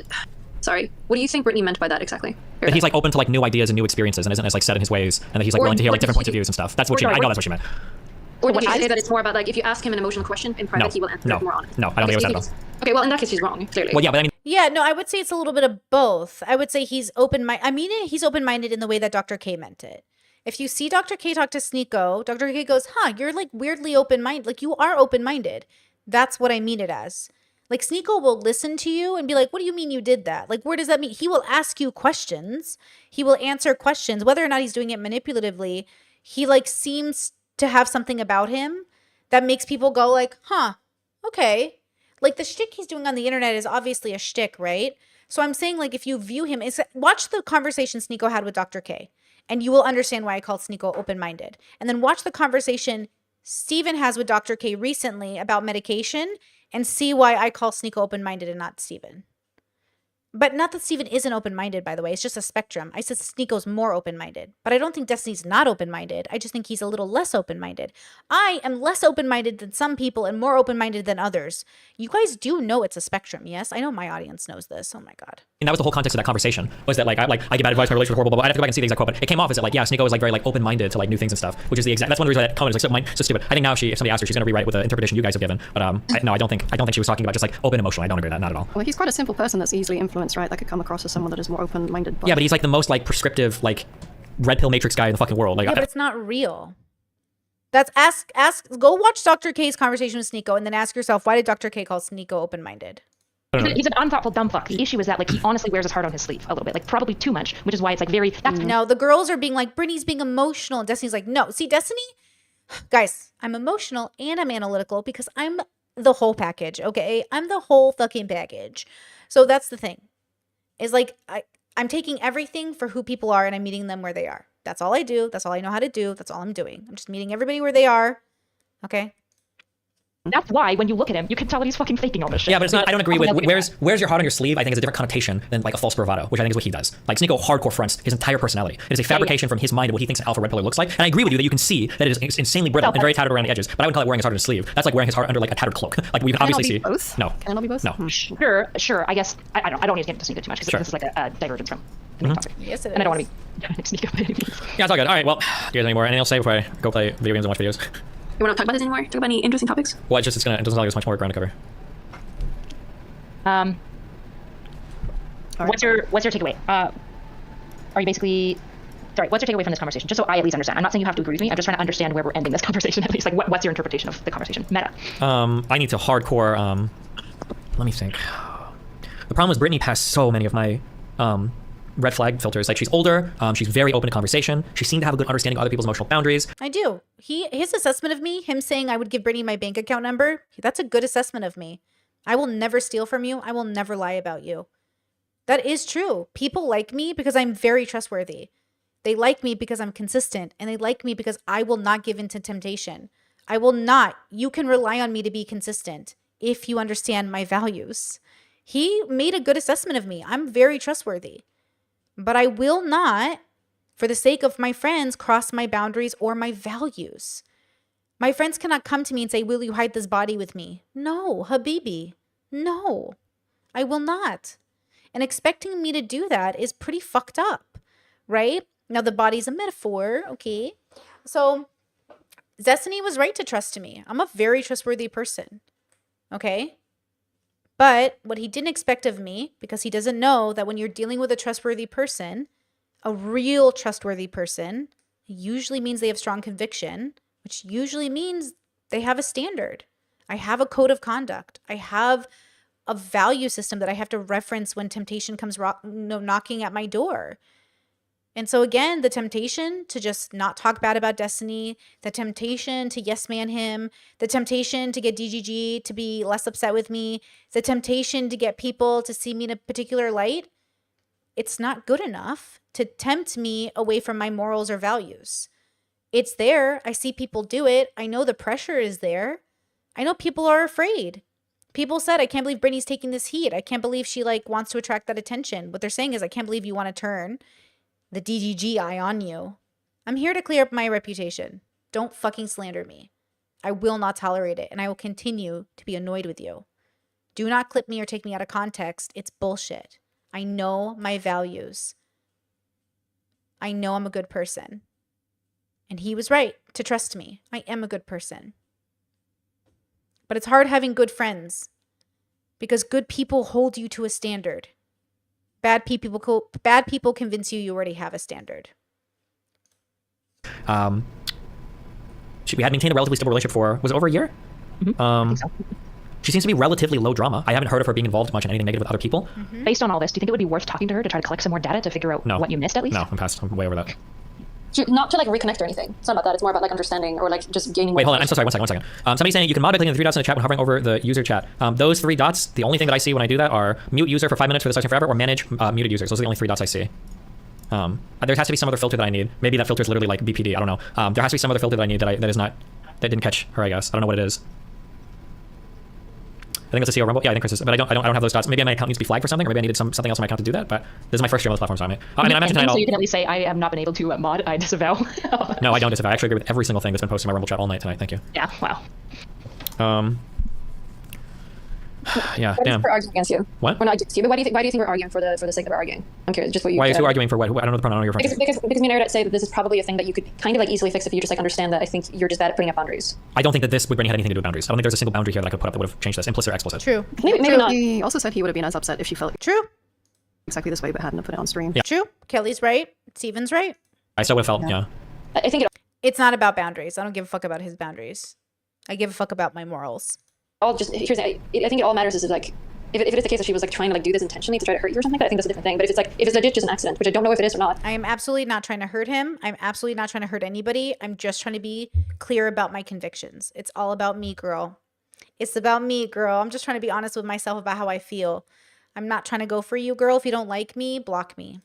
Like there's some sort of miscommunication. I don't think it's an accident. She has a view of me in her head that is so wildly divergent from the view that I have of myself. So the question is my view accurate or is her view accurate? And if it's that divergent, then why would I want to have a conversation on that? But do you think that there is anything that you could have done better in the way you show yourself to someone? Because it's not just about Brittany, as I said. Like I don't want to loop too much or anything. Well, we're asking like, hold on. We're about to launch tagging in chat like at Chris Rumble should be live in 10 minutes. I'll do it when it's live. Oh, thanks. I don't know. I don't know. I don't know. I have to think about it more. I'm not sure. And you don't want to talk to her, I think, maybe because you're disappointed. Not just angry, but that's why, right? Yeah, it's just way too much like ultra harsh public judgment and criticism of my life, and then using it to like invalidate like things I'm saying is just like it's an insane amount of It is really disappointing when someone thinks really differently of you than you feel of yourself. Okay. Do you think that you'll think about it more? Because I don't know how much to ask of you, and it seems like you're done. I just want to make sure. You can ask anything else you want. I just don't want to loop on the same like 3 talking points. Yeah. Else. Yeah. Okay.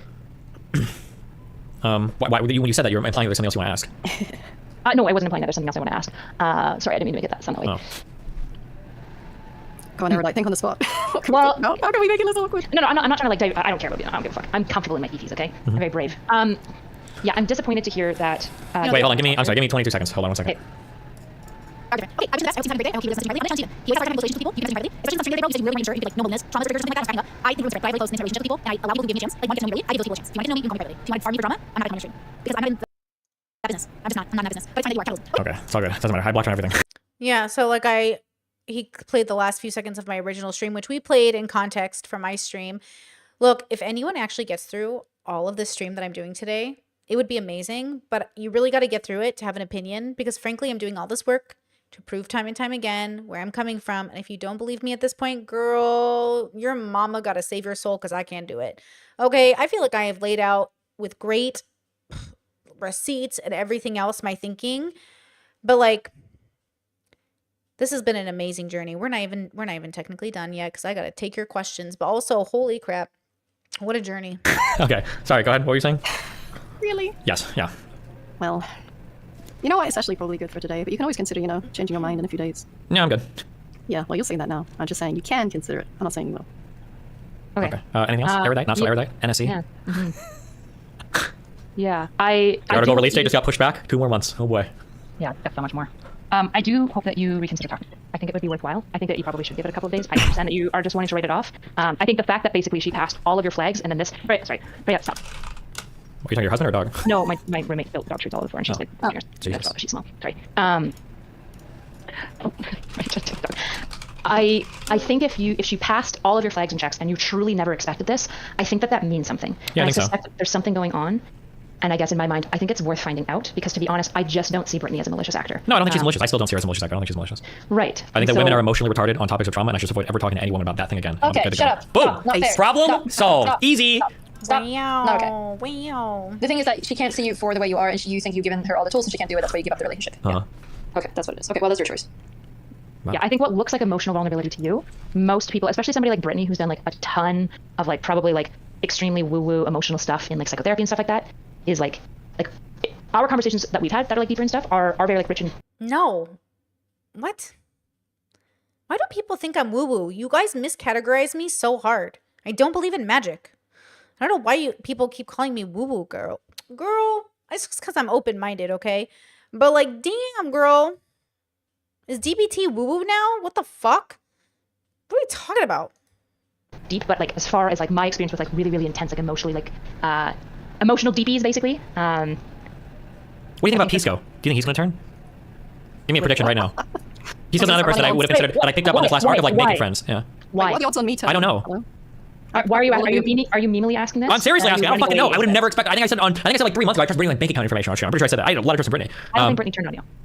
She just sees me as a pro-rape, anti-sex worker, horrible fuck. I don't see him as pro-rape. I don't think he's pro-sex work the way I'm pro-sex work, but it's a spectrum. There's a very different thing. I don't shame women for having sex. I don't shame women for body counts. I don't shame anyone for anything.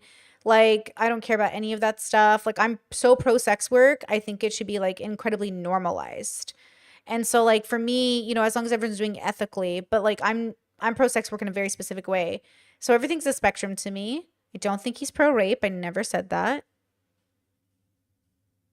Weird take. I think he's just misunderstanding me and then writing with it, which is fine. But for my audience, those things are not true. Fucking advice-giving relationship disaster person? I suspect that so from my understanding of her, when she talks about close, intimate relationships, it's a much, much, much deeper level than maybe what you're talking about. Which is fine, I understand that. But hold on, you're missing my problem. If Brittany would have said, like, I don't think that me and Steven are, like, close friends at all. Yeah, that's fine. I totally, I wouldn't be surprised. Because different people have different definitions of what a close friend is. That's not what I have a problem with here, right? Mm-hmm. Yeah, no, it's the fact that she has interpreted you and spoken about you in a way that is so far from your actual character that it's like, you're basically like, what the fuck even happened here? I don't even know how somebody. Is it though? Is it far from his character when he said it himself as of 3 weeks ago? Like, that's what I mean. I used recent context. I used all the data. I'm not saying anything he hasn't said about himself. So, agree to disagree. Brittany, based on the conversation we had, could ever conceive of me in this way. Correct? I think when you put people on this high of a pedestal, you are destined to be disappointed by them. True. True. I need to treat everybody spoilers I treat Melina. I'm just kidding. Or me. You deserve it, Kelly, okay? Wait, what do you say? Don't worry, he's just being mean to us. It's okay. What did you say, Steve? I need to be as mean to everybody as I am to you. Not really. Based. They wouldn't handle it. True. Yeah, Lee, I'm gonna sign the papers very soon. It's on the way. Okay, Good. fucking order those. As soon as that green card gets here, a few weeks. I think it's obvious. It's obvious that she misread you and that she's missing something. And I think it's worth finding out what. It is not obvious that I misread him. And I think, like, I'm curious what will happen if Kyla sees this. I don't want to threaten her job or anything because she works with him. So I don't mean to put her on the spot. But I am curious. Like, if people watch this, do they really think I'm taking him out of context, or I don't know, or I'm not stating something that's accurate with his behavior? Like, do you genuinely are going to watch 8 hours of the stream and be like, oh yeah, Brittany's definitely like wrong about Steven's character? Am I?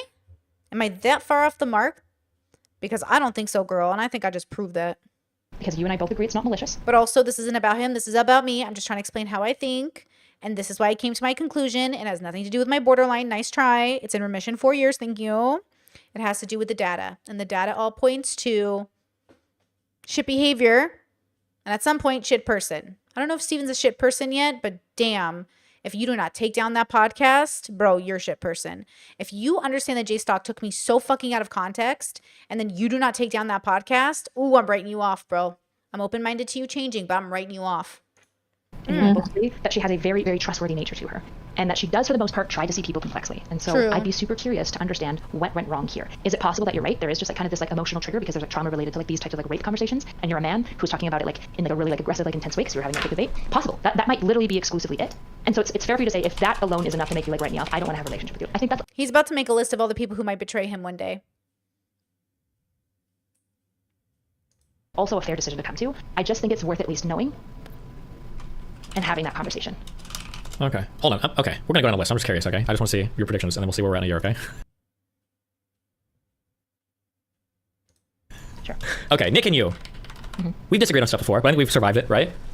I mean, we haven't had huge disagreements except for when you were fucking wrong about fitness stuff. Okay, which is never. So we are generally okay. So Nick and Erudite. What do I'm gonna try to percentage flip on where I think like the chances. Maybe my percentages are off. In my mind, so I'll put Nick at 20%. I'll put you at 18%. Do you think those are too high? Sorry, 18% of will flip on you? Yeah, you're gonna just fucking hate me. It's gonna be all over. I need to think about it. What would be enough to make me hate you? Flip on you. I don't think. Okay. I think Nick's is probably lower, actually. You would have to do something. I would say Nick has boundaries. Yeah, I'm thinking Nick at 10%. Okay. You're like 10%. I'm comfortable with 18. Okay, Melina, what are you at? You're at like 20% because we're married, so you have to do a lot of shit for me. I'm okay with that number. When I say I'm married to the love of my life, my best friend, I'm saying there is no way this man, unless he gets a fucking tumor in his brain, would make a decision that is outside of his character. And his character is a very good and well-intentioned human who's good to the people around him, and especially good to me, especially good to my cat. He takes care of Indiana Jones with just like the most love and compassion I've ever seen anyone take care of my cat, our cat. She loves him. This is sad, making a list like this. I don't feel this way about the people in my life. Manor Circle, shout out, love them. I assume even if we didn't talk for 5 years, girl, because you're living your life on your own like adventure, I'll see you in 5 years, girl. My other friends, I love them too, and I want the best for them. If they ever told me, Brittany, I'm ready to go on to do something else, I'd wish them the best and buy them flowers. I think like this is much more telling, and I'm so sorry to say, I think it solidifies that I've characterized him correctly. I'd love to be wrong, but I just feel like with all the data we've been giving you, like, ma'am. Wait, what are you asking about? Chance of you just fucking hating me. Oh, yeah, that's true. It's like hard. Here's the thing. It's like hard to hate you if you just understand that you're a little bit like a child. Yeah, true, base. Cherry is. Like usually when you do some dumb shit. Cherry then do a lot. I'll give her a 20%. Usually when you're doing some dumb shit, I feel like the reason you're doing something stupid is. What about ABBA? What are the chances that ABBA flips and becomes an anti-fan? Here's my question, Yeah. because we're talking about it like just this like general, like how will the dice roll in the next year? No, I'm curious. Like, what are the risk factors for this happening? Sure. I guess what would be really important to me to understand is what the fuck happened that this occurred in the first place, and what has happened in the past, and is there a common thread between multiple? Not all relationships that have fallen apart will have this common thread, right? Of course not. But is there enough of a pattern that's begun to emerge in what causes dissolution of relationship that there might be something within your control to manage? Because if there is, and you can mitigate that, all of these little percentages go down, right? Yeah, I just don't know what. Yeah. Because like I think it's fine that you like do this thing. It's just like, and if you're done with the conversation and you just want to like. Well, hold on. You said I asked you any more questions, and you're like, oh no, I don't. If you have more, you want to add to the conversation, then go for it. I'm sorry, I'll minimize this so we can return if you want. But you made it sound like you were doing the conversation as well. I think it's because you're expressing things in such a jokingly way, but it clearly is. I'm not. Hold on. I'm just sincerely asking if you have any more questions or anything else you want to contribute. Then yeah. Why am I not even on the list? Because Kelly, you're welcome. Yeah. Okay, yeah. So this is why I'm reacting in this way. Yeah, go ahead. The reason why I'm reacting this way isn't because I have more questions, but is what Melina just said, which is that again you're shifting into kind of like this meme space. Which No, is okay, hold on, fine. stop. Okay, hold on. I'll shift back into personal, but we looped on the same thing for like 30 minutes, okay? Yeah, if you want to go yeah. to like a serious conversation, I'm as serious as I can ever be in any state of mind ever. We can have that. But if it's just gonna be like the same 30 minute loop of like boundaries, then I don't think we're getting any further conversation. I've heard what you said, and then we're good. We can move from there. If you have anything else to add or anything else to say, then we can do that. But I'm not disagreeing with this. This is all fine. What I'm saying is the reason why you're getting this like jarred reaction. Okay, I understand. Now I've shifted my thing back to serious. I'm in serious mode now. God, fuck's sake. Yeah, we're talking about that one thing that you just did. Okay, yeah, this thing that you just did is the thing that gives people the read that you don't care about things and that you're not willing to emotionally lean into people and that like there's kind of like this emotional uncaringness on your side. Not because you did anything wrong there, and I don't actually think that you don't care about me emotionally, but I'm saying this is the thing that gives this people the aesthetic is like the running from the emotional stuff. Okay, I'm not running. I'm here. I'm ready to confront it. I'm in my 1 HP voice right now. Hey, we're not like telling you to. We're just saying what you're doing. Okay, so it sounds like we can't go back to that point. Where that conversation is done. Then I think that's what we're saying. You don't want to talk about it. I do. I know I can. But you're saying I shifted. Yeah. So I'm reflecting to you in the here and now why I felt jarred when you went into like your meme paranoidness of who's going to betray you and when. Not that I think there's anything wrong with it. I'm telling you. I would have expected somebody like Pisco. It's It's not. Hold on. I'm sorry. I bring up like a meme way. I write things down when I'm trying to figure shit out. Unironically, when I'm autistic as fuck, I'll make pros and cons lists to figure out. I do this for a quarter relation. I do this. This is how I mind my process. I'm sorry. It's a little joking. It's a little humorous. But in my mind, I would have imagined like Pisco would have like completely flipped before like Brittany would have. In my mind. So I don't know how. So I'm genuinely curious when I look down the list of like how could like things get like with ABBA or with the Ayla person I talked to, with Dan, with Zerka, with like I'm trying to think like genuinely what like if somebody could ask me like what would have gone wrong with the Britney stuff after the trauma talk. I think I probably would have said something related to that. That would have been my guess. But I mean I'm saying that now post talk, so who knows? But also when I say I thought, hold on, but to be clear, when I say I would have thought Pisco would have turned quicker than like Britney, those percentages I would have thought were really low. Like I spent like some time with Pisco in real life. We walked, we chatted, we like had a fairly close-ish, I guess, relationship. But maybe Pisco comes like, oh, I don't feel like he's a friend at all. I don't know. I'm not sure actually. I'm not sure. Right. Do you find it like because I've noticed a pattern of like people kind of being like you saying like we're friends and people being like yeah like we're friends, probably like not that close, like Ian and maybe like Brittany as well. Do you find that often happens and that it's like no, I feel like I can accurately gauge. Oh my god. I feel like I can accurately gauge where my friendships are if somebody would ask me. Like, I feel like if Brittany would have asked, but that's post talk. Like, but I can do it for any other friendship. So like for Kisco, like we've talked about some really personal stuff on both of our ends. We've trusted each other with some secrets, you know, the customary trading of secrets before I welcome somebody to the Orbiters Club so that I can abuse them sexually on stream, I guess. But no, like we've had personal conversations about really private things in our lives. We've hung out either 2 times or 3 times in real life. We've like met each other's, he hung out with Lena. Like I know that he speaks Spanish. Like we've done stuff. So I feel like we're like friends at least. Well, are we close friends? Probably not, just because we don't spend as much time talking to each other. But I'd say we're like in the friend category. I think that's fairly accurate. Can I ask something? What? Do you think if these people got the question of how does Steven see you? Like, are you close? What do you think they would say? Everybody says no, probably not, and I feel replaceable and all that shit. Okay, why do you think they say that? Because I don't have any fucking time for anything in my fucking life, and I don't give enough time to people, and people feel neglected. And then also because of my demeanor, people feel like I don't think necessarily have to be the case. That's why I need to go back playing Warzone on stream. No. So we can play games together. I think it could legit be a certain way that you communicate sometimes. So when you're like, it's kind of like a joke. Whenever you say like, oh, my relationship is horrible, like it is a joke. Or if you say, oh, you're gonna give me up, or you know, when you say that to me, I think if you said something like that similar to someone. I think if I could contribute anything here about how I think is like you keep saying like if you want to be friends with Brittany, that's what being friends with Brittany is. I'm going to say things out loud. I'm going to make it clear. That's why I think I really love my friends and I appreciate them because they know like if they need to hear it how it is, they call me, right? Even my siblings are like, okay, tell me how it is. That's me, right? I think I understand it's not always digestible. Nobody always wants to hear it. I try to volunteer it when necessary. The problem is like this is my job, so I'm going to do it anyways. And if you wanted to sign up to be closer to me, it's not going to stop or get less. It's probably going to get more. I'm very blunt, right? And I try to say it how I think it is, and I could be wrong, and I'm open to that. But I think there's like this idea of disconnect happening, like, oh my God, I want to be her friend. Oh, but not the way she is. I want her to be a friend, and only if she's like nice to me in a way that I can tolerate. We don't have to be friends. Like, good people don't have to be friends. Not all friends get along at all times. Not all siblings get along at all times. Not all parents get along with their kids at all times. It's okay to not get along. It's okay to disagree, agree to disagree. It's okay. It's okay. I just think, you know, not taking any sort of accountability or responsibility for how you misunderstand people is probably the biggest issue. I've always been consistent about who I am, especially in the last few years of me being healthy and on the other side of my toxicity. I'm very consistent. Someone just sent me the sweetest comment I've ever gotten in my life. And they said, I went back and watched your very first podcast to see if you were consistent, and girl, you did not disappoint. And I just wanted to weep. It was such a lovely comment to get because I worked really hard to be consistent. And I try my hardest to be. It's not always perceived that way, and I'm happy to give clarification, which is really what this stream is about. It's about giving clarification that I promise you I've been consistent. You just didn't see it. And so you put me on this pedestal, and you made this image of me in your head, and then I wasn't how you expected. But to be frank, I don't think you've ever met anyone like me because it doesn't seem like anyone in your life has like strong convictions. I have very strong convictions, and the people in my life usually do as well. And so I'm used to people around me being like, I don't like this. I am upset with this. This is how I feel. And I'm like, okay. And then we talk about it and we negotiate and we dissect. And so I think that from my perspective, if you want a friendship with someone, you either have to actually want to be friends with the real them or have a very superficial friendship where you have friends because you play D&D together or you love music or you do bowling. You know, it's like more like, oh, we work together. But you have to know what you're aiming for because all of those have different requirements. Else, they can get the feeling, like, why would you ever say that? Yeah, I already know this is already factored into the friendships that I have, right? PSO comes on a stream and we fight a ton. We argue a lot, probably more than most people do. So I figure he's probably the kind of person that's built for like that type of back and forth. I would assume so, right? The manner of jokes that I tell and the way that I interact with people, I understand is very abrasive and not everybody will like it. That's a part of my first personality. I factor that in when I interact with people and I'm aware that like people view me like that. That's okay. And that type of personality is not going to vibe with a lot of people, which is fine for me. I understand that. Okay, if you say so. Because I would never be able to be friends with somebody that has huge issues like that. It's just too much a style of my communication. Yeah, I'm just saying, like, if people don't really know where they have you, I think people can do things that you get surprised about too. I do believe that. I guess. Mm-hmm. And it all depends on if you care. I think you should care because I think friends is a big part of life. That's important.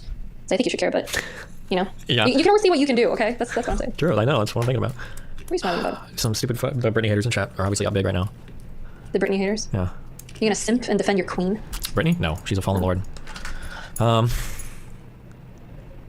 trying to think. I need more.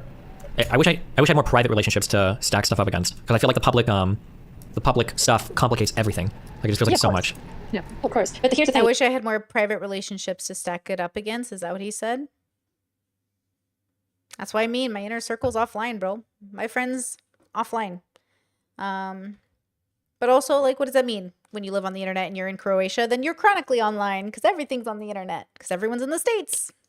You don't really put time into private relationship. You always make everything about streaming, so you have a cut-off stream that guys.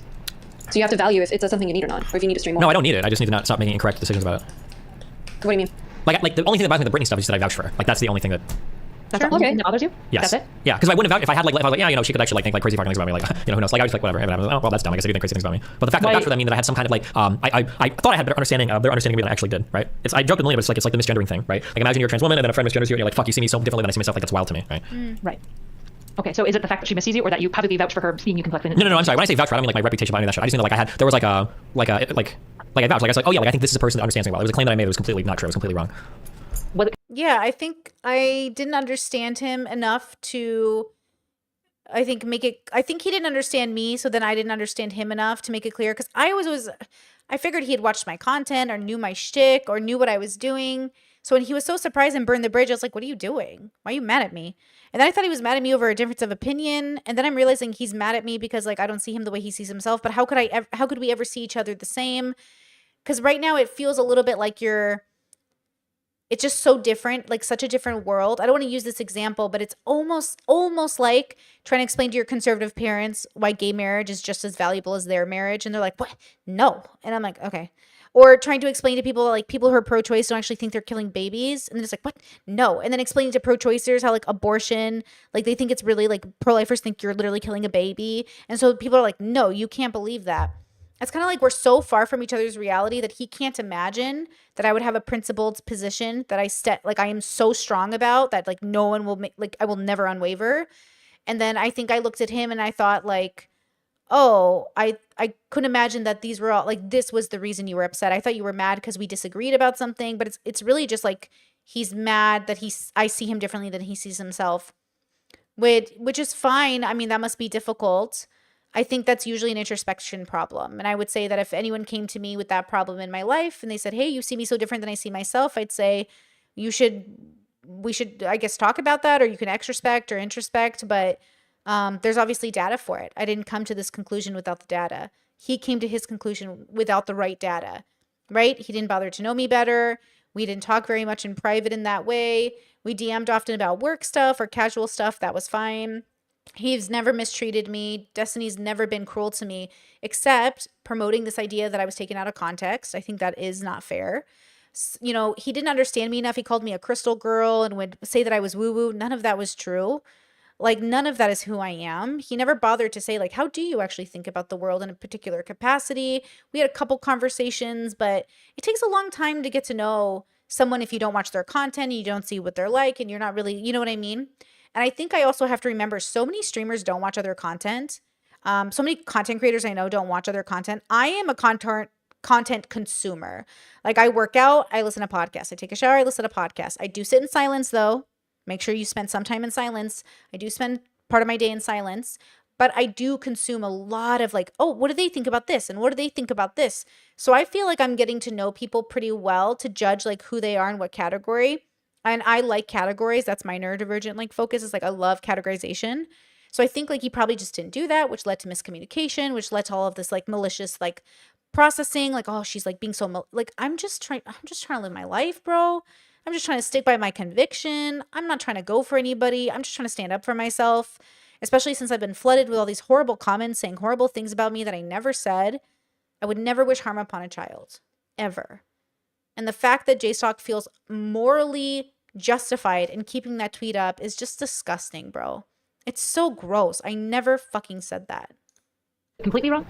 It seems to be the case, yeah. For me, like I think I would say that the majority of her comments were beyond the pale. It wasn't just like one iffy thing. It was like thing after thing after thing after thing. And it was all related to interpersonal, emotional, relationship type stuff. Yeah. I don't know if I'd say that. Like, is saying that, like I'm closed-minded and Sneeko is open-minded? Like, is that like an interpersonal thing? Or saying like I give horrible relationship advice because my relationships are like, is that an interpersonal thing? Is that like a extreme thing? I'm not sure.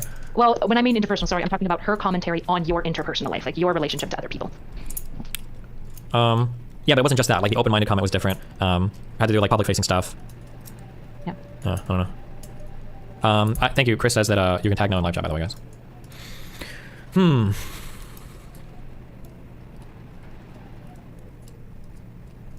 Wow. Well. Anything else?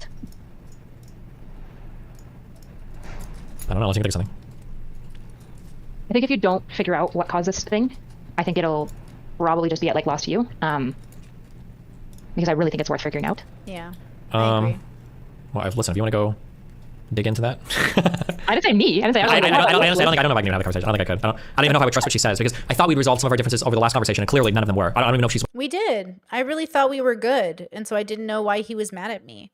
I did. I also thought we were good. In my head, we were good. That's the problem. That's why I was so confused. We had resolved it. What was the issue? The issue is that we weren't seeing each other. It was a huge miscommunication, and it has nothing to do about the subject matters we debated on. It has to do about the fact that we have different morals, and I don't think that's very clear. I think people see me and they think, oh, she's a sex worker and she used to be poly and all of these things, and they think I'm in their community that's doing those things. Guys, I have very strong convictions, and I might be all of the things that people associate with maybe bad behavior, but those things don't give you bad behavior. Your morals do. Polyamory doesn't mean you have bad behavior. Your morals in relation to poly does. Having open relationships, or even one-sided open relationships, they're not bad inherently. They're only bad if you have bad morals, you know? So I think people probably saw me and stereotyped me, and stereotypes, though helpful, are also very wrong most of the time. And so I think I got stereotyped, and that's what's probably the most shocking. Because, yeah, I realize now when I would tease him and, like, poke fun at him in Miami or whatever, and he would almost, like, take it personal, I was treating him like a boy. And now in hindsight, I realize, like, oh, I shouldn't have treated him like a boy. Because, like, my brothers are rough boys, and I was trying to treat him like a boy. And I realized, like, maybe that was the mistake. Like, I didn't see him enough to treat him, like, softer with, like, a little bit more leniency. Because, like, he comes off so aggressive on stream, but he really... Yeah, he couldn't even handle me comparing him to Sneeko. Like, he would drown in an afternoon with my brothers. My brothers would rip him apart. Like, you know what I mean? Like, I think I treated him like a boy because I feel, you know, I am a boy, you know? So I think that's probably, like, the biggest mistake I made is I didn't see Steven enough to treat him, to meet him better where he's at. I think I did make that mistake. Yeah, he's not, I didn't expect him to be so sensitive about these things because, but then he projected it onto me. Like, I am not sensitive about these things. Like, the rape conversation was good. I'd have it again in different ways with different people, but, like, I'm not sensitive about it. I don't think about it. It was just a thing that happened. I'm embarrassed I got triggered medically and I showed up on stream. Like, that was cringe, bro. But, like, you get medically triggered. What are you going to do? Like, firework goes off and you're a Vietnam veteran, like, what are you going to do, right? You're going to shame yourself for it? No, that's exactly what happened to me that day. A firework went off and it was that conversation and I got triggered, which sucks. You know, I'm not going to beat myself up over it. I already apologized to him. We had that conversation. I thought we squashed the beef. I think in hindsight, I could have done much better in, like, really assessing him and realizing, like, yeah, but see, I can't do that much emotional labor. See, that's the problem is, like, my boundaries, I'm already dealing with fibro and my life and my inner circle and my friends. Like, I have a lot of close friends. They might not be inner circle, but they're very close to me and I love them so much. And I'm already doing a lot for people and they're doing a lot for me. And it just feels like, I don't know if I could have emotionally met him where he was at. Probably not, if I'm being honest, which is probably why I didn't DM him. Because I know he put out a tweet saying, like, oh, I'm over all the bridges being burned or something. And everyone's like, that's for you. That's for you. Because he didn't name me, he didn't tag me, he didn't reach out to me, I didn't want to reach out to him because I can't do that much emotional labor for people. I can't reach out to him. I can't be the person who has to do it. He has to do it so he can signal to me that he cares and he's willing to invest. Because otherwise, like, I have so many more people who need my help and need my focus, and they are reaching out. They are sliding into those DMs. They are saying, hey, like, I want to connect. And I'm like, okay, cool. You know, and I got to focus on that. Yeah, that's a good realization for me to have. I did treat him too much like a boy. And I think that was part of my failure to see him. When she's speaking to me, I don't know if she's being honest, so it just feels like what?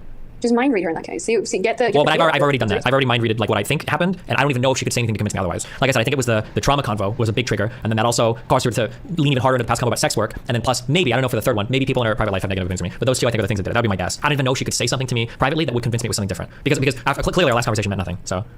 What if she apologized to you? I'm not saying she will, but I don't care. How would you feel? I don't care at all. It doesn't mean anything to me.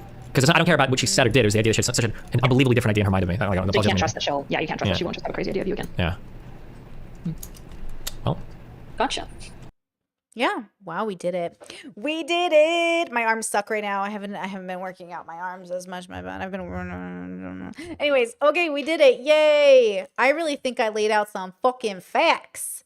I really think I did really good this stream. I'm so proud of myself, bros. And I'm so proud you were here for it. I really laid out all the facts, bro. All the receipts. I'll timestamp this probably tomorrow and throughout the week to help people understand. But before I go today, I'm still going to take questions. I'm going to prioritize Super Chats and Discord, and then I'll read chat. So give me 2 seconds to pee. I'll come back, and we'll answer some questions because I just want to clear it up. Okay, I'm here to clear up my reputation. I hate that I was slandered. I hate that I was taken out of context. That pisses me off, bro. I hate it. It's so rude. So anyways, I will be right back and we will talk about it.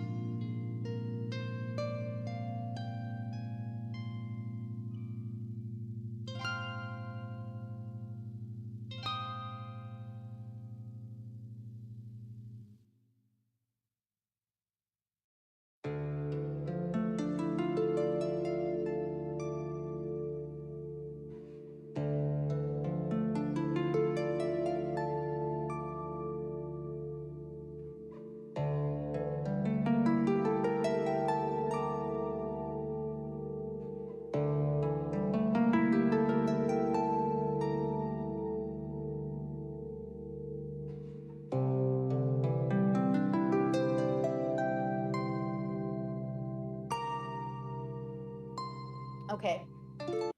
All right, I'm back. All right, so I'm gonna change my text to be fan funding. Just read the super chats really fast. Lee, thank you so much. I think the language he speaks is misogyny. I think misogyny plays a role in this sphere. Obviously, I've been branded as like a woo-woo girl. I've been branded as borderline, emotional, all of these things. And obviously, I think that is probably misogyny, but also they're not very educated when it comes to mental health. But Allie says, I'm happy you are standing up for yourself. Keep building your community. Yes, ma'am. Just want to clear up. I think I have a good perspective, and I tried to be as honest and transparent as I could. But more than that, I really don't appreciate being slandered, you know? Shadow B says, and we're going to make the paycheck bigger. Thank you so much, guys. I'm crossing boundaries. I'm hitting, no, what's that called? I am, oh my God, I'm so tired. It's 5 a.m. here. I've been streaming from 8 p.m. to 5 a.m. Look at me. I'm like a real streamer now. That's a long ass stream. I'm breaking barriers. Thank you. Okay, I'm hitting goals. Aim says, obviously, Brittany is the Avengers level threat, and Destiny needed all his mighty orbiters to take her down. Like the stream, though. Robert says, I'm just here to hear about the content around the clip that's going around. Could you clear that up, please, please, please? 7 hours so far. I don't know where to watch if you've covered it. Yes, it's at the beginning of the stream. I absolutely did not say that about a child. I was absolutely clipped out of context. I was so aggressively clipped that I can't believe no one thought to check. I can't believe nobody thought to check. You know? I can't believe no one thought to check the context of the clip. So out of context. Okay, do you guys have any questions? I'm willing to answer them. Hold on, let me pull up Discord as well. Okay, if you guys have any questions, I'm here for a few more seconds, okay? But I did see some questions that I thought were interesting, but I don't remember what they were now. J Stock is currently covering your stream. Good. He should cover all 9 hours and resend his tweet. He should take down his tweet. If he has any sense of dignity, he should take down the tweet. He took me out of context. He edited it and clipped it, completely switched the context. He should watch my stream and he should take down that tweet. And I will think better of him if he does. Rain says, do you think this event on stream you mentioned where you were triggered colored the way you dealt with Destiny after that point? Is it possible that after you went more gloves off than before? No, because I had been consistent. I know it seems that way to people who don't watch me, but my whole audience, I've always been consistent about this. I was not less gloves off with Steven until the, not the abortion topic came up, but when I realized he was going to make his ex-wife look like the bad guy in the cheating stuff. So I did I got more frustrated, admittedly, when I realized he was going to let Mel take the fall for everything. And I'm still frustrated with that. I really hate that. I really hate that he's letting Mel take a lot of the brunt of everything that's happening. And I think it's weak. And I think it's dishonest. When I say he doesn't own up to his mistakes, I mean he's putting it on her. And that really fucking sucks. I think you should call Ray William Johnson and tell him to take down that goddamn video. It was full of tons of misinformation, and I love Ray. And it also made it seem like Melina was 100% responsible for this marriage ending when we know that's not, well, I know that's not true. It's obvious through the content it's not true. So I think that I went more like gloves off in that sense because I was like, oh my God, you're really going to let her take it? And he did. He let her take it. To this day, as of I know right now, he continues to let her take the brunt of it. Even Turkey Tom, who I love so much, has like a very anti-Mel thumbnail and title. It's like, I can't believe you would let this woman take so much of that fucking flack for bullshit. Like, she wasn't perfect. She definitely had her own flaws, but he let her take it all. And I think that's bullshit, you know? Yeah. Rain says, thank you. That's fair. Thank you for the answer. I have one more if that's okay. I mean, ask as many questions as you want, guys. If you stop asking questions, I'm ending stream. Okay? If I don't get any questions, I'm ending stream. Because I would like to go to bed. Then I have to figure out thumbnail or timestamps tomorrow. Jesus. Snowfire says, Rain asked earlier if you regretted anything you did in this situation, and I'm curious. Yeah, I regret. Well, I mean, I don't know what that means, actually. Hold on. What does that mean? Regret. What do you mean in this situation? I'm not sure. What do you mean? Can you be specific about this situation because I'm not really sure. Rain says, I think you agree that different bubbles, priorities differ, different values to different degrees. Can you be friends with people who have different values to you? If not, does that limit your experience? I have so many friends, my best friends, my close friends, all of them have completely different values than me. I'm not even exaggerating. Like, so many of my friends are so radically different than me. Some are like anti-gay marriage, some are anti-trans. Some of them have cheated, some of them don't have a problem with cheating, some of them think it's justified. I have so many unique friends. We just discuss the ideas. The difference is like they know I'm going to go hard on them and we have the conversations. Oh yeah, like I personally have a lot of friends. Now, the only thing I don't do in terms of friendship with people is I notice there's certain kinds of people I'm not friends with. Malicious people, people who like twist narratives or lie. I try not to be friends with like actively twisting people. You know what I mean? So I try to be very careful about how different my friends are, but most of my friends have a similar value system of like, be honest, be good. If they cheat, they're usually even cheating with people that also cheat. So it's really interesting. It's not my favorite thing. I don't like it. They know I hate it. But also, like, their values say cheating isn't as bad. Like, you know what so what are you going to do? But they also know, don't bring me in front of the people who are being cheated on because I will tell them, you know? Let's see. Discord says, do you think Steven will watch this? Surely not. I really don't care. It's not about him. This was about me. This was me going against the slandering. This was me saying people took me out of context. This is me saying, hey, okay, like I'm going to stand up for myself. Don't try to slander me. I'm not expecting anyone to watch this. And if you do, and you want to talk to me about it, you better watch all 9 hours because I just put all this work into clearing my name, you know? And this is my life. And if I say something, I'll stand by it, but make sure it's something I said. Make sure it is something I said. Don't take me out of context. Don't splice me up. Don't edit me. And then be like, Brittany said this. No, I stand by what I said. I did not say, you know, anything against a child, obviously. Snowfire says, like, would you do something different with Destiny? I mean, I probably would have like maybe realized things faster or something. I don't know. It's not like I knew him very well. And so I was just doing my best with what I did. I was just being myself. I think that's the problem is like I was just genuinely being myself and doing my thing. And you know what I mean? Like I was just doing my thing. I don't know if I really thought about it that hard. Like it's not like I sat there and thought about Destiny a lot. You know, I just thought like, oh, I'm disagreeing with him right now, whatever.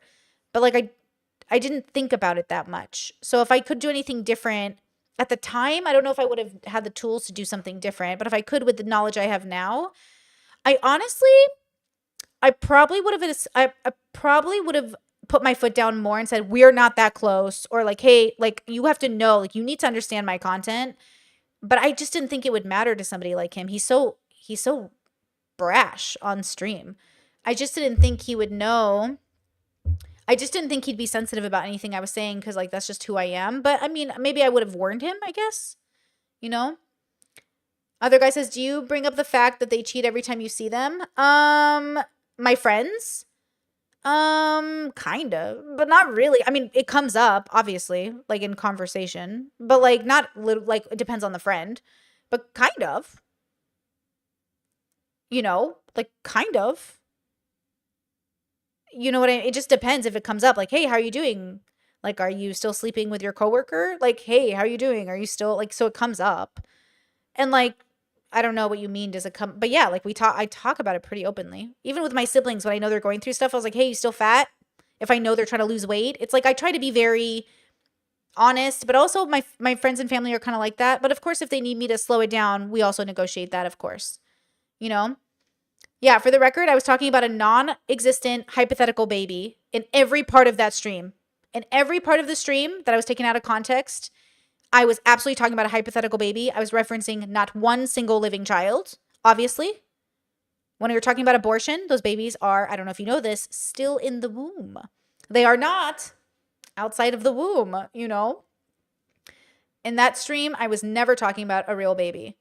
Ever. And I proved that on stream, and if J-Stock doesn't accept that and take down his stupid fucking tweet or his messages about me, and if Destiny doesn't take down that podcast they did, I think that speaks volumes to their character. I would never wish ill on a living child. Ever. Ever. Annika says, is there anything not private you can discuss that Destiny unfairly let Melina take the fall for? I was under the impression that he said they both messed up. Genuinely curious and not bad faith. I think it's the branding of it all, right? Like, if you go on her videos right now, like, people are just decimating her in the comments over Destiny. People in every headline from the Manosphere to beyond said, like, this girl cheated, this girl left him, this girl did this. They're painting a narrative as if it came out of nowhere. Some people don't even know Destiny cheated on her to begin with. So this narrative that, like, Melina did it out of nowhere, Melina would leave, oh, look at these women who just, like, leave. It's like, she didn't just leave. It wasn't unprompted. It wasn't out of the blue. It's not like, it wasn't like she, you know what I mean? He allows them to twist the narrative of barely holding himself accountable in a way that I think is really dishonest. Even like he's a big enough content creator. He should go to Ray William Johnson and tell him, take down that video. You got stuff wrong in that video. Because Destiny was ranting and upset with Melina and wrote this 14-page manifesto. So he would like say things about Melina that weren't true and then the next day correct himself. But too late. Ray William Johnson ran with some of those facts. Like, people let Melina take the brunt of this situation as if it wasn't something that was like a back and forth toxic relationship, as if he didn't play a role in it. And I just don't like that. I think that's really wrong. But who cares what Brittany thinks, right? I just think it's really gross. You know?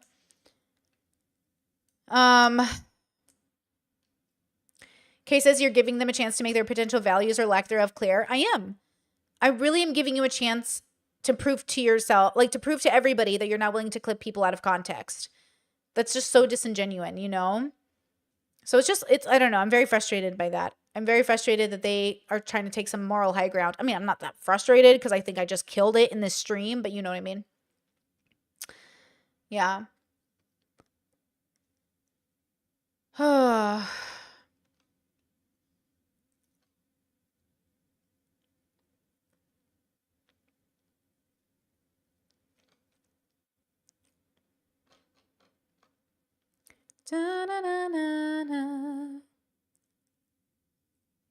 Okay.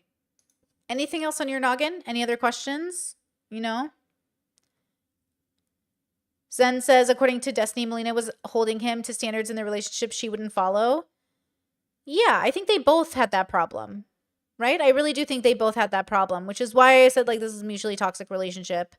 You know what I mean? But I think that he made it sound like she was doing something worse. But in my opinion, based off of what they've told me, I think it's pretty even. But he's just slightly worse, I think, in my opinion, because of one specific thing he did, which I think was the catalyst for probably everything ending up the way it did.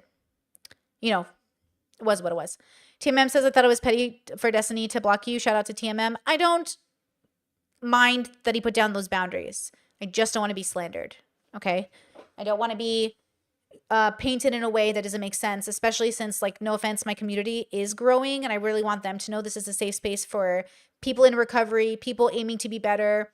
This notion that, like, Destiny and his part of the internet keep putting out that, like, borderline makes you immoral. No, it doesn't. Your morals make you immoral. Like, borderline doesn't make you a bad person. Your morals do. Okay? Being mentally ill does not mean you're a bad person. Having mental health crises or trauma does not make you a bad person. Repeating bad habits and patterns and generational curses, that's everybody, baby. And so it's up to you to deviate and do something different, but you're not a bad person because you're suffering. Okay? That's not okay. Like, that's not okay. So again, I want to make sure that people understand I just know how hard it is already to be a better person, and I don't need people who haven't even tried to be lecturing people when I can sit here and say, like, net, especially not when you use me and take me out of context, you know?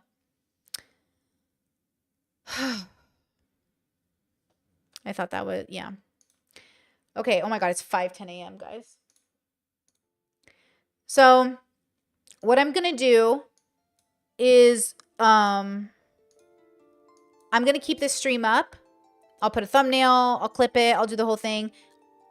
And because I'm me, okay, I'm not putting their faces in the thumbnail, and I'm certainly not putting it in the title because it's not about them. It's about me.